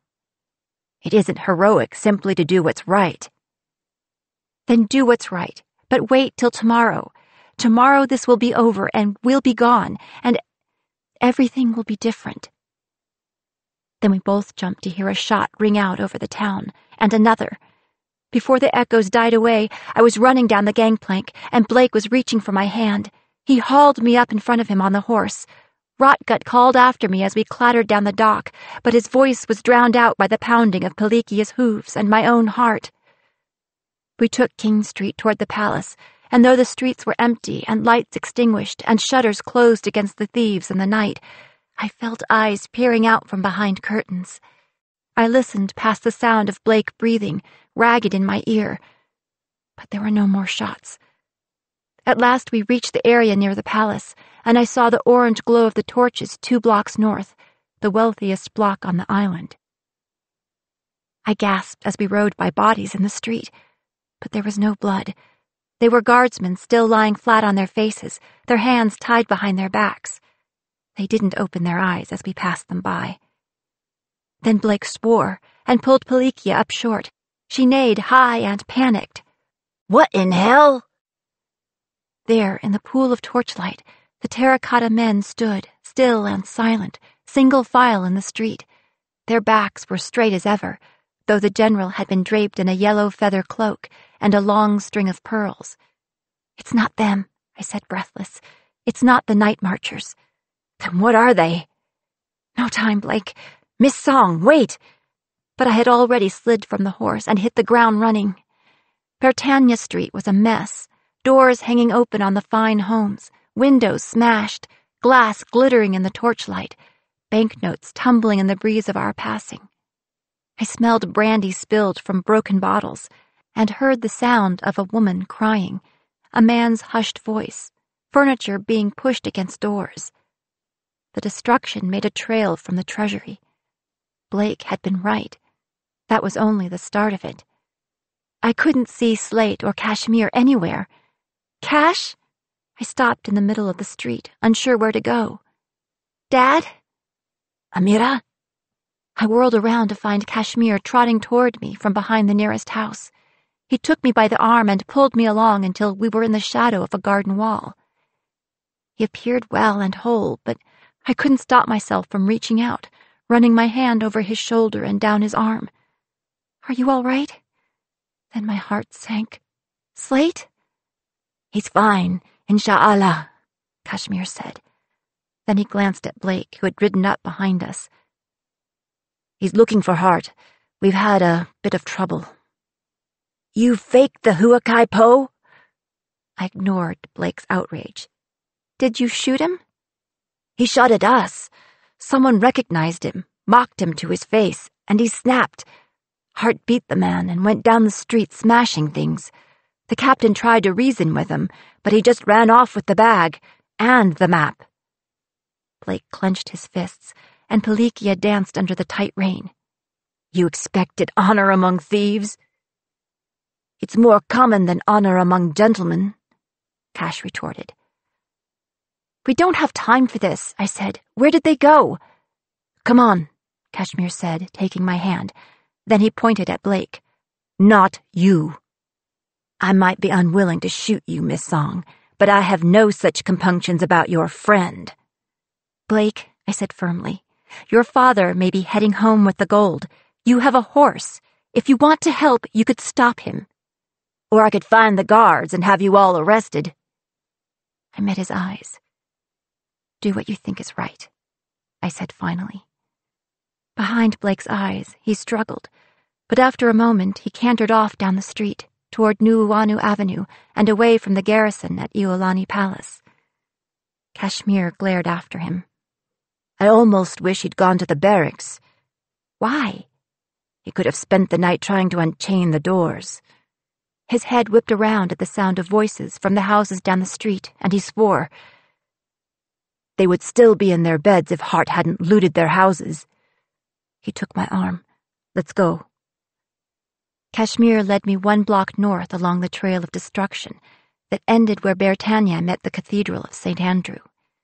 The soldiers followed at a swift march, their torches trembling in the night air, and Cash and I listened for more shots and called out for the captain. My heart had climbed into my throat by the time we found him, crouching in the shadow of a tulip tree on the cathedral grounds. But he was unhurt, and he held his revolver cocked in his hands. He swore as we ran to the shelter of the trunk, the soldiers stopping in formation on the grass nearby. What are you doing here, Nixie? I narrowed my eyes, trying to catch my breath as my heart slowed. Nothing's going as planned tonight, is it? Slate frowned, shifting his grip on the gun. Hart has his own addictions. Go back to the ship. It's not safe here. No, Dad, I'm not leaving you. The captain turned his haggard face to me and smiled like a sunrise. So, Captain? Kashmir scanned the street beyond the grounds and the wide lawn ahead. The shadows were sharp as knives under the spotlight of the moon. Where did he go? I lost him, Slate said, but he dropped the gold. The captain jerked his chin toward the center of the lawn. There, stark in the light of the moon, perhaps 2 ship's lengths away from where we stood, was the bottomless bag. I sucked air through my teeth. Where was Mr. Hart hiding? In the shadow of the low stone wall? Under the dark crowd of hedges across the way? Or perhaps in the deep coves behind the limestone columns of the side of the cathedral? I searched, but I saw no one. It's a trap, I said, my blood pounding in my ears. Or was that the sound of pursuers closing in? He's waiting for us to go for the bag so he can pick us off. Yeah, well, the captain said, if we wait here, someone else will shoot us. Let's all go back to the ship, Dad. I plucked at his sleeve. Please. And leave the map? Kashmir turned sharply at a sound I had not heard.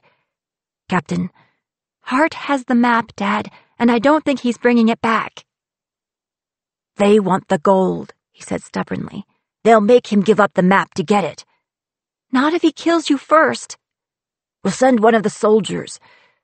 We have to move, Captain, Kashmir said urgently. Slate rounded on him. Not without the bag. Kashmir hesitated only a second before he sped out from the shadow of the tree. I grabbed at his sleeve but missed. I called after him, but he paid me no mind as he ran across the moonlit grass, ducking, dodging, zigzagging back and forth. He rolled past the bag and came up with it in his hands as the report of a rifle crashed in my ear. I screamed. Something stung my cheek, and one of the clay soldiers beside me exploded into potsherds. But Kashmir was already coming back, and he threw the bag to Slate and barreled into me, pushing me to the other side of the tree and shielding my body with his, pressed close. He had run hard, but I was the one panting. He cupped my face in his hand, his thumb brushing my cheek gently. Shh, it's all right. Slate grabbed the bag and crouched beside us, his eyes darting about like fish. Where did that come from? He pointed his gun this way and that. Without taking his eyes off mine, Kashmir nodded upward, toward one of the looted houses across the street, just visible through the trees that lined the grounds. Top floor, third window. The glass had been smashed, and the shutter hung at a crazy angle, wreathed in a pall of gun smoke. I pulled away from Cash and squinted, but all I could see was a deeper shadow and the long barrel of a rifle glinting in the moonlight. Is it Hart? I can't tell. Either way. The captain fired 3 shots off toward the house. They went wide, but the barrel withdrew behind the shutter. Let's go. He set off at a run, and Cash followed, pulling me along beside him, keeping the tree and his body between me and the shooter. The soldiers formed up behind us, offering additional protection.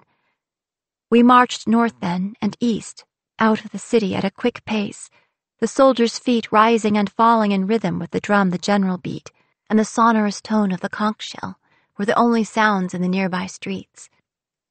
Although far off behind us, the night air jangled with the racket of raised voices, shouted orders, someone wailing, and ahead the murmur of fear, the soft click of locks, the clatter of shutters closing.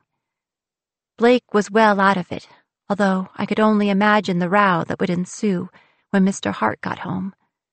Although perhaps neither Blake nor his father would speak a word of it. Blake had known of his father's involvement for a while now. Perhaps they would keep pretending. Soon we left the city behind and entered the dark roads of the valley.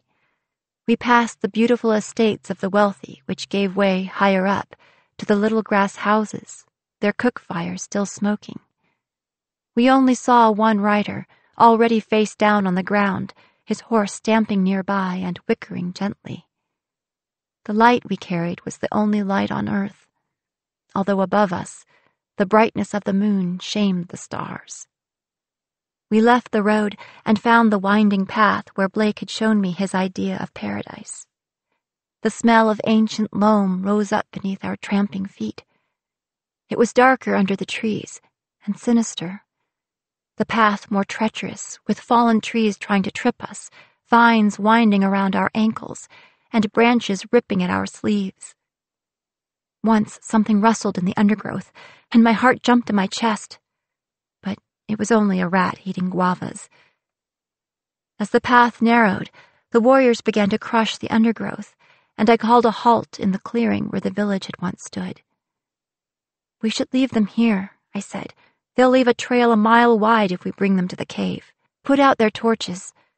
Kashmir sprang too, taking the torch from the general and extinguishing it. Eerily, the other warriors followed suit, all at once, and stood in silence, their red eyes glowing in the night like scattered coals from a dying fire. Slate's face was pale in the moonlight. How much farther? Not far, Captain, I said, but from now on we're climbing. We pushed into the forest, taking the path hand over foot at times, it was so steep. It hadn't rained today, at least not near the sea, but the undergrowth was wet here, and the leaves glistened where the moon shone through the trees. It was easy to lose sight of one another in the thicket, and I slowed, not wanting to get lost in the dark. We passed the waterfall, the mist writhing through the rocks like ghosts among headstones, and continued upward with muddy hands and knees. "Are you sure we're going the right way?" Kashmir said. "Almost positive." Slate barked in laughter, violating the dark. "Confidence. Now that's the mark of a good navigator." I paused, throwing back my hand. "Wait!" "What?" I listened. My breathing was even louder in my ears than the sound of the rushing water. I paused again. I thought I heard something. "Oh, that." Kashmir stepped closer, lowering his voice. "Yes, Amira. Someone's following us." "Probably Hart," Slate muttered. "Just keep going. We can't take a stand here. The money isn't our business. We only need the map." "Dad, do you honestly think he still plans to give us the map?" Slate was quiet. "He asked to answer to Mr. D," he said. But he sounded uncertain. "What a cock-up," Kashmir said. "I should have gone back to his house and taken the damn thing." "On our way down?" Slate said.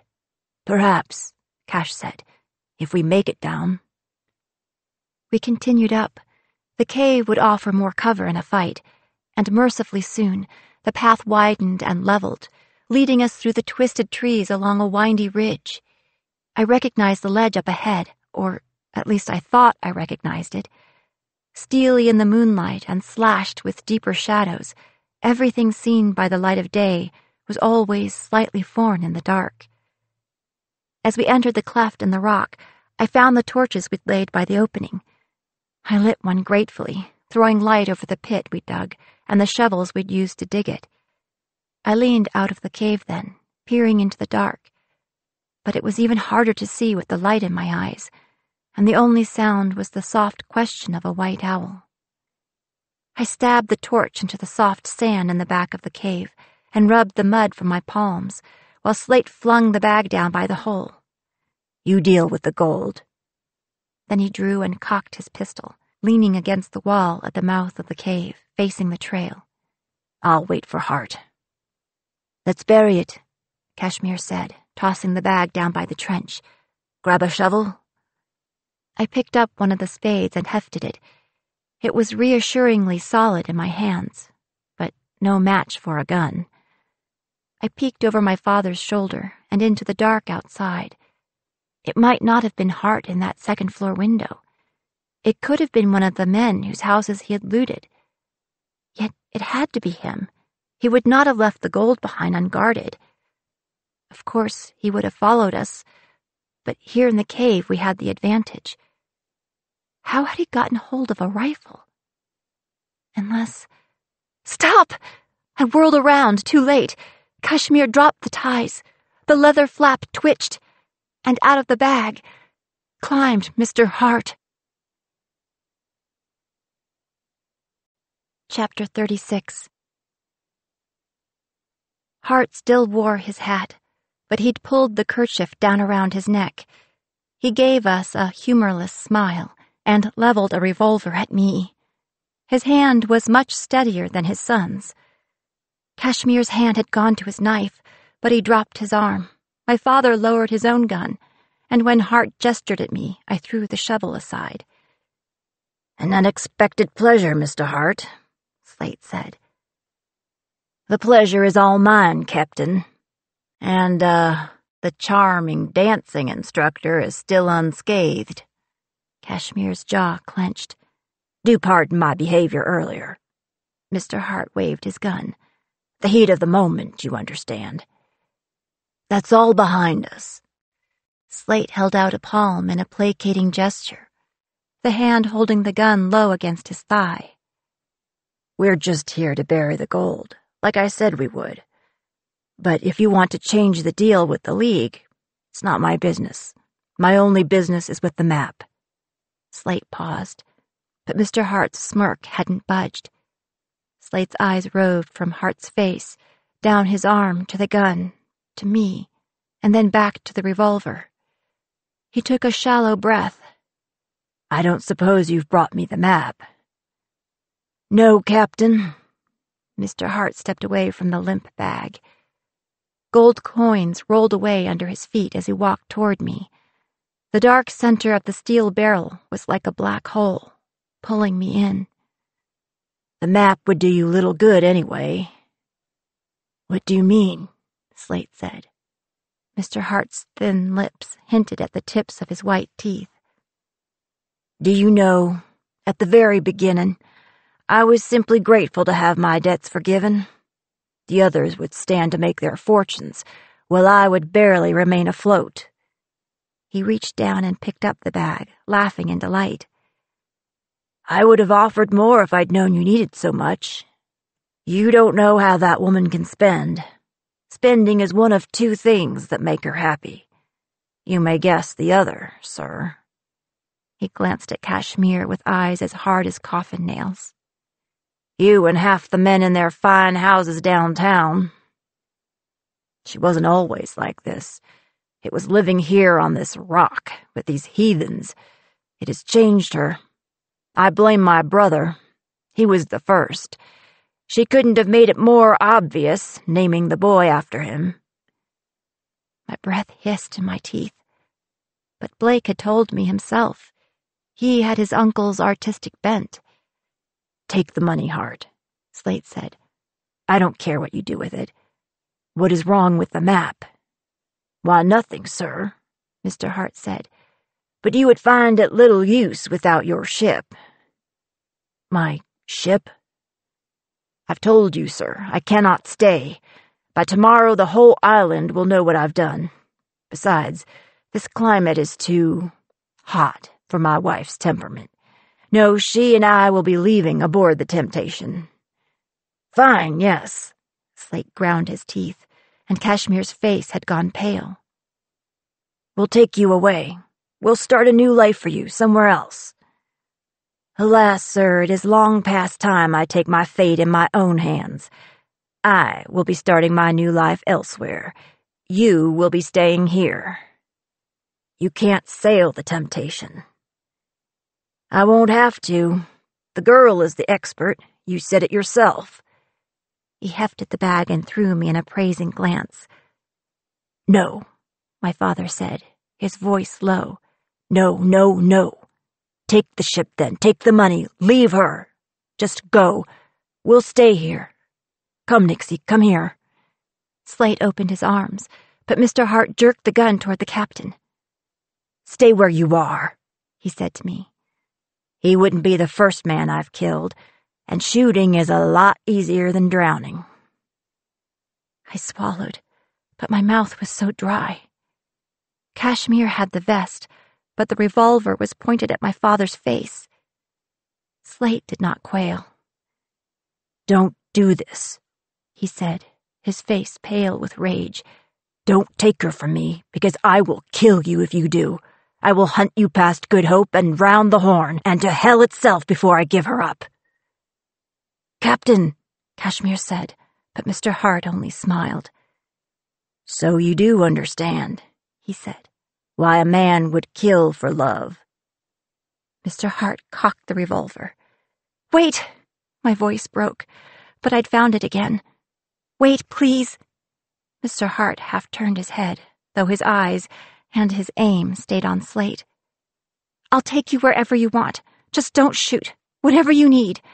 I racked my brain. Diamonds, in Arabia, and, gold. The gun dipped a little, and his eyes flicked to me then.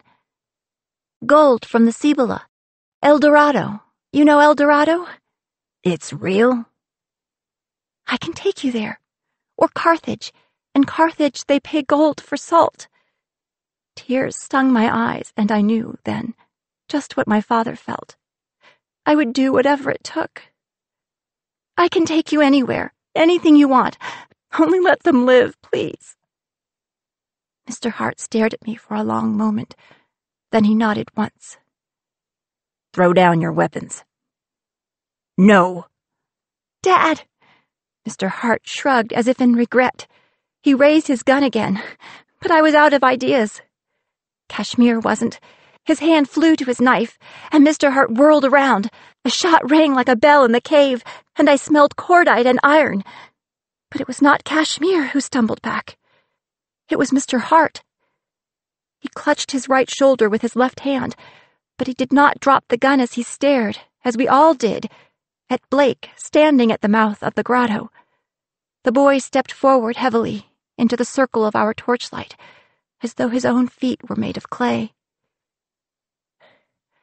I followed you. Blake was breathing hard, but his gun was still high in his trembling hand. I heard it all. Let her go. Mr. Hart glared at him while red blood bloomed like a boutonniere on the shoulder of his linen jacket. But then he swung his own hand back up and pointed the gun at Blake. Put it down, boy. You first. Neither moved, and then Mr. Hart smiled again, as bitter as truth. Just like your father, he said, and he fired. Blake fell back into the dark, and I leaped on Mr. Hart's back, wrapping my arms around his throat. He swung me around as Kashmir came toward him, and my legs connected, knocking Kashmir against slate as I tumbled to the ground. Mr. Hart pulled up his arm and fired at Kashmir, square in the chest, and I rose, grabbing for Hart's wounded shoulder and squeezing as hard as I could. He cried out and dropped the gun, but he managed to reach up with his other hand and twist his fingers in my hair until tears stood in my eyes, and my own hand opened. Then he grabbed the bag and ran, dragging me along behind him. We stumbled over Blake's prone form on the path. He was still moving, reaching out, clutching at Hart's leg.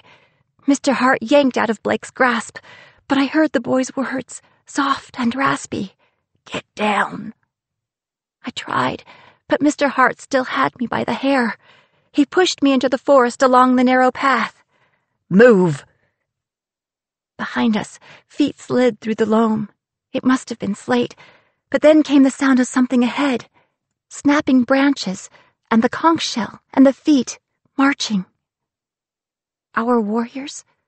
Had we brought them this close? But Kashmir had fallen in the cave, so who was sounding the conch? Torchlight shimmered between the trees, blurring in my teary eyes, and I understood what Blake was saying. Get down! I wheezed, sucking in air. Get down! Slate heard me, and his footsteps stopped, but Mr. Hart wouldn't listen. I closed my eyes and covered them with my hands, blind as he shoved me forward, and then he stopped. There was a chill and a stillness. Then Mr. Hart released my hair. I sagged to my knees and pushed myself down to the earth, among the loam and the leaves. My palm was sticky against my face, and I smelled the tang of blood, and something else, a whiff of cold earth and damp stone and dry moss. But I did not look. I did not dare. Blake had warned me about the Huakai Po. The silence stretched, but it wasn't silence. It was the sound of 100 souls holding their breath. And I could no longer hear Mr. Hart. I reached out blindly, tentatively, groping through the empty space beside me where he had just been. But I found nothing. I was relieved. I was appalled. I closed my fingers around a handful of dead leaves and crushed them in my fist to stop my hand from shaking. I lay there shivering, water seeping up from the soil and into my clothes, along my forearms and elbows and knees as I pressed myself into the ground until the mournful conch sounded once more, until I felt the rhythm of 200 feet passing me by and fading away, until the Huakai Po vanished beyond all hearing, and the only sound was my heart beating in my throat, and my father's voice. Nixie? I crawled over to him, staying low, finding my way with my hands, too scared to open my eyes. I touched his hand, and he grabbed my fingers, crushing them in his own. "Are you all right?" I whispered, afraid to speak too loud, and he wrapped me in his arms. "Oh, God, Nixie." His breath was hot on my neck as he clutched me tight. "I thought I'd lost you." "I'm still here," I said, half to convince myself. "And Hart?" "Gone. They took him, Dad. The night marchers. I couldn't finish the sentence." Slate had tightened his embrace, squeezing the air from my lungs, but there was nothing more for me to say. "Good," he murmured. "He's lucky it wasn't me." I heard footsteps then, and I couldn't help myself. My eyes flew open. It was Kashmir, and he was propping up Blake, who had blood seeping through his coat. I scrambled to my feet. Is he? I started, but when Kashmir stopped, Blake slumped to his knees, and I didn't wait for an answer to the question I couldn't bear to ask.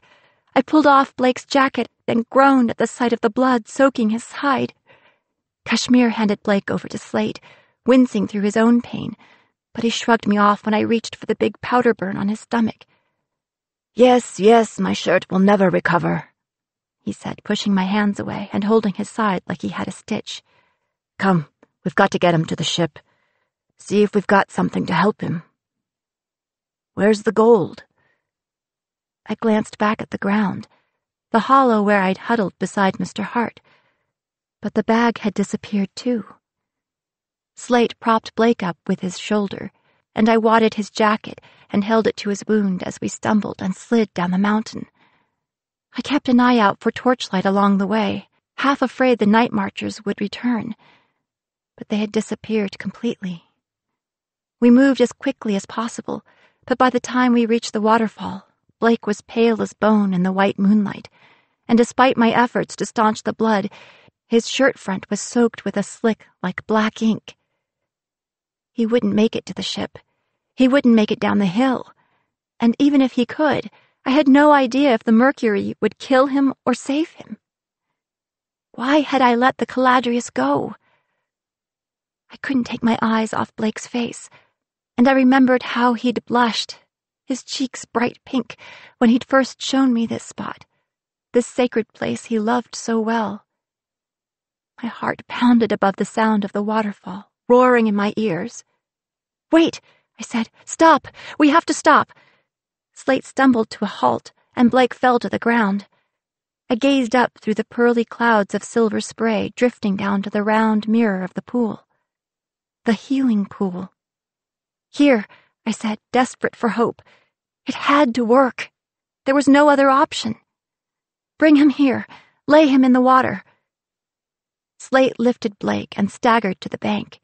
He didn't ask the questions that were in his eyes.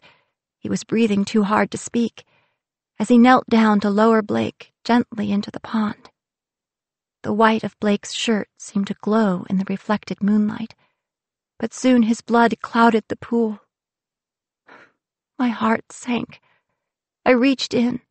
The pond was frigid, and I pawed at the water, at his shirt, at the blood as it drifted like mist.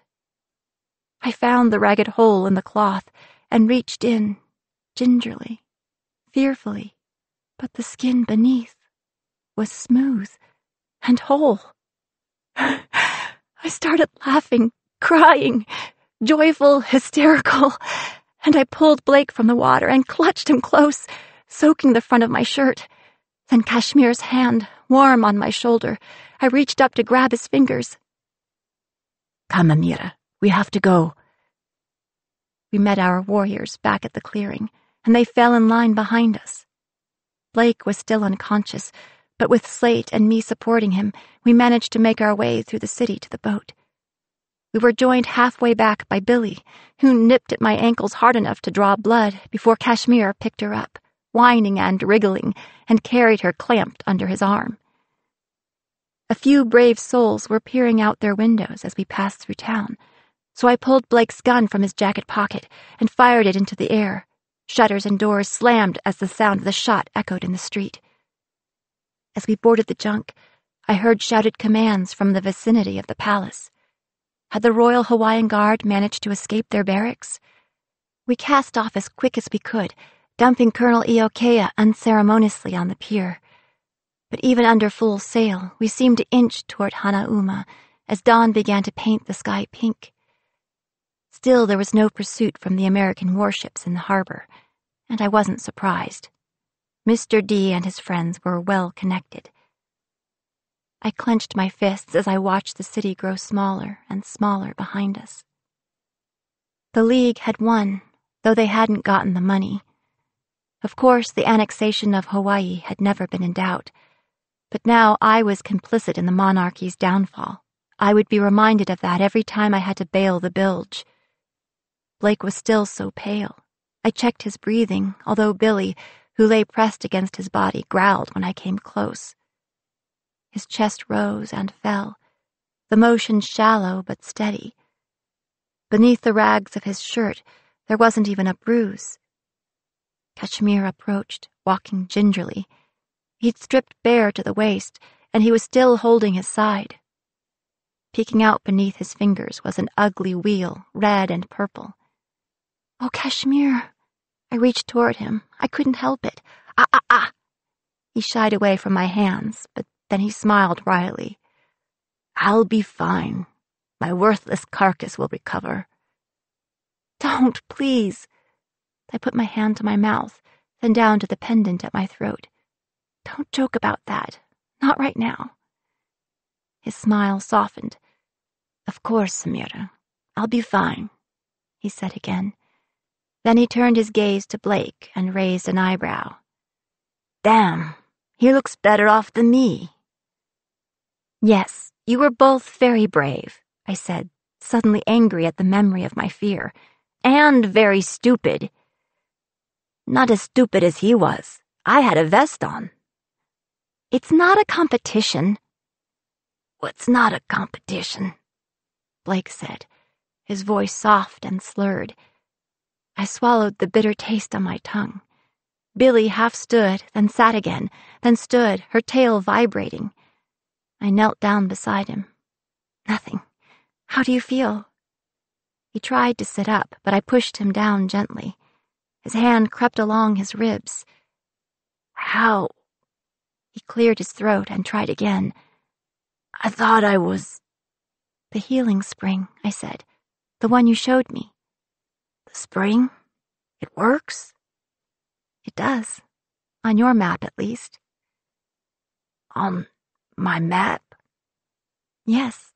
The one you drew—" My voice trailed off. Did the healing spring exist before Blake drew it? Had he brought the night marchers into being? Was this version of Hawaii the real one, or only a fairy tale he'd told? I don't know, really. Just rest now. He nodded vaguely. "I'm cold," he said. "Here." I picked up his stained jacket from the decking and shook it out, pulling it up to his chin. Then I saw it, in the pocket where he'd always kept his sketchbook, a tightly folded piece of paper, one corner brown with blood. "I took it from the fireplace," he said. "It was atop a pile of kindling." I unfolded it gently. It was creased, but it was whole.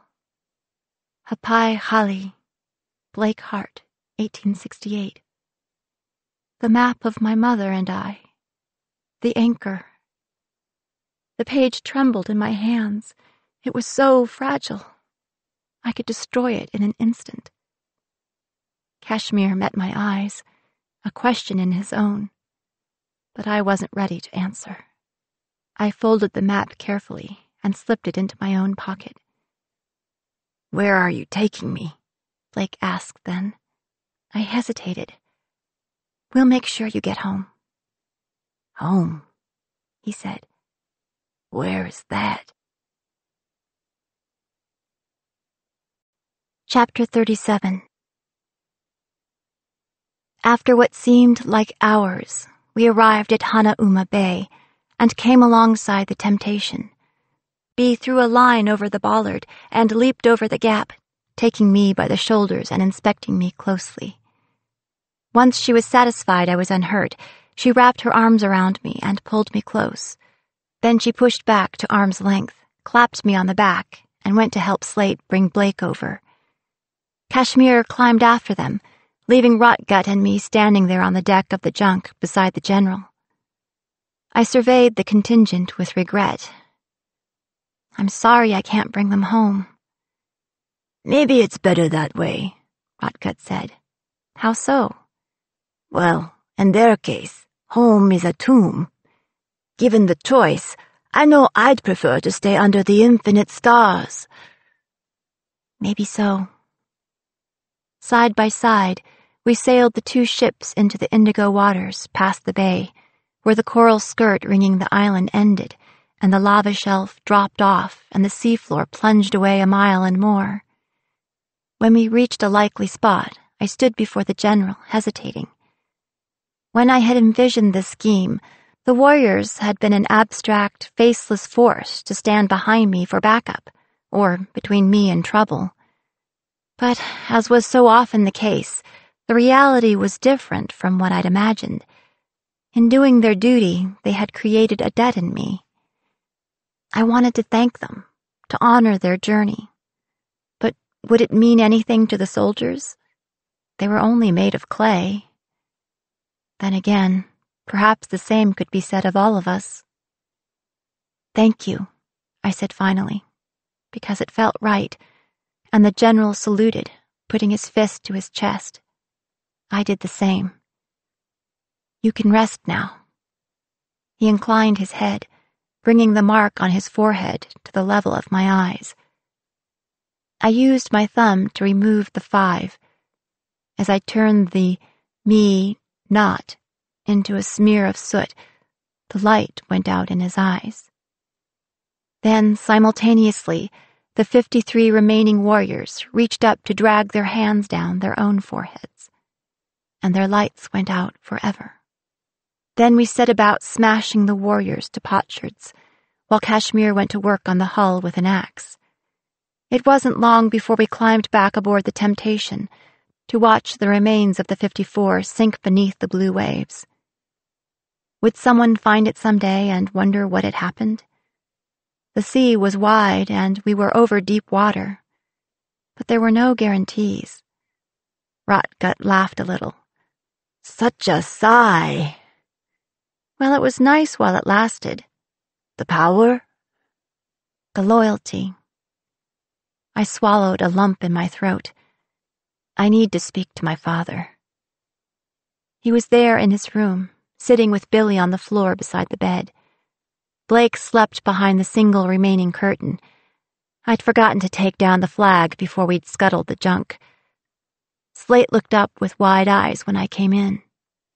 I almost went back out when I saw he'd pulled his box out from under the bed, but he stopped me with a question.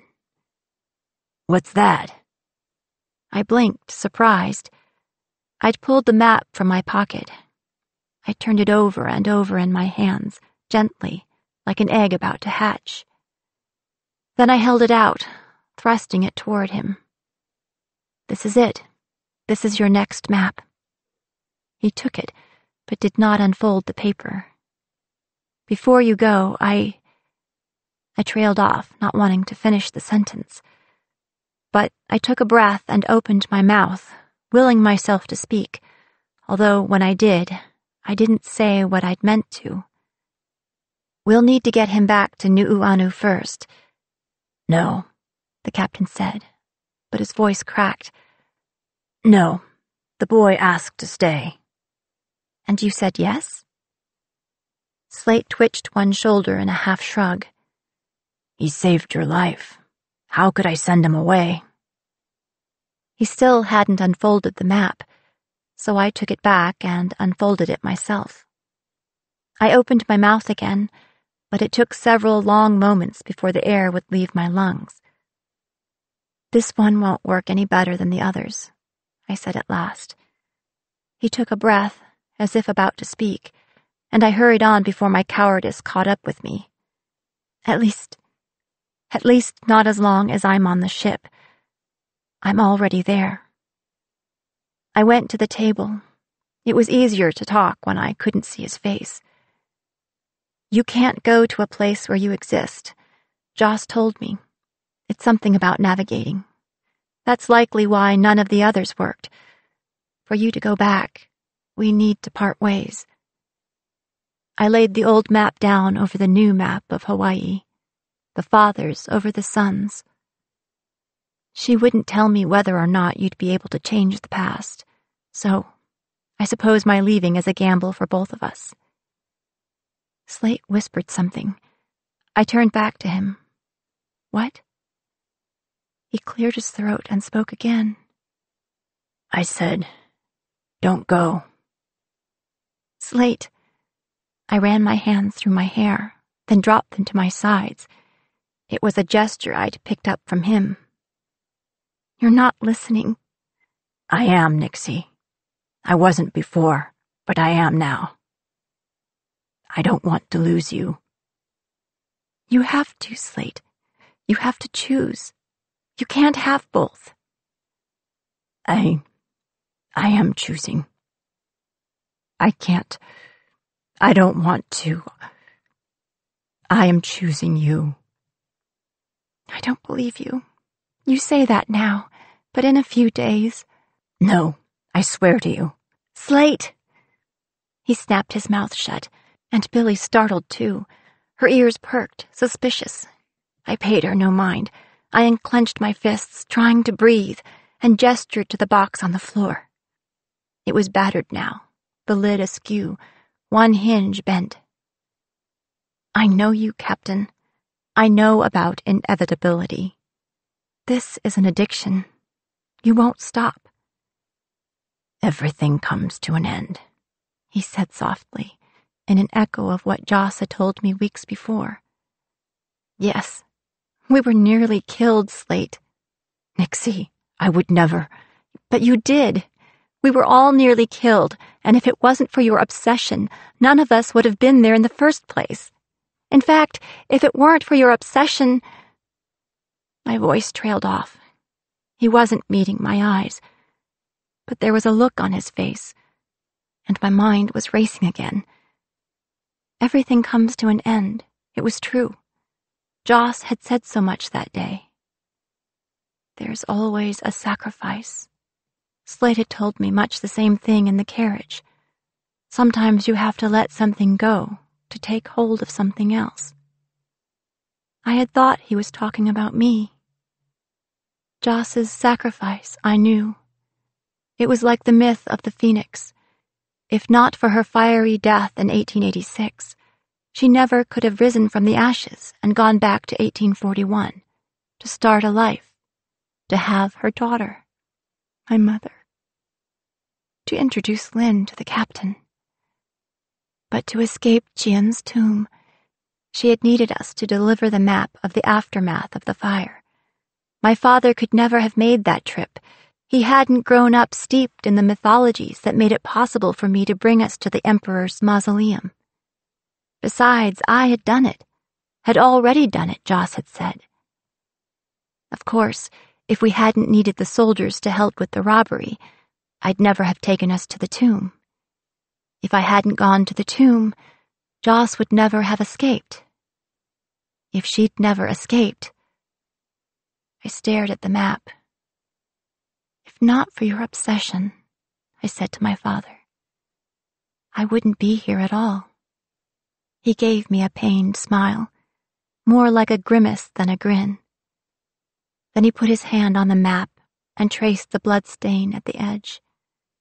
It cut right through the name at the corner. The silence between us was infinitely deep. "It does work, you know," he said then. "Eventually." "What does?" "This map, 1868.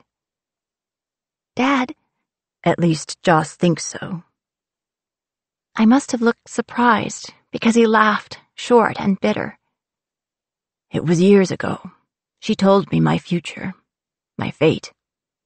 I didn't really take her seriously until, well..." His eyes were far away, but he tapped his finger on the map. "She says I'll spend my last months there." "Your last months?" "In the time before I arrived, to take you aboard the ship. She said I'd die of an overdose, believe it or not." He laughed again, like it was funny. "Do you believe it?" His smile twisted. "Sometimes." I swallowed a sudden lump in my throat. Everything Joss had told me about my future, she had seen in her past. We were both quiet for a moment. It was nearly impossible to force myself to speak, but I had promised to let him go. Do you want to try it? His face paled. Try this map? I wish we hadn't scuttled the junk, I said, but if you leave me ashore, I can find my way. I'd like to stop in New York first, but if you can't wait, I understand. And I'd like to take some of the other maps, if you won't need them any longer. Although if Joss is right, you won't need anything but this, really. I nudged the box with my foot, as usual. Nixie, please. Don't deny it, Slate. This is what you want. It's not all I want. Slate kept his voice low, but it was fierce, and Blake stirred on the bed. If we part ways, we will never see each other again. I can live with it if you can, I said, jutting out my chin as though it was a dare. It was all I could do to pretend that his response would not matter. Don't give me this choice, Nixie. I don't think I am, Captain. At my words, he raised his eyes to mine, and I did smile then, because I saw the truth in them now. Sometimes fate makes choices for us. I went out on deck into the light, shutting the door behind me and leaning on the warm wood. I took a deep breath, then another. Kashmir was there on my hammock. Bee was at the helm. Rotgut was fishing. Topside, everything seemed just as it always was. You'll be wanting to cast off again soon, I said at last. Kashmir sat up straight and met my eyes. Where are we going? I shrugged, feeling whimsical. How about somewhere perfect? He slid out of the hammock and came to stand beside me. But no one believes in such a place. You're a good liar, Kashmir, I grinned. Maybe you can convince me. And when do we leave? Whenever the captain's ready, I said. But the door to the cabin had opened again. Well, I'm not ready, Slate said. Not yet. No? Then I noticed that he held his wooden box, filled with all his precious things. No. He paced the deck slowly, tipping the box back and forth between his hands. I haven't got a good map, he said, his brows drawing together as he peered over the rail. Then he rubbed a streak of green verdigris on the copper. I need you, Nixie, he said firmly. Go in the cabin and find me one, would you? Maybe something where we can make some honest cash this time. But you'll figure something out. You always do. He squared his shoulders. Then he hefted the box in his hands once, twice, leaned back, and flung it, spinning, tumbling into the deep blue sea. There was quiet on deck for a long time, and I was acutely aware of the sound of the waves brushing the hull, the wind trembling in the sails, my heart drumming against my ribs. Then Slate smiled at me, one of his brilliant smiles, as though nothing was wrong, or ever had been. I've made my choice, Nixie. I sought out Kashmir. There was a question in his eyes, but he found the answer in mine, and he nodded a little. My home had always been the temptation. That evening, we left 1884 behind us for good. Blake came out on deck to watch the island grow smaller in our sight until it was a gray smudge on the horizon, and even after. Billy, standing beside him, howled once, "Roo!" and then trotted toward the bow to face the open sea. The sun arced overhead, The sea turned from cobalt to sapphire as the light made the deep water glow. The sails snapped in the breeze as we clipped along, heading away from the island. But toward what?